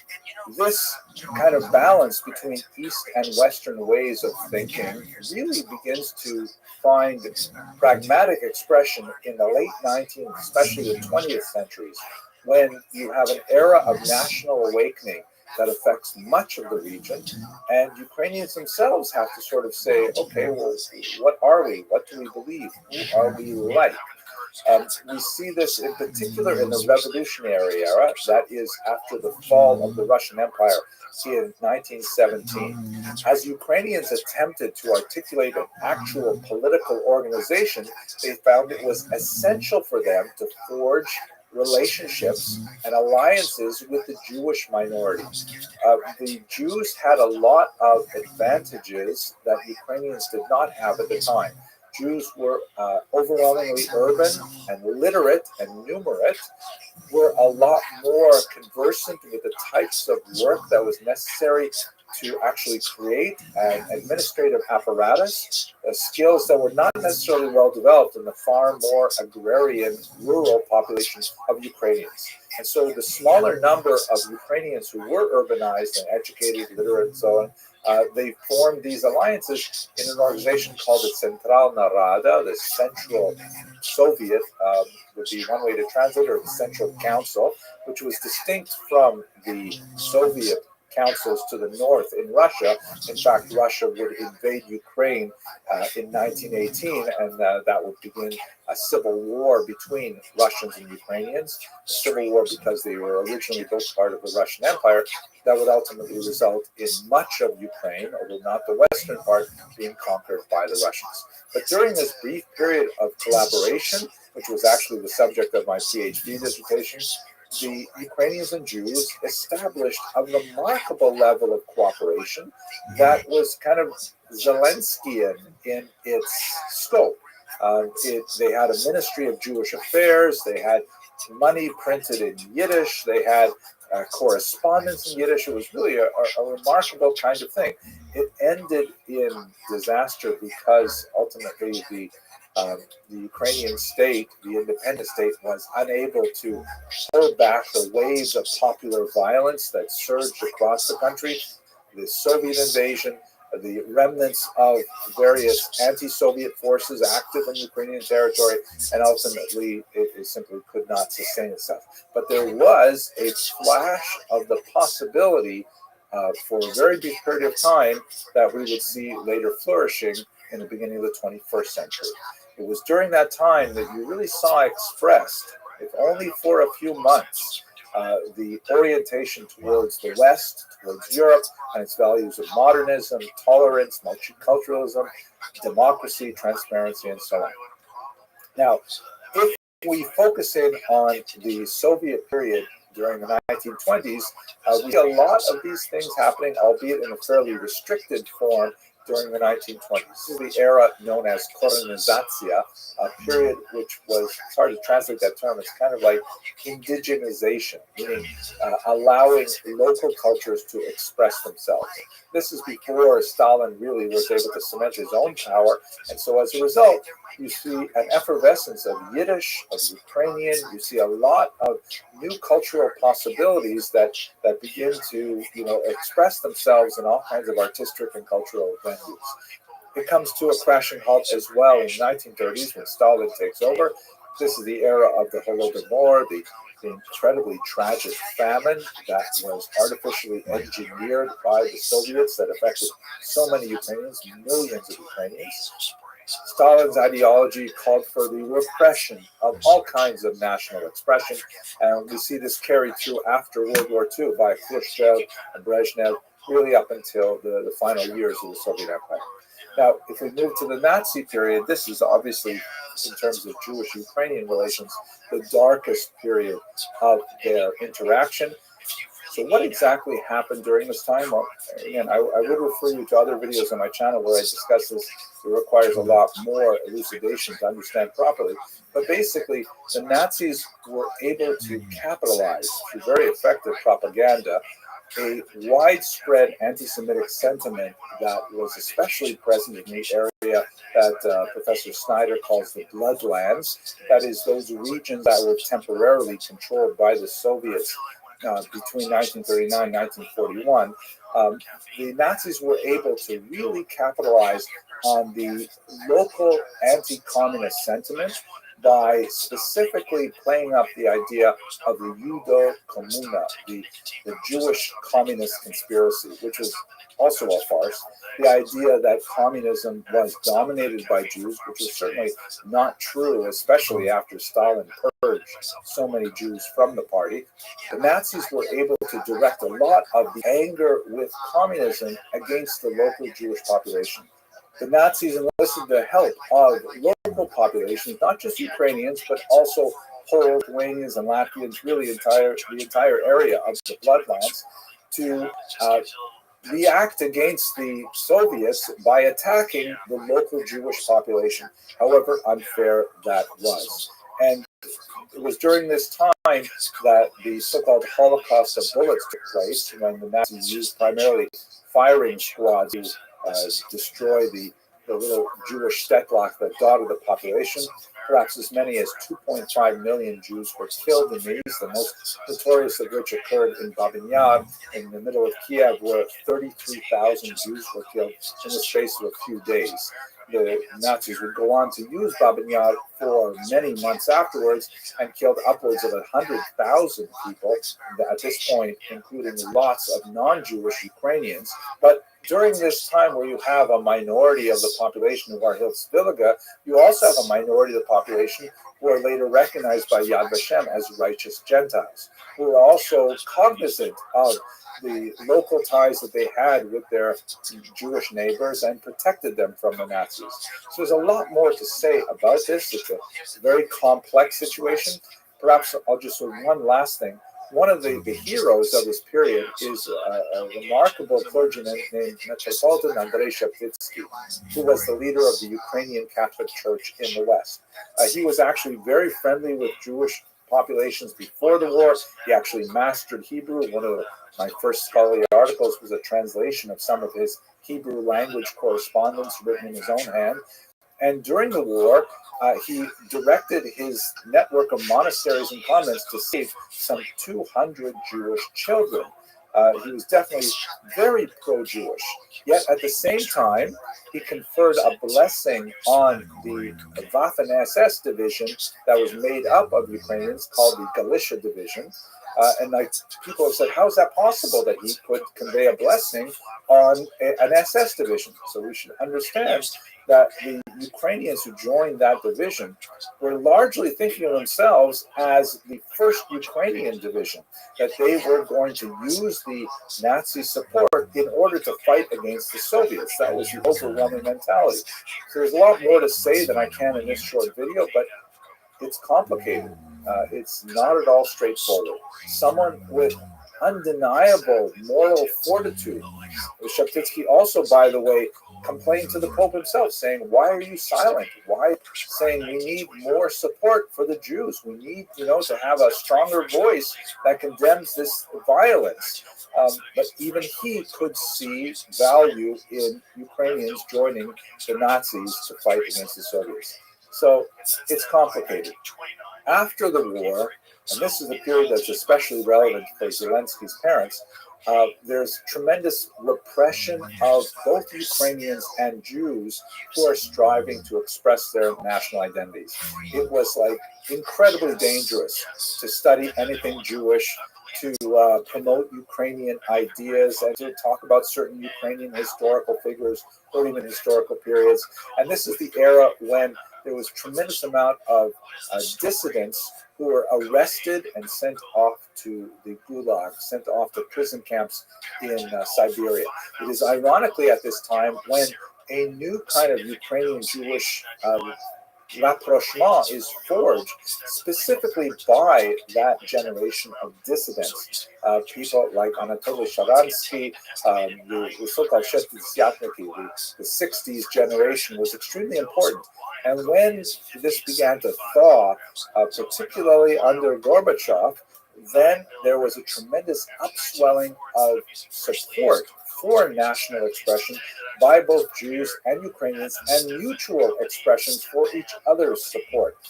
This is happening not just in Ukraine, but also in Poland and in Belarus to a certain degree, especially in the Baltic states. And a lot of these regions, the former bloodlands, are beginning to communicate with each other and to leapfrog over each other to make more and more demands for what Gorbachev would call glasnost, or openness, and even perestroika, reconstruction of the Soviet Union. Ultimately, the Soviet Union is unable to withstand the growth of this nationalist feeling, and in 1989, it goes into a period of collapse. 1991, Ukraine becomes independent, along with the Baltic states and so on.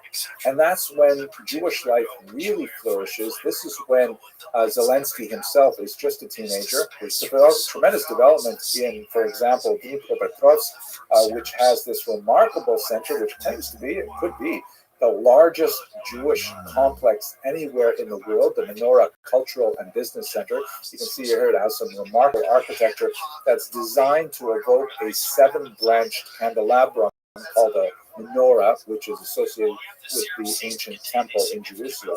I've been there. It's a remarkable place. The community there in Dnipropetrovsk, sometimes abbreviated to Dnipro, because well, originally it was named Yekaterininoslav, but they said that's too hard to pronounce, so they switched it to Dnipropetrovsk, and I think Dnipro is even a little bit easier.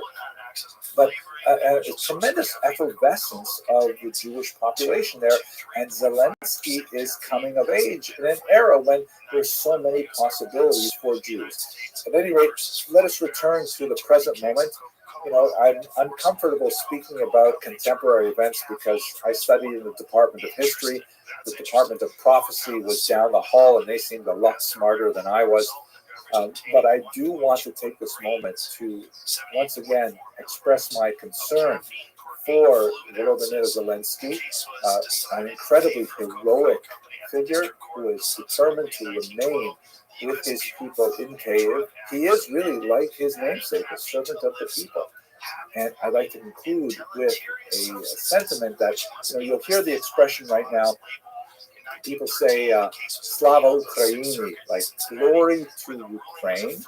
And then the response is Heroyam Slava, glory to the heroes.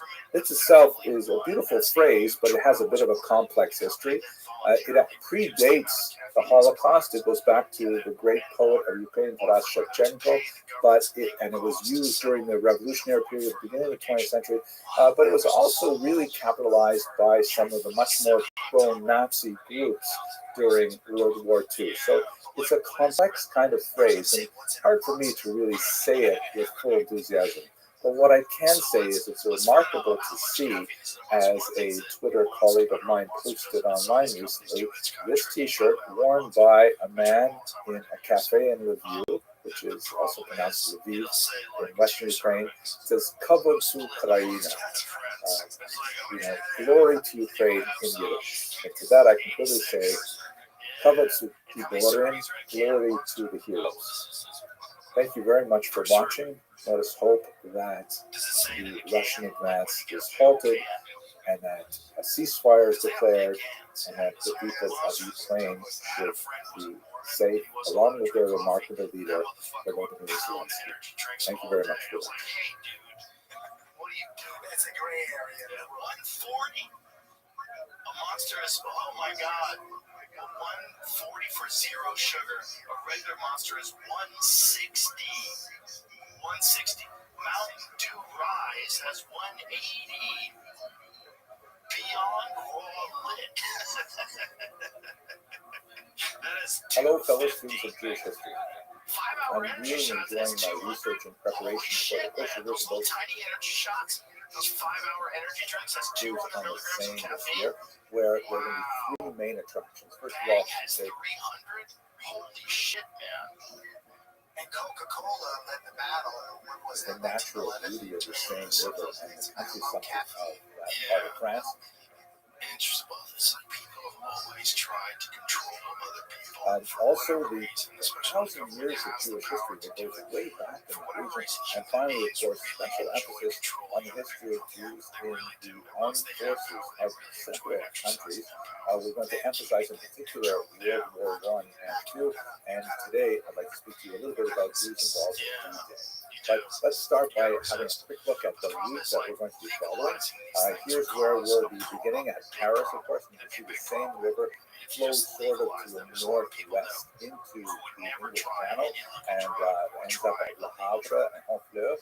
And we're also going to be looking at the city of Rouen, which has a really fascinating Jewish community that goes all the way back to the 11th century. In fact, in the 12th century, they had a local leader there of such importance that some Christian texts refer to the local Jewish leader as the King of the Jews. here is a modern picture of the medieval Rue des Juifs or the road of the Jews that exists in Iran today. It was also the site of some fascinating Portuguese and Spanish refugees from the Inquisition, including João Pinto Delgado, who in the 17th century wrote a lot of really interesting polemics to defend the Jews who had returned to their Jewish identity after fleeing from the Iberian Peninsula. But let's focus today on D-Day, because some really interesting things associated with Jews and their military service related to this event. D-Day is, of course, Tuesday, June 6, 1944. It is the day that marks the major Allied landings at Normandy in the huge step forward in the fight against Nazis in World War II. It was also known as Operation Neptune.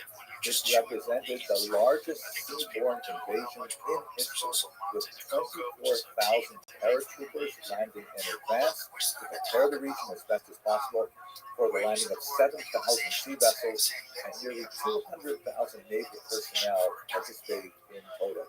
About a quarter of those, by the way, were American. There were tremendous losses on both sides, the Allies and the Germans, about 20,000 casualties. And the Allies, 4,000 of those casualties were actually soldiers who were killed in this very, very difficult military stuff. Here you can see a map that shows the sites of the landing. The Seine River flows just through the east of the major landing sites, including Omaha Beach, where we'll be spending time looking at the region and a remarkable museum that's located there. An incredibly punishing and difficult landing. The Germans were well prepared for it, and they knew that it was going to be coming eventually, so they had reinforced the region. There was a tremendous amount of difficulty and effort imposed in trying to make the landings at several beaches.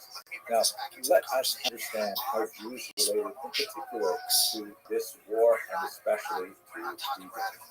Jews, of course, coming from America, had a unique perspective on the war because they realized already by 1942, reports were circulating of the concentration camps, the death camps, and the horrible persecution of the Nazis were being argued. So Jews had a special sense of responsibility with regards to beating back Nazism, and they realized that if they were to be captured, it would be considerably more dangerous for them than regular American POWs.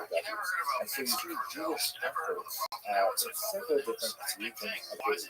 In the arts, for example, Jews like Irving Berlin, who was a very well-regarded composer of popular music in the first half of the 20th century, he devoted his to writing what has become a major anthem for the American people, God Bless America.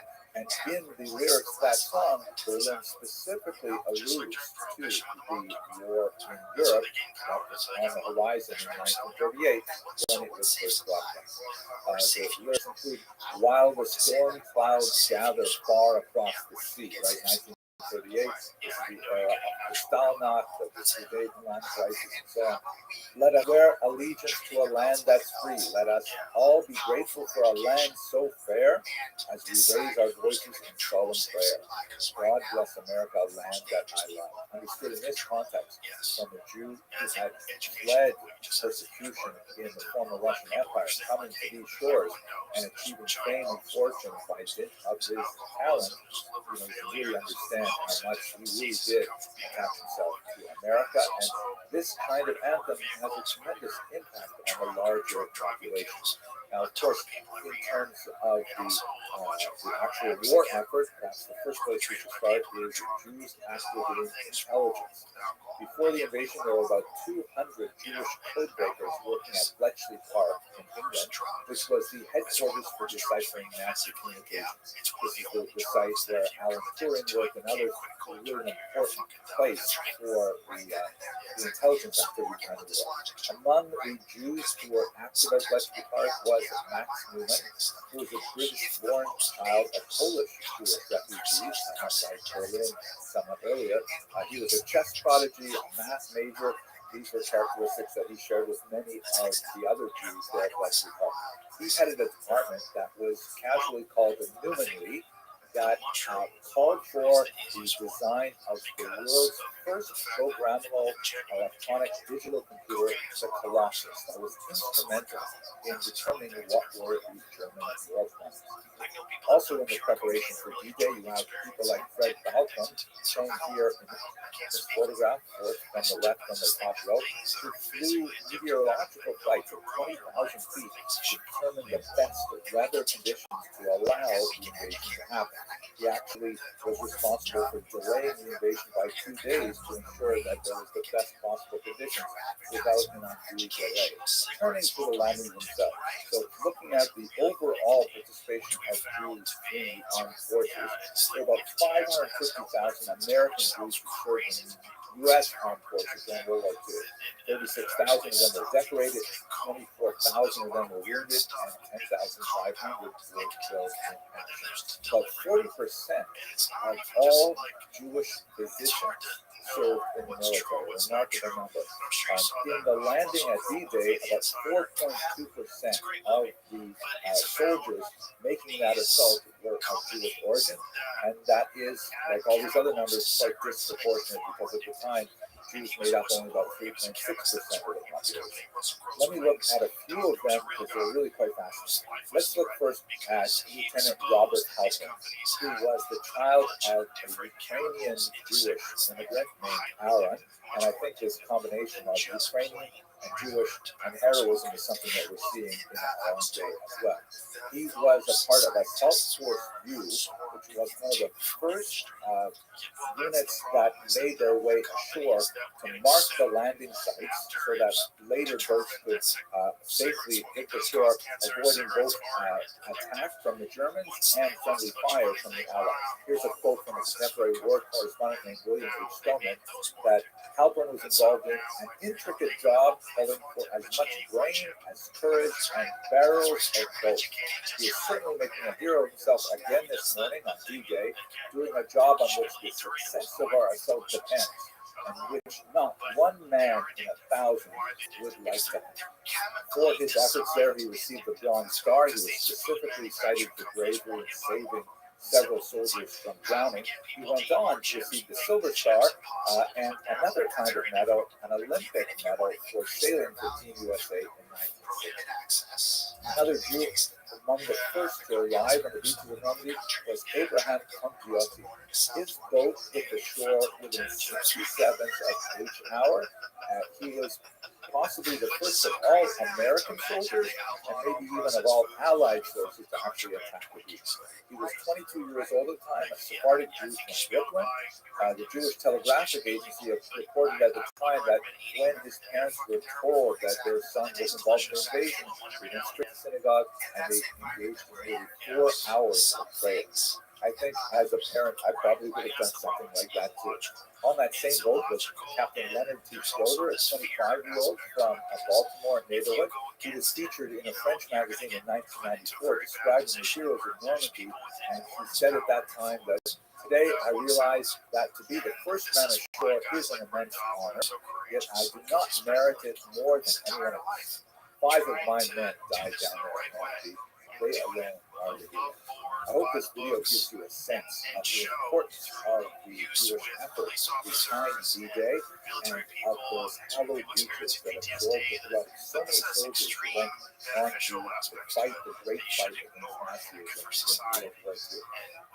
If you are able to join us on this cruise, where we'll be looking at the beautiful scenery of the Seine River, the 1,000-year history of Jews in the region, and specifically focusing on the history of Jews in the armed forces, I would love to meet you in person and spend some time with you on this wonderful experience.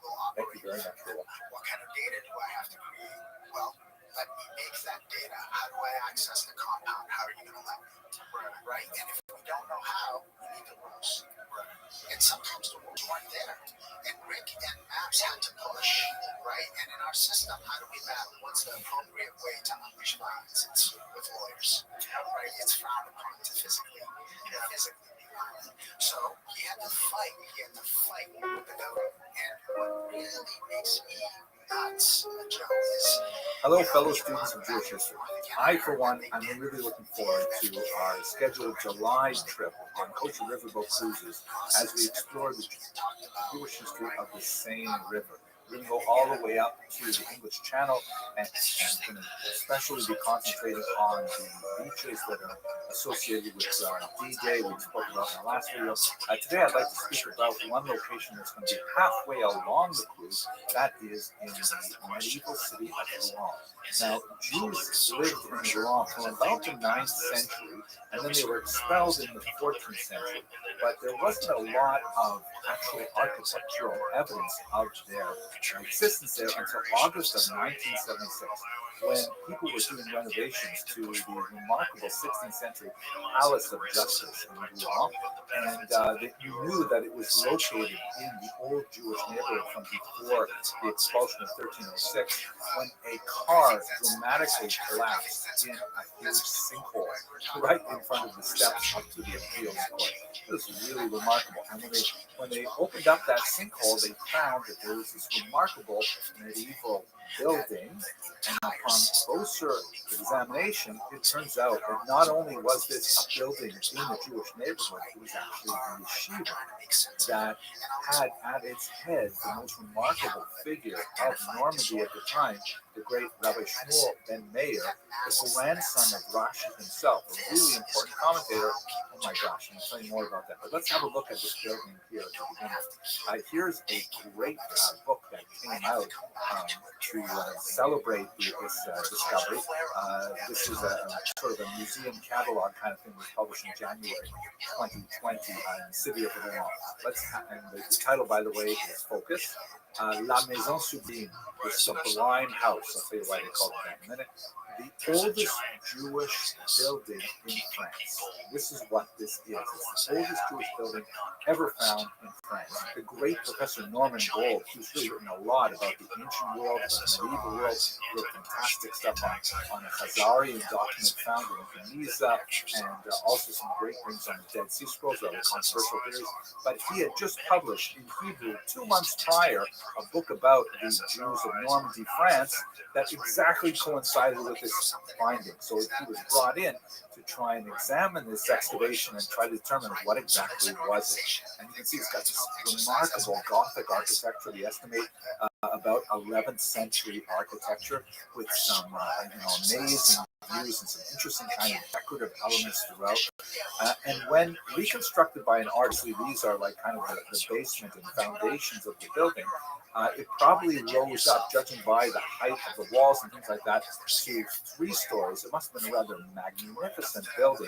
And it was not just a house. It was clearly something that was intended for public use. Now, what really changed was when they discovered some graffiti scratched into the walls in the basement. Here's a photograph of the rabbi of Rouen at the time, Solomon Perez, who's showing the graffiti to the great rabbi of France, Rabbi Yaakov Kaplan, and Jean Leconnet, who was the mayor of Rouen, and he's pointing out this remarkable phrase. As you can see here, this is what it looks like. It's the first one, the top blocks there said, this house will be sublime until the rock of Zion shows mercy. In its original context, it's a quote from the Book of Kings. This house refers to this temple, right, in Jerusalem. In this context, it's kind of like a pun saying this great yeshiva will remain in place. How ironic that it still remains in place. This house will remain until the Messianic era. Now, what I find absolutely fascinating about this amazing building is not only the fact that, this is the oldest building in France that's ever been discovered from before the expulsion of 1306, but that we know from Professor Gold's search that the Rashbam actually taught here. And when we go visit this, you'll be able to walk on the same stones upon which the Rashbam himself walked. We also know that the remarkable commentator Avraham ibn Ezra, another great favorite of mine, visited this particular yeshiva. And so just to be in a space where these great medieval thinkers were, I think that's just been fantastic. So this whole cruise is going to be amazing. I hope that you will be able to join us on this cruise. Please check out the website website that I'll put at the end of this video. If not, I'm really looking forward to sharing with you the videos that we make as we visit these remarks. Thank you very much for watching. And they stopped production of it. And then he released a new book called The Dead Sea Scrolls and the Christian Myth, and that one was available. But then, since then, they've republished both of them. Yeah, both of them. But the big one was The Sacred Mushroom and Cross, because that was the one that was kind of very difficult to get. And I have a couple copies of it, but they're original copies that I have bought. Okay. And it's a fascinating book. Hello, fellow students of Jewish history. I've been doing a lot of research lately in preparation for the kosher riverboat cruises along the same river later this year, looking at the Jews of Normandy in particular. I came across something just recently that was just so fascinating. And this is what he's saying, is that they thought that when it rained, Maybe a little bit geeky and a little bit specifically for those who are interested in a deep dive to how history is actually written, but I just can't help it. I got to tell you about it. This is so fascinating. This is a discovery of Professor Norman Grove, a great scholar who really was one of the most prominent scholars looking at things like the Dead Sea Scrolls and a lot of really unusual discoveries in the Cairo Geniza specifically. He just passed away, unfortunately, in 2020. Now, this particular story describes his old school scholarship, the kind of scholarship that I barely remember from my graduate school days, because with the internet, everything has changed. Basically, he came across a published text. He saw something funny in the way the text was published, and he said, "Oh, I wonder if it's actually what it looks like in the original." So he goes and he travels to England to see the original, right? These are things you have to do before the internet was invented.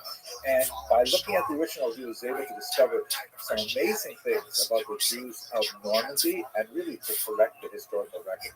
All of this is told in one of his most recent books, The Jews and Medieval Normandy, a big, thick brick of a book that has some tremendous information.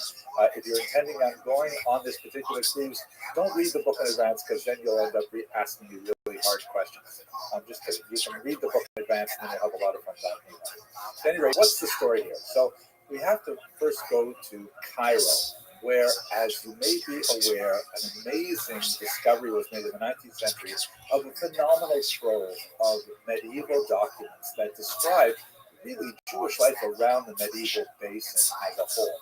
The Cairo Geniza is so named because it was a repository for all kinds of texts written in Hebrew characters, whereas Jews today still have the custom of not disposing of works that are written with religious intent. For example, if they include the name of God in them, those are called shameless. They put them instead in a place called a Geniza, which is like a storeroom or a treasure house, something like that, and then eventually they are buried.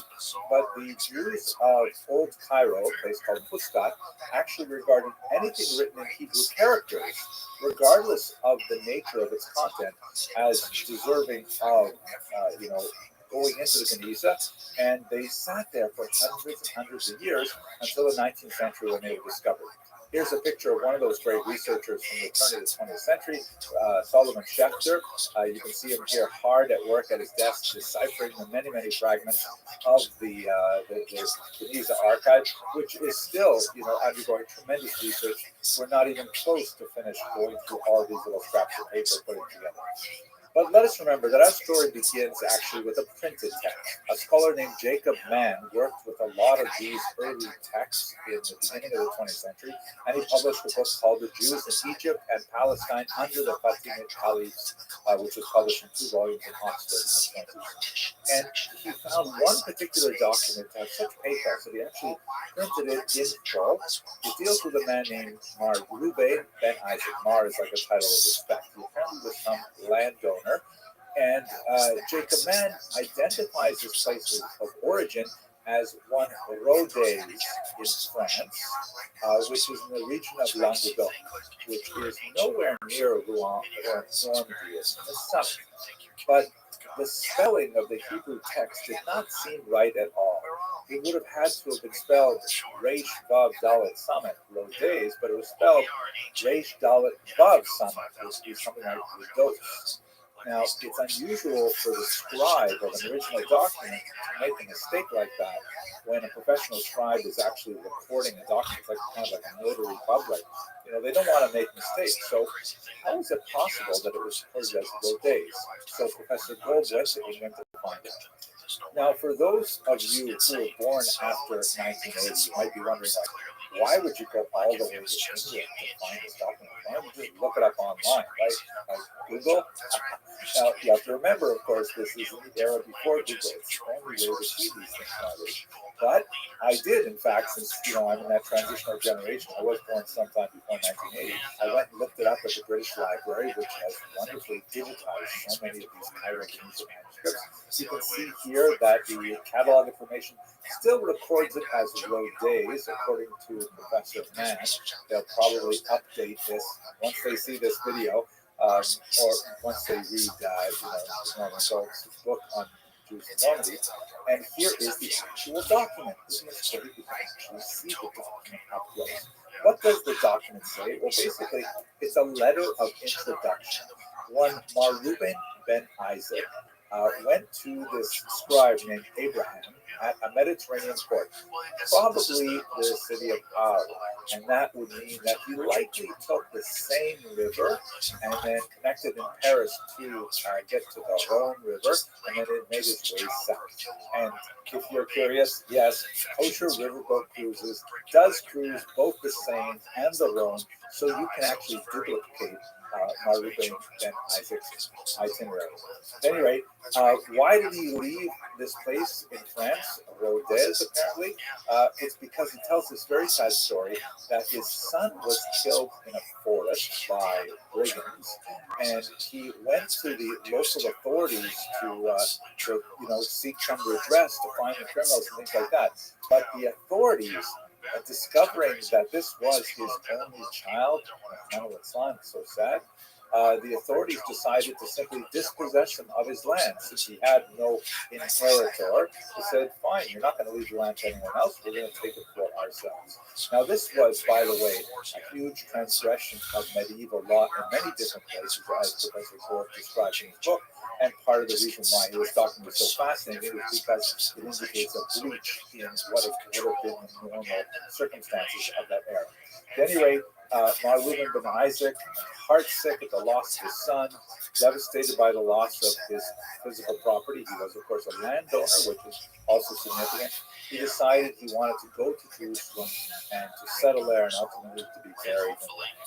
And he made his way down through the Mediterranean and then over to most likely Beirut, and he stopped in a very large Jewish community of Damascus where this letter served as a letter of introduction. It's fascinating. Now, let's look at the kind of geeky stuff about how do we connect this from Rodez to the law. So if you look at the key passage in the text here, I've blown it up. You can see here where I've circled the text. That's the place name. Now here, it looks like Rados. That's how Professor Mann read it. And it could be Rados or Rodez, but he identified it as Rodez, which would have been in the south. However, this bothered Professor Gold. If you look more carefully, consonant by consonant letter, and you see in the next line there's this word Bekesef, which is a very common word. It means with money.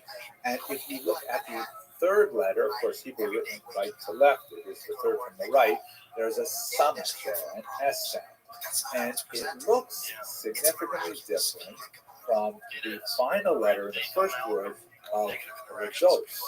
And in fact, if we zoom in a little bit, you can see that the summit and the final mem are very, very slightly different, especially if you look at the lower right corner, where the final mem in Radon is slightly more of a 90-degree angle, and the summit is more kind of a 45-degree angle. This tiny, tiny difference makes all the difference in the world of how we read that word. Rather than reading it like Professor Mann does as Rodez, reading it rather quickly, a very, very careful look at this text suggests that it's not Rados or Rodez, but Radon. That makes a lot more sense. Now, where is Redon? The original Latin name for Rouen was Rotomagus, and in the medieval period it was shortened to Roton or Redon. That would be the Hebrew use, and the pronunciation later shifted to Rouen. So, in other words, what Professor Gold did by looking consonant by consonant is he was able to shift the location of this letter from the south of France to Normandy to the city of Rouen. There are tons of fascinating implications of placing this in Normandy rather than the south of France. I don't want to make this video much longer. Please have a look at Professor Gold's book for all the discussion. There's about 50 pages to it. But let's just finish the story of Ruben ben Isaac specifically. So if you look at the other side of this document, verso, you see there it's written with several different hands, not described from Al, but that continues the story. And amazingly, by looking more broadly in the Geniza archive, another document turns up, which deals with this same person and continues the story.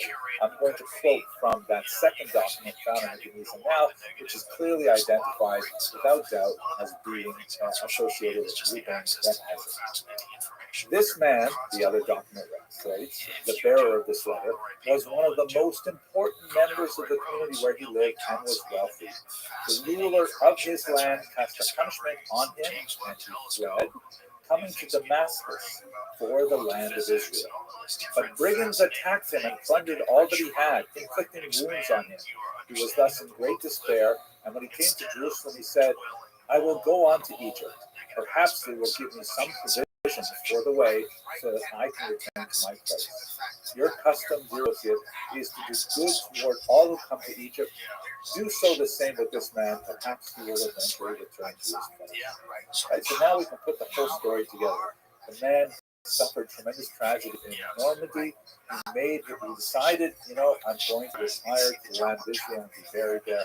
He made his way over to Damascus, got more letters of introduction, but on the way to Jerusalem, unfortunately, he was attacked again, lost all of his possessions.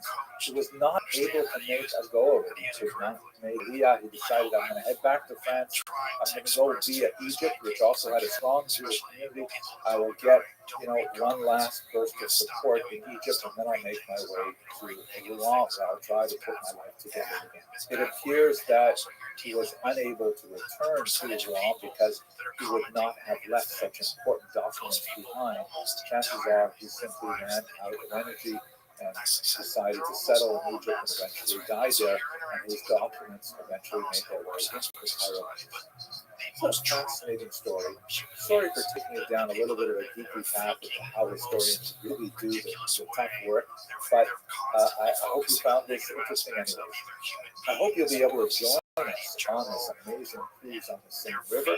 There's some fantastic, amazing medieval Jewish history in Normandy, and especially on the coast. We're going to be focusing, of course, on Jewish military history and Jewish military heroism because of the tremendous significance of that location for World War II and World War I as well. Thank you very much for listening. Be careful about what you let in.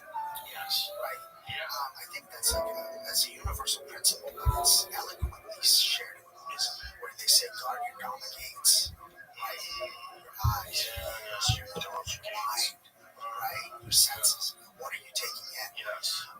Because, there's other philosophies that say thoughts are things. Be careful what you think. Yeah. And I've come to notice, let's call it the CBT triangle, cognitive behavioral therapy or theory triangle, right? Thoughts lead to emotions, lead to actions, right? Because of psychedelic work, I'm able to see how a thought actually is a portal that allows a certain energetic flow into you, and that affects you, and that can manifest reality out of you. As a therapist, how have you incorporated this into your everyday life? Again, your patients can things like that and answer questions. It's amazing. Jews. because I've had direct This access cruise to is also experience especially of themed some of these Jewish heroism, hearings. primarily because we're going to be going Or up have the a same river teacher as as the Normandy expert tell and you then visiting I've the had beaches direct where access D-Day to. occurred, The and we will be second is marking the I'm special able to ceremonies share of with those people who how served to in be the armed move forces. towards But today, what I'd like to do is experiencing look a little bit more closely ideas at around how our I actually origin on where to this go, cruise. That is, of course, the there's famous legal city of states, Paris. And there's specifically, less I want to legal look at I can talk to them about substances. creating I'm not prescribed. really the You basic come to framework to me. of modern I can Jewish listen. identity. So let's just look at what happened in the late 18th century. Of course, France has this amazing revolution in 1789, and they proclaimed this document, the Declaration of the Rights of Man and Citizen. And it's basically saying, equal rights for every man, at any rate, something separate. And so Jews began to say, wait, what about us? What's the schlecht? What's wrong with us? Why don't we get this as well? And so the French revolutionary government thought about it for a little while, and they realized that they had gotten themselves in a conundrum because the Jews were traditionally considered alien. However, there was a big split in the Jewish population. Let's have a look at this map here. This is what France looked like as an ecclesiastical map of the 18th century. And while I'm on this map, let's have a quick look at where we're going to be cruising. We're going to land in Paris, and then we're going to take our boat up the same river to the English Channel, and then where the tip of that arrow is where you have the Normandy beaches, and then we're going to head back down here. But back to our discussion, there's two significant populations of Jews in France. There were in the south the Sephardic Jews, and in the northeast the Ashkenazic Jews. The Sephardic Jews from regions of Bordeaux and Bayonne, for example, tended to be far more acculturated to French norms. They spoke French fluently. They dressed like French citizens. They had a much more diverse economic profile, and so they really were much more kind of like integrated into French society, even though they lacked the same rights as French Catholics. In the eastern section of the bordering Germany, you have the huge mass of Yiddish-speaking, largely much more Orthodox Germanic Jews or Ashkenazic Jews. And so there was a lot of concern in the French population, primarily with these Ashkenazic Jews. We actually admit these very different foreigners or foreign-seeming people, even though they lived in this region for 1,000 years, we really just consider them Frenchmen as well. So basically, in 1790, the French government said, all right, we will accept the Sephardic Jews. And a year later, it was inevitable. It was the logic of the whole idea of the revolution to accept the Ashkenazi Jews as well. There were a lot of complaints, however, for the next decade, back and forth, a lot of people appealing to the government saying, all of our business rights changed and the economy changed quite a bit because now Jews have much more freedom. They're no longer artificially restricted by discriminatory legislation. And so they ended up appealing to Napoleon. Napoleon was troubled by this question. He said, well, why don't we assemble a representative group of Jews and ask them what do they really intend to do here as citizens of France? And they ratified their patriotism.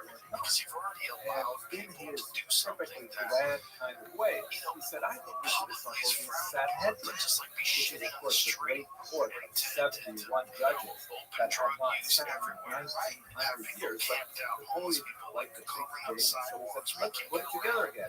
He issued a call, and Jews from all over Europe, primarily those who were of the Masculine bent, much more open to modernization and reform of Jewish position and so on, but nevertheless headed by this remarkable individual, Rabbi David Simpson, who was a very well-respected, highly Orthodox author who had created the Yad David commentary on the Mishnah. He was a very well-respected and erudite scholar, and Napoleon gave him this I think I great can figure hat. it out. I wish I could get a hat So like this. we realized that if we say Shop full-scale anyway, decarbonization, now that since I became the president of this unruly body of that's kind Jews of from all over why are we going that called far? the Sanhedrin, Why don't we have any and funding to when help they people came together, first actually under the name the Assembly of Notables, Napoleon presented them with 12 questions. And these 12 questions were basically designed to try to measure That's to not a what shot against that degree person. We gotta figure out do what's these going on. French Why are they Jews over there? consider themselves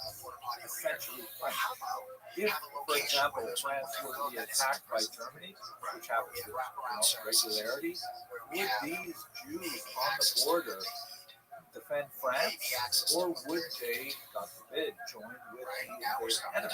This particular question, by the way, the Assembly of Notables all stood up and said, "Jusqu'à la mort, we will defend France."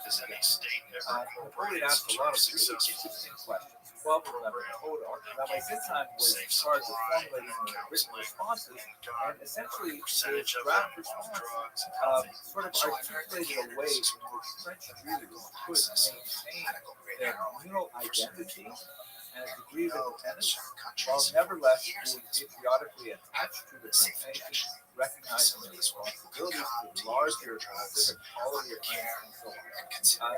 In a word, he really brought it down to a concept that has been advanced by the great Rabbi Shmuel of the Talmud, Dina de Malchita, Dina, the law of the land is the law. There's a lot more to say about that particular concept, but basically this satisfied Napoleon, and he confirmed the earlier decisions of 1790 and 1791, granting the Jews equal rights in France. There's more to say about this, but let's just have a look at some of the artwork. Here's a remarkable print that shows Napoleon, the great Napoleon, reestablishing the religion of Judaism in 1806. And you can see he's got kind of like this imperial sort of robe, like Caesar with laurels and things like that. And he is graciously reaching out his hand to lift up the fallen Jews. Judaism there is like forlorn. The Ten Commandments have fallen from a grasp on the ground. There's Nora from the temple in the background, and sort of like the Judean wilderness receding off into the space. And Napoleon, who was holding, the tablets of our law, is the great hero. And here's one more that I find absolutely amazing. This is actually something that was a medallion that was struck for Napoleon in his honor by the Jewish community in France. And you can see on the left, of course, the profile of the emperor, and on the right, mind-boggling, there is Napoleon in like a godlike posture, actually handing the Ten Commandments to a servile Moses.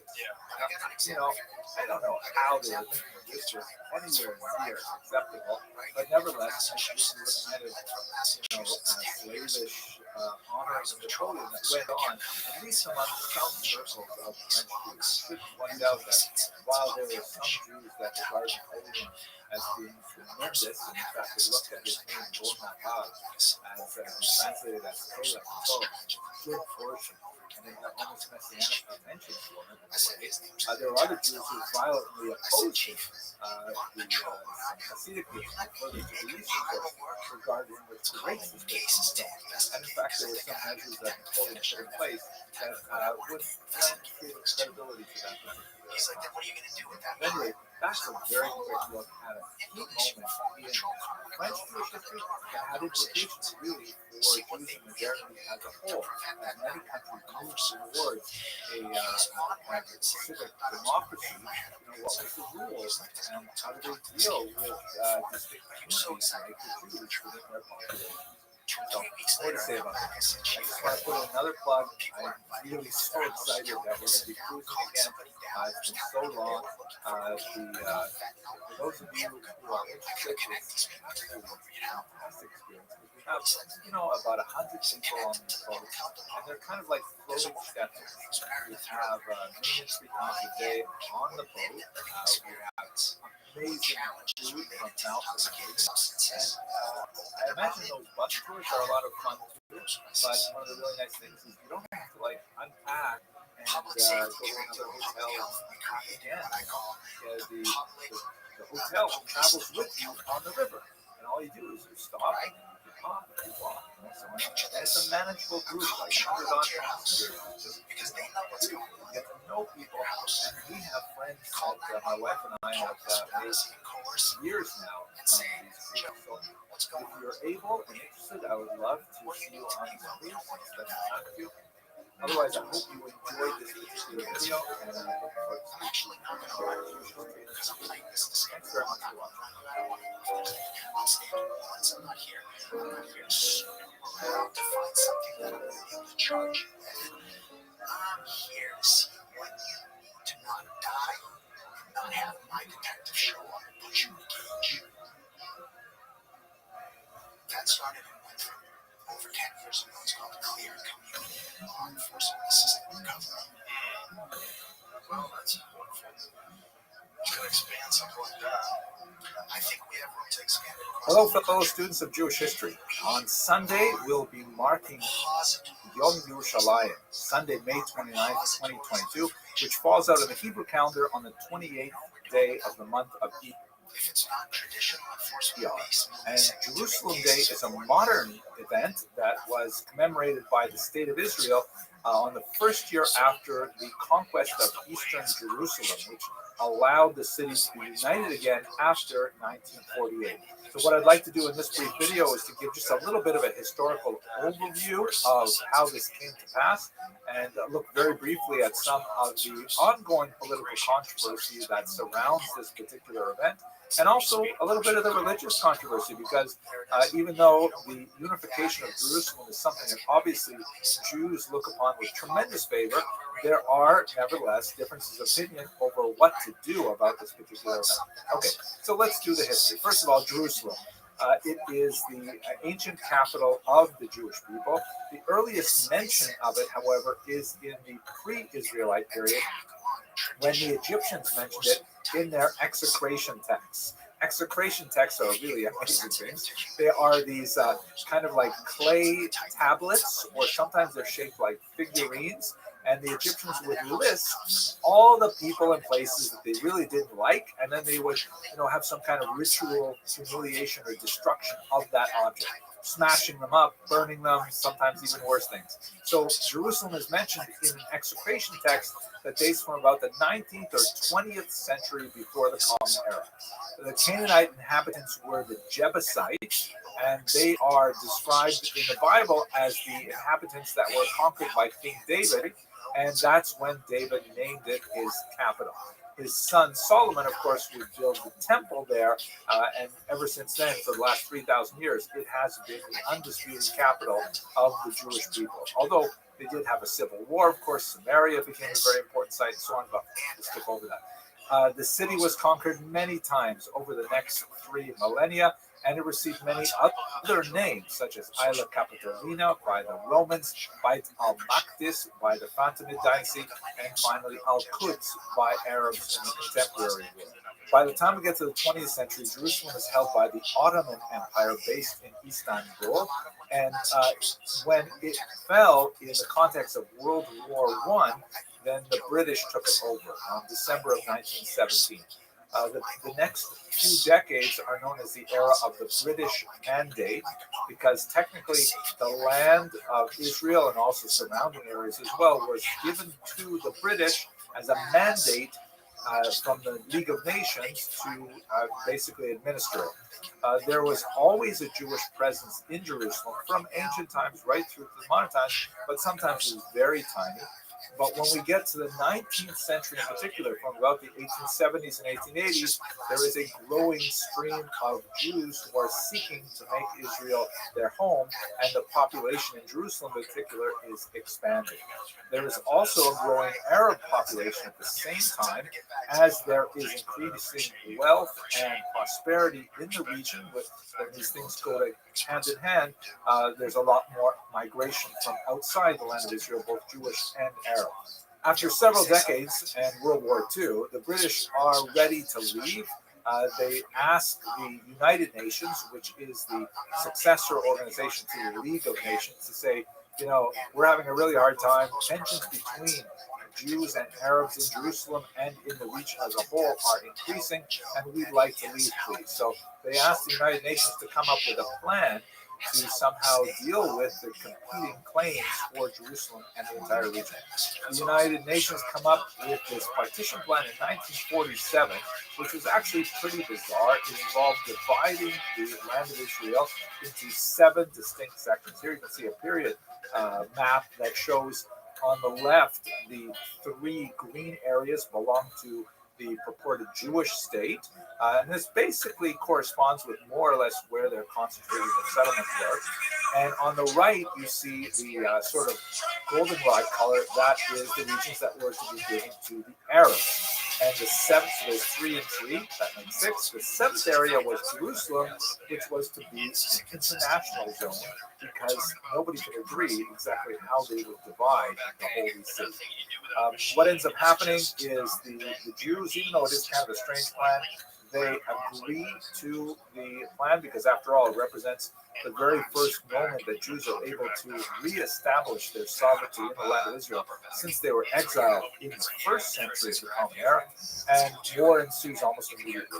The war lasts for a little over a year, as you can see in these 3 maps, but in the end, remarkably, the Jews are able to consolidate the territory and even expand it somewhat as the armistice comes into place in 1949. So between 1948 and 1967, Jerusalem is a divided city, think Berlin, with the primary areas of Jewish settlement prior to the war trapped on the Jordanian side of the border. In 1967, there was another major war, the 6-Day War, which there's a lot to talk about. It has a tremendous impact on politics in the region even to this day.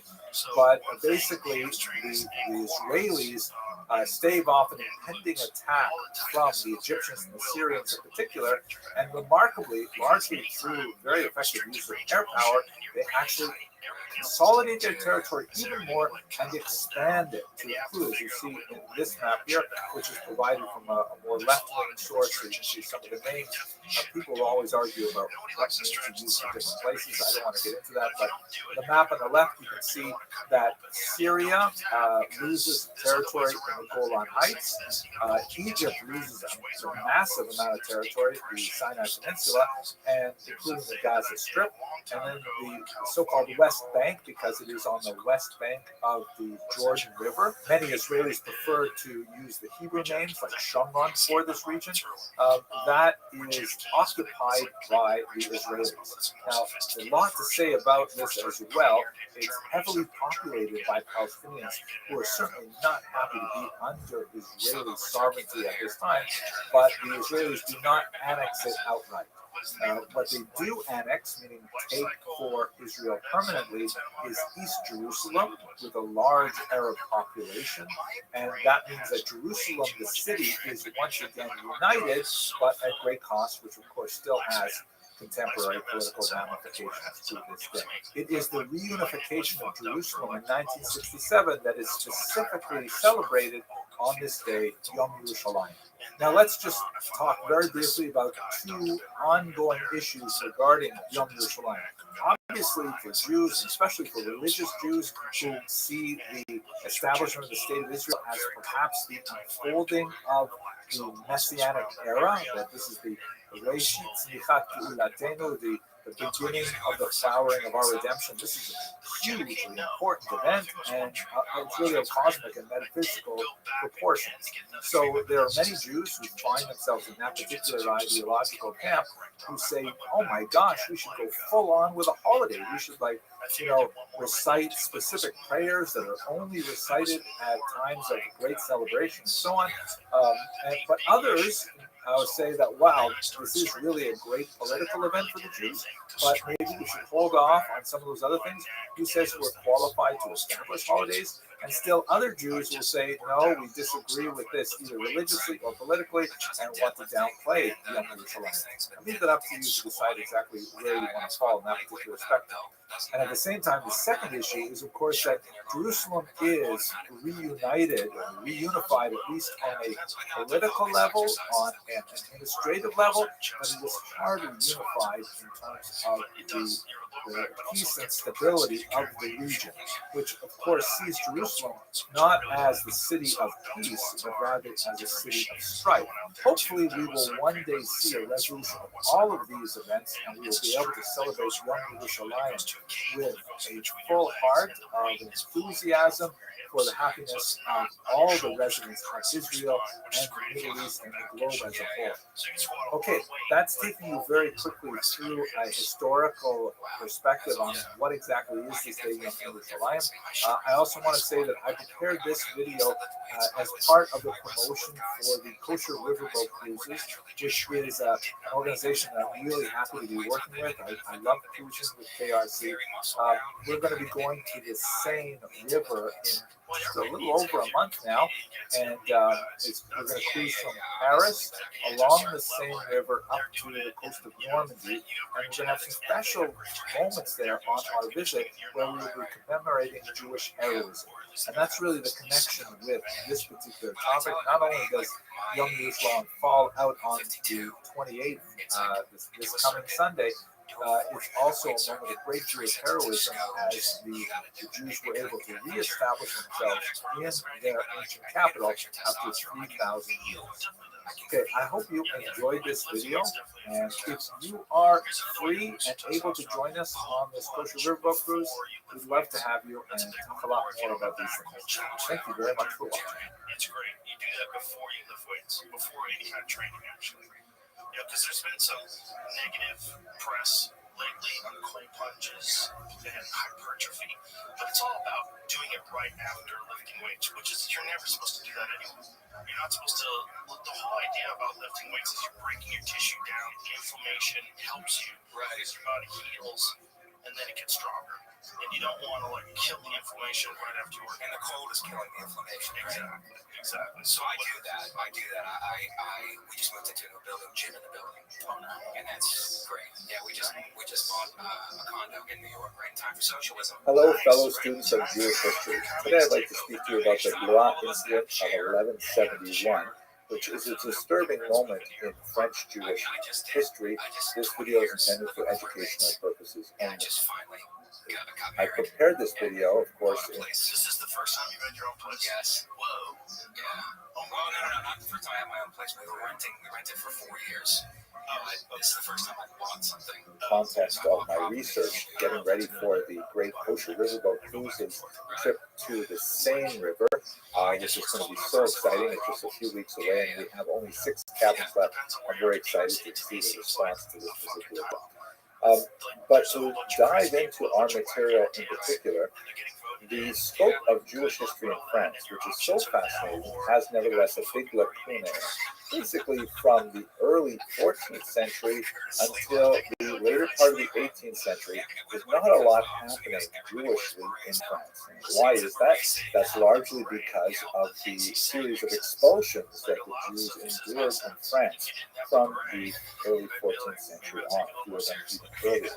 These tend to be localized until they got larger and larger and drove many of the Jews from the region further east, which we'll talk about at the end of this video very briefly. During the cruise, of course, we're going to look at the grand scope of French Jewish history, particularly along the Seine River. We'll spend some time visiting the amazing medieval yeshiva in Rouen, which was the home of the great Rabbi Abraham Ibn Ezra for about a decade. There's also, of course, fascinating populations of Jews in the south of France and Provence. But for the most part, there's a big gap for 200 years because of those expulsions from the early 14th century on. Part of the reason for those expulsions is what we're going to talk about today, this Blois incident that occurred in the early 12th century. It is, of course, an infamous example of the blood libel, and a fairly early one as well. We've already talked about the negative impact that the First Crusade of 1096 had on the early Ashkenazic population in the region of northern France. But emanating from England came a new challenge, and that would be the challenge of ritual murder. This first surfaced in 1144 in Norwich, when a young child was found, and the Jews of that region were blamed for some kind of like mysterious ritual murder charge. I want to underline the fact that these ritual murder and blood libel charges are malicious in intent, and they do not correspond to reality. We have no evidence of Jews ever engaging in any of this nefarious activity, but nevertheless, the whole idea of some kind of strange cabal, unfortunately often involving children, it just seemed to like stick in the popular psyche like an ice pick to the brain. And it lasts right up until the 20th century. Some of the crazy fever dreams of QAnon and things like that seem to involve, pedophilia and God forbid these kind of terrible things. So there's definitely a medieval connection to this that unfortunately is attached to the Jews, and it's just one of those self-perpetuating myths. At any rate, you can have a look at this map here, for example, which shows the scale and scope of blood libel charges, which start in England in the 12th century and then spread slowly to the continent, become very popular in Germany in the 13th and 14th century, and make their way all the way out to the Russian Empire and right up until the 20th and even 21st century. Some of the ritual murder and blood libel charges had a special longevity, such as this 15th century example of Simon of Trent, in which case the church was actually involved to a certain degree, even extending a beatification, which is like one of those stages towards even sainthood to the victim of this supposed plot. And the relics of these children are sometimes, inhumed and later even incorporated into the Catholic worship, which is completely bizarre. At any rate, let us return to the 12th century in France. Blois was one of the early charges in France, and it was especially powerful in its impact on this tiny, struggling Ashkenazi community. We have a lot of accounts that corroborate the essential story of what happened in Blois. Many of these accounts were reported by Christian sources as well as Jewish sources, and we see them not only in terms of personal letters and communal documents, but also transformed into poetry and even liturgy, which of course has survived for centuries. Especially important for understanding are well corroborated accounts that emanate from nearby Orleans and from Paris, and they especially involve one particular figure who was the recipient of many of these documents, the great Tosafist Rabbeinu Yaakov Tam. He was the grandson of the famous Rashi, extremely important in interpreting the Talmud, and this is one of the incidents that occupied the last years of his life, as Jews from around France asked him for direction and guidance. Here, by the way, is a map that shows where Blois is. It's just to the southwest of Paris, and while I'm on the same map, here's roughly where we will be traveling on this trip as we make our way down the Seine River from Paris to Normandy and then back.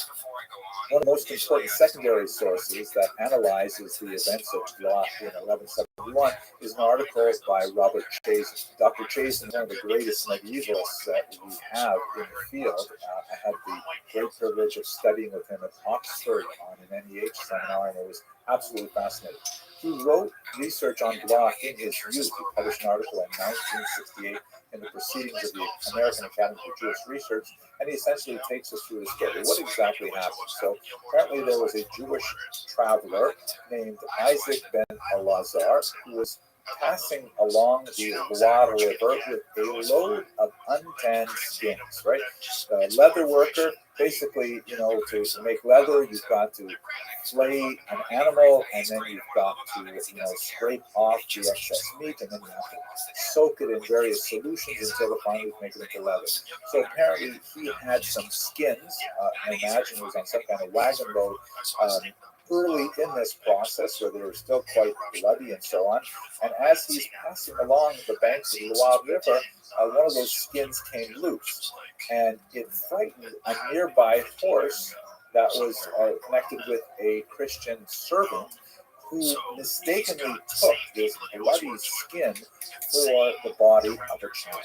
And perhaps he had somehow heard about the incident in Norwich from 30 years earlier, and he thought that it was happening here in France as well. Who knows?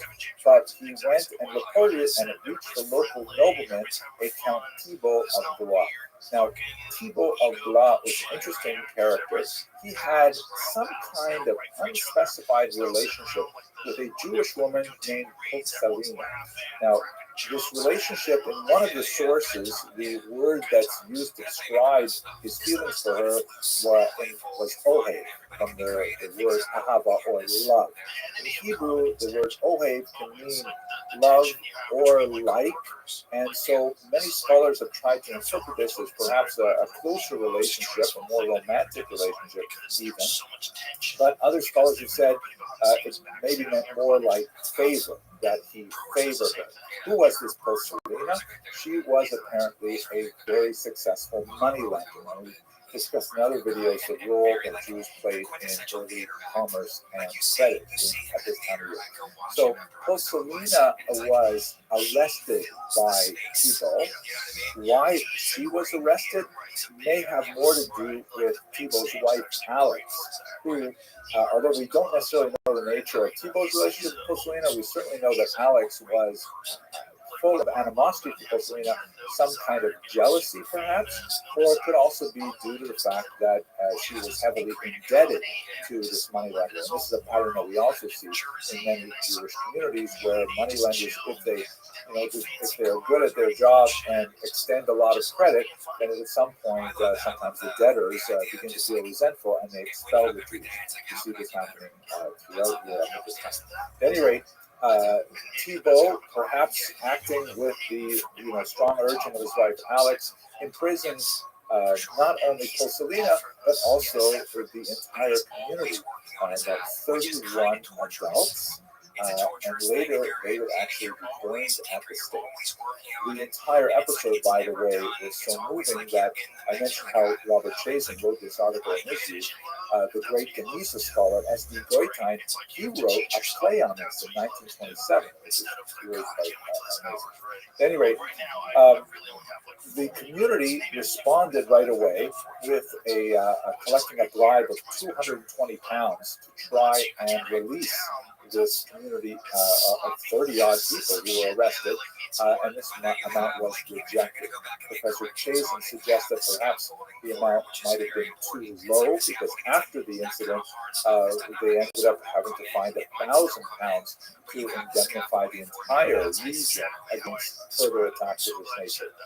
They organized an appeal to the king, Louis VII, who agreed with the Jews, as is something that typically happens in these blood libel cases, where the secular authorities, and quite often the church as well, will say, no, it's not true, the Jews don't do this, please stop, inflaming the passions of the local population with these crazy stories, but nevertheless, they're typically not able to control them, and quite often they result in something as terrible as what happened in Blois. But what is especially amazing about Blois is that there's no evidence that any crime was committed. Typically, with these blood libel cases, God forbid there's the body of a child found. It even happens, of course, even in the 21st century, where God forbid horrible people will kidnap children and do terrible things to them. Rahman al-Rahman, it should not happen to anyone. But then when people look for an excuse, they want to find someone to blame. The Jews, who are frequently the other, they often are a very convenient target for the justified anger of the community. But in Blois, there was no body ever found, and there was no child ever reported missing. There's no evidence that anything happened at all. But nevertheless, the charge was recognized by a governmental authority like Thibault, Count Thibault, and as a result, they actually executed the entire population that they had in prison. This occurred on the 20th of Sivan in the year 4931 in Jewish calendar, which corresponded to May 26th of 1171. The martyrs included Selina and two of her daughters. In terms of the scope of this, we should recognize that the entire population of Blois, the entire Jewish population of Blois, is only 40 people, most likely 40 adults, according to one of the contemporary sources. So basically, wiping out almost the entire community. We don't know exactly what happened to some of the others. The children, however, were forcibly converted to Christianity and were lost to the Jewish community. As a result, a fast day was instituted that is observed even up to the present day in many communities because of the many other tragedies that happened later on this day, such as some of the Khmelnytsky massacres in 1648-49. This particular date, the 20th of Sivan, which is coming up as I record this, is recognized as a fast day, 1,000 years later. Dr. Chazen makes some very salient historical observations about this entire sad tragedy. This was a formative element in the development of a centralized authority among Jewish communities in Ashkenaz. Let us recall that we're speaking about tiny, essentially pioneering settlements. They're only there for 50 years, 100 years, 200 years. These are relatively new settlements in terms of the scope of Jewish history. We can trace the dates of their arrival with some degree of accuracy, not only by the historical records that we have, but also by some fascinating DNA research that shows the path of Jewish migration through the Italian peninsula up into the region of Ashkenaz in particular. It also, Dr. Chazen points out, really emphasizes the role that great rabbinic leaders like Rabbeinu Tam played in directing the response to a crisis like this. Nevertheless, even with these heroic efforts, the Jewish communities of Ashkenaz did not rise to the swelling of anti-Semitic fervor, which would only increase over the next couple of centuries in this region and would drive Jews further and further to the east, not only because of this negative pressure on Jews, but also because of the positive pressure or the vacuum that was represented by the economic opportunities extended to Jews in the Polish-Lithuanian Empire. Okay, that's a very quick look at this very sad incident of 1171. We're going to be looking at the entirety of Jewish history in France, with specific focus on the Seine River and Normandy right up until the 21st century. A lot of emphasis, for example, on the role of Normandy in World War II, the location of D-Day, and so on. I hope you'll be able to join us, and if not, I certainly look forward to sharing with you some of our experiences via video. Thank you very much for watching. I physically got sick. I was like, oh no, I sounded exactly like him on stage. Like I was copying him. I was like, oh no, don't do that. But it's just because I loved him so much. I was such a fan. But as soon as that happens, it's because I gotta stop listening to this guy. I gotta get away from him. I gotta stop listening to him. Yeah, exactly. But it was just, I just wanted to be him. Yeah. I admired him so much. I wanted to be like him. But that's such a great thing with the scaffolding, and it's like punched up all the way through, and then just walking up there and knowing it's like I'm about to let this loose on this crowd, and it's like watching them react to it. It's like they're doubled over, and you just keep coming at. It's like when you're fighting, if you're fighting somebody like a boxer, like Pacquiao, and it's Today I'd prime like where to you speak to turn you you, about someone he who hit you 3 times, turn you, hit you 3 times, turn you, and then hit you 3 more, and you're like, I can't move. Like there's no defense to this. So that's what like that is like. It's like just keep coming with punches. mentor And, to me. I'm speaking about Cecil Roth, the great 20th century historian. And I found that, quite recently, his work has intersected with my own work and my own life, actually, in 3 distinct ways. So I thought, hey, let's make a video about Cecil Roth. Let me tell you quickly about those 3 ways, each of which is a small plug. The first is I'm going to be going on 2 history cruises this year, in which I'm going to rely very heavily on Cecil Roth. One of those trips is along the Seine River, and in fact, the video that you see behind you is a really cool kind of panorama of the various rooms and places in the boat that will be sailed on. And the second cruise is going to be to Venice, and Cecil Roth, of course, is primarily known in his research specialization as a historian of Italian Jews, so we rely very heavily on him. The second major way in which his work is intersected with my own is that God willing, I'll be speaking in New Jersey twice this month. and I'll be speaking about the meaning of Jewish history, looking at how historians have made an impact on the way we shape our understanding of the past. We're going to start by looking at Josephus, looking at the Great Roman Jewish War of the first century, and then we're going to move in the second talk to the medieval period, looking at people like David Gans and several other historians, and then finally we're going to look at the modern period, and Cecil Roth is one of those figures that is so important for us understanding how we got to be where we are today. So I'm going to put details about where I'm speaking in Phoenix and then in Fairlawn in the information box if you are available, and in New Jersey this month. And third, I'm really excited to be working with Cecil Roth Scholarship on my own attempt to create a survey of Jewish history. This is a forthcoming 3-volume work that's going to be appearing under the imprint of Corin Publishers in Jerusalem. So Cecil Roth has become so important to me in these 3 distinct ways. Let's talk a little bit about him now that we've had this longest introduction. He was born on March 5th of 1899, although some of the official records actually record his date as March 11th. The family history indicates that his father, who was a Polish immigrant, somehow missed a date to register his son's birth properly, and so it was delayed by several days until March 11th. Some records reflect that later date. Cecil was one of 4 brothers. One of them, Leon, actually became a professor of philosophy at Hebrew University. He received a traditional secular education, and his father joined a private Hebrew theater. His mother was English-born, and so Cecil Roth had kind of an upbringing that was open to the Eastern European influence, but also firmly rooted in his English background. He served in World War I as a private, and he saw combat as a religious Jew who was sometimes brought in to actually serve as a chaplain and officiate at the funerals of some of his compatriots. After the war, he returned and he entered Oxford University in 1919 in that year. He was at Mercer College, and he showed an early great talent for history, ultimately graduating with a doctorate in 1925. His graduation was actually in the next, because 2 of the exams were held on Shabbat, he had missed it, and nevertheless he was able to graduate with distinction. He married Irene Davis 3 years later, and she actually wrote a very important memoir of their life together, which I relied on very heavily for this particular video. Now, it's so fascinating when you look at their early life together, because he did not have a permanent position as an academic until 1939. Almost all of the 20s and the 30s, he was a freelance historian. There's not a huge amount of demand for freelance historians. He was well published. His dissertation was a huge success, but he had to basically cobble together a living by writing short pieces for newspapers and going from lecture to lecture, things like that.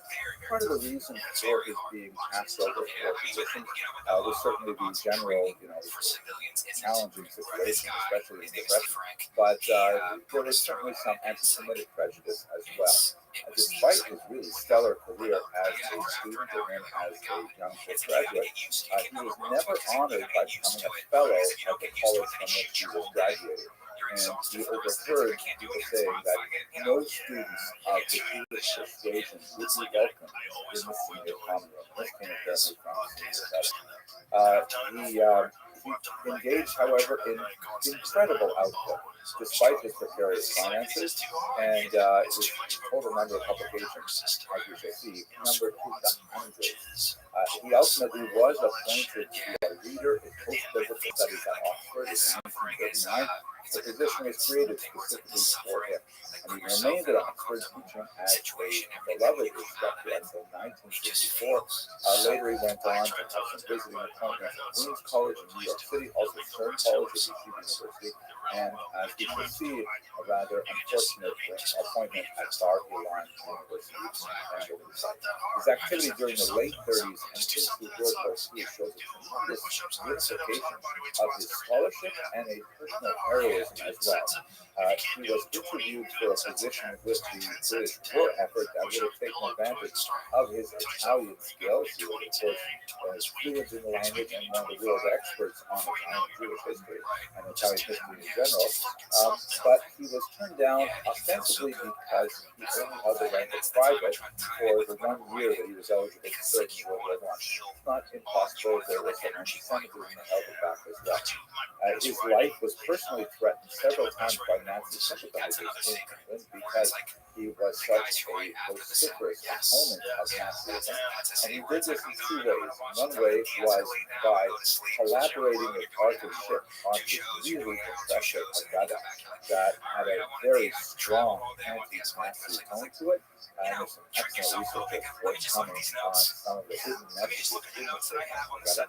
We should also mention, by the way, that Cecil Roth had a lifelong interest in Haggadah in particular.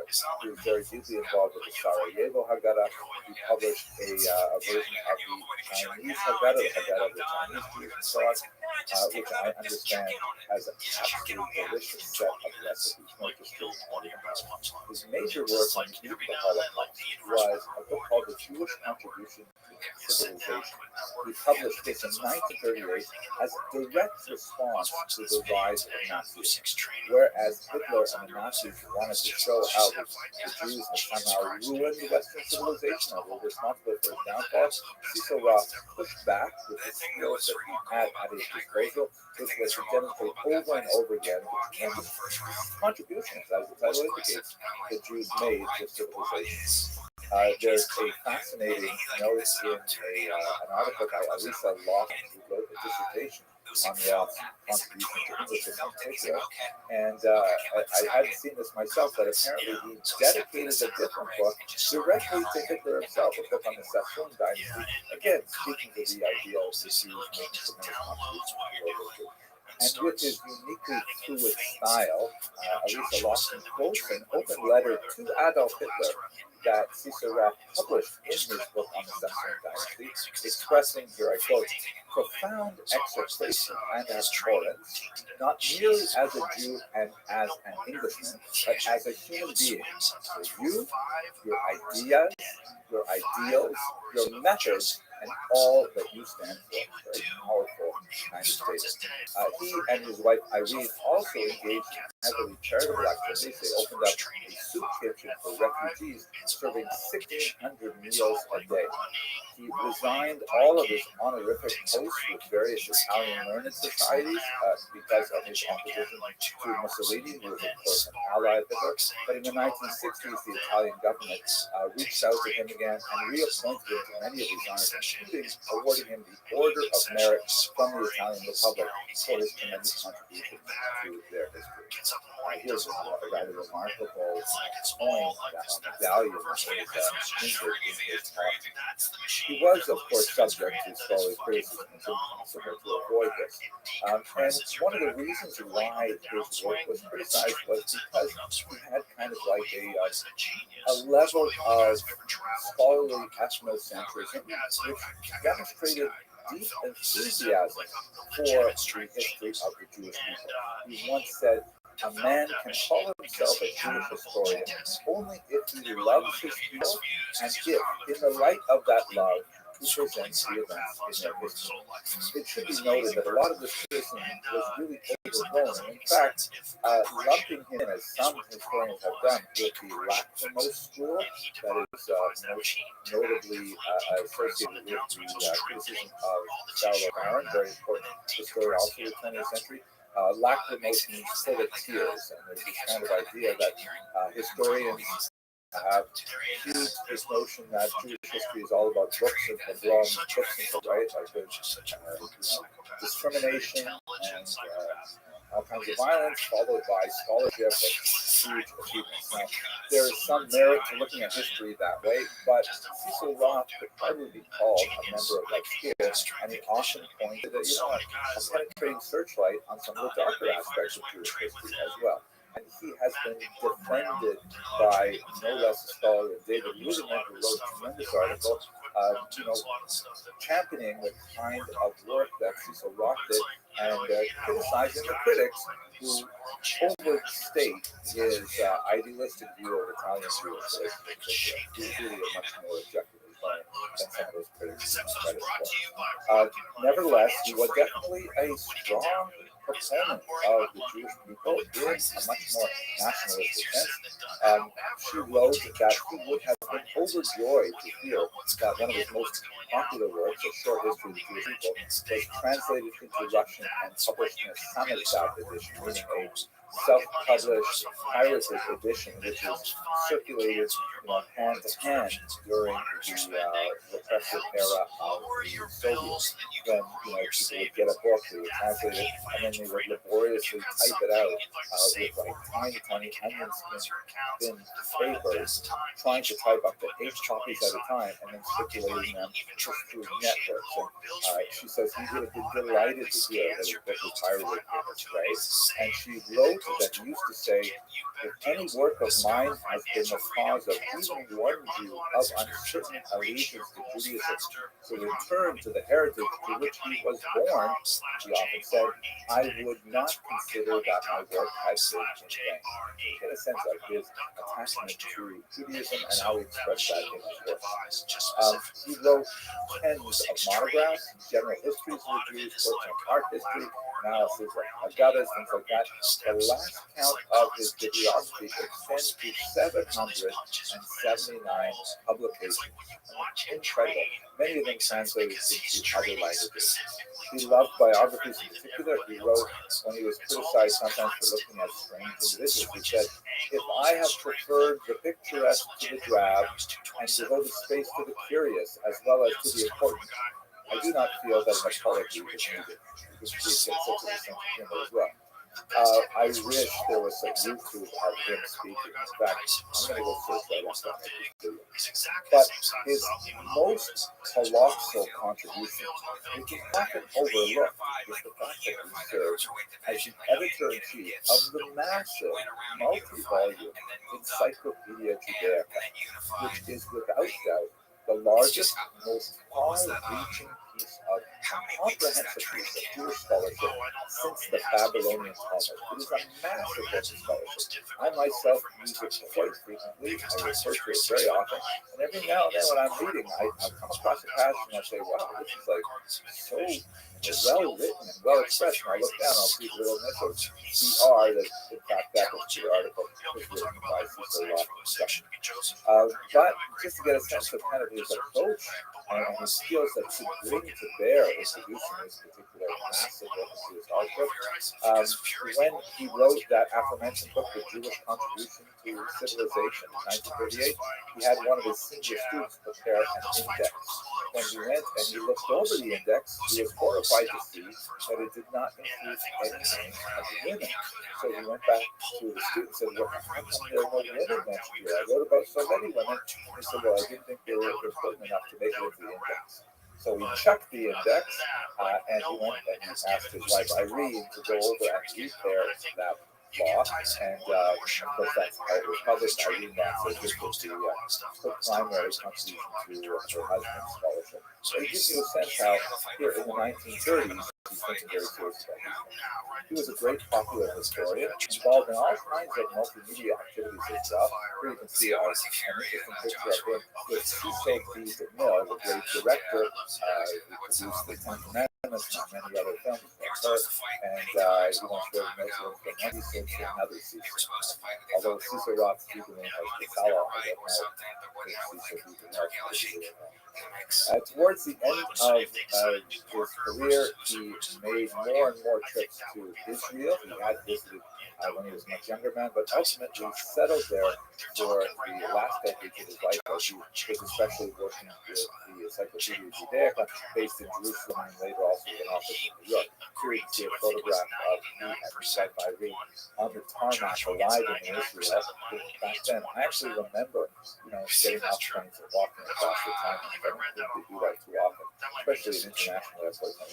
Unfortunately, at the end of his career, when he had achieved already so much, he was the subject of a terrible defamation that had tremendous tort on him and unfortunately cost the larger world much of his energies as a scholar. In 1964, he had been appointed to be a professor at Bar Ilan University in Israel, which is a great school that has strong ties to the observant Jewish community. And a scurrilous account was published in an Israeli magazine in Hebrew that misquoted Roth in his writing The Short History of the Jews. Specifically, there's one passage, I'm going to read it to you in full, and then I'm going to say how it was abused by the author of this article to indicate how far-reaching this crisis was. So here's the quotation in full. It is said by some critics that not a shred of evidence for the historicity of Moses exists. That may be so if we are to regard pottery as more significant and more reliable than the memory of people or written records of immemorial antiquity. In other words, just reading that in full, he's clearly arguing against those historians who deny the historicity of the figure of Moses. But the quotation, which is published in a religious circulation, stopped after words that may be so. In other words, the only thing that was quoted was, it is said by some critics that not a shred of evidence for the historicity of Moses exists. That may be so. Stop, period. Oh my gosh. So this portrayed Cecil Roth completely contrary to his personal lifestyle, his personal religious views, and so on, not to mention his scholarly views, that he denied the historicity of Moses, which of course is a terrible thing to say for someone working in a religious institution. There was a huge controversy that ensued, and ultimately Cecil Roth suffered a heart attack. The university strove to defend him, but ultimately decided that he would resign from that position, and he did not continue as a professor there. It's just horrible to see this example of what we call today cancel culture, attacking a scholar and getting At any rate, he continued his work lecturing and teaching to other schools, especially his work on the Encyclopedia Judaica, and died in 1970. So, by way of conclusion, here's a beautiful photograph of him hard at work in the Oxford Library. Cecil Roth is one of those great scholars of the 20th century that, saw so much publication and had such a tremendous arc of a career, unfortunately ending in this kind of infamy in Bar Ilan, but at the same time, also achieving this massive enduring success with the Encyclopedia Judaica. I have to say that I myself really am drawn to him as a figure in so many ways. I really appreciate the fact that he hated correcting galleys. He used to hate, like, galleys are like when they typeset the book and things like that, then they send the author back the copies and you have to read every word that you already wrote, and you can make small changes like, spelling errors and things like that, but you really should add some paragraphs to the goes off of formatting and so on. I hate that too. And I also appreciate his tremendous sense of humor. He was once asked why he studied the history of the Jews, and he wrote, or he spoke, there are Jewish historians whose involvement carries with it a search for beauty, even a sense of destiny. I commend to the young in heart among you my ultimate answer. It is because it is fun. He clearly had a great sense of fun when he was studying history. It really just radiates from the page when you read this book. And so I really feel it's not a simple issue. I hope that some of you will be able to join me in discussing Cecil Roth's work, either this Shabbos or the next, at Confirmation Committee of Shuvah and Teaneck, and at Confirmation Darfei and Noam in Fairlawn. I'd really love to see some of you on these cruises. We will definitely return to his work. We hardly touched on his role as an art historian, but we have more sensitivity to finding antique works and analyzing them. And last of all, if you're not able to join me in New Jersey, not able to join me in Europe, I hope you will join me on the page when we publish this book with foreign publishers that is going to rely very heavily on the approach of Cecil Roth. Okay, I thank you very much for watching this long video. It's like the Conan origin story, right? Like digging sand as a boy, just fucking. Well, hopefully he got paid for it. Here's the guy. Like, check out this old dude. And I think this dude, look at this shit, bro. I think this dude might have been 90 at the time. I'm not kidding. I don't know how old he is. How old does it say this, James? He's old as shit. Well, however old he is, he's at least 70, and he looks to me like he's even older than that. Look how he's avoiding this. That's so, like so relaxed. Just the size of the guy that's trying to throw him, who's a judo black belt, who's towering over him. Look at this, bro. Effortless takedowns. But it's look at this guy. Like this guy hitting that hip throw and not getting any movement off that old dude at all. What a great pleasure to see all of you here today. So And everything he does is just super relaxed. He just knows where to be, where you can't throw. Look, steps in the right position. This He's is exploding. He just anticipates the your first time I've been on the Send cruise. Very excited about it. Look at that, man. But I've been with David and David for about 5 or 6 cruises now, and if this is your first time here, I guarantee you're going to have an absolutely fantastic time. This is like a little floating shtetl or like a summer camp reunion for older adults, and it's absolutely fantastic. My goal here, the part I play, is to try and give some historical context to the things that we will be seeing. So my goal in this very brief talk, it's only about 10 minutes, not very long at all, is just to give you a sense of what to expect over the course of the next week, divided into our journey in space and our journey in history, and we'll have a couple of remarks about what this might mean for us today. So I didn't introduce myself. I'm Henry Davidson. Here is an old picture of me from before I grew my beard. Great. I am a youth actor of college. I had, I'm a Canadian by birth. I had the good fortune of studying at some of the world's greatest universities. I was at Harvard for a while, Cornell, Oxford, Duke University. My area of specialization began, as I mentioned, with Soviet Jewish history. Later I moved to art history, intellectual history, and right now my major project is a 3-volume survey of the history of the Jewish people published by Cornell. It'll come out, God willing, and starting. So here's where we're going to travel. You see the map here. Paris is right in the center of this blue line. If you were to go upriver, you get to Troy, which is one of the most famous. Of course, to Rashi, the first thing of the great medieval civilization there. But we're going to be going to the left, up to the north here, to Wall, and then the Havre. We're going to spend some time at the embarkation point today and so on. We're traveling downriver to the beginning of our trip, stopping off in some of those major places, and then we'll be coming back towards the end. This is a region called Transaction, very deeply associated with high points in Asiatic civilization. And a lot of times talking about basically 200 years of incredible creativity, really, a kind of explosion of spiritual activity that continues in its spirit. Those are the guys. Everyone was scared of, like, very few people that said wrestling is fun.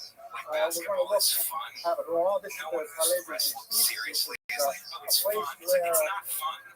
Like, the training is not fun. It's painful. It's only fun. Court system in 19, and we're going to spend a lot of time discussing the Vale Protocol, the grandchildren of Rashi and his surrounding culture, which especially invested a tremendous amount of energy in developing ancient texts of the Talmud and trying to understand how they can be applied to the High Middle Ages, and of course the teachings of the Vale Protocol continue to inspire you to this very day and have tremendous relevance. We're also going to be looking, of course, at some military issues. We're looking at the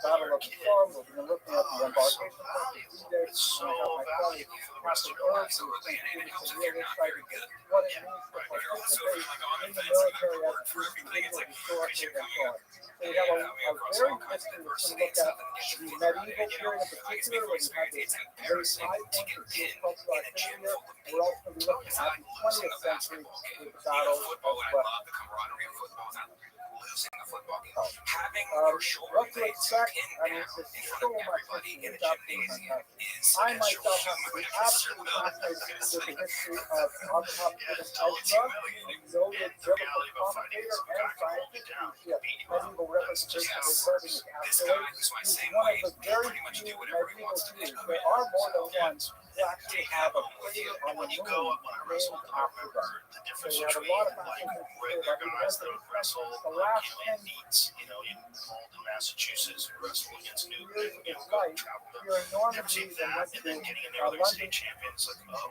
okay. for a This is couple of like, years and then you before hear he these guys finally do passed camps away. He every has a summer, lot and to teach it's us. 24/7, 365. They're always Talk wrestling. about that. There's We'll be no like looking at the wrestling period season. of the Like, oh, I Hasidic never catch up. Ashkenaz. It's so funny because when The you're in a guy, Hasidic, you're the in with pious a guy one, who's really it's good. been You're mentally preparing yourself. It's like, I just got to take it to him. I just got to take it to him. I just Hasidim got to today come out there and generally be referred aggressive to, and take it to him. And then movements like he's moving Chabad, so fast that you're like, I just, Zesnov, you know, and I so on, can't which keep up come with out of this guy. Eastern No, Europe you and have no chance.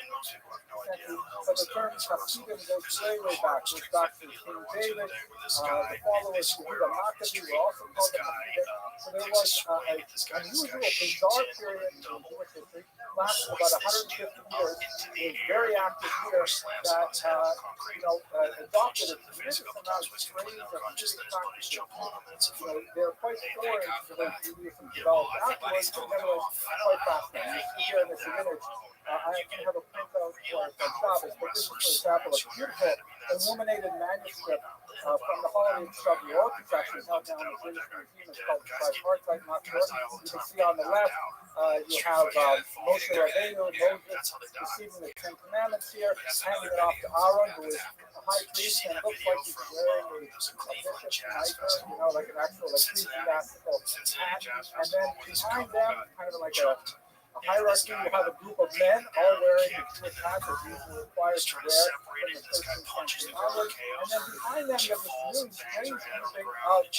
grouping of animal-headed women, where because of the strange, way of thinking of Hasidic Ashkenaz, they did not want to portray women's faces.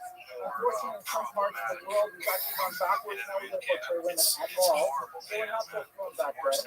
But you can see they're all portrayed with kind of calves' heads or dogs' heads. They're actually, though, rather sympathetic in nature. They're sort of cute, which is kind of, they're not meant to be like ugly. Fascinating. We'll look at that.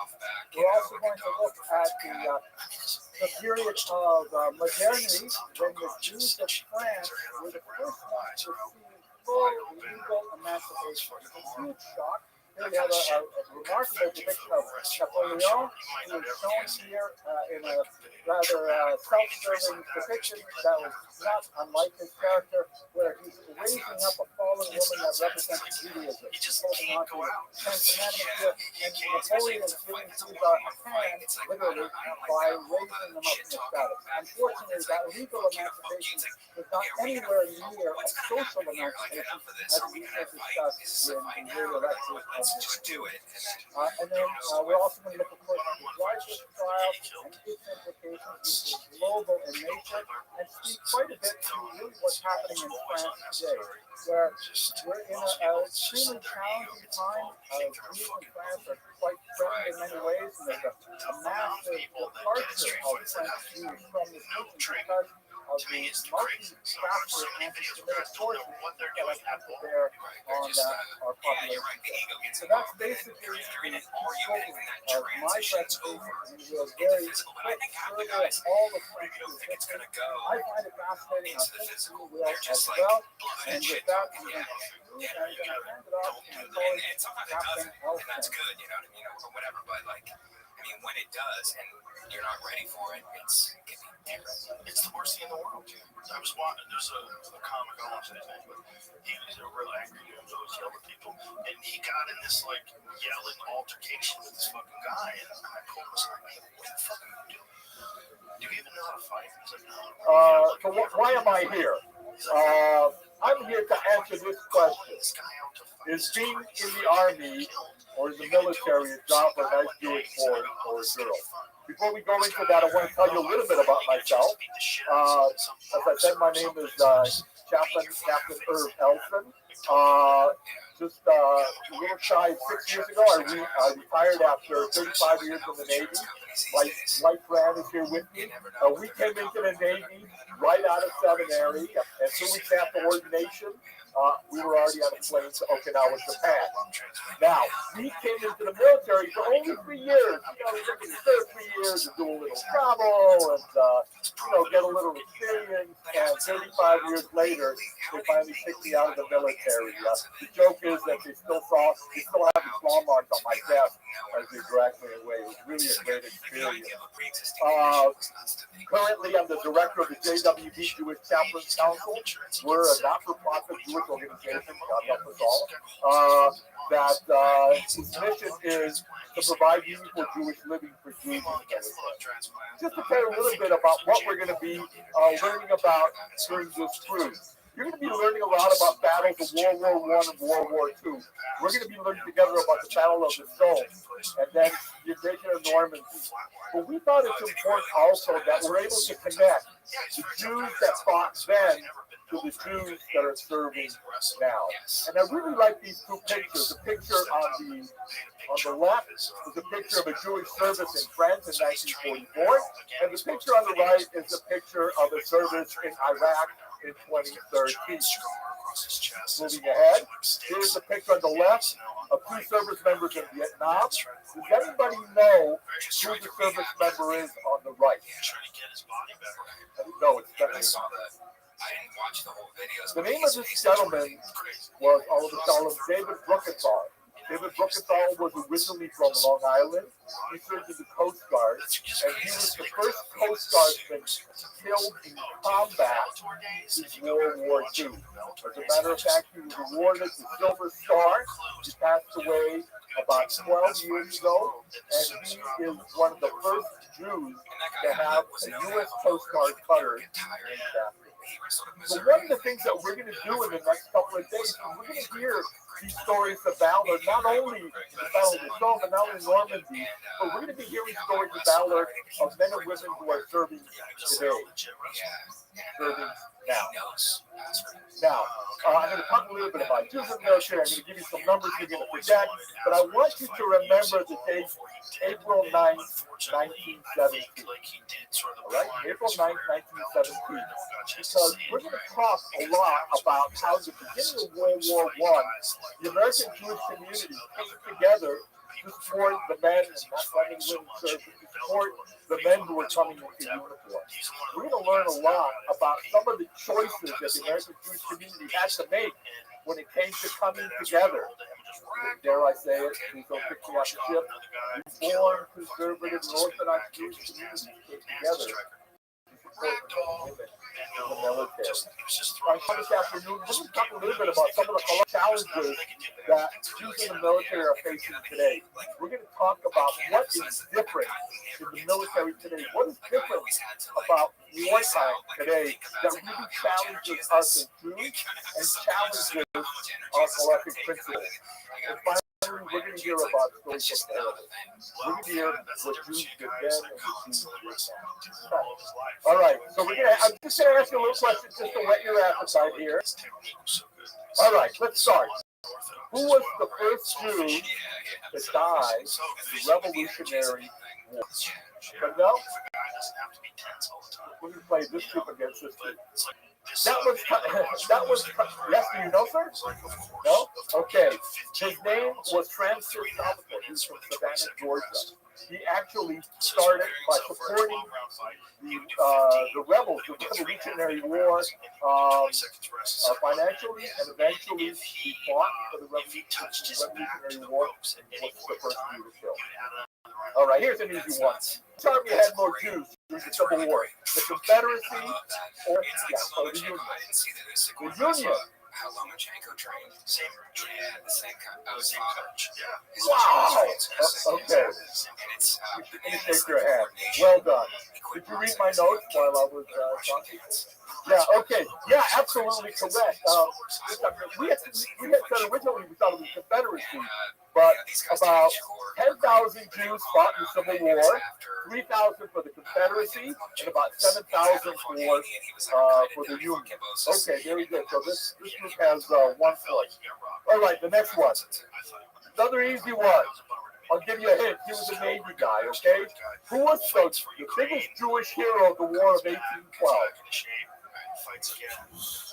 Oh, you're going to love this. I'm going to tell you later on a fascinating story of Commodore Uriah P. Levy. Commodore Uriah P. Levy. Does anybody know what made Uriah P. Levy so famous besides being the hero of the War of 1812? Yes, Bob.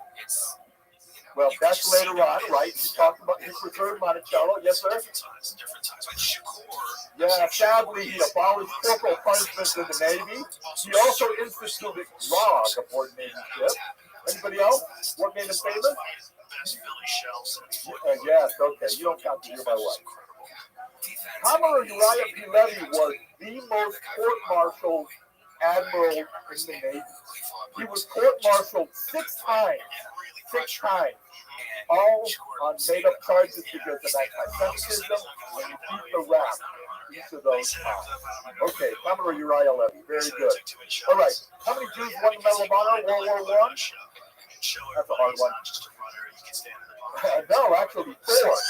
4 Jewish service members, 4 Jewish army guys won the Medal of Honor. Okay, next one. This one's easy, and if you don't know the answer, you'll get the answer tonight in the movie. But who was the famous Jewish comedian, served as an artilleryman in World War II? Not Danny Kaye. I heard it over here. Mel Brooks, yes. You're going to see him in the movie tonight. Mel Brooks, God help us, enlisted in the Army and trained to be a radioman, but typical Army, they tended to be an artilleryman and fought in World War II. All right, very good. Let's move ahead to Korea. This is an amazing story. What's the name of a Jewish hero who won the Medal of Honor during the Korean War? I'm going to spend a couple of minutes and please tell me when my time is up. The name of the person is Tibor Rubin. Tibor Rubin was born in Europe. He was sent to the camps during the Holocaust. He survived the camps, he came to the United States, and at 17 years old, at the beginning of the Korean War, joined the U.S. Army to thank the United States for liberating the camp. Tibor Rubin fought in Korea. He actually was sent by an anti-Semitic sergeant up to this one hill saying, you get up in that hill and don't give up that hill so the rest of us can retreat. As the Chinese massive changed, Tibor Rubin protected the hills, his entire unit escaped, and he was captured by the Chinese. He served 2 years in Chinese prisoner of war camp.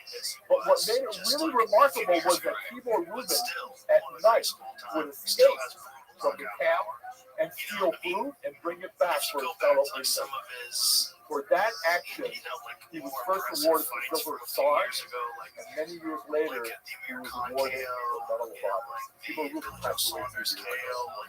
Really fascinating. And then finally, I'll give you a little gimme. What's the name of the TV commentator, I believe, from CNN, who's a Jewish Medal of Honor winner from Vietnam. You'll see him every once in a while. Yes. No, Larry King did not win the Medal of Honor, but he did serve. Anybody else? He's the draw of boxing, and he's the face of boxing and all that stuff. Colonel Jacob. You see him on CNN every once in a while, the military expert. Jewish Medal of Honor. I am so excited to be here. I'm so excited to share with you about the men and women in uniform today and some of the really magnificent things they're doing while proudly being Jewish. Thank you very much. Not fair. David Benavidez's head's going to 75 now, and he has to wait to see the winner of the Better Beef Pitbull fight. Yeah. Well, that was the fight. The fight, I mean, for Mexican bragging rights, too. You know? What a great fight. And in no way do I think that Canelo was afraid of him or anything. He's just trying to maneuver his career with the least risk. And the most money. And the most money. I think he said he wanted to be a fighter, but he wanted like $200 million or something crazy like that. I mean, but it's your mandatory defense. At Jenny, 68. now we're back. It's So your thank you so much for joining I us. know you're the things about but how I do you want- choose? The WBC got to force that, man. Yeah, but maybe the Saudis will I give offer a- that money eventually. Like maybe. Who's been with us before? Can I And then they say, listen, like show of hands? Turkey Al-Sheikh Okay. decides. All right, talk to these guys if They you have. offered Canelo $70 million to fight. So that's a good That's thing. before pay-per-view. All right, and on the count of three, everyone, I want you to say where you're from. Okay, ready? 1, 2, 3. But, you know, maybe for him, $70 All right, million we is got the not last enough. shot here. Maybe he thinks the Saudis give him 200. Oh, there is. They might. Look, if he beats Crawford, that might be. So we're going to keep this short. I know everyone doesn't want to sit there and talk 24/7 and see some quick information. Everybody can relax. We have a very, very, very packed schedule, but that gives you good time to get off the boat, wander around. We have some basic information that we want to give everybody as well. I first want to introduce the crew so you know who is who. They can make so And much then you more can money. go, and if you have any questions, ask You know, them. like you win Okay? the Don't WBO, ask me. let's say. So first, I want to say David Krause, who's our tour director, our European director. WBC champion. We have Cohen, who is our hotel manager. There's so many world champions. Not Whereas hotel in manager. MMA, Cruise director, sorry, he's been demoted. world champion, but He's been everybody demoted. knows you're not really the world We champion have unless you're UFC world Henry champion. Everything, Those doctor, guys, I think, doctor, were Bellator Henry champions Everything. who could have won We UFC have, that same weight class. where And is this guy's Stuart a deal, White? like Eddie Alvarez came over Stuart White, Bellator Rabbi, was oh my world gosh, champion, and he won the we're world on title first in name UFC. basis here, it's fine, let's just very relax, that's how we're gonna Most do this. people I think of a world am champion David as a Lawrence. UFC champion. We also have, I don't wear my name tag. We have Captain Irv Elton. You know what I mean? Like if like Rabbi Tyson Captain has, Irv. it was Mike Tyson Sorry, I'm early using days, our- and he had the WBC belt, you had the WA belt, you were the champion. So, some basic information as we get started. I know we just, I don't know if you saw it when you just arrived for those early people. We had an 18-wheeler that just showed up from England, from London, and we took everything off the boat. And just say, look, I'm Oh, only Naomi. the Ring magazine. You're right in front of me. That's what the Naomi Saudis Nachman, our food extraordinaire. I'm so sorry. I haven't slept in 3 days. Because I think that's what they're trying to end. I'm not going to say Naomi every other minute now, so because I forgot about it. Let's say the name. So at around 11 o'clock, our semi showed up, packed to the brim, everything came off the boat, and all our stuff came on it. We turned over a ship, we moved the treasure, I think something only now can do. Downstairs, getting your dinner ready. And I want to thank you for everybody's patience. I know going through the airport during Fashion Week is interesting. Going through Paris during Fashion Week is interesting. If you ever get an Uber or a cab, congratulations, you get it. Going to be about 45 minutes. So, a couple of things we want to talk about.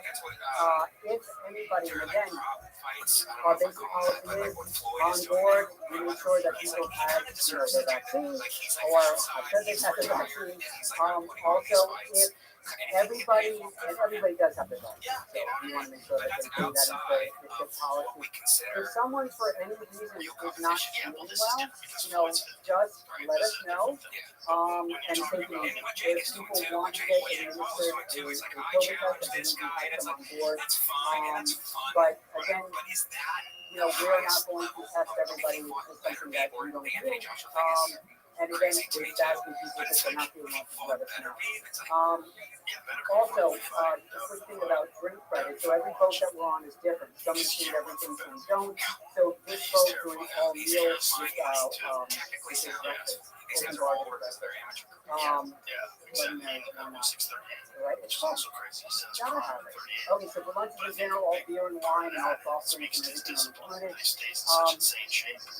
During dinner as well. We have our coffee service. We have our early morning coffee service. We have it at breakfast. We have it at tea time. And we have it during the meals as well. So that's how it works. Then any other additional drinks that we have, we can purchase from the bar. car and we give everybody an onboard credit.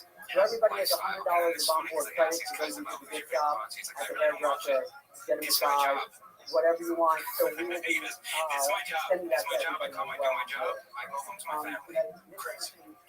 actually literally a couple of minutes and then we're going to go over the schedule. So every day is going to be like, you're going to get on your pillows, you're going to get a schedule. That's basically your time. We're going to talk about the four talks. We won't spend too much time doing it. But we're going to give you a brief update of what we're going to be doing the next day. So you can we had also, I'm sure you had apps like Tanya or Bug by Tanya. Very strong formulations. Has to get all the information on the spreadsheet. About the two tours that we have on one of the days. We either have on floor or we have Stone, which is a World War I day. So we wanted to get a basic idea of who wanted to do what. We have that list. If people want to change, should not be a problem. Just let us know ahead of time so we can make sure we have room on the bus. We have two buses going to one floor. We have one bus on the all-day tour to the sun. We'll go over that as we go over. All right. Any other brief questions? But I'm sure you'll have a lot of people finish out afterwards and have a talk. But again, thank you so much for joining us. And we have beautiful weather all week long because it does not rain on our tour. And this is a fact. Okay, people have been on our last cruises where it rained on a tour. I'm not. We've been doing it for about 11 years. It doesn't rain when the tour. It's raining in between when you travel. But it's not raining on the tour. You know what I mean? It's like they're trying to parlay it into something else to make more money. But I don't know.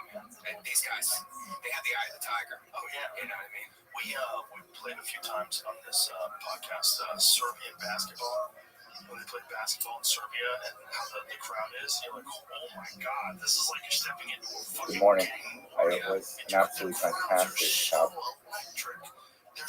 here in Blois. Really enjoyed it. It's very late night because the sun goes down quite late. Shabbos didn't end until 11:15. Today is a more somber day. We got an early start because we're heading over to the Battle of the Somme, which is a very important site in the history of World War I, and it's more of a tour of the battlefields and a tour of the cemetery. We have a fantastic museum there. Looking forward to seeing it. I'm sure it's going to be a very educational experience, although a very somber one indeed. And right now at the Anzac Memorial for Australia and New Zealand, which fought so nobly here on this particular ridge, not too far from the location of Amiens, France, and we were able to secure this particular location from the German advance. It's considered a turning point in the war in 1918. It really allowed the Allies to win. There are Christians buried here from those forces, but there are also Jews and also Indians buried here as well. The markers were all uniform, basically name, rank, and date, but families were allowed to add personal epitaphs as well. And some of them are very heartbreaking. These are young boys, 17, 18, 19 years old. Behind me here is one fallen Jewish soldier. You can see that his epitaph reads, his name is Tim Marks, an Australian man, age 18. And the quotation is personal epitaph for family reasons. A young life nobly given, God rest his soul. I'm always a little torn when these guys, all that ball's moving around, these guys in the middle are just beating the shit out of each other. They're wrestling, they're fucking shooting takedowns, body slamming each other's elbows to the face of the ground. It's the craziest fucking game. Bell died People needed something to do in between. You know? They needed something to stay sharp. And so they developed a game to make their buried among hold tight while they ramp up their team. soldiers. The military is the only profession where you work with people that would literally die for you. But it's interesting. I That's what he's surrounded by. I actually feel a little guilty just putting one spot every single one of them. You're allowed to hold the fence.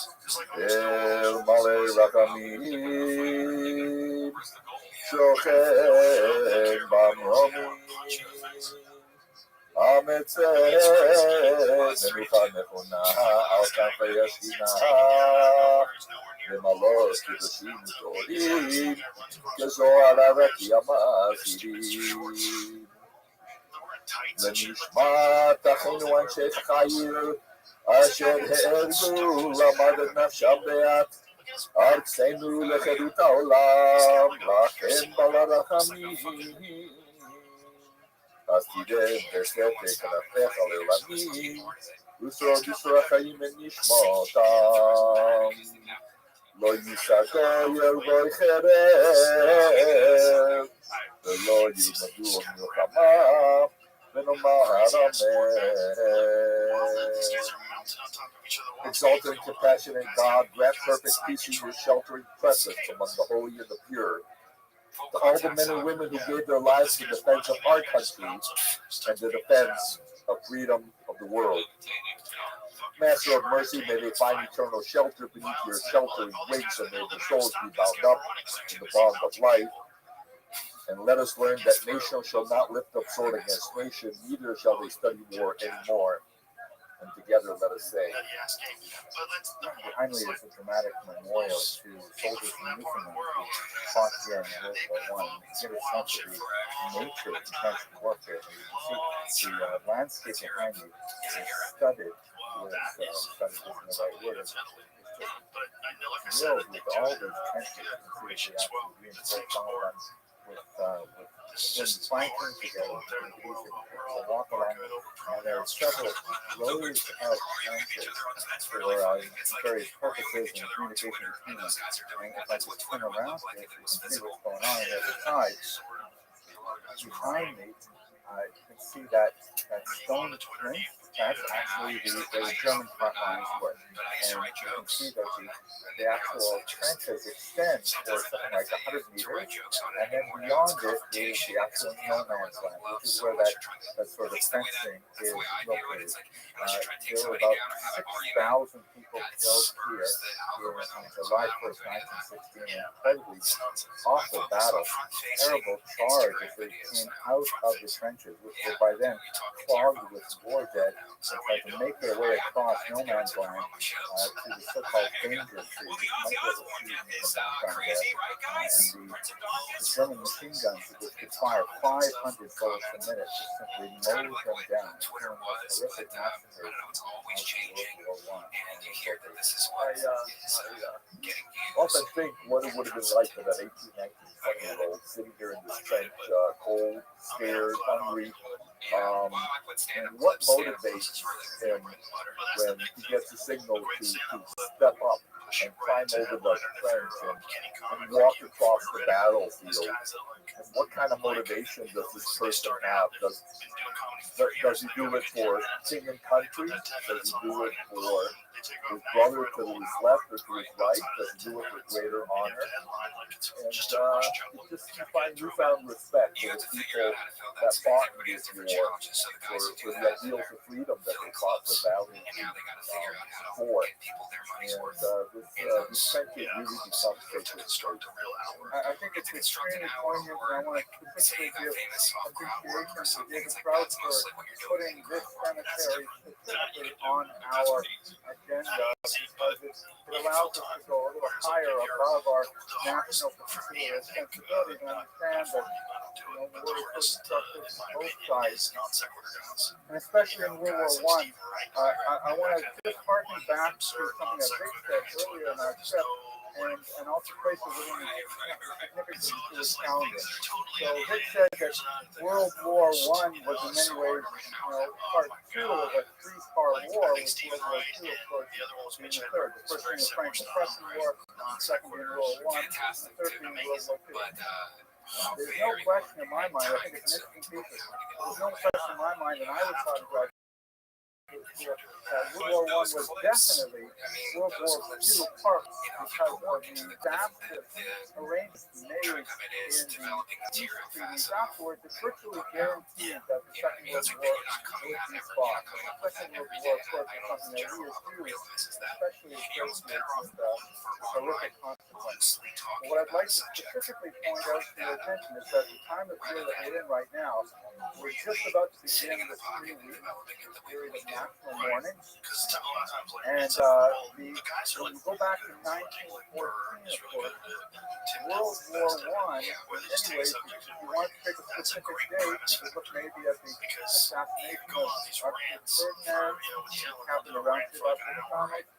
But I think one of the most widely recognized dates is the August 1st, 1914, which was the date that both Russia and England declared war on hostilities again. And that, of course, occurred on National Jewish Memorial Day, 6th of Av, the same date that represents a series of calculations in history from both temples in Jerusalem on that day, from the expulsion, liquidation of the Orthodox ghetto.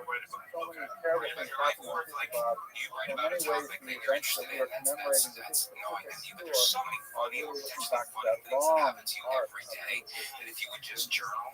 cycle around 6th of Av, the day of national if you don't journal, it's kind of like these things just they slip away. But if you journal, it's like, oh, that was funny. Just getting on a plane now is hilarious. There's so many different things, and you interact with so many different, just these small interactions with people, and it's something that could go south. It could go south. Good morning. Okay. We're docked in Le Havre, which is... This just gets me every time. It happens almost every time I travel. I think I'm drawing it to me. It's like there's a natural progression of how the plane deports. near the mouth of the same river. It's going to just very close by empty into the English Channel and the Atlantic Ocean, and we're at what is for many of the passengers on this particular cruise a destination that they've been waiting for a long time, because we're going to go visit the beaches where D-Day occurred. We're going to Omaha Beach in particular, and promises to be a very meaningful day. Many of the people on this excursion with Kosher Riverboat Cruises are actually the descendants of young men who landed on these beaches in the defense of Western civilization against Nazism, and so it's going to be a very moving day for all of us.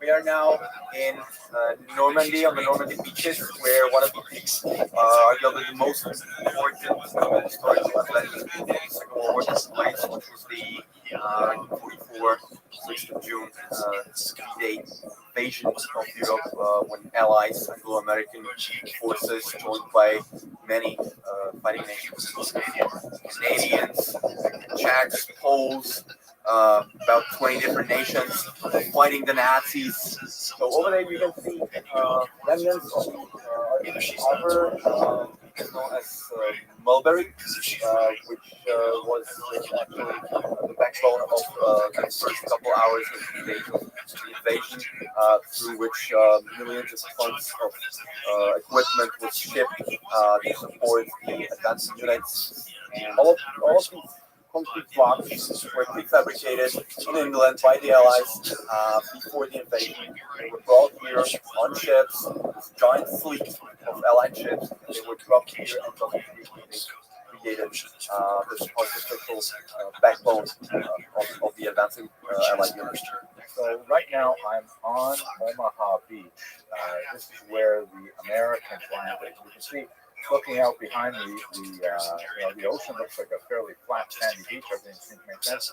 But what's absolutely terrifying about the thought of making the landing here is, if you look at the bluffs behind me, and they just you know, I never really could understand this until I see this for myself. They're so close to the sand, and they're really quite steep, and they were riddled with German bunkers. In fact, they have a replica of a bunker right up there. You can see what it must have been like. That's actually one of the bunkers, but they had the bunkers at the top of the ridge there.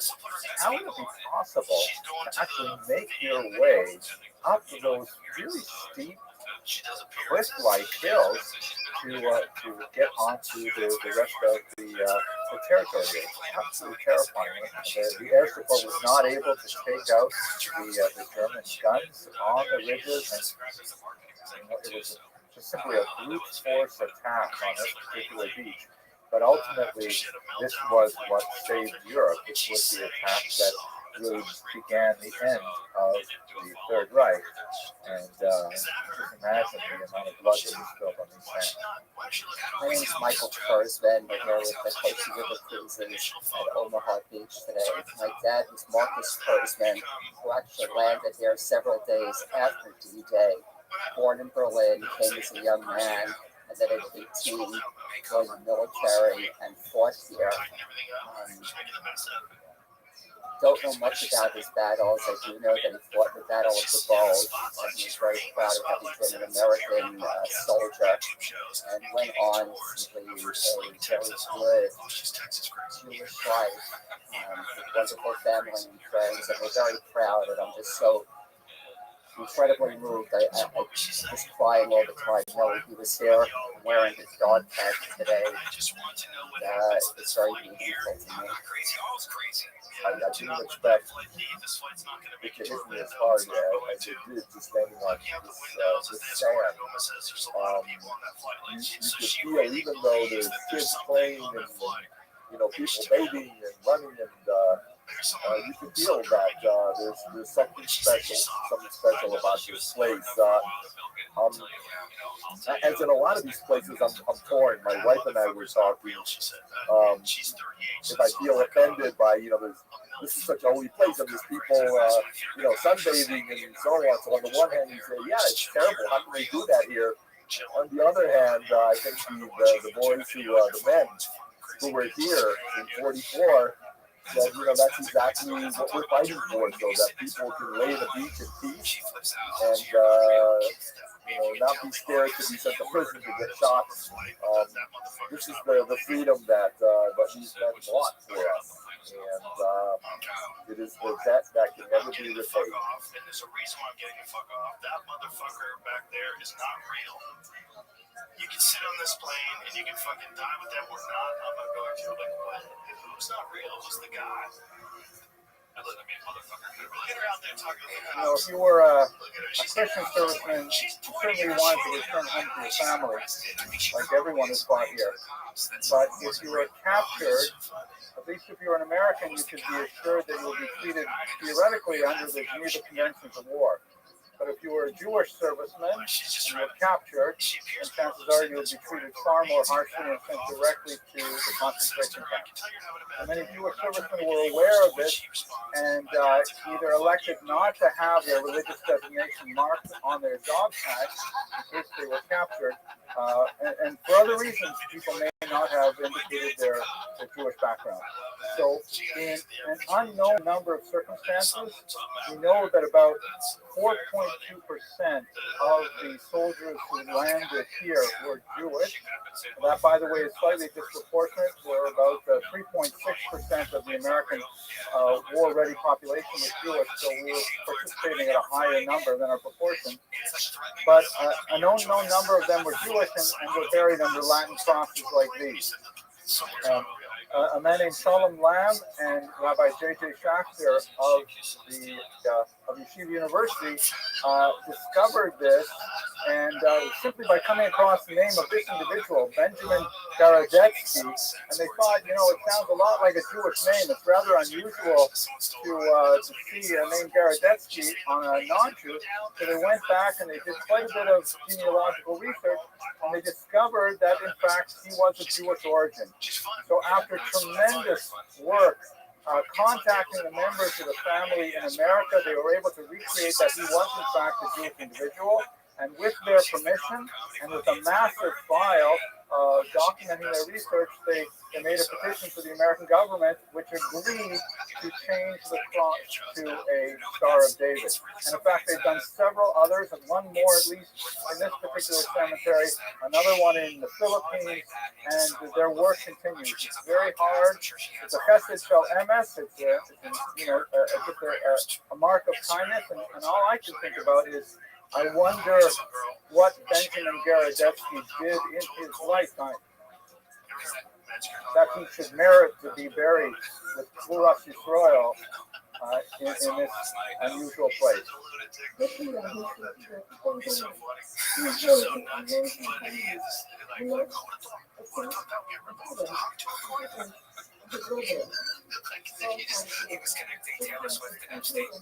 This was a place where the future of the entire world would be decided. Would Hitler and the Nazis have their way?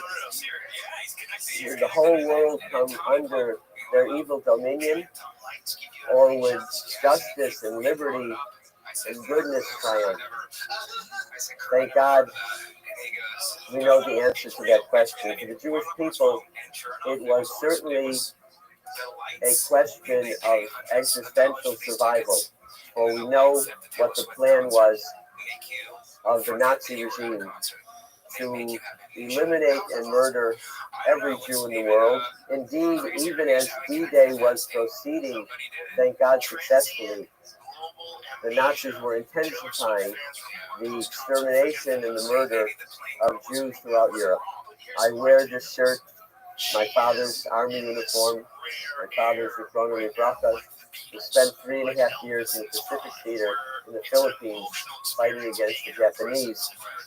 But as he told me, as soon as the declaration of war was given, after the bombing of Pearl Harbor, he rushed, and he emphasized the word rush, to come to the ad hoc centers that had been set up to enlist every able-bodied American who wished to serve. And there was no question, there was no hesitation, there was no regret, there was some trepidation, but there was a certainty that this was the obligation for everyone in order to come to the aid of not only the United States of America, but to all good people throughout the world. This should not be lost either on we ourselves or on our children or grandchildren, to teach them that there are things worth fighting for and even worth dying for. God willing, we should live for it, but be prepared as well to give everything in order to ensure that this is a safe and good world in which to live. Father God and God of our ancestors, give salvation to nations and strength to governments. Bless and safeguard our country, the United States of America, and the people who dwell therein. Supreme sovereign of all, protect and help our president. Shield him against all sickness and injury, and grant to him and to all constituted officers who are government, so that wisdom and understanding that they may lead our nation in justice and righteousness. We beseech you, O God, to shield and protect our armed forces in the air, on the sea, and on land. Bless them always with victory in their Hebrew will, that the dominion of tyranny and sin is brought to an end, and the reign of righteousness be established on earth with liberty and freedom for all mankind. Together let us go. I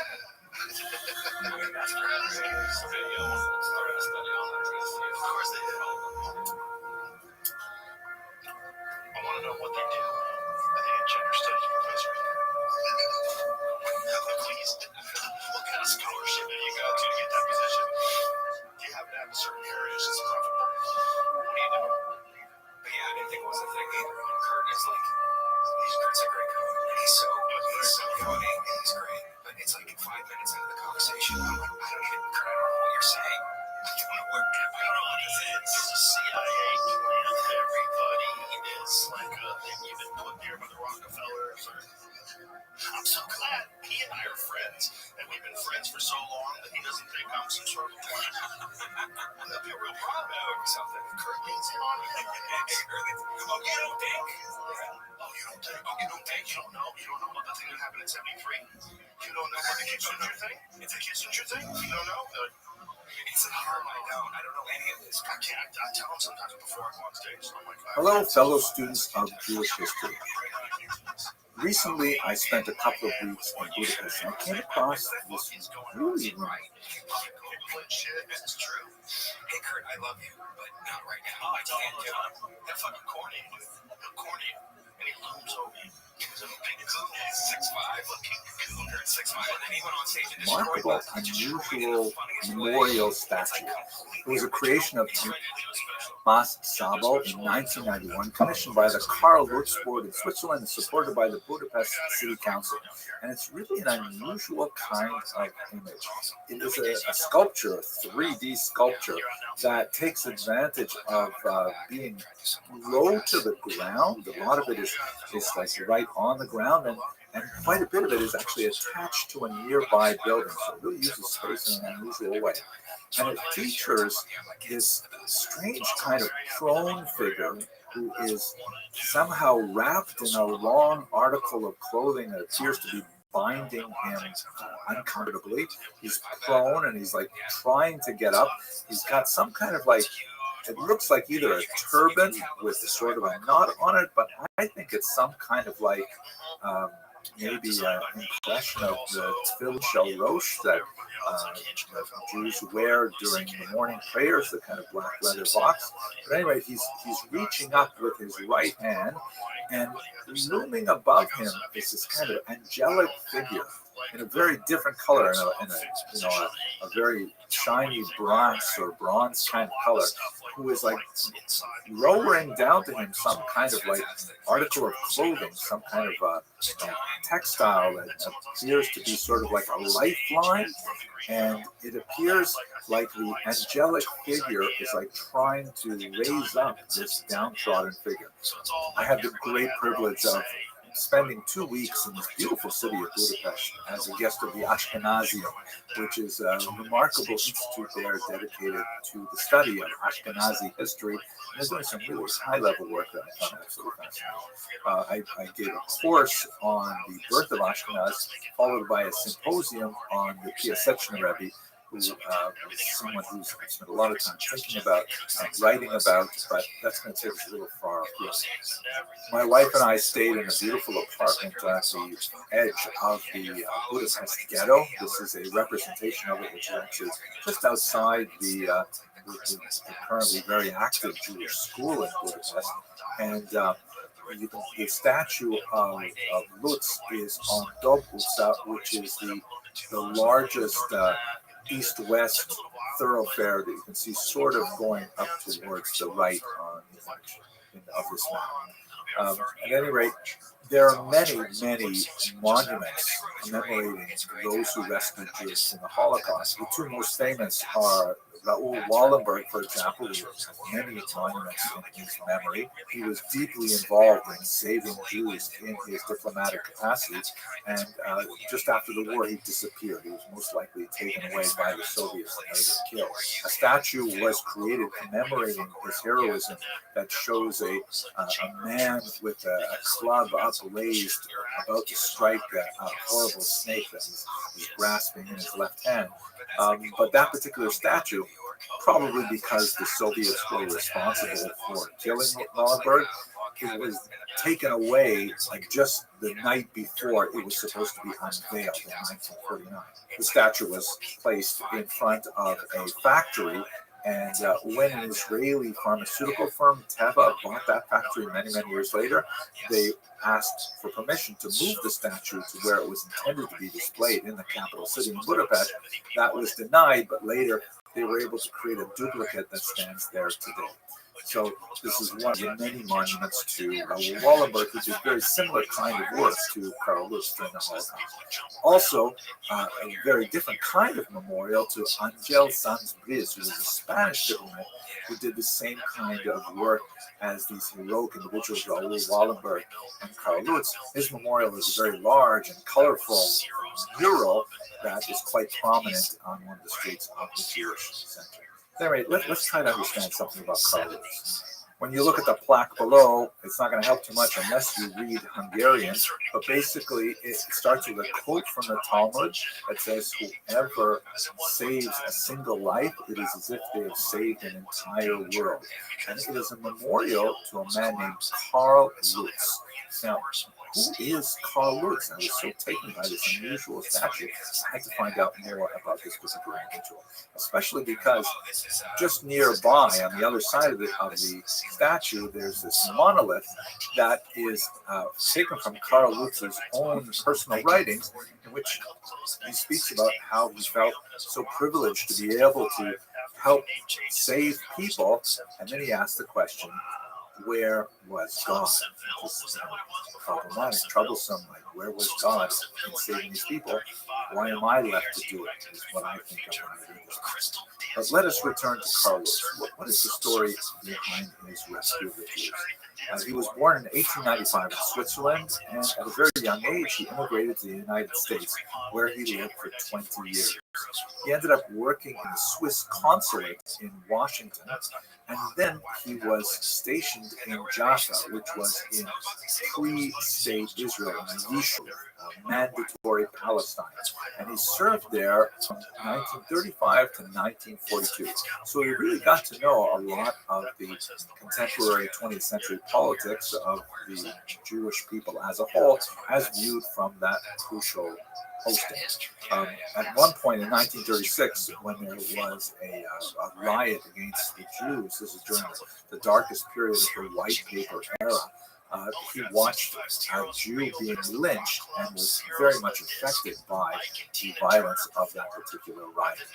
Later, he was posted in Budapest, and when the Nazis took over Hungary in 1944, I should mention one thing here. For those of you who are less familiar with the history of the war, one of the unusual aspects of the Holocaust in Hungary is that Hungarian Jews specifically were largely protected from the worst aspects of the Holocaust until very late in the war.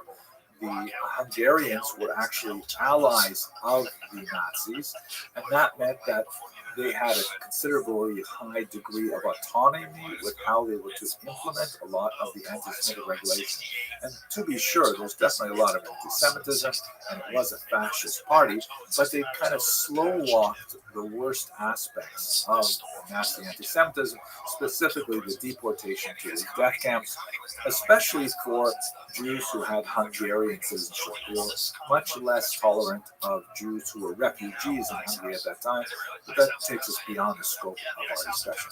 At any rate, when it was very clear that the Nazis were going to lose the war, Hungary, pushed hard against them, and that's when the Nazis said, okay, that's it. They took over Hungary, so rather than it being an allied state, they simply took it over, and that's when a rapid drive to deport the Jews of Budapest and the rest of Hungary was undertaken by the Nazis and their Hungarian collaborators. So in that rush to murder as many Jews as possible in 1944, that's when Karl Lutz and others got extremely active. Lutz did have the rights to issue 8,000 protective letters. Here you can see an example of one of those letters. And he pushed the envelope of the law as much as he could to extend those letters not to individuals, but to entire families.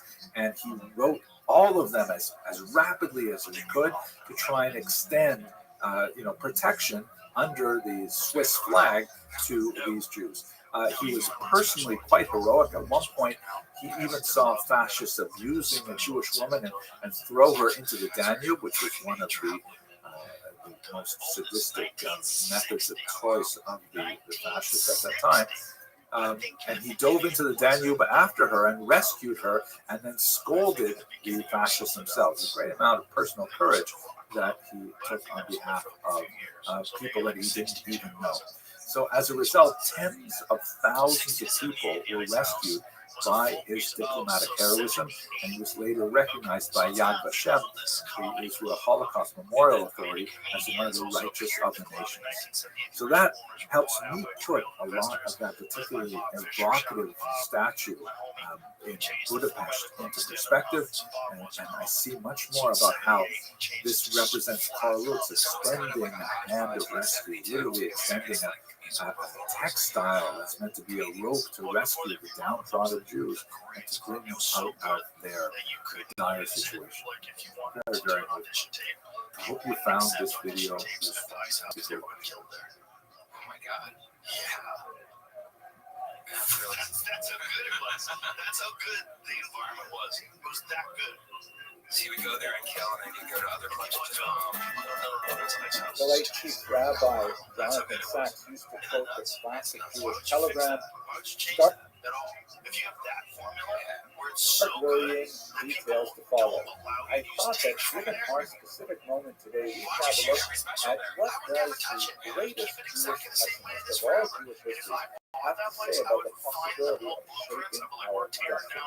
If I had to pick one particular candidate for that competition, I would say it has to be Rabbi Abraham Tibbin Ezra, an incredibly brilliant biblical commentator and scientist of the 12th century. He was reduced to such situation that he would write out his manuscripts and sell them.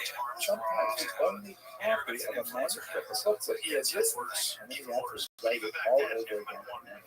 Let's have a look at some of his poetry to get a sense of his personality, and then I'd like to talk to you about how did he suggest that we orient ourselves to worship music. Please forgive my Ashkenazic attempt to reproduce this farther pronunciation. Ashkim lebeit asar omrim bar rakab. Agolei erev omrim bar shakab. O yale rakab, o yale mishkav, o yale ish ani yolad b'lishkacham. When I come to the patron's house early in the morning, they say, he's already ridden away. When I come in the evening, they say, he's already gone to sleep. He either climbs into the carriage or he climbs into the bed. Woe to the poor man, born to misfortune. And that phrase, born to misfortune, no life for each has a lot of weight in the Jewish. It means literally, translated, he is born without a star. Or if you want to know locally, he's born without stuff. That must, we say Mazal Tov, right? Which sometimes that's understood to mean something like congratulations, well done, things like that. But what it really means is good constellation and auspicious birth.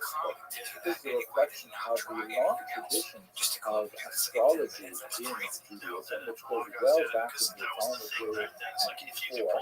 This was something deeply important to Ibn Ezra because not only was he a tremendous expert of the biblical text and the Talmudic text, he was also a scientist. And he is often depicted, for example, holding an astrolabe, which is this very important medieval device that allows people to navigate using the stars. So he believed that he was born in an exceptionally poor Mizrah. But the fact is, he also had an optimistic streak. You see in a fascinating book he wrote called the Sefer HaMoladot, Jews, like everyone, are affected by the constellation. However, there is some wiggle room. Like I say, for example, if your mazal is to be the chief, the boss, then, if you're born in a lowly socioeconomic state, then you might only become the boss of, I don't know, the foreman of a construction crew. But if you're born in a higher socioeconomic state, you become the king of an empire. Right? You're going to be the boss, but it's going to be within the parameters of your socioeconomic status. You can, however, change these things by, for example, making kids different time zones. Right, literally, because your relationship to the stars, as they, circle in the night sky, will change based on where you live on the globe. Also, of course, is heavily reliant on the discussion in Talmud about how to change their mazal through acts of kindness. But even though Ibn Ezra was known for his lament of his Shlech Damazah, of his unfortunate constellation. His biblical commentary is brilliant, his poetry is absolutely sublime, and his contribution to astronomy is recognized most laudable because there is actually a crater on the moon named after it. What's the business I model hope you behind found it interesting, and It's like it God willing, slowly we'll speak descends, to and you. then you Thanks very see much. people getting arrested, and then they're being taken away, and then they go back, and then they're just sitting there waiting for the next crazy thing to kick off. So I guess it's just the bars making money Hello, or wanting to make my name money. is Henry Abramson. I'm a historian, and I spend most of my professional energy thinking about the long history of Spot to go to. Yeah, that spot. We're in the dirt here on 6th Street. If you go to, I guess it's, what's the nice area? Is that east or west, Jay? West. West is real it nice. says at the You beginning get out to of West practice 6, great real restaurants. It's real nice. The Schlockish says, Very safe. and a historical market is described as a beacon or Yeah, other cities are doing that too. I was This like is in the Baltimore, source of working the the port, proverbial which statement is it's a that very Hashem Columbia never area sends too. It's any like kind of it's just affliction it looks like to there's his just people mayhem without happening first in a creating designated a area. remedy for And that I'm wondering affliction, what the without first mentality creating a of the cure city for the government illness, is without there. first It just creating looks the nuts. solution But to it the looks like problem. somebody's I letting think it in terms happen of in this what's going on contained right area. now, what could possibly be the cure for a horrible knockout on October 2nd? We continue to agonize over the men, women, and children who still remain unspeakable fear and condition. I wonder, we see the mock-up of where it's so one of the occupational hazards of being a historian is that dates tend to reverberate throughout bunch of people go down there and it's you use dates for pin numbers and all kinds of things like that because you just have to remember things. It just seems very. And there's certain events in history which are so big that we can't even think of a word for them. We end up using it, like, for example, 9/11, 2001. How terrible very tight security system. States of America, so we just simply call it 9/11. The British have the same thing with the attack on the transit system on July of 2005. They call it simply 7/7. And so we too have simply October 7th until we think of a name to describe this that's right. But that makes me think of another October 7th. You see it in my historical record. And that is an unusual moment of Jewish heroism that initially advanced almost unrecognized. This, of course, was the revolt of the Sonderkommando against the Nazis in 1944 in a very nice circle of the Sonderkommando were the most degraded, most abused prisoners of the Nazis who were used for the horrific task of having to process the bodies of other Jews through the gas chambers in the cemetery. And we know about this particular doomed but highly symbolic revolt, which actually shut down the crematorium, allowing time for the Allies to get in there. But the records of the perspective of the Jews who participated in the revolt are recorded in the amazing and horrific writings of a man named Zalman Brodowski.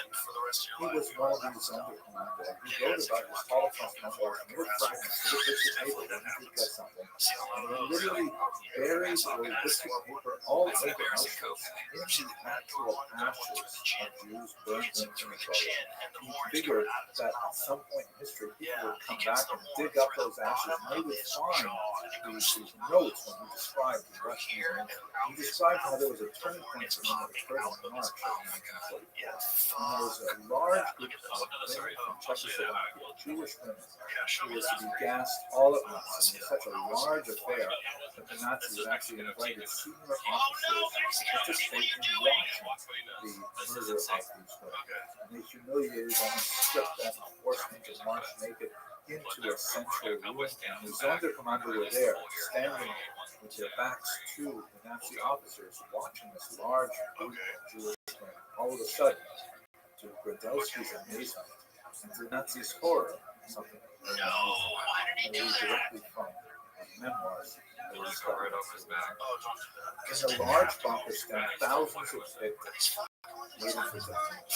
All at once, spontaneously, a song. The clique of superior officers stands transfixed. They cannot understand, they cannot grasp. How is it possible that there, in that bunker, in the heart of the grave, threshold of extinction, in the last moments of life, that instead of moaning, instead of weeping over their young lives about to be snuffed out, and raise their voices. The melody of the song does not let them rest. It troubles them, shatters the certainty they felt up to now. A new song of faith and hope comes pouring out of their hearts. The mass now sings. They sing.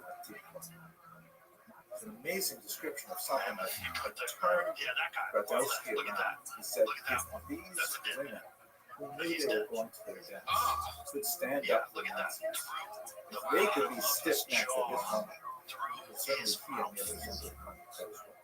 That was the genesis Still insistent. that heroic. And I believe this is an example of the two other countries. The heroism of those women and the heroism of the younger commander, including Zanzibar, that represents the stiff-neckedness of the people. They refuse to give up. They refuse to abandon the captive. They refuse to abandon their own security and their own right to exist in their ancestral. That's really cool. It's a fun story. Telling that guy All have a story. that's why this crisis and speedily the safe return of all of them. these things are so powerful. It's so such a. They had already stabbed it a bunch of times too. By the time they get out there, that's the dirt thing up the whole fighting thing. They stab that thing with spears, multiple times before it ever even gets out to her. One-eyed matador has been injured by a bull some 40 times. Once again, Gordon. Hello, fellow students of Jewish history. Allow me to say thank you to all of you for bringing us to this remarkable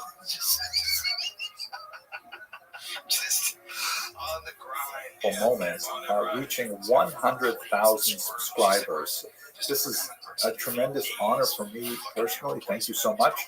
But really, it is a testament to your support and the fact that you're willing to sign on and say, yes, I'd like to learn more about this unusual people and their long history. So thank you so much for participating as subscribers and as members. Okay, let's go very quickly through the history of this channel. I think it has some utility for us to understand where we've been. The first upload was on November 12, 2009. Back then, I had a small adult education group, about 10 students. This was when we lived in Miami, Florida. It was really nice to see you on this experiment. I'm going to try and do a little YouTube thing. Let's see if it works. You're in my office here. And I just wanted to say a great thank you to Penny Cash for bringing it home to the Shear, and also to Eileen for putting the whole thing together. It was really a tremendous boost for me. It's so nice to be together with you. Then in 2012, again at the suggestion of my wife, I was teaching these adult education lectures at the Young Israel of Bal Harbor, Florida. It's a very wonderful place to teach, a wonderful community. And we had about 50 participants every week in these, lectures. And I was initially giving them without recording them until suddenly I thought, why not just put the actual lecture online? I know we're trying to get people to come together in person, and that's great, but you know what? Let's open up the audience to the entire global classroom. So the first upload there was January 26, 2012. First of all, I want to say thank you so much to the Kahila for expressing so much enthusiasm for these classes. Academics, we just need someone to talk to. If no one will listen to us, we feel useless. So it's so wonderful that all of you come out here and help me along with my personal therapy and talk about history and things like that. I certainly can't do it at home. So at least I can come here and do things. When we edit this, we'll just remove that little thing about home. I then experimented a little bit with direct-to-YouTube videos, thinking about, what are the essential things that people should know about Jewish history? And so I created this essential lecture series in October 2014. And that allowed me to experiment a lot more with the terminology end of it, which is not something I learned in graduate school, but I'm thinking it's really important that we teach our graduate students specifically this. And those came out starting in October 2014, but the experiments would be especially important when we got to the COVID pandemic of 2020, where it was no longer possible for us to gather in large numbers, and all of a sudden YouTube became especially important for teaching Jewish history. Then the personal change in my life, in fall of 2015, I was promoted to the campus in Brooklyn, New York of Touro College, now Touro University, and I started doing the same kind of thing there in the college campus with the Jewish History at Avenue J series. This was also great. Larger audiences enjoyed it quite a bit, and we raised about $20,000 for student scholarships with voluntary donations and sponsorships of the lectures, and that was also really nice too. I have to add to that in the spring of 2017, after some political events that were happening at the UN, I realized that there's a lot of power in these videos and this growing audience for social advocacy. And so I began the series, which I called Israel, the Land and Its People. And it went beyond the academic blah, blah, blah to providing information that can be consumed on a much more popular mass level and hopefully educating people about the situation in the Middle East and helping them to understand the kind of difficulty that Israel finds itself in. I want to say 3 institutional thank yous. First of all, when we moved to New York, we were in the Young Israel of Lawrence Cedarhurst community, which was a really warm and welcoming community. I especially appreciated my relationship with Rabbi Yaakov Trump, who was open to the spirit of experimentation and also was gracious enough to let me use the synagogue together with Rabbi Moshe Teitelbaum, his predecessor, and offer the adult education lectures there. And sometimes we did them in tandem. We also had some opportunities to do some really exciting things, like, for example, when I discovered a modern Persian equivalent of a food that's described in the Talmud. We had a wonderful tasting ceremony on December of 2022. Luckily, I found one that was actually under kosher supervision. That was really exciting. The second major institutional thank you, and this is all due to YouTube. I'm really grateful for all of you for making this possible. A great organization called Kosher River Cruises, led by David Lawrence and Malcolm Green, friends of mine now. They invited me and my wife to join them on their cruises of discovery along the great rivers of Europe in particular, looking at Jewish history. And so when I got involved with Kosher River Cruises, all of a sudden, most of my learning, which was basically book learning, archives and occasional trips to specific locations, all of a sudden I was able to go travel in tremendous luxury together with large groups of people who are similarly motivated to study the history of the Jewish people and actually go to the sites where these things happen. It was absolutely mind-blowing, and I'm really grateful to be continuing this partnership with Kosher River Cruises. But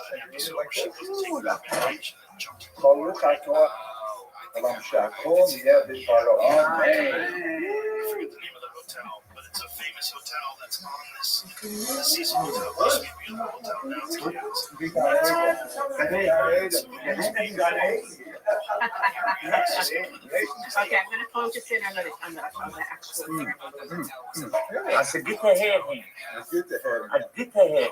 And finally, I have to specifically thank the Orthodox Union and Rabbi Moshe Shwed, who approached me way back in, this will be 2019, saying, hey, we're enjoying your Jewish history videos.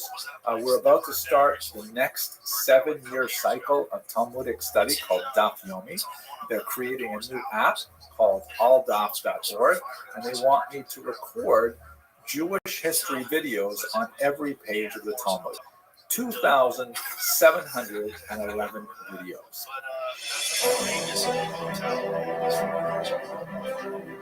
There's a bunch of those places that are abandoned. Used to film. This is a way to RFK got just introduce people to the amazing, fascinating. diversity of topics and subjects that are in documentary. Look at the historical, social, economic context that produced the Gemara and the Rishon Macaron that we have. Today, I'd like to look at a character who's quite fascinating to me, Ben Bagbag. It's such a strange name, first of all. Whoa, how do they do that anyway? You can't just go to the porn star and get some Clorox or something like that. So, I did a little bit of research. It's intended to enhance and to illuminate the dots for people who are currently learning. And secondly, perhaps even more importantly, it's intended as an easy slope up for people who want to get into the documentary but are not quite ready to jump off that precipice. So this is a way to just introduce people to the amazing, fascinating diversity of topics and subjects that are in documentaries.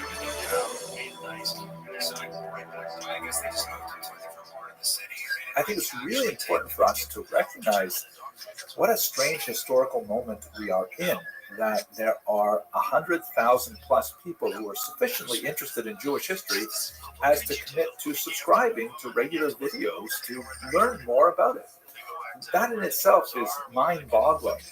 It's also strange from an academic perspective because, I grew up before cell phones, before the internet, before the web, and most of my academic career was structured around the usual things that historians do. I wrote some books, I taught a lot of courses, I gave a lot of adult ed lectures and so on, and I met those traditional milestones like, thank God I received the PhD, I got tenure, I became a dean, and did all those things. But YouTube, in many ways, is a totally different category of milestone.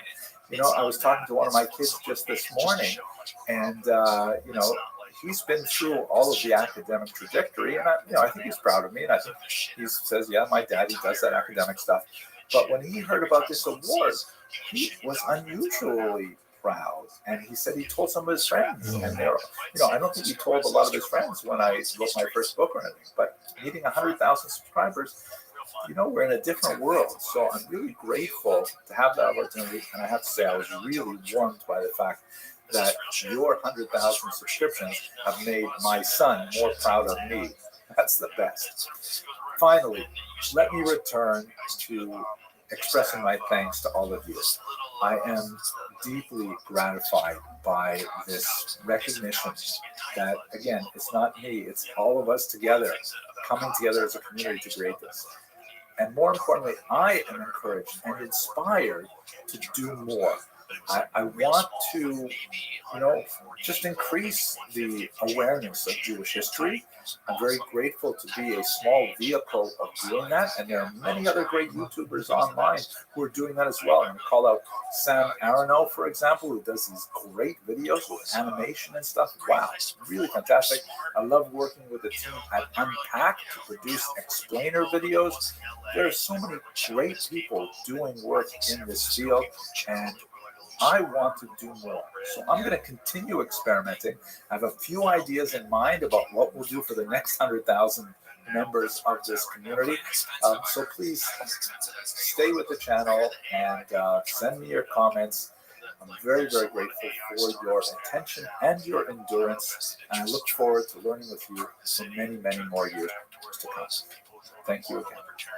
Agit gewinnt Schuh, in nachgeschriebene Kinder. I almost can't wrap my head around it. Well, no one can wrap their head around it. Well, it's like kids in school now are writing their papers with AI, and no one can stop them. But the teachers are just grading the papers with AI. Hello, fellow students of Jewish history. Let me tell you right up front, this is going to be a somewhat different video than most of the ones that I put on this channel. And the reason is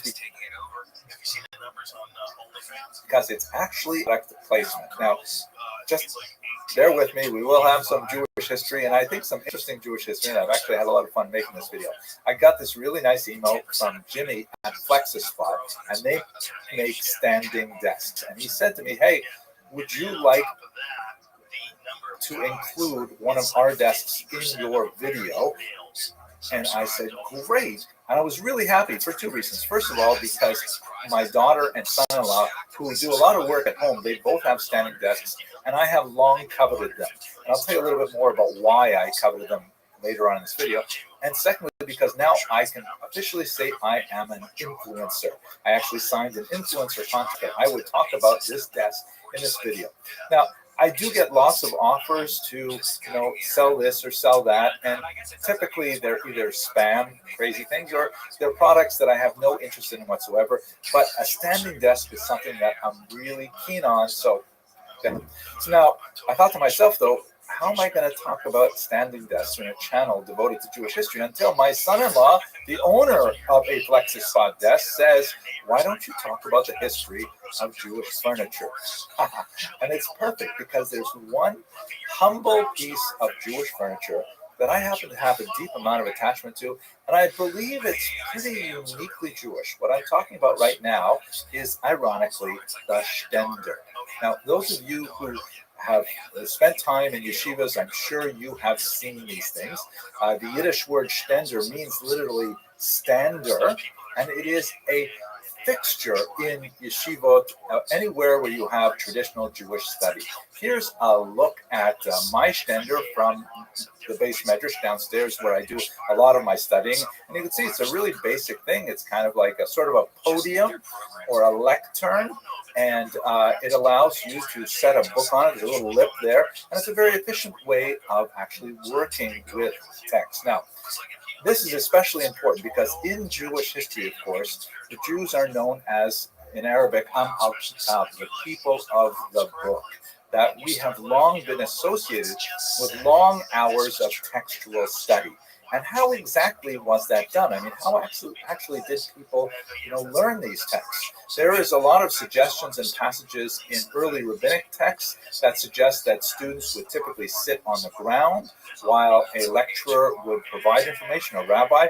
And that makes a lot of sense, especially for oral instruction.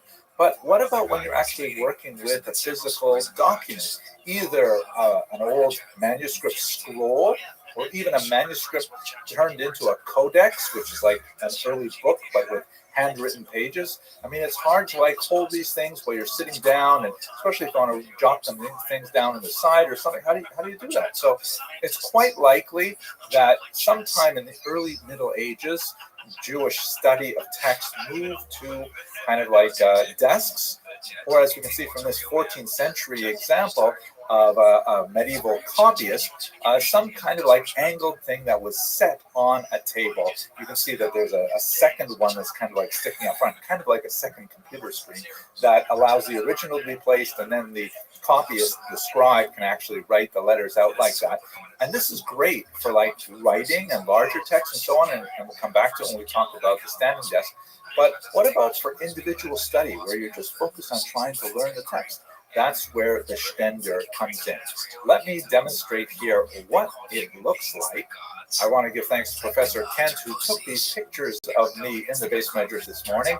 Here's me standing at my Stender, and you can see, obviously, it's great for standing and learning a text, or for prayer as well. And in fact, it's not impossible that this kind of lecture may have been either adapted by the Jews from a church lectern that looks something like this, or this one here, but both of them, I got to tell you, they would not do the job the way the Jews need it, because it's obviously intended for only standing, whereas a Stender has much more flexibility than a standard podium, and I'll show you why. Here, you can lean over with the lectern, and this is really good for like changing your posture and changing your blood flow and stuff like that. And most importantly, you can also sit with the Stender. I know it's called a Stender for standing, but it's often used sitting. And in many yeshivas, you will see hundreds of these things, with each individual student having their own Stender and being able to move between standing, leaning forward, sitting, as they wildly gesticulate and argue about the meaning of their text with their study partners. So the Stender is like a really humble, basic piece of study furniture that proved to be extremely functional and durable. We have photographs that clearly show it being in use, but it's quite likely that it goes back centuries upon centuries. but we don't have much literature on it because, you know, it's a piece of furniture after all. Here's my own Stender from my home. It's a little bit different. It's also a stripped down version, but it has a couple of other nice things on it. You see these wheels here on the side. Those are kind of like screws. You can loosen them, and then not only can you change the height of the Stender, kind of like a Flexus Spot, but without electricity, and you can also, with that sort of curve thing, you can see you can loosen it up, and then you can change the angle, which I like to use it sometimes flat on top for holding big heavy books when I'm not learning, but then I angle it when I'm actually sitting down or standing and learning with it. Really, really helpful and useful. Now let's do the actual product placement. Why would you want a standing desk? Why would I want a standing desk? Well, specifically because I read this book with my wife. We listened to it actually on an audio book on a few long road trips. There's so much fascinating information about why a standing desk is good for your health, and specifically for weight loss, because when you stand, you actually burn a lot more calories than when you're sitting. I mean, it stands to reason, right? You're sitting sedentary for sometimes 8 hours in front of a computer. Wow, not healthy, right? So let's have a look at the standing desk itself. It's basically like, you know, you can see it's a flat piece of desk, and you can put all kinds of stuff on it. It has phenomenal weight-bearing capacity, and I think it would be beneath my dignity to actually sit on the desk and test it, but I will tell you that I have done that, and it can easily hold my weight, and possibly two of me, or at least two of me. It goes up and down with a touch of a button. I really love it here. I'm going to do it while I'm talking to you right now. Here we go. Here's down. Wow, look at that. That's great, right? Nice and smooth and easy. And here is up, right? And I can't tell you how convenient it is to be able to do this while I'm making videos. It is quiet. It is really super stable. And here's one other thing that's kind of cool. Once I got this standing desk, I found that a lot of impromptu meetings are a lot shorter, because when people come to my office to talk to me about one thing or another, and I'm already standing, then they feel they should be standing too, and they don't get too comfortable, and we talk about what we need to talk about, and then I can get right back to my studying, which is, you know, what I really love doing. This all makes me think. I love my Stender, which is pretty basic, and I love my new Flexus Spot standing desk. What would happen if Flexus Spot made a Stender? But chances are it'd be a really niche market. So those of you who want to get a traditional Stender, you can go to your local Judaica store. There's some online. Here's kind of a funky one with curved metal pipes used for the legs. Here's a much more traditional set. This is the, I love this. This is like giving it as a chassan gift. Every man's best friend. You thought it was a dog, but no, it's a Stender. But if you want this beautiful standing desk, then you got to go to Flexus Spot, because the E7 is just fantastic. I'm just so delighted to have this Flexus Spot standing desk. Thank you, Jimmy, for reaching out to me and asking me to include this in a video. I think it's going to make my work life a lot more healthy and pleasurable, and I look forward to using this desk to make lots more Jewish history videos for all of you. Please be sure to check the links in the description box and use code YTE730 to get an extra $30 off the E7 desk. Thank you very much for watching.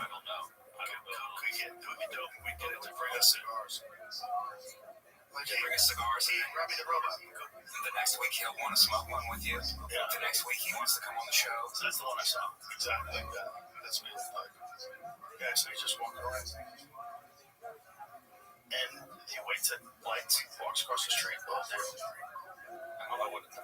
Hello, most valued members of the Lander Culture Men Base Measures of Talmud community. I am so delighted to invite you to our first annual breakfast, which is scheduled for Sunday, December 15th at 9:30 a.m.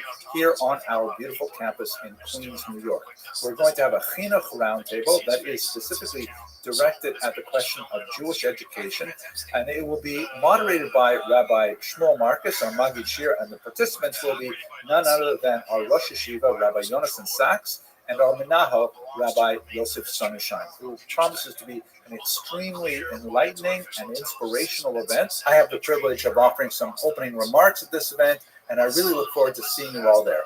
Thank you so much for supporting our fantastic institution, and thank you very much for watching. Please see below for more information and to RSVP. driverless car, just a car with no one in it driving around. Camera spinning around all over it. It's like it's a weird glimpse into the future. I don't know if I like it. I don't like it at all. And I was staying at a hotel, and there was this robot going up and down the parking lot. I guess trying to determine if someone wasn't supposed to be parking there. Hello, fellow students of Jewish history. I am so excited that this Shabbos I'll be spending it. It was like a robot. You ever go to a restaurant where a robot delivers your drinks? No. I've been to a restaurant. Yeah, In the community of Roslyn, New York, at the famous Roslyn Synagogue. I'm really delighted to be invited by Rabbi Dansker and the community to serve as a scholar in residence there on the topic of resurgence in Jewish history. And here's a quick sense of what we're going to talk about. On Friday night, we'll begin with a discussion that's appropriate for this time of year. We're going to look at the secret history of Hanukkah. Hanukkah is typically told in a very childish fashion with very clear-cut good guys and very clear-cut bad guys. But when you actually get to the nuts and bolts of the story, it's quite a bit messier and quite a bit darker, in fact. That's why we're going to look at the secret history of Hanukkah, because there's a lot of material from that unique period of history that we can derive for our own times as some kind of guidepost and some kind of warning. Secondly, on Shabbos, we're going to have a talk specifically on the ways in which Ashkenazic Jews and Sephardic Jews have dealt with the communal traumas that they were exposed to over the long course of their histories. I understand that the Roslyn community is very diverse, and so we're going to look at a comparative approach to Ashkenazim and Sephardim and see if we can derive some lessons from them as to how we can handle the challenges of our day. Then after Mincha, I'm looking forward to examining one particular population that is so fascinating and very rarely spoken about. This is the saga of the Taran Jewry coming from Central Asia. What a phenomenal, amazing story that they have to tell about Jewish survival under incredibly difficult circumstances. It's a story that's not often told, and I'm looking forward to discussing it with all of you. And then finally, after Shabbos is over, we'll break out the laptop and the projector, and we're going to go look at a much more political topic. Specifically, I want to focus on the topic of the Yishuv becomes the Medina. I want to focus on the very crucial period of state building that occurred between World War I and 1948 as a trilateral complex conflict between the Jewish population of the land of Israel, the Arab population there, and the British Mandate authorities. I'm going to go through maps and talk about the back and forth of it. I know it's a story that has been told frequently, but now that Israel is under so much international pressure, it's especially important for us to review how did we get to statehood in the 20th century at all. I think that's going to be a very relevant talk. We will go beyond it up to the Oslo Accords in our own times, but that will be kind of like a fast addendum at the end, just so we get a sense of how Israel came to be a state in the 20th century in the first place. Okay, I'm really looking forward to this Shabbos. I'm really looking forward to meeting all of the members of the community of Roslyn, and I hope that we'll have a chance to talk more then. Thank you very much for watching, and I look forward to meeting you on Shabbos. I hope not, because it's ugly if there's like just massive crime on the subways and gangs. I don't think it'll get to that, because I think we're past that. Hello, fellow students of Jewish history. You know, I consider myself incredibly privileged because I have a job where not only can I spend a lot of my time thinking about Jewish history and talking about Jewish history to people who enjoy listening to stuff about Jewish history, but that I work in such a phenomenal environment here at Lander College for Men at Victoria University. And right now, we are about to begin our annual charity campaign where we raise funds for scholarships for our totally amazing students. It's going to be March 25th and 26th, and we have a big goal. We're really hoping to get widespread participation in this annual campaign. And right now, to kickstart it, we have an incredibly generous 4 times match in place. That means that whatever dollar you give, we have donors who believe in our institution and especially believe in our students so much that they will match it 4 times over, which really gives your dollar an incredible impact here on our campus. Now, let me just tell you something about our campus. If you're not familiar with this amazing institution, you should understand that our students are really top-notch, really amazing young men. Almost all of them have spent at least 1 year in post-high school Talmudic institutions, usually in Israel, and many of them have spent 2 or more years full-time study of Judaic texts before they come to our campus. And then here on our campus, oh my God, they are just mind-blowing. Not only do they come here quite often with like massively high SAT scores and tremendous records of student achievement and volunteerism, all kinds of things. They get up early in the morning. You walk into our base medrash, our study hall, which is just rocking with noise through much of the day, but in the early morning hours, very quiet, just little groups of students. And then by 7:45 a.m., I'm there with them. My day goes from 7 a.m. till 7:30 p.m. I love it here. But at 7:40 a.m., then they start with their morning prayers. After they wrap those up, then they have a quick class in Jewish law, breakfast, and they get right into deep Talmudic study. And their study of Judaic texts with a brief break for lunch and for afternoon prayers goes until 3 p.m. These are really intense, motivated students. And only after 3 p.m. do they really get down to their secular studies. And oh my God.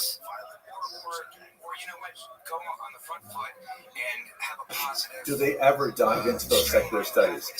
Organic chemistry and biochemistry and advanced marketing and management and artificial intelligence. These students are really at the cutting edge, and they are going to be the leaders of the Jewish people of the next generation. They have already demonstrated tremendous success. Our alumni network is fantastic. I can't believe I am so fortunate to be coming to work every day to be dealing with these kinds of students and these kinds of faculty and these kinds of student service personnel. Everyone here is totally committed to the same thing. We have extracurricular activities that literally go till midnight. But I just want to emphasize how I love this campus. I love these students. I love my colleagues. And I really want to ask you to help support them. Some of our students come with very, very high financial need, but we try very hard not to turn away anyone for financial need. We've really bet on our students to succeed and lead the Jewish people into the next generation. So we're counting on your support. Please do consider giving to this charity cause, March 25th and 26th. And right now we've got a 4 times match in place. I really hope you will take advantage of this. Thank you for the privilege of speaking to you, and I hope you have a fantastic day. I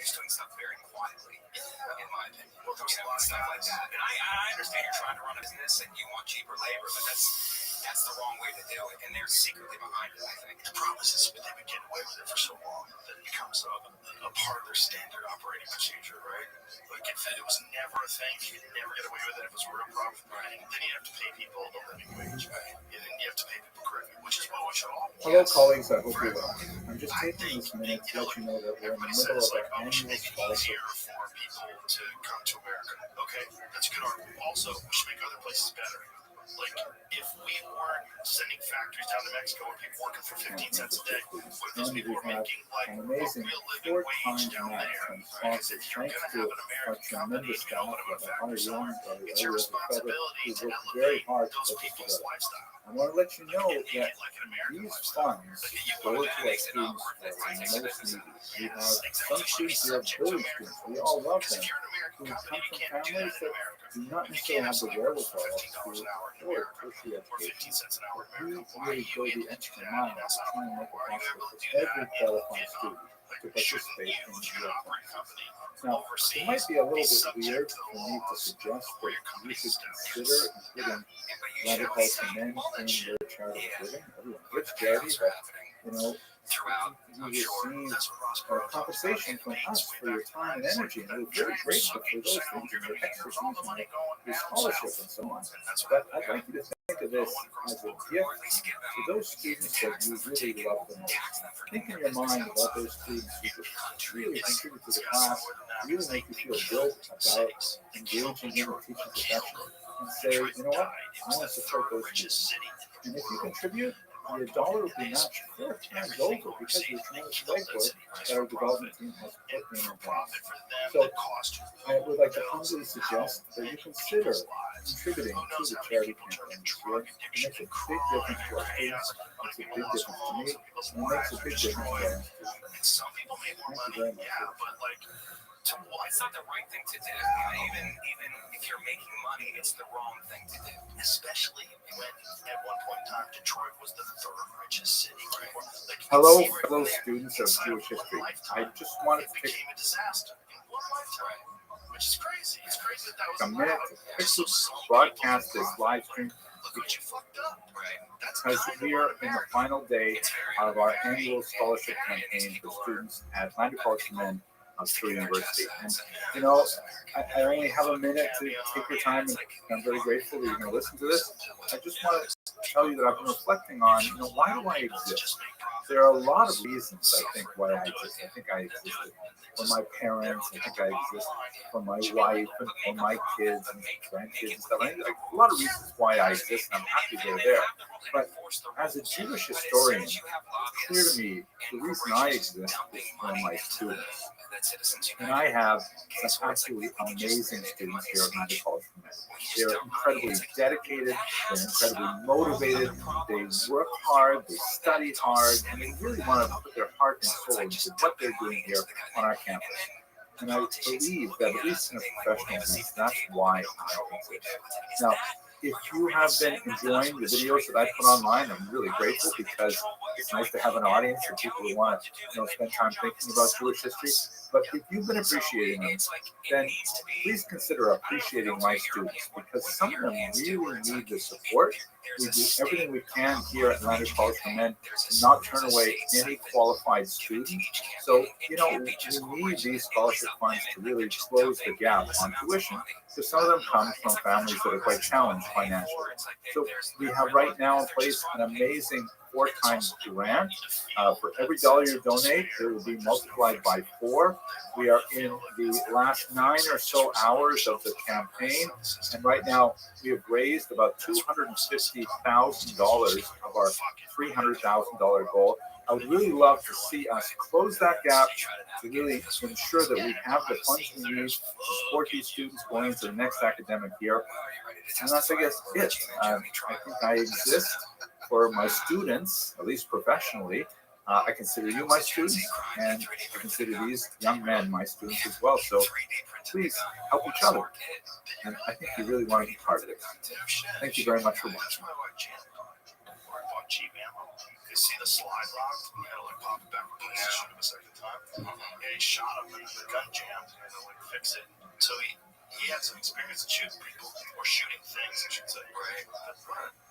What a nutty kid. But he has like old like videos of him. It's like what a well-spoken. He seems like an intelligent, well-spoken, graduated at the top of his Hello, class. fellow students of For him to do that.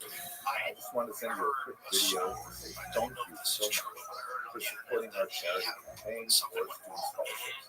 This has been an absolutely phenomenal year for us.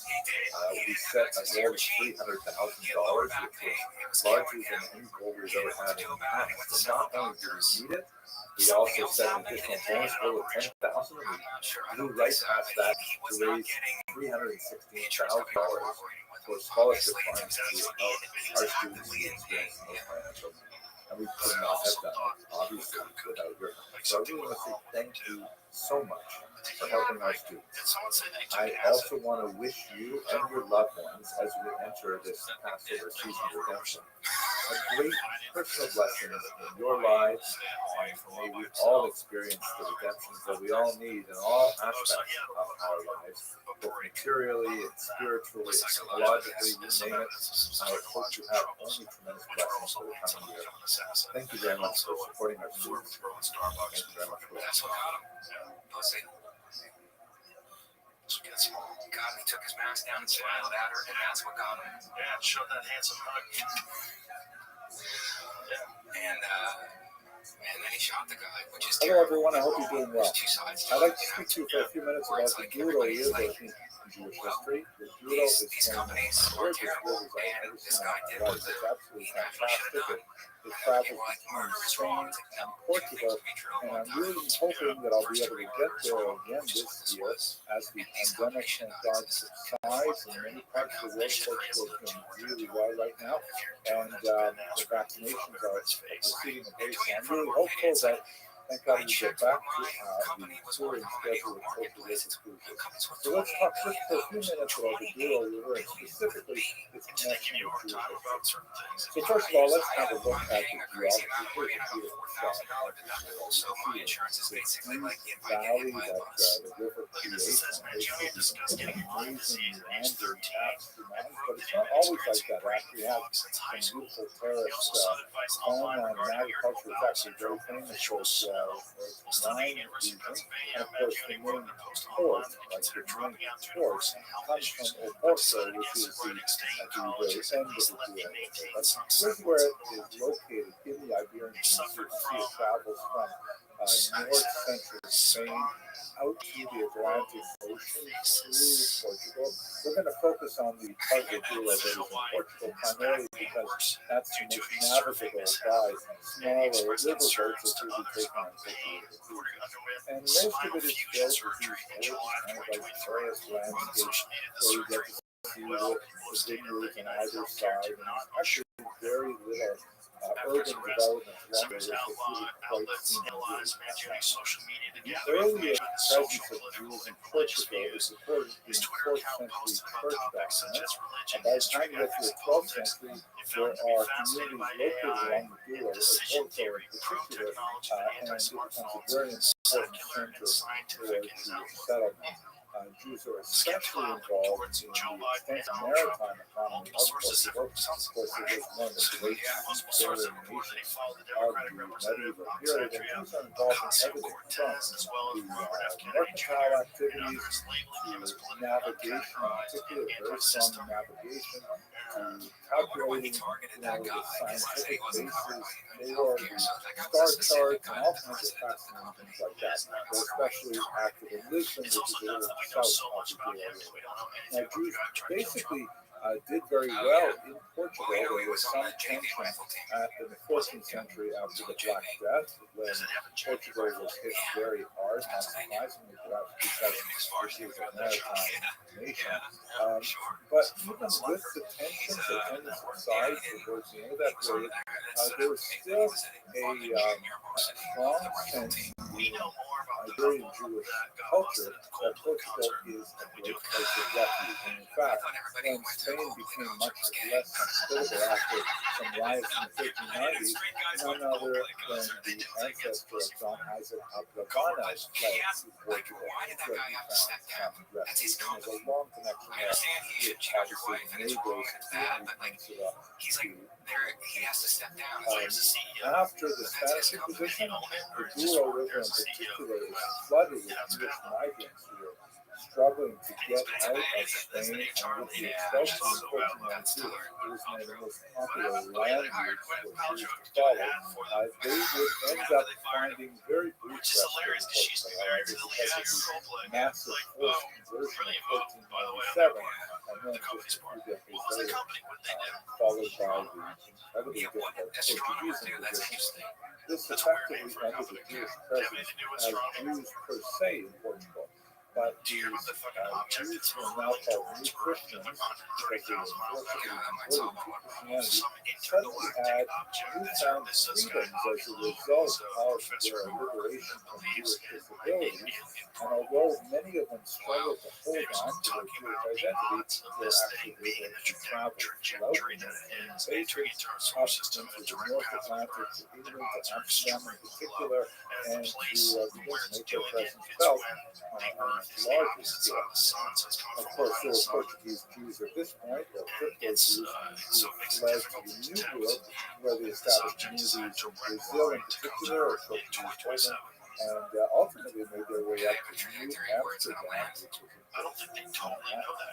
the Douro River and its environs was, as we mentioned, a major conduit for Jewish migration. It also ended up harboring a lot of crypto-Jewish communities, Portuguese Jews who decided to stay in Portugal and discussing. maintained He a also Christian had exterior an while analysis of still another object that practicing would Jewish pass habits by secretly Earth in their home. a few And so years you have back these amazing that they people named, and they said who that this have thing had like very these bizarre possibilities of metallic Jesus scars in the sort of doorways. look Like this to is it that he did my not think, colleague from based Costa on the Rica, shape of it David and Strauss, the pointing way it out was traveling, that it was possible natural. Jesus scar. You So have he the thought that that remarkable could have been community some of sort of alien Barmentes, craft as which was well. only discovered in the 20th It's too century fun. as It's too a fun. But as crypto it gets Jewish closer, we town. can grow. Here, by the way, is Scientists a give picture of chilling the update on magnificent mysterious interstellar object racing through our solar system as they the warm. mikveh It's there, even bigger which than we is thought. significantly more modern Provide a than chilling the update on medieval mysterious mikveh interstellar discovered at object that's Peninsula, racing also through to our the solar south, a system. really Using important data from the Vera-C university town Observatory, that experts have educated a revealed lot just how of big these the object crypto of Jews. 31 This is the Times Atlas Square. It really looks very is. cheerful According now, to but it's analysis, actually the object the measures site of roughly public 7 trainings miles of in Jews diameter. Holy fuck. here's How some big of is the New York students City? from the Bigger than Mount Everest, dressed in a long making it the Harry largest Potter type interstellar clothes, object things like ever that. spotted. Professor Avi Loeb, theoretical It's such a physicist and gorgeous river cosmologist and from Harvard amazing University, trip. suggested The the boat object is so could be an alien fantastic. I hope that spacecraft. many of you can However, join not us everyone is because convinced. we have such an Chris amazing Linton time. and astronomer at It's University Jewish of optimized, right? Oxford We told even Live have Science any in the suggestion that day artificial in is the nonsense lounge and area of the boat, nonsense on and stilts. He it's added that just these claims are an fantastic insult to the exciting enjoy work this. going on to Return to understand this Portugal object. for Jews in the 500 years later after the Inquisition. Absolutely Right. I mean, let's not rule anything out. I hope you'll be able to join me. Check out the There's something website. about it, about the way it's traveling, that it's bizarre. It doesn't have a trail like a comet does. Right. Scroll up a little so you see that. The images of the comet were actually snapped by the Vera-C Rubin before it was officially discovered. However, since it was identified on July 1st, scientists, just July 1st, just a little bit ago, scientists have scoured One of back the through most data to find fascinating out figures more to about the emerge mysterious from object. medieval New Portugal study is published undoubtedly on Isaac Abraham. RXIV, Fascinating individual, sometimes known as the Abar Benel, because his name actually is a mix of several different transliterations from the Hebrew, and he himself actually used different versions in his own lifetime. He was a very important Portuguese thinker, diplomat, politician, and financier who reached tremendous heights in the late 15th century in Portugal, and then amazingly continued his career already when he was quite elderly in terms of his literary output, in terms of what he did in terms of biblical commentary and thought. Fascinating individual. Let's take a few minutes to look at his remarkable life. So, we should bear in mind that the overall context of the Abar Benel's life is inextricably linked with the history of the Reconquista. This refers to the several centuries when Christian forces began to reconquer the peninsula from the north moving down to the south. Hence the term Reconquista, right? The reconquest of the area.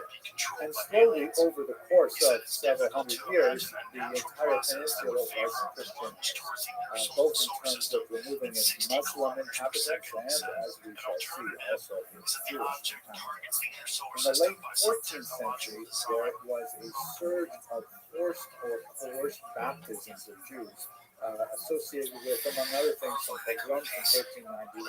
And in the larger time period, John Isaac Abravanel's family fled from Spain into Portugal. His grandfather was caught up in a lot of the tumultuous events of the 1380s and 1390s, and he made his home in Portugal. There, the grandfather of our protagonist was very much involved in building his career as a courtier, meaning serving the Portuguese royalty, and especially in the area of finance. By the time Don Isaac was born in 1437, he was already very well established, and Don Isaac was given a very expansive education, not only in Hebrew subjects, but also in Latin and Greek. He spoke several languages of the peninsula and so on. And he was trained or really to serve the great houses of Portugal, primarily in the area of finance. He was especially close with the house of Dom. In the 1480s, however, there was a major upheaval in the ruling classes in Portugal, and Don Isaac suddenly found himself on the wrong side of the ruling power, and he was forced to flee across the border, in fact, right by the Douro River, where we will be touring, and leave his family behind as he sought safety within Spain. This was a very tricky venture because Don Isaac was, of course, a descendant of someone who had fled Spain as a result of the forced baptism of the 1380s and especially 1391.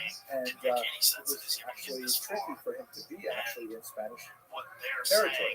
However, he laid low and kind of lived under the radar, managed eventually to bring his family over, although the bulk of his wealth was abandoned in Portugal. And it actually was especially interesting because it was at this time that he actually composed some of his most fascinating work. He wrote in the space of about a year and a half some 300,000 words, which is the equivalent of, let's say about 5 or 6 novels of commentary, writing particularly on Joshua, Judges, and Samuel.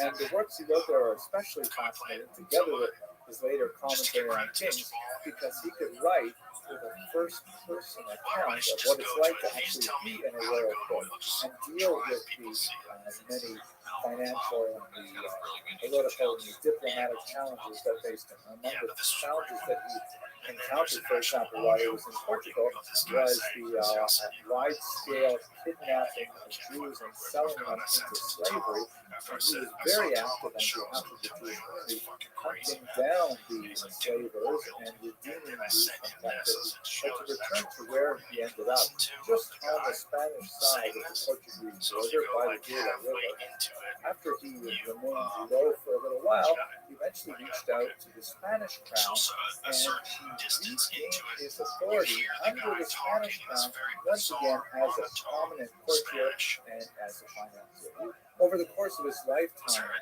John Isaac Barbanel actually served 6 different kings, and he had moved, as we saw from his Portuguese exile, to actually the heights of authority under Queen Isabella and King Ferdinand, serving as the number 2 person in terms of the entire economic infrastructure of Spain. He was second only to Abraham Senior, who was the first tax collector of the entire peninsula, and he was in this capacity to serve Spain well. It was, however, to be short-lived, because Queen Isabella and King Ferdinand had already instituted the Inquisition as of 1878, and they toyed with the idea of expelling all the Jews of the peninsula, and that is in fact what happened. There's a remarkable painting made in 1889 by Emilio Sala that depicts that key moment when Don Isaac, who is shown in the red robes with his back to us, who is speaking before the king and queen as the Grand Inquisitor Torquemada gesticulates loudly, demanding that Jews be expelled so that the entire peninsula could be unified.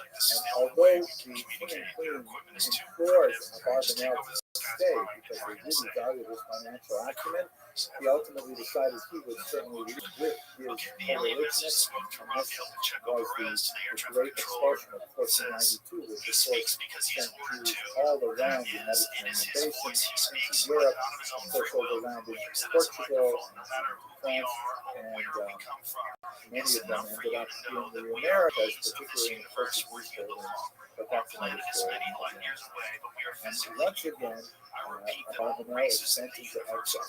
This time he ended up in Italy, where he was quite active, continuing his commentaries on the rest of the Bible, on the Haggadah, on Santiago, developing some fascinating messianic theories. He really believes that the arrival of the Messiah was around the corner, that would in fact the Messianic age would begin in 203. Unfortunately, he was sadly mistaken. And he ended up actually, through a course of wandering, at the end of his life, he found himself in Venice, where a twist of fate would bring him once again to the attention of kings, and he became involved in the possibility of engaging in negotiations Portugal that had originally caused his first exile.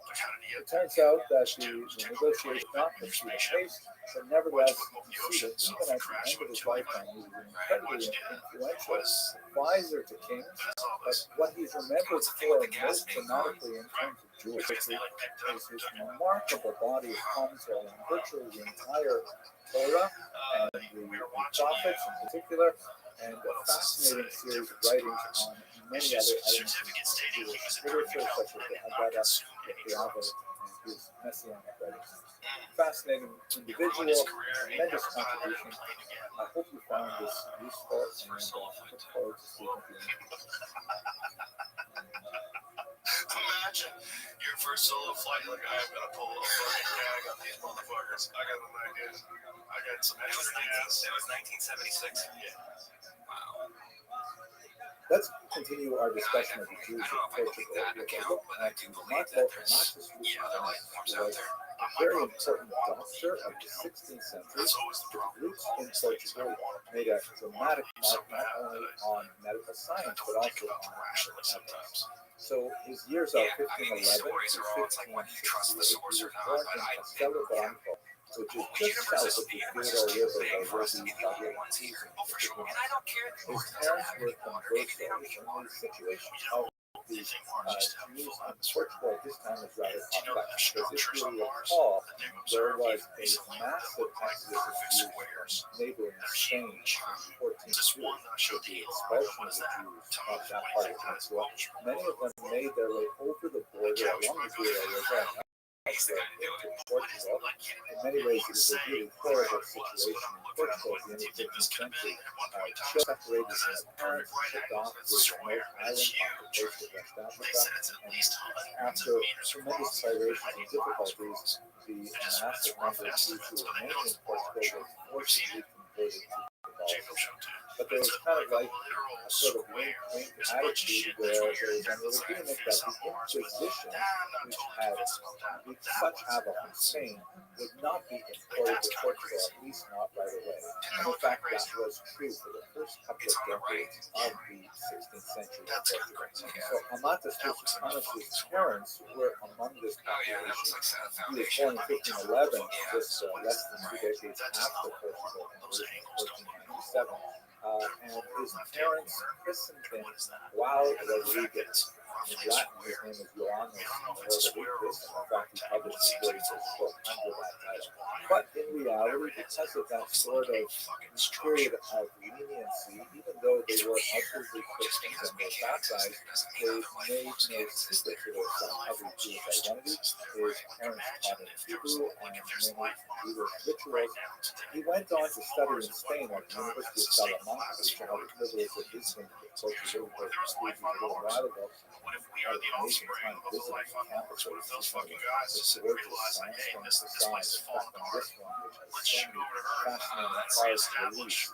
Yeah. I mean, that might be why we're so different than every other primate that's here. The frog that sits on top of the skull, one of the that might be true. I just think it's so vast and we know so little about everything. It's possible. I kind of like broaden it that way, where it's like, it's all possible. The universe is infinite and we know very little about it. Several famous professors who are active in Salamanca at the time. People of we're trying to use our logical brains to figure out, you can see that Hebrew was a huge part of the curriculum. Here's a look at one of the classes where the professor is expanding on the election that I definitely and here are the student benches, which I think are designed to keep them as alert as possible. Well, anyway, he graduated in 1530 from the University of Salamanca and has a degree in botany that was serving very well for research. But the situation in Portugal was deteriorating, formally established in 1536, and the first public journal what seems to matter is like so our hero, Amatus Lusitanos, made his way smiling at someone who's giving somebody some kind of words. long writing. It was at this time that he adopted a Latin name, which is rather remarkable to his history. Amatis means love, or beloved, and it is probably a translation of the original family name, which might have been Chavi, the Hebrew word beloved, and Lusitanos means Portuguese. So even though he had to endure a long exile that would last right up to the end of his life, he never let proclaim himself a loyal son of Portugal with his very name. He ended up in Ferrara, where he became a professor at the university there, and he worked quite significantly in a lot of anatomical studies. These were published in a series of books called Centurii, from the word 100, because each of them described 100 cases of people that he had treated with very detailed medical information. They were really quite fascinating. For their time in the 16th century, they describe, besides the medical information, they describe a lot of social history and positions of people in general in the regions of Cuba. He made major breakthroughs. For example, he discovered the process by which veins are able to direct the flow of blood in one direction. This was actually wrongly attributed to other scientists, but in fact it was not just discovered. The king of Poland, Sigismund III, invited him to serve as a royal physician. He declined that offer, but he did agree with the request of Pope Julius III, who asked him to come and serve his royal system. Later, he ended up becoming a permanent physician to several monasteries and treated Pope Julius III several times. In 1549, however, he was involved in a very controversy in which he described in one of his earlier publications some mistakes in the work of a colleague, Pietro Ambrose Matthioli, who was at 1577, and Matthioli did not take the criticism well. He lashed out at Matthioli brutally and hurled some vulgar and insulting invectives against him, and he especially pointed to Matthioli's Jewish background. You can recall he's actually officially a Christian because his parents were forcibly converted, and he therefore has the right to study medicine and to practice and so on, but he never made any secret of his Jewish background. When a new pope was installed shortly thereafter, Pope Paul IV, in 1555, there was an upswing of very strong anti-Semitic, especially inquisitorial activity in Italy. There was a huge controversy in one of the several Jews who were asked by the Inquisition about burning to death. And in this context, Matthioli's own home was ransacked, and many of his precious books and his manuscripts were stolen. He ended up escaping to Pesaro, later to Rabbis and Salon. And in 1568, he formally abandoned Christianity and practiced Judaism until the end of his life. Against he died on the cross. This is an interesting image. It's an interesting title page that has, among other things, an image of the Tetragrammaton at the top with sort of a shout out to Zanies Lab, shout out to Zanies in Nashville, and Nate Bargatze and the Nate Brand. Thank you for having me on the left side, you see the medallions that various figures feel like especially strong in their countries for sciences like Gallen and others. And on the bottom left, you see his figures. The figure on the extreme right is Amatis. The figure on the left is Matthioli's. And as you can see, the caption underneath says, "Dissentibus," we heartily disagree. Besides his amazing and important contributions to medicine, he also made a signal contribution to the development of medical science. He wrote a physician guide, which he took it quite exceptional for his time, in that he specifically indicated that it was inappropriate for physicians to make any distinction with regards to the religious origin of their patient. He argued that physicians should treat people regardless of their faith or creed. His approach to non-sectarian medical ethics was not only unusually modern, but was also especially poignant given the fact that the Inquisition had declared him their enemy because of the open adoption of Judaism as well. There's fascinating use of public Diego Rodriguez and Carlos Ice at the University of Columbia, where a lot of the publications and articles are held. And you can see here the inquisitorial censor has gone through much of this medical research and has redacted significant portions that especially deal with things like sexuality or any kind of more modern, straightforward approach to medical profession. The physician also took issue with his medical oath, which you see even that was the life of Amasis gives beautiful insights into the struggles of Portuguese Jewry in the 16th century, but also the tremendous resilience of spirit that many of them demonstrated, contributing to world culture and science, while many of the forces of the world were raging. Hope you will be able to join us as we cruise the Duo River a little later this fall with Will and you can do things with cartoons you can never do with real people. You globally. can kill them, they can fuck each other, they can stick things up their ass. Anything can happen. Anything can happen because it's also they're not realistic cartoons, so it's like you're somehow or another detached from it. Yeah, no, they did a documentary one time. I don't know if you saw that. One of the most fascinating aspects of Portuguese Jewry is the story of the use of Belmonte, which is absolutely fascinating. Especially because it is a continuous system that is still developing and quite exciting. A lot of the Jewish history that we have today is centered in really important cities like Lisbon, and especially the beautiful Porto, but Belmonte has a very special story that we really don't know. So here's a map showing you roughly where Belmonte is. It's a small village, just a little bit south of the river, not too far from the University of Coimbra. And here's a beautiful picture, by the way. It's very rustic and the mountains fading away into the stuff is so crazy because the catchment tunnels on here, and it's based off the village. But the story that's connected to the Jews is absolutely fascinating because what happened is after the forced conversion of Jews in 1497, that effectively ended the presence of practicing Jews in Portugal. There were a number of Jews who went underground. As we discussed in previous videos, these crypto Jews, also known as New Christians, that's what they were called by the Christian community, or the conversos, were also known as Marranos. The term Marranos has fallen into disfavor because it is derogatory. Why? Obviously, it was connected to the idea that these New Christians were converted and their descendants were somehow still returning to you. And in reality, you see that in certain communities like in Belmont, that is precisely what was happening. One of the more preferred terms today is today Muslim Christianity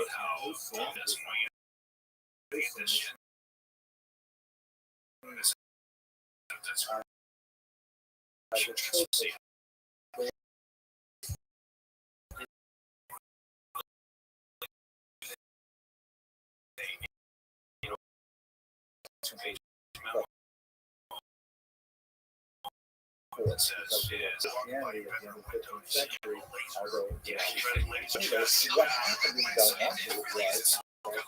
Belmonte was conspiracy guy outside veils, they portray themselves as Christians, essentially the crypto Jewish story, and they retain their continuity as we speak. Now, they have some lingering issues that are associated with elements because of marriage, and it's traditional Judaism, we have to understand, separated from the larger population of millennials, so quite a bit of observance has kind of been by that.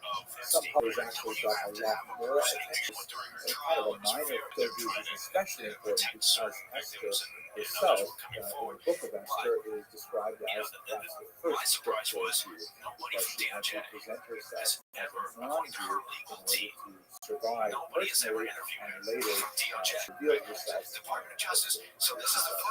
But anyway, so that they have an attenuated type of Judaism in many ways because of the 500-year separation from the Jewish world, but in the 20th century they have engaged much more deeply in Christianity. First of all, let's talk about the story of the discovery, which is And someone to the legal This is side what saying, well, a if she man had named anything interesting Samuel to say, she would have Schwartz, said it during the who course was of her trial, a right? To save herself Eastern or Europe, to who cut was a deal. an engineer But working now I in the don't think so. region. I don't, yeah, And you know, he well, the smartest spoke thing for her multiple to do is languages, keep her was fucking mouth shut, which is autodidact, what she great did, with right? They put her history in a and things cushy like that. And prison it where she happened could that do yoga. in 1917, he was working in Prison. the So region here's one of my favorite ones. I'm gonna send and this to you. he was Somebody doing tweeted various this, things, and it's just and so someone perfect. said to him, And whatever it you just do, shows you don't do how business crazy with Balthazar whole Pereira thing de has been Sousa. like from the Why? very Because they beginning. said he's actually a This Jew. is someone Okay, tweeted this Schwartz from the thought, Atlantic. why would you And think this is there's a Jew here in what's the funny middle about of this. rural Portugal? But he decided to check it out a Check little this bit, out, Jay. and it turns out So it's these fucking people. It's like quite suspicious of him at they all first. knew I bet her. they said to him, They all "Funny, you knew don't him. look Jewish." So many But people at any rate, knew her. when he And they're all insisted on pretending that they speaking with didn't. him more And about no one this, knew. and Check he this out. was reciting for them certain things This like is the the Atlantic Shema says. Israel prayer, they Scroll actually below believed Beggars him. Lunacy. They said, So okay, you I see the guess we can quote open below. up. This is, after all, the beginning of the 20th century, and No, the Inquisition, although it lasted for 400 years, is officially over at this point, so we gradually opened up This this is what the world, Atlantic posts. If the existence Epstein is scandal phenomenal. teaches us anything, The it's that first America needs a still dedicated and active decently in funded group of Portugal. people whose He job it wrote is up not his to just he ask wrote up his questions, findings in several but to find publications, which answers. attracted And worldwide then this attention. guy, A Sean lot of Davis, historians and posts the scholars woman on the right is descended on Ghislaine the community Maxwell. She by that trafficked response. children for Jeffrey Epstein. The woman on the left Here's a owns look your at the magazine. community again. Here's the beautiful synagogue that was built there for the Jews of Belmonte. And just that Here's alone the is so interior wild with that they would have the balls to post delicious that. view. We need dedicated journalists, not just people asking questions, which is like, for sure, an attack on podcasts. Were beautiful. Like, listen, And they you had guys an didn't excellent do museum there, shit. which unfortunately doesn't have a lot of stuff online. We really got to see So, more of this. just It's asking, gorgeous. just the There's fact all that kinds of we're just asking questions related along to with the that, crypto or is Jewish this a practice. knock on the Like defunding this of PBS, which is tunnel essentially a link device, propaganda which is network apparently for the designed Democratic Party, to which allow is it now to being light candles on apparently Friday secretly nights being and to funded. hide the But yeah, glow look, from everybody's worried now, right? No, at first it was like, okay, again, I go back a handful of years. Nobody was pushing for this, right? Because you got people from all sides probably on whatever that list looks like, whatever that Epstein file looks like, whoever was involved. You got people from all sides of the spectrum here going on.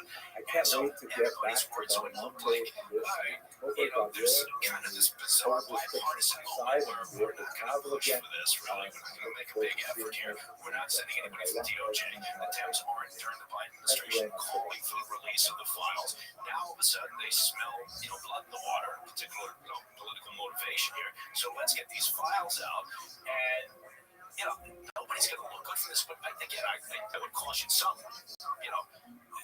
just because a name might be in a file, no matter whose it is, right? Doesn't necessarily mean there's nefarious activity. It could be like any police file, right? It says, okay, the individual stopped at this particular location and this person was there. Welcome Doesn't mean everybody they're connected to to something awful or fucking underage yet girls. another of our Maybe they were if they're in the KRC file, right? But I'm just saying, there's a lot of elect people probably in that file that are going to be named if it ever comes out, who may or may not have been engaged in I'm very happy illegal that activity, I but can just introduce to release the goddamn my thing. dear Yeah, colleagues, there's probably a lot of people who especially just went the there. Did I main send you the thing star where this guy of was breaking? today, Did I say NPR? Dr. Henry Abramson, the Dean of Rural College and our store in residence, and David Lawrence, who is the director of Global Cruises, and my name is David Strauss, and I'm the European director. And again, I'm very happy that we are meeting here on this lovely morning for me, since I'm in fact it's late afternoon. And the talk of today is going to be the Jews of Portugal. The Sephardic diaspora and the heritage is undoubtedly one of the most fascinating, the most complex, highly original and unparalleled phenomena of the Jewish world. And not only, as I mentioned, it is a diaspora within a diaspora, but also it entails a complex phenomenon out of cultural, ethnic, religious, and even linguistic and dietary heritage. funded. some of these The fact that the government was funding NPR is crazy. will Listen, you can't have a completely there is going to have to do with one-sided media organization Portugal, by the government. specifically, That's crazy. plays an indispensable The part amount of people of that were on it the for party different heritage. It's like out of 8 And, people, it's 100%. So look at the times. Perhaps without us even realizing it on day-to-day basis, some of it influence of speaking of today, but there is also bustling and ever-growing community in Portugal, including one of the most, again, specific, within a specific segment, one of the most unique Jewish communities to be found anywhere in the world, which is the Jewish community of Belmonte, which are the last Maranos, the Jews in the world.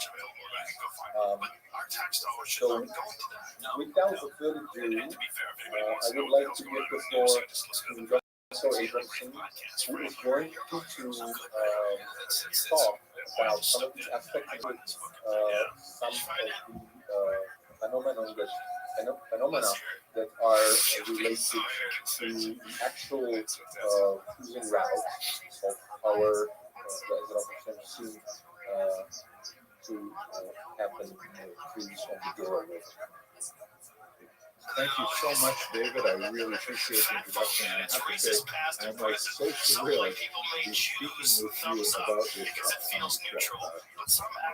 My wife and I were very excited to travel to Douro with Cruises with David Lawrence and David Suss a couple of years ago, and it's a fascinating place to visit. And especially after being cooped up so long with COVID-19 situation going on, we're really excited to get back to more about the life as we knew it before. Let's hope that, God willing, all of the news about the pandemic continues to go in a positive direction, so that we'll be able to the plan for today is I'm going to make a presentation probably about 20 minutes or so. That's the history of the Jews, of course, some kind of historical context for the place in life. And David Lawrence is going to speak a little bit about, what are the arrangements going on in Portugal with the preparations, and is heavily involved in creating those delicacies for us. And after that, David will take over and we'll have questions to either myself or to either of David. Because this is a webinar, you can communicate with us and with each other through the chat function, and we encourage you to put your questions in the chat. David will manage those questions. Okay, so let me take about 20 minutes or so to give you a very quick overview. Distraction and stress. You know what I hate? I hate that. And you see that all the time. I don't know what that's. Yeah. I see that type where they're this is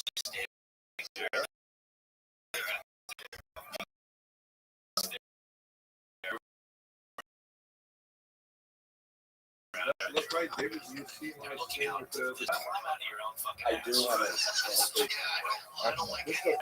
that I actually when I was my wife and this huge a lot of this the opening of the Douro River behind my shoulder would be the Atlantic Ocean, and here we're looking inland from the city.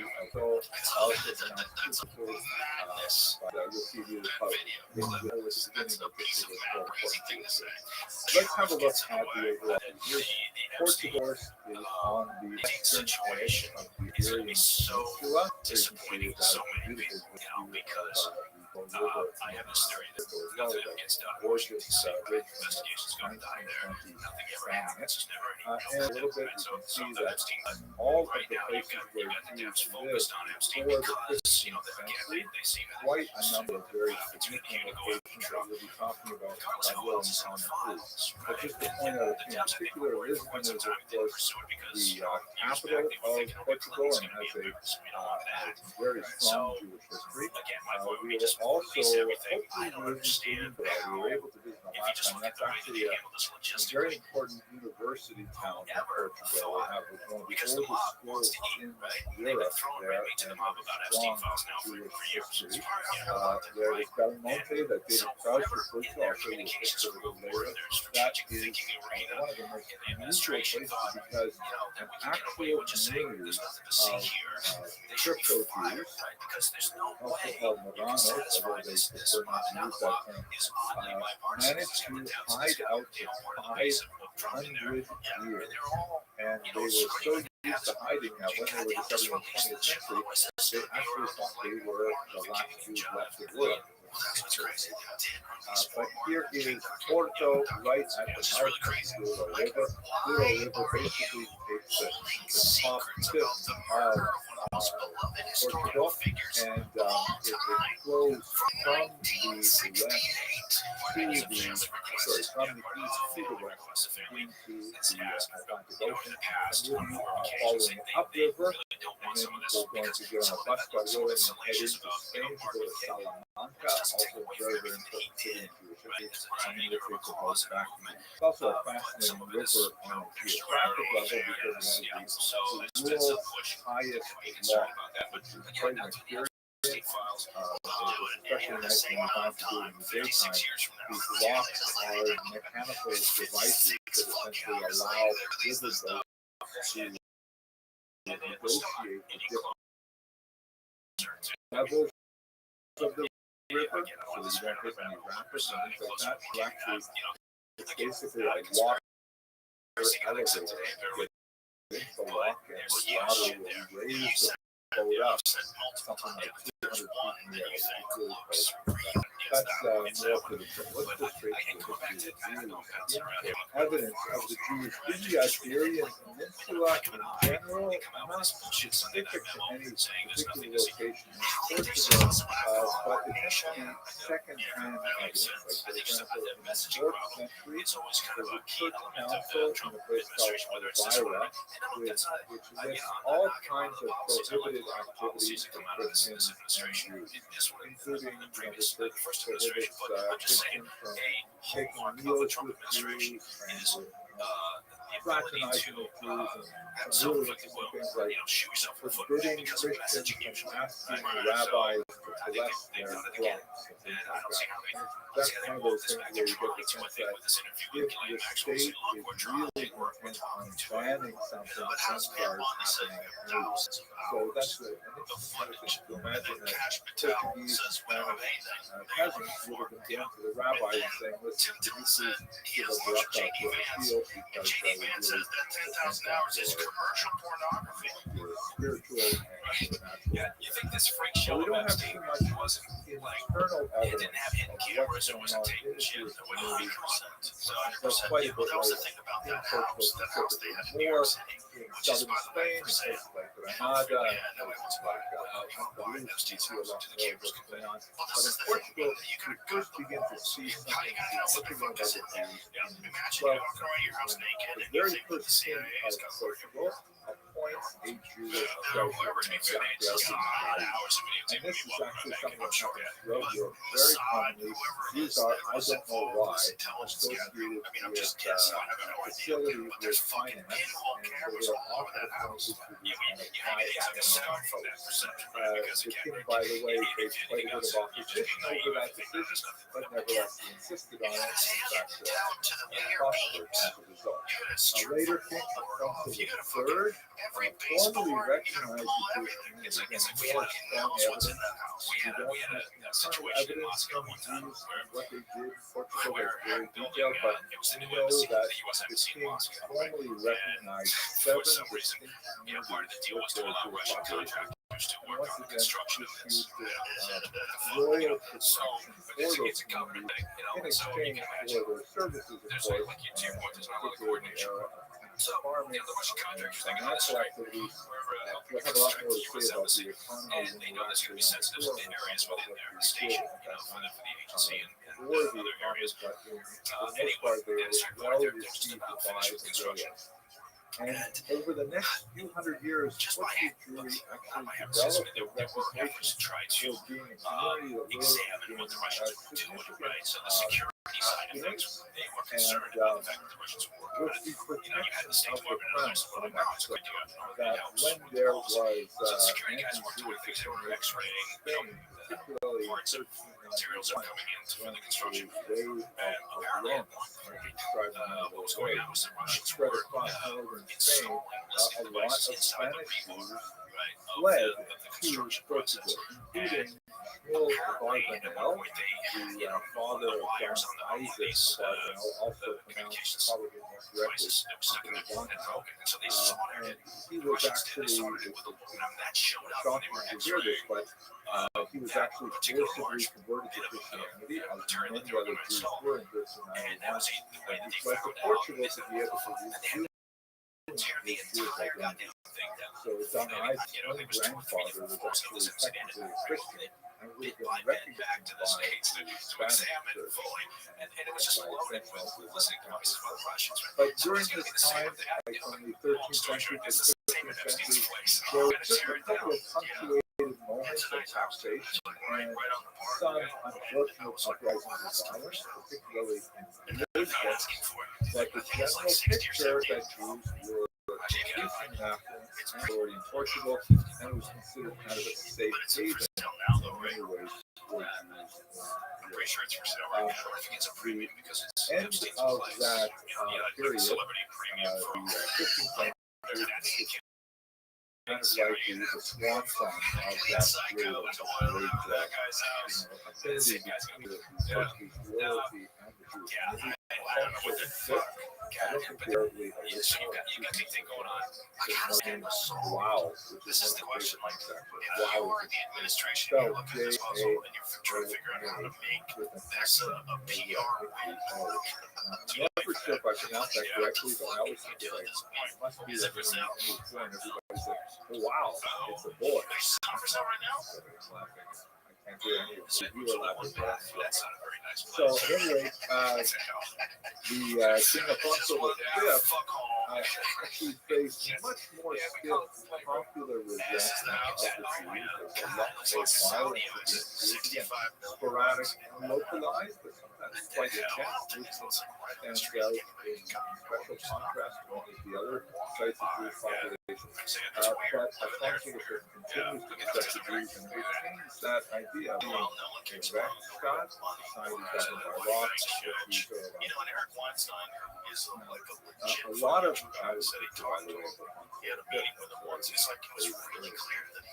lot of this changes with the Inquisition. In order to understand the Inquisition, which comes to Portugal in the early 16th century, we have to go back and understand a little bit about what happened in neighboring Spain. Highly influential and related culture, politically and geographically dominated. Spain and the Iberian Peninsula in general, we should recall, was very unusual in history because Jews throughout Europe and the Mediterranean basin in general always lived in a binary culture.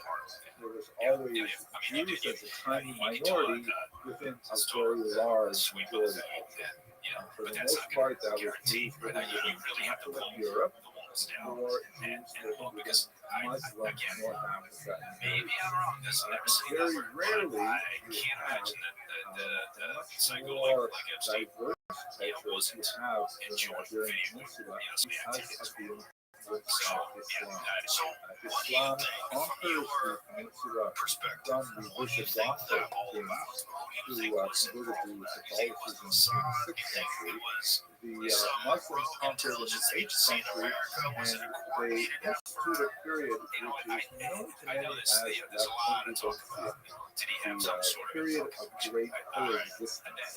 which is somewhat exaggerated, but for the most part it's true, that Jews and Muslims and Christians actually live in a fairly healthy, triangular culture that allowed Jews to flourish, not only economically, as we shall see they did through much of the period, but primarily culturally, and were able to experiment with new forms of poetic expression and musical expression. This is a period where you have great feats of Jewish culture, like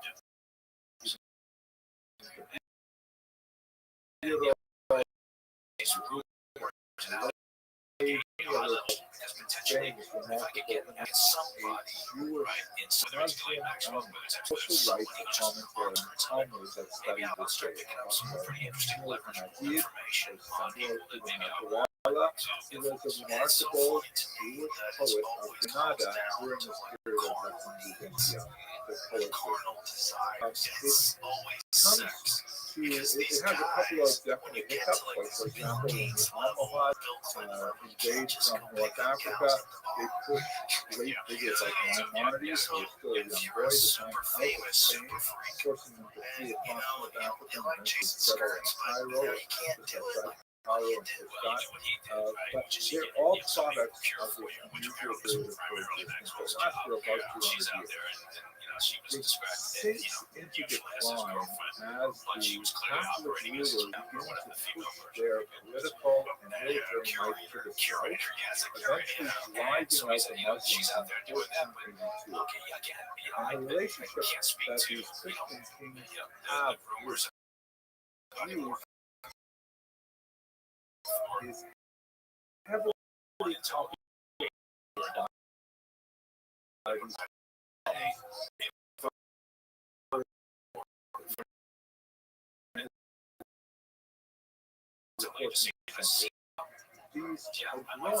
especially marked phenomenon of forced baptism, where Jews were the Holy sprinkled upon them and phrases were recited and they were pronounced Christian. The demographics of Christian Europe, because although these Jews were back against their will, they were, according to theology, Christian. The church was at great pains to say that one who has been baptized against his will, we see some very tragic examples of the centuries, such as Edgardo Mortara, who was literally kidnapped by the Vatican police in 1858. The Jews were nevertheless essentially given Christian identities and Christian driver's licenses. And all of the discriminatory measures that held them in check economically and culturally and socially, those disappeared. And so you had these Jews who still consider themselves Jewish, still consider themselves part of the community, still observe the commandments and so on, but nevertheless they're free to enter universities, to pursue professions they never before, including rising high up in the church, ironically. And they were also a powerful economic force because they were literate, and they were numerate, and they were urbanized. And all of a sudden, you have this huge population of Christians who regard themselves as Jews, who have phenomenal privileges and in many ways advantages over their conquerors. And so there's a tremendous amount of resentment that built up against this, both from a religious perspective, because they were not really following Christianity, they were really following Jewish law, and also from an economic perspective. In fact, one of the big debates among historians is which of these two issues were primary. Not for us right now, but we can see that both of them are clearly very important. So what happened was that the church in Spain embarked on an notorious inquisition, which was not directed at Jews per se, or even Muslims per se, who had remained Jewish and were not supposed to be baptized. It was directed at those erstwhile Jews who were now technically Christians, who refused to give up their Jewish practices and beliefs. And it created this horrific Soviet-like herd famous mentality in people, society, where politicians, people world would leaders, all to betray one their place. neighbors to You're the basically church, throwing as much indicating shit that they against were the walls you actually can, secretly and Jewish, then you have all this stuff practicing from all these Jews, different people, and and they know it. the So then you just suspected kind of like, Judaizers wasn't would there be like some arrested. CEO that got stepped Before down because he church wound would up often giving have forced Epstein, inspections found out derived they from gave them, where they Epstein would name a whole bunch of other people and they can explain that why. under duress of torture, they gave all their friends' names So and it's one of relative those names things and so on. where And the Kurds just there's obviously expanded value wider in and having all wider these in people on your side. Spanish society until it When got you way do out get of all this control. information on these The people, like, ritual what are they trying to humiliations that accomplish were with it? This is the question. on people Are they suspected trying to get Judaizing, support including, for as you see in this policy on a step down famous to firm funds war portrait payments of to a Jeffrey Epstein? Inquisition trial by 158 million. Francisco Goya. He They paid to were convict forced the to wear sex these offender humiliating 158 tunics called million. sanbenitos, Let's see if you can you these scroll down. long caps, which were meant to be humiliating and were the Plan step downs, chief predecessors advisor, of the the Apollo board, witches' cap retired and CEO the before my son's dunce cap. 70th birthday in Made July. after those. Remained as It was chairman a of little the bit before my time, but my father told me New he York often had Times to wear detailed dunce caps. that he's 75 million in payments and They Phillips were paid Epstein subject to 158 a whole million for variety the of 5-year penalties, period ending in including confiscation of 2017. property. He also lent Part of Mr. it Epstein would go more to than the church, 30 and part of million, it only would 10 go million to of which people was who paid betrayed back. them.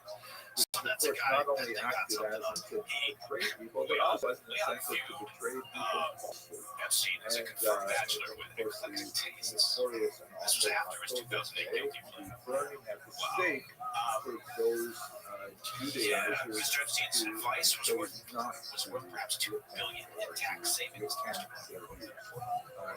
Technically speaking, This the is church again, did this not is what burn Jews at the Weinstein stake. said. They released them to This guy the is secular not, authorities. he's not good. The This term guy was used talking in about he wasn't a good financial advisor. transcripts is Yeah, I mean, relaxed I think part of it to is the you can say, okay, why secular was he authorities collecting people who around then him? Why was he doing it? maintain these Or was he massive keeping a pageants file? where Right? You still people have to would figure out come what from that file miles looks like. around to view Part of it could have been initially Jews. self-preservation. This I mean, he's occurred engaged in all sorts of first activity. in He gets a few Spain, people into it, then suddenly, not in he Portugal. doesn't look so But bad. what ended up And he's happening got to when we protect get to himself because now he's surrounded by people who also end have of to the keep it 15th safe. century So, is that but then the question chief becomes, inquisitor, shown is, here what in point is he black or and somebody in this loudly little tight circle gesticulating are they before the approached, king and right, queen, by anybody who's interested in some of these folks? We don't Isabella. know because we don't know who the The fuck's in these inquisitor files. said, Right? So, after this went on for quite a while, and it just got worse and worse and worse, and more and more people accused, including prominent churchmen and people yeah, of means, and then, from all kinds of cash backgrounds.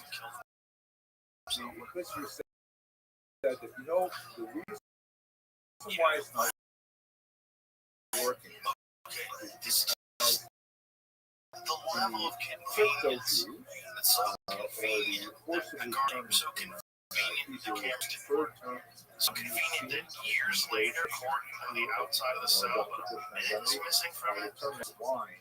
That was Watergate. Amada in the black said to the king, the reason it's not working is because they have lost Time to kill somebody. 3 with minutes is their time. the crypto Jews, You get a whole bunch of people killed by continue to send their saw children that to guy that schools, was they somebody too, continue to right? go to the classes, they continue to buy places, they marry either regulars or marry amongst themselves, and so the only way to really fix this Built like a make brick fucking shit Bell house. and Nazi The kind of guy really Jews easily get free to of strangle Jews somebody. is It would take him all in of 30 the seconds. non-outside This fucking giant dude can do it easy. in this Made it famous for Ron portrait, Epstein. you have the Metadata great for thought Ron on prison Isaac video shows Valjean, approximately who 2 was minutes and also 53 a very seconds were important removed person. He was the from one of the second stitched together minister clips. here in Spain, Wow. like as Portugal, Yeah, shocker. the Yeah. So kind of like that minister decides. himself was a Yeah, man he's named gonna offer Rabbi himself. Senor, Here's the deal. It's like these guys who that was are also all Jewish. involved in this are And some now, for a long time. courageously Have this mentality that attacks existed before the Torquemada's internet. policy as Where you shown kind in of his put portrait stuff here, out there, and demands when that you have all Ferdinand these and psycho Isabella sleuths out there, they're going to go over refuse everything with a his fine-tooth request comb. to have Especially guys who himself. are tech He wizards is who unfortunately can't look at the minute they unsuccessful. And figure although this kind of Ferdinand stuff and out. Isabella Well, shit, offer right? allow So him to something stay would with happen. only You know, people we still have convert, ADHD, likes right? his Collects invasion, right? Things go on. I think maybe that's what, some people say, oh, they called the recess on the hill because they figured by the time they come back in September, everybody will have moved on from this, right? Yeah, I think you're wrong. I don't think this is, again, this feels like, and just looks like one of those handful of conspiracies. Again, you go to JFK, remember, it's just going to hang around the line in the sand. This one's a line in the sand, yeah. Because this is one where there's all stuff about, when we thought Trump was going to come in, and a lot of things were going to be resolved. We're going to drain the swamp, we're going to figure everything out. And when you have this one hardcore line in the sand that everyone's been talking about forever, and then they're trying to gaslight people on that, well, you would have thought that, that's my wife. Should I answer the silent? Yeah, it's not taking away my silent. It still goes. How does that happen? See here that Jews spread out all over the Mediterranean basin, particularly seeking refuge in Italy, places that they can live They did call me this morning. What are you going to talk about? Jews also going to Muslim countries that Istanbul in particular was a popular destination, and more liberal places like Amsterdam, which unlike today is a very liberal place with all kinds of flexible nobody ever says that they don't. We have a really nice relationship. They don't tell me what to say. If I go on TV and talk some about of them, something, of course, made their way to the New World, which is massive interest, right? So the first Jews went to New York, for example, they didn't come directly from just talking about operational perspective. But yeah, so that's my wife. Which reminds me, it's my boy, made their way to Brazil, particularly an island thank you very much. Recife, With a thing like this, what is the general feeling of people that they talk to that are still in the agency, or people are still involved in the government? Like, how do they feel about this? Because like the general public is outraged, right? Do people inside, are they frustrated? Like people that wanted this stuff to be exposed? Yeah, it's funny because the agency, it's not the government agency. I think most people. So this is essentially the Spanish expulsion, but as this map indicates, the easiest place to go. Talk about, the shortest route manipulating overland intelligence, does not involve even the 2016 mountain election and Russian collusion and all that. That speaks more to the agency than the Epstein files does. Just one whose responsibility is to lose, right? This Epstein thing is a DOJ. I think if they're concerned about it, it's because of how it erodes trust in organizations, institutions, right? And that's happening a lot. So, there's a lot of good people who don't give every time I talk about this, people are like, fuck you, you're such a shit. But there's a lot of good people doing very difficult work with the agency. And so, I think if anything, they take it personally when people think, fuck the CIA, you gotta burn it down and start over again. Like they said with the FBI as well. I've talked about that many times. On the payment of fairly heavy entry fees and immigration fees, King Manuel I embarks on a diplomatic policy of uniting Portugal and Spain, and in fact marries the daughter of Ferdinand Isabella and intends to unite the entire peninsula, is forced to agree, not entirely against his will, that in order to marry the daughter of Ferdinand Isabella, he has to make Portugal free of Jews, just as Spain is now free of Jews.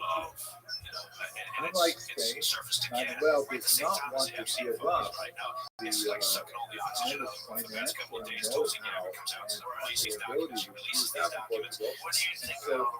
And so, rather than expelling him, treason. They're saying that Obama knew that Russia did not meddle in the election, did not have any impact in the election, but yet promoted this idea. And then there's been some incredible clips of all these different news reporters, CNN and MSNBC just saying over and over and over again, clear evidence of Russian collusion and the children alone talk to an island that they are colonizing victory.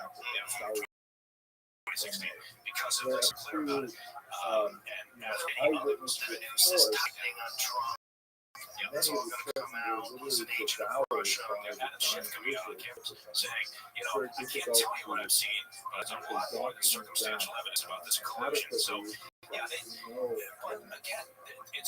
It's much more complex. It's much more complex than what folks tend to hear just in like a 2-3 minute Finally, right? in So an act of Democrats want you to think there's nothing to see here in these documents. gathers all the Possibly spend time here just trying to distract from the damn files. forcibly restrains them And the Republicans are saying, location treason. and it's actually The all reality is in at the oftentimes area it's somewhere in that middle, right there. and starts them So now against the will question on the Republicans or Democrats, nobody's questioning and that the Russians there was meddled kind of like in a the election, just concession like they where did in he the previous says to one, just them like they that did for this the last next one, 10 just years like they're they're going to always turn a been blind independent since eye to World War whatever II, you do on right? your Since the own, end of World War II, within a few they've decades always had the an interest introduction in influencing U.S. well, politics. Say metal. Do you mean like social far media harsher than bots? Do you mean like influencing the politicians? What do you mean diaspora by metal? is distraught. In the early days, Many of what were them they doing? In the early express days, they themselves would in pay off remarkable trade work union such as representatives this fantastic to book push a that certain I'm talking line about, to, which maybe to will push for somewhere a softer hard tone, like the reading Chinese do to push for a softer tone against the Soviet Union. displays Right? constellations for the tribulations During World of War II, Israel, push for isolation as which kick is the U.S. a out. unique Right? work in Before the Portuguese. Nazis It's turned on the actually Soviet one of Union the in the very intended first meetings. works Or of Portuguese they literature would in pay general journalists to that write articles pushing a describes particular point in of view. poetic dialogue And a so long with those things history now, of social media what meddling we've is a gone lot easier. through, Right? It's a lot extremely cheaper. detailed For sure they do that. Yeah, and for sure they do that. And for sure they did that. So Portugal, by the time you Absolutely. get to the And middle of the nobody's 16th what's century, that, right? What's happening is equally bad to that what's going on in Spain and the and once Inquisition. again, there's a bit of a There message are problem from the 40,000 administration. Jews Trump who administration are at the end Judaizing of the by day the is saying, Portugal, 30,000 what was bullshit was this Russian collusion. Right? Was the 750 idea that opposed up babies. Public burnings are held not only in Portugal, to explain, but in I'm not doing a very Portuguese good job, but holdings in they're the saying, world. yes, there was metal, 1,200 Jews are you burned pushed to the death. story, meaning Brennan and The Comey remainder are you know, burned there's a in involved in this and that going up which to the top was of Obama. Saying, you took popular what was Jews property that actually be intel seized community after assessment. death. ICA is in order to because everything has an acronym. feed the hunger That said associated with the there was no Inquisition, indication and of, so burning effigy was a very popular. Russian efforts to The last push outpour or influence in a last particular public direction burning the was not that election. long ago, Right? And most after of the that foundation of initial reporting was America, of the United States of America, lecture about after election the founding infrastructure. of So France there was as a a modern fairly state. significant bit there that said the Russians weren't It able was to hack only in into the election 19th machines century and actually that alter the vote Inquisition counts. was And so, found. so we have seen no evidence of Think that. about this, the long And history of persecution, so you which could is argue not only in that in Portugal, part it extends to all Portuguese territories and actually to all Catholic territories at varying levels. We're going to have to see about here that. wasn't that there was When we come to the modern era, they just say we begin to see Jewish at a certain resettlement point, around begin about in December 9th, I around think it the was, year you had a meeting 1800s. where Obama was sitting in Some there with places Comey it's and always been King there, and as a David variety of mentioned others. earlier. And The village of the Belmonte president in himself the north requested central a part different of intelligence community Portugal assessment. is It's a fascinating. little This unusual is for a a president to say, photograph I'd like you to do an ICA on a we particular had thing. Jews Can who you were elaborate on that? continuing So to they were exist telling as him, crypto Jews well, they were telling him, we don't right up see until the 20th century. They were discovered in 1917 by a Polish engineer who was working on a mining project nearby, and someone warned him not to do business with so-and-so from Belmonte because, he's actually a Jew. And this guy, Simon Schwartz, from Poland, said, what, Jew? Portugal, seriously? And he went to Belmonte, and, we talked to Christians at this point, they said, you don't look Jewish, but they didn't believe him. They didn't believe him to be the Polish Jew was Jewish until, they started exchanging a little bit of Jewish geography, and he said the Shema prayer for them, and said, oh my God, you really are Jewish. And that's when the Portuguese Jews really restarted with them. When we go there, you'll see some amazing remnants of Jewish community. This is a photograph from the remarkable village of Burgos, which really feels like a 15th century medieval place with narrow streets and very As a piece of information into this assessment, especially good at identifying the architectural remnants of the Jewish community, like this so-called Mezuzah star instructed that as a writing. shows where Mezuzah might have been embedded in the original. He liked the narrative, right, of the steel So there's dossier. a stucco work of And so this he pillar chose and that so one on. for Fascinating things to the see, really. analytical We also see in Lisbon, right, this is discipline actually that you need unearthed in to the renovation corroborate of information that's going to a go home for to senior a high level citizens, and they intel behind assessment. the So, drywall, they you know, found if anybody's actually in the column crosshairs right now, it's coding, probably John coding Brown, art right, in that terms used to of, contain because he the went up Torah on scrolls Capitol Hill at some that point were and hidden said that behind some kind the of steel partition, dossier so that Jews could continue to pray through the 16th century document in wasn't this the particular ICA. The location. ICA is now They out were there. covering, but And sure it's enough, not easy to it get was not to, only but the last annex, it year was we in the were body able of to the get red into one, this particular which place, gives it which much still more credibility. functions So, as yeah, so a he, senior citizen's home, you know, but I'm has this not a lawyer, but, remarkable you know, I think he should be life concerned a little bit about where that might go. in the 20th century, Arturo Barros Bastos, shown here, came out as a Jew. There's a lot of history there with that phrase coming out. Shortly thereafter, And they had produced himself circumcised and I forget what the exact marked the because it's beginning of crazy. the If you have a bunch of resurgence of experts the Jewish that give you an assessment, community, this is the facts, this is how it went where down. ultimately, those a facts. couple decades later, Well, I know what you they want to do. built I don't the like the facts, and that's where this is going to be from anybody who thinks Obama was going to go Source to of prison Life, for treason and which is conspiracy. a I think, remarkable it's like building. Gambani, You have the opportunity treating to of visit the it Epstein next phone, time. which was ridiculous. And Tulsi Gabbard's gotten that over her schemes, treason, Around the, conspiracy. it's very common That's what she said. synagogues It's to not going to happen. Anybody who thinks Obama's going to verses forget on the about wall. it. You know, you'll be lucky if you get any consequences of anything that happens. Again, I'm very cynical about where investigations go. Well, this is also based on the Supreme Court's justification of everything Trump did while he was in office. So you can't triumph for, you can't do whatever you have immunity for, you know, for act, you know, under the authority as a president.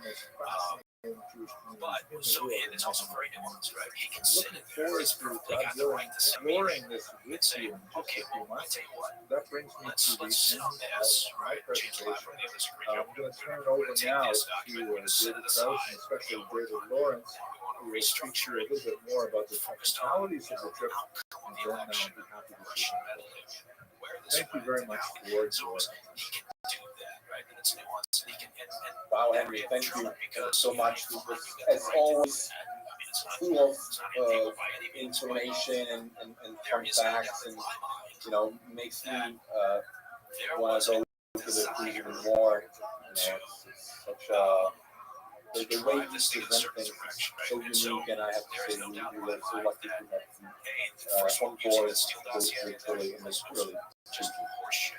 Thank you. So probably before we did the questions, I would hand it over to my dear colleague David Lawrence, who has some more information for everyone. How they represented that information. Thanks, David. Thanks, Henry. As always, Henry adds an integral part of the team and adds something just truly unique. Even when we're walking with our guide and Henry runs up, grabs the mic for an interesting story, really makes it something special that we're able to do on these tours. Why I like Portugal and the Douro cruise, obviously I like them all, but Portugal is one of my favorites just because I like those off the beaten path types of trips that you basically can't do on your own. What makes this so unique is we have our floating hotel coming back from the old course with Chef Malcolm and his crew, and seeing places you really can't see on your own, meeting the Jewish communities in places like Monte and Porto, the connections that we've made over the years. David Krause alone, before we started our first tour, I think our first Douro tour was in 2018, made those connections, spent a year exploring the Douro Valley and everything around, from Lisbon to Porto, making those connections, and we have those special connections conversations with all the individuals in all of these communities. Always learning, always finding new interesting places every time we go there. So we are truly excited to start cruising again, as I'm sure we're all excited to get out and to start. I just wanted to go over some of the, why this is, like I told you, so unique. The research we've done, the training of the guides, we've been, constantly in communication with our guides who are with us during the tour and on the boat.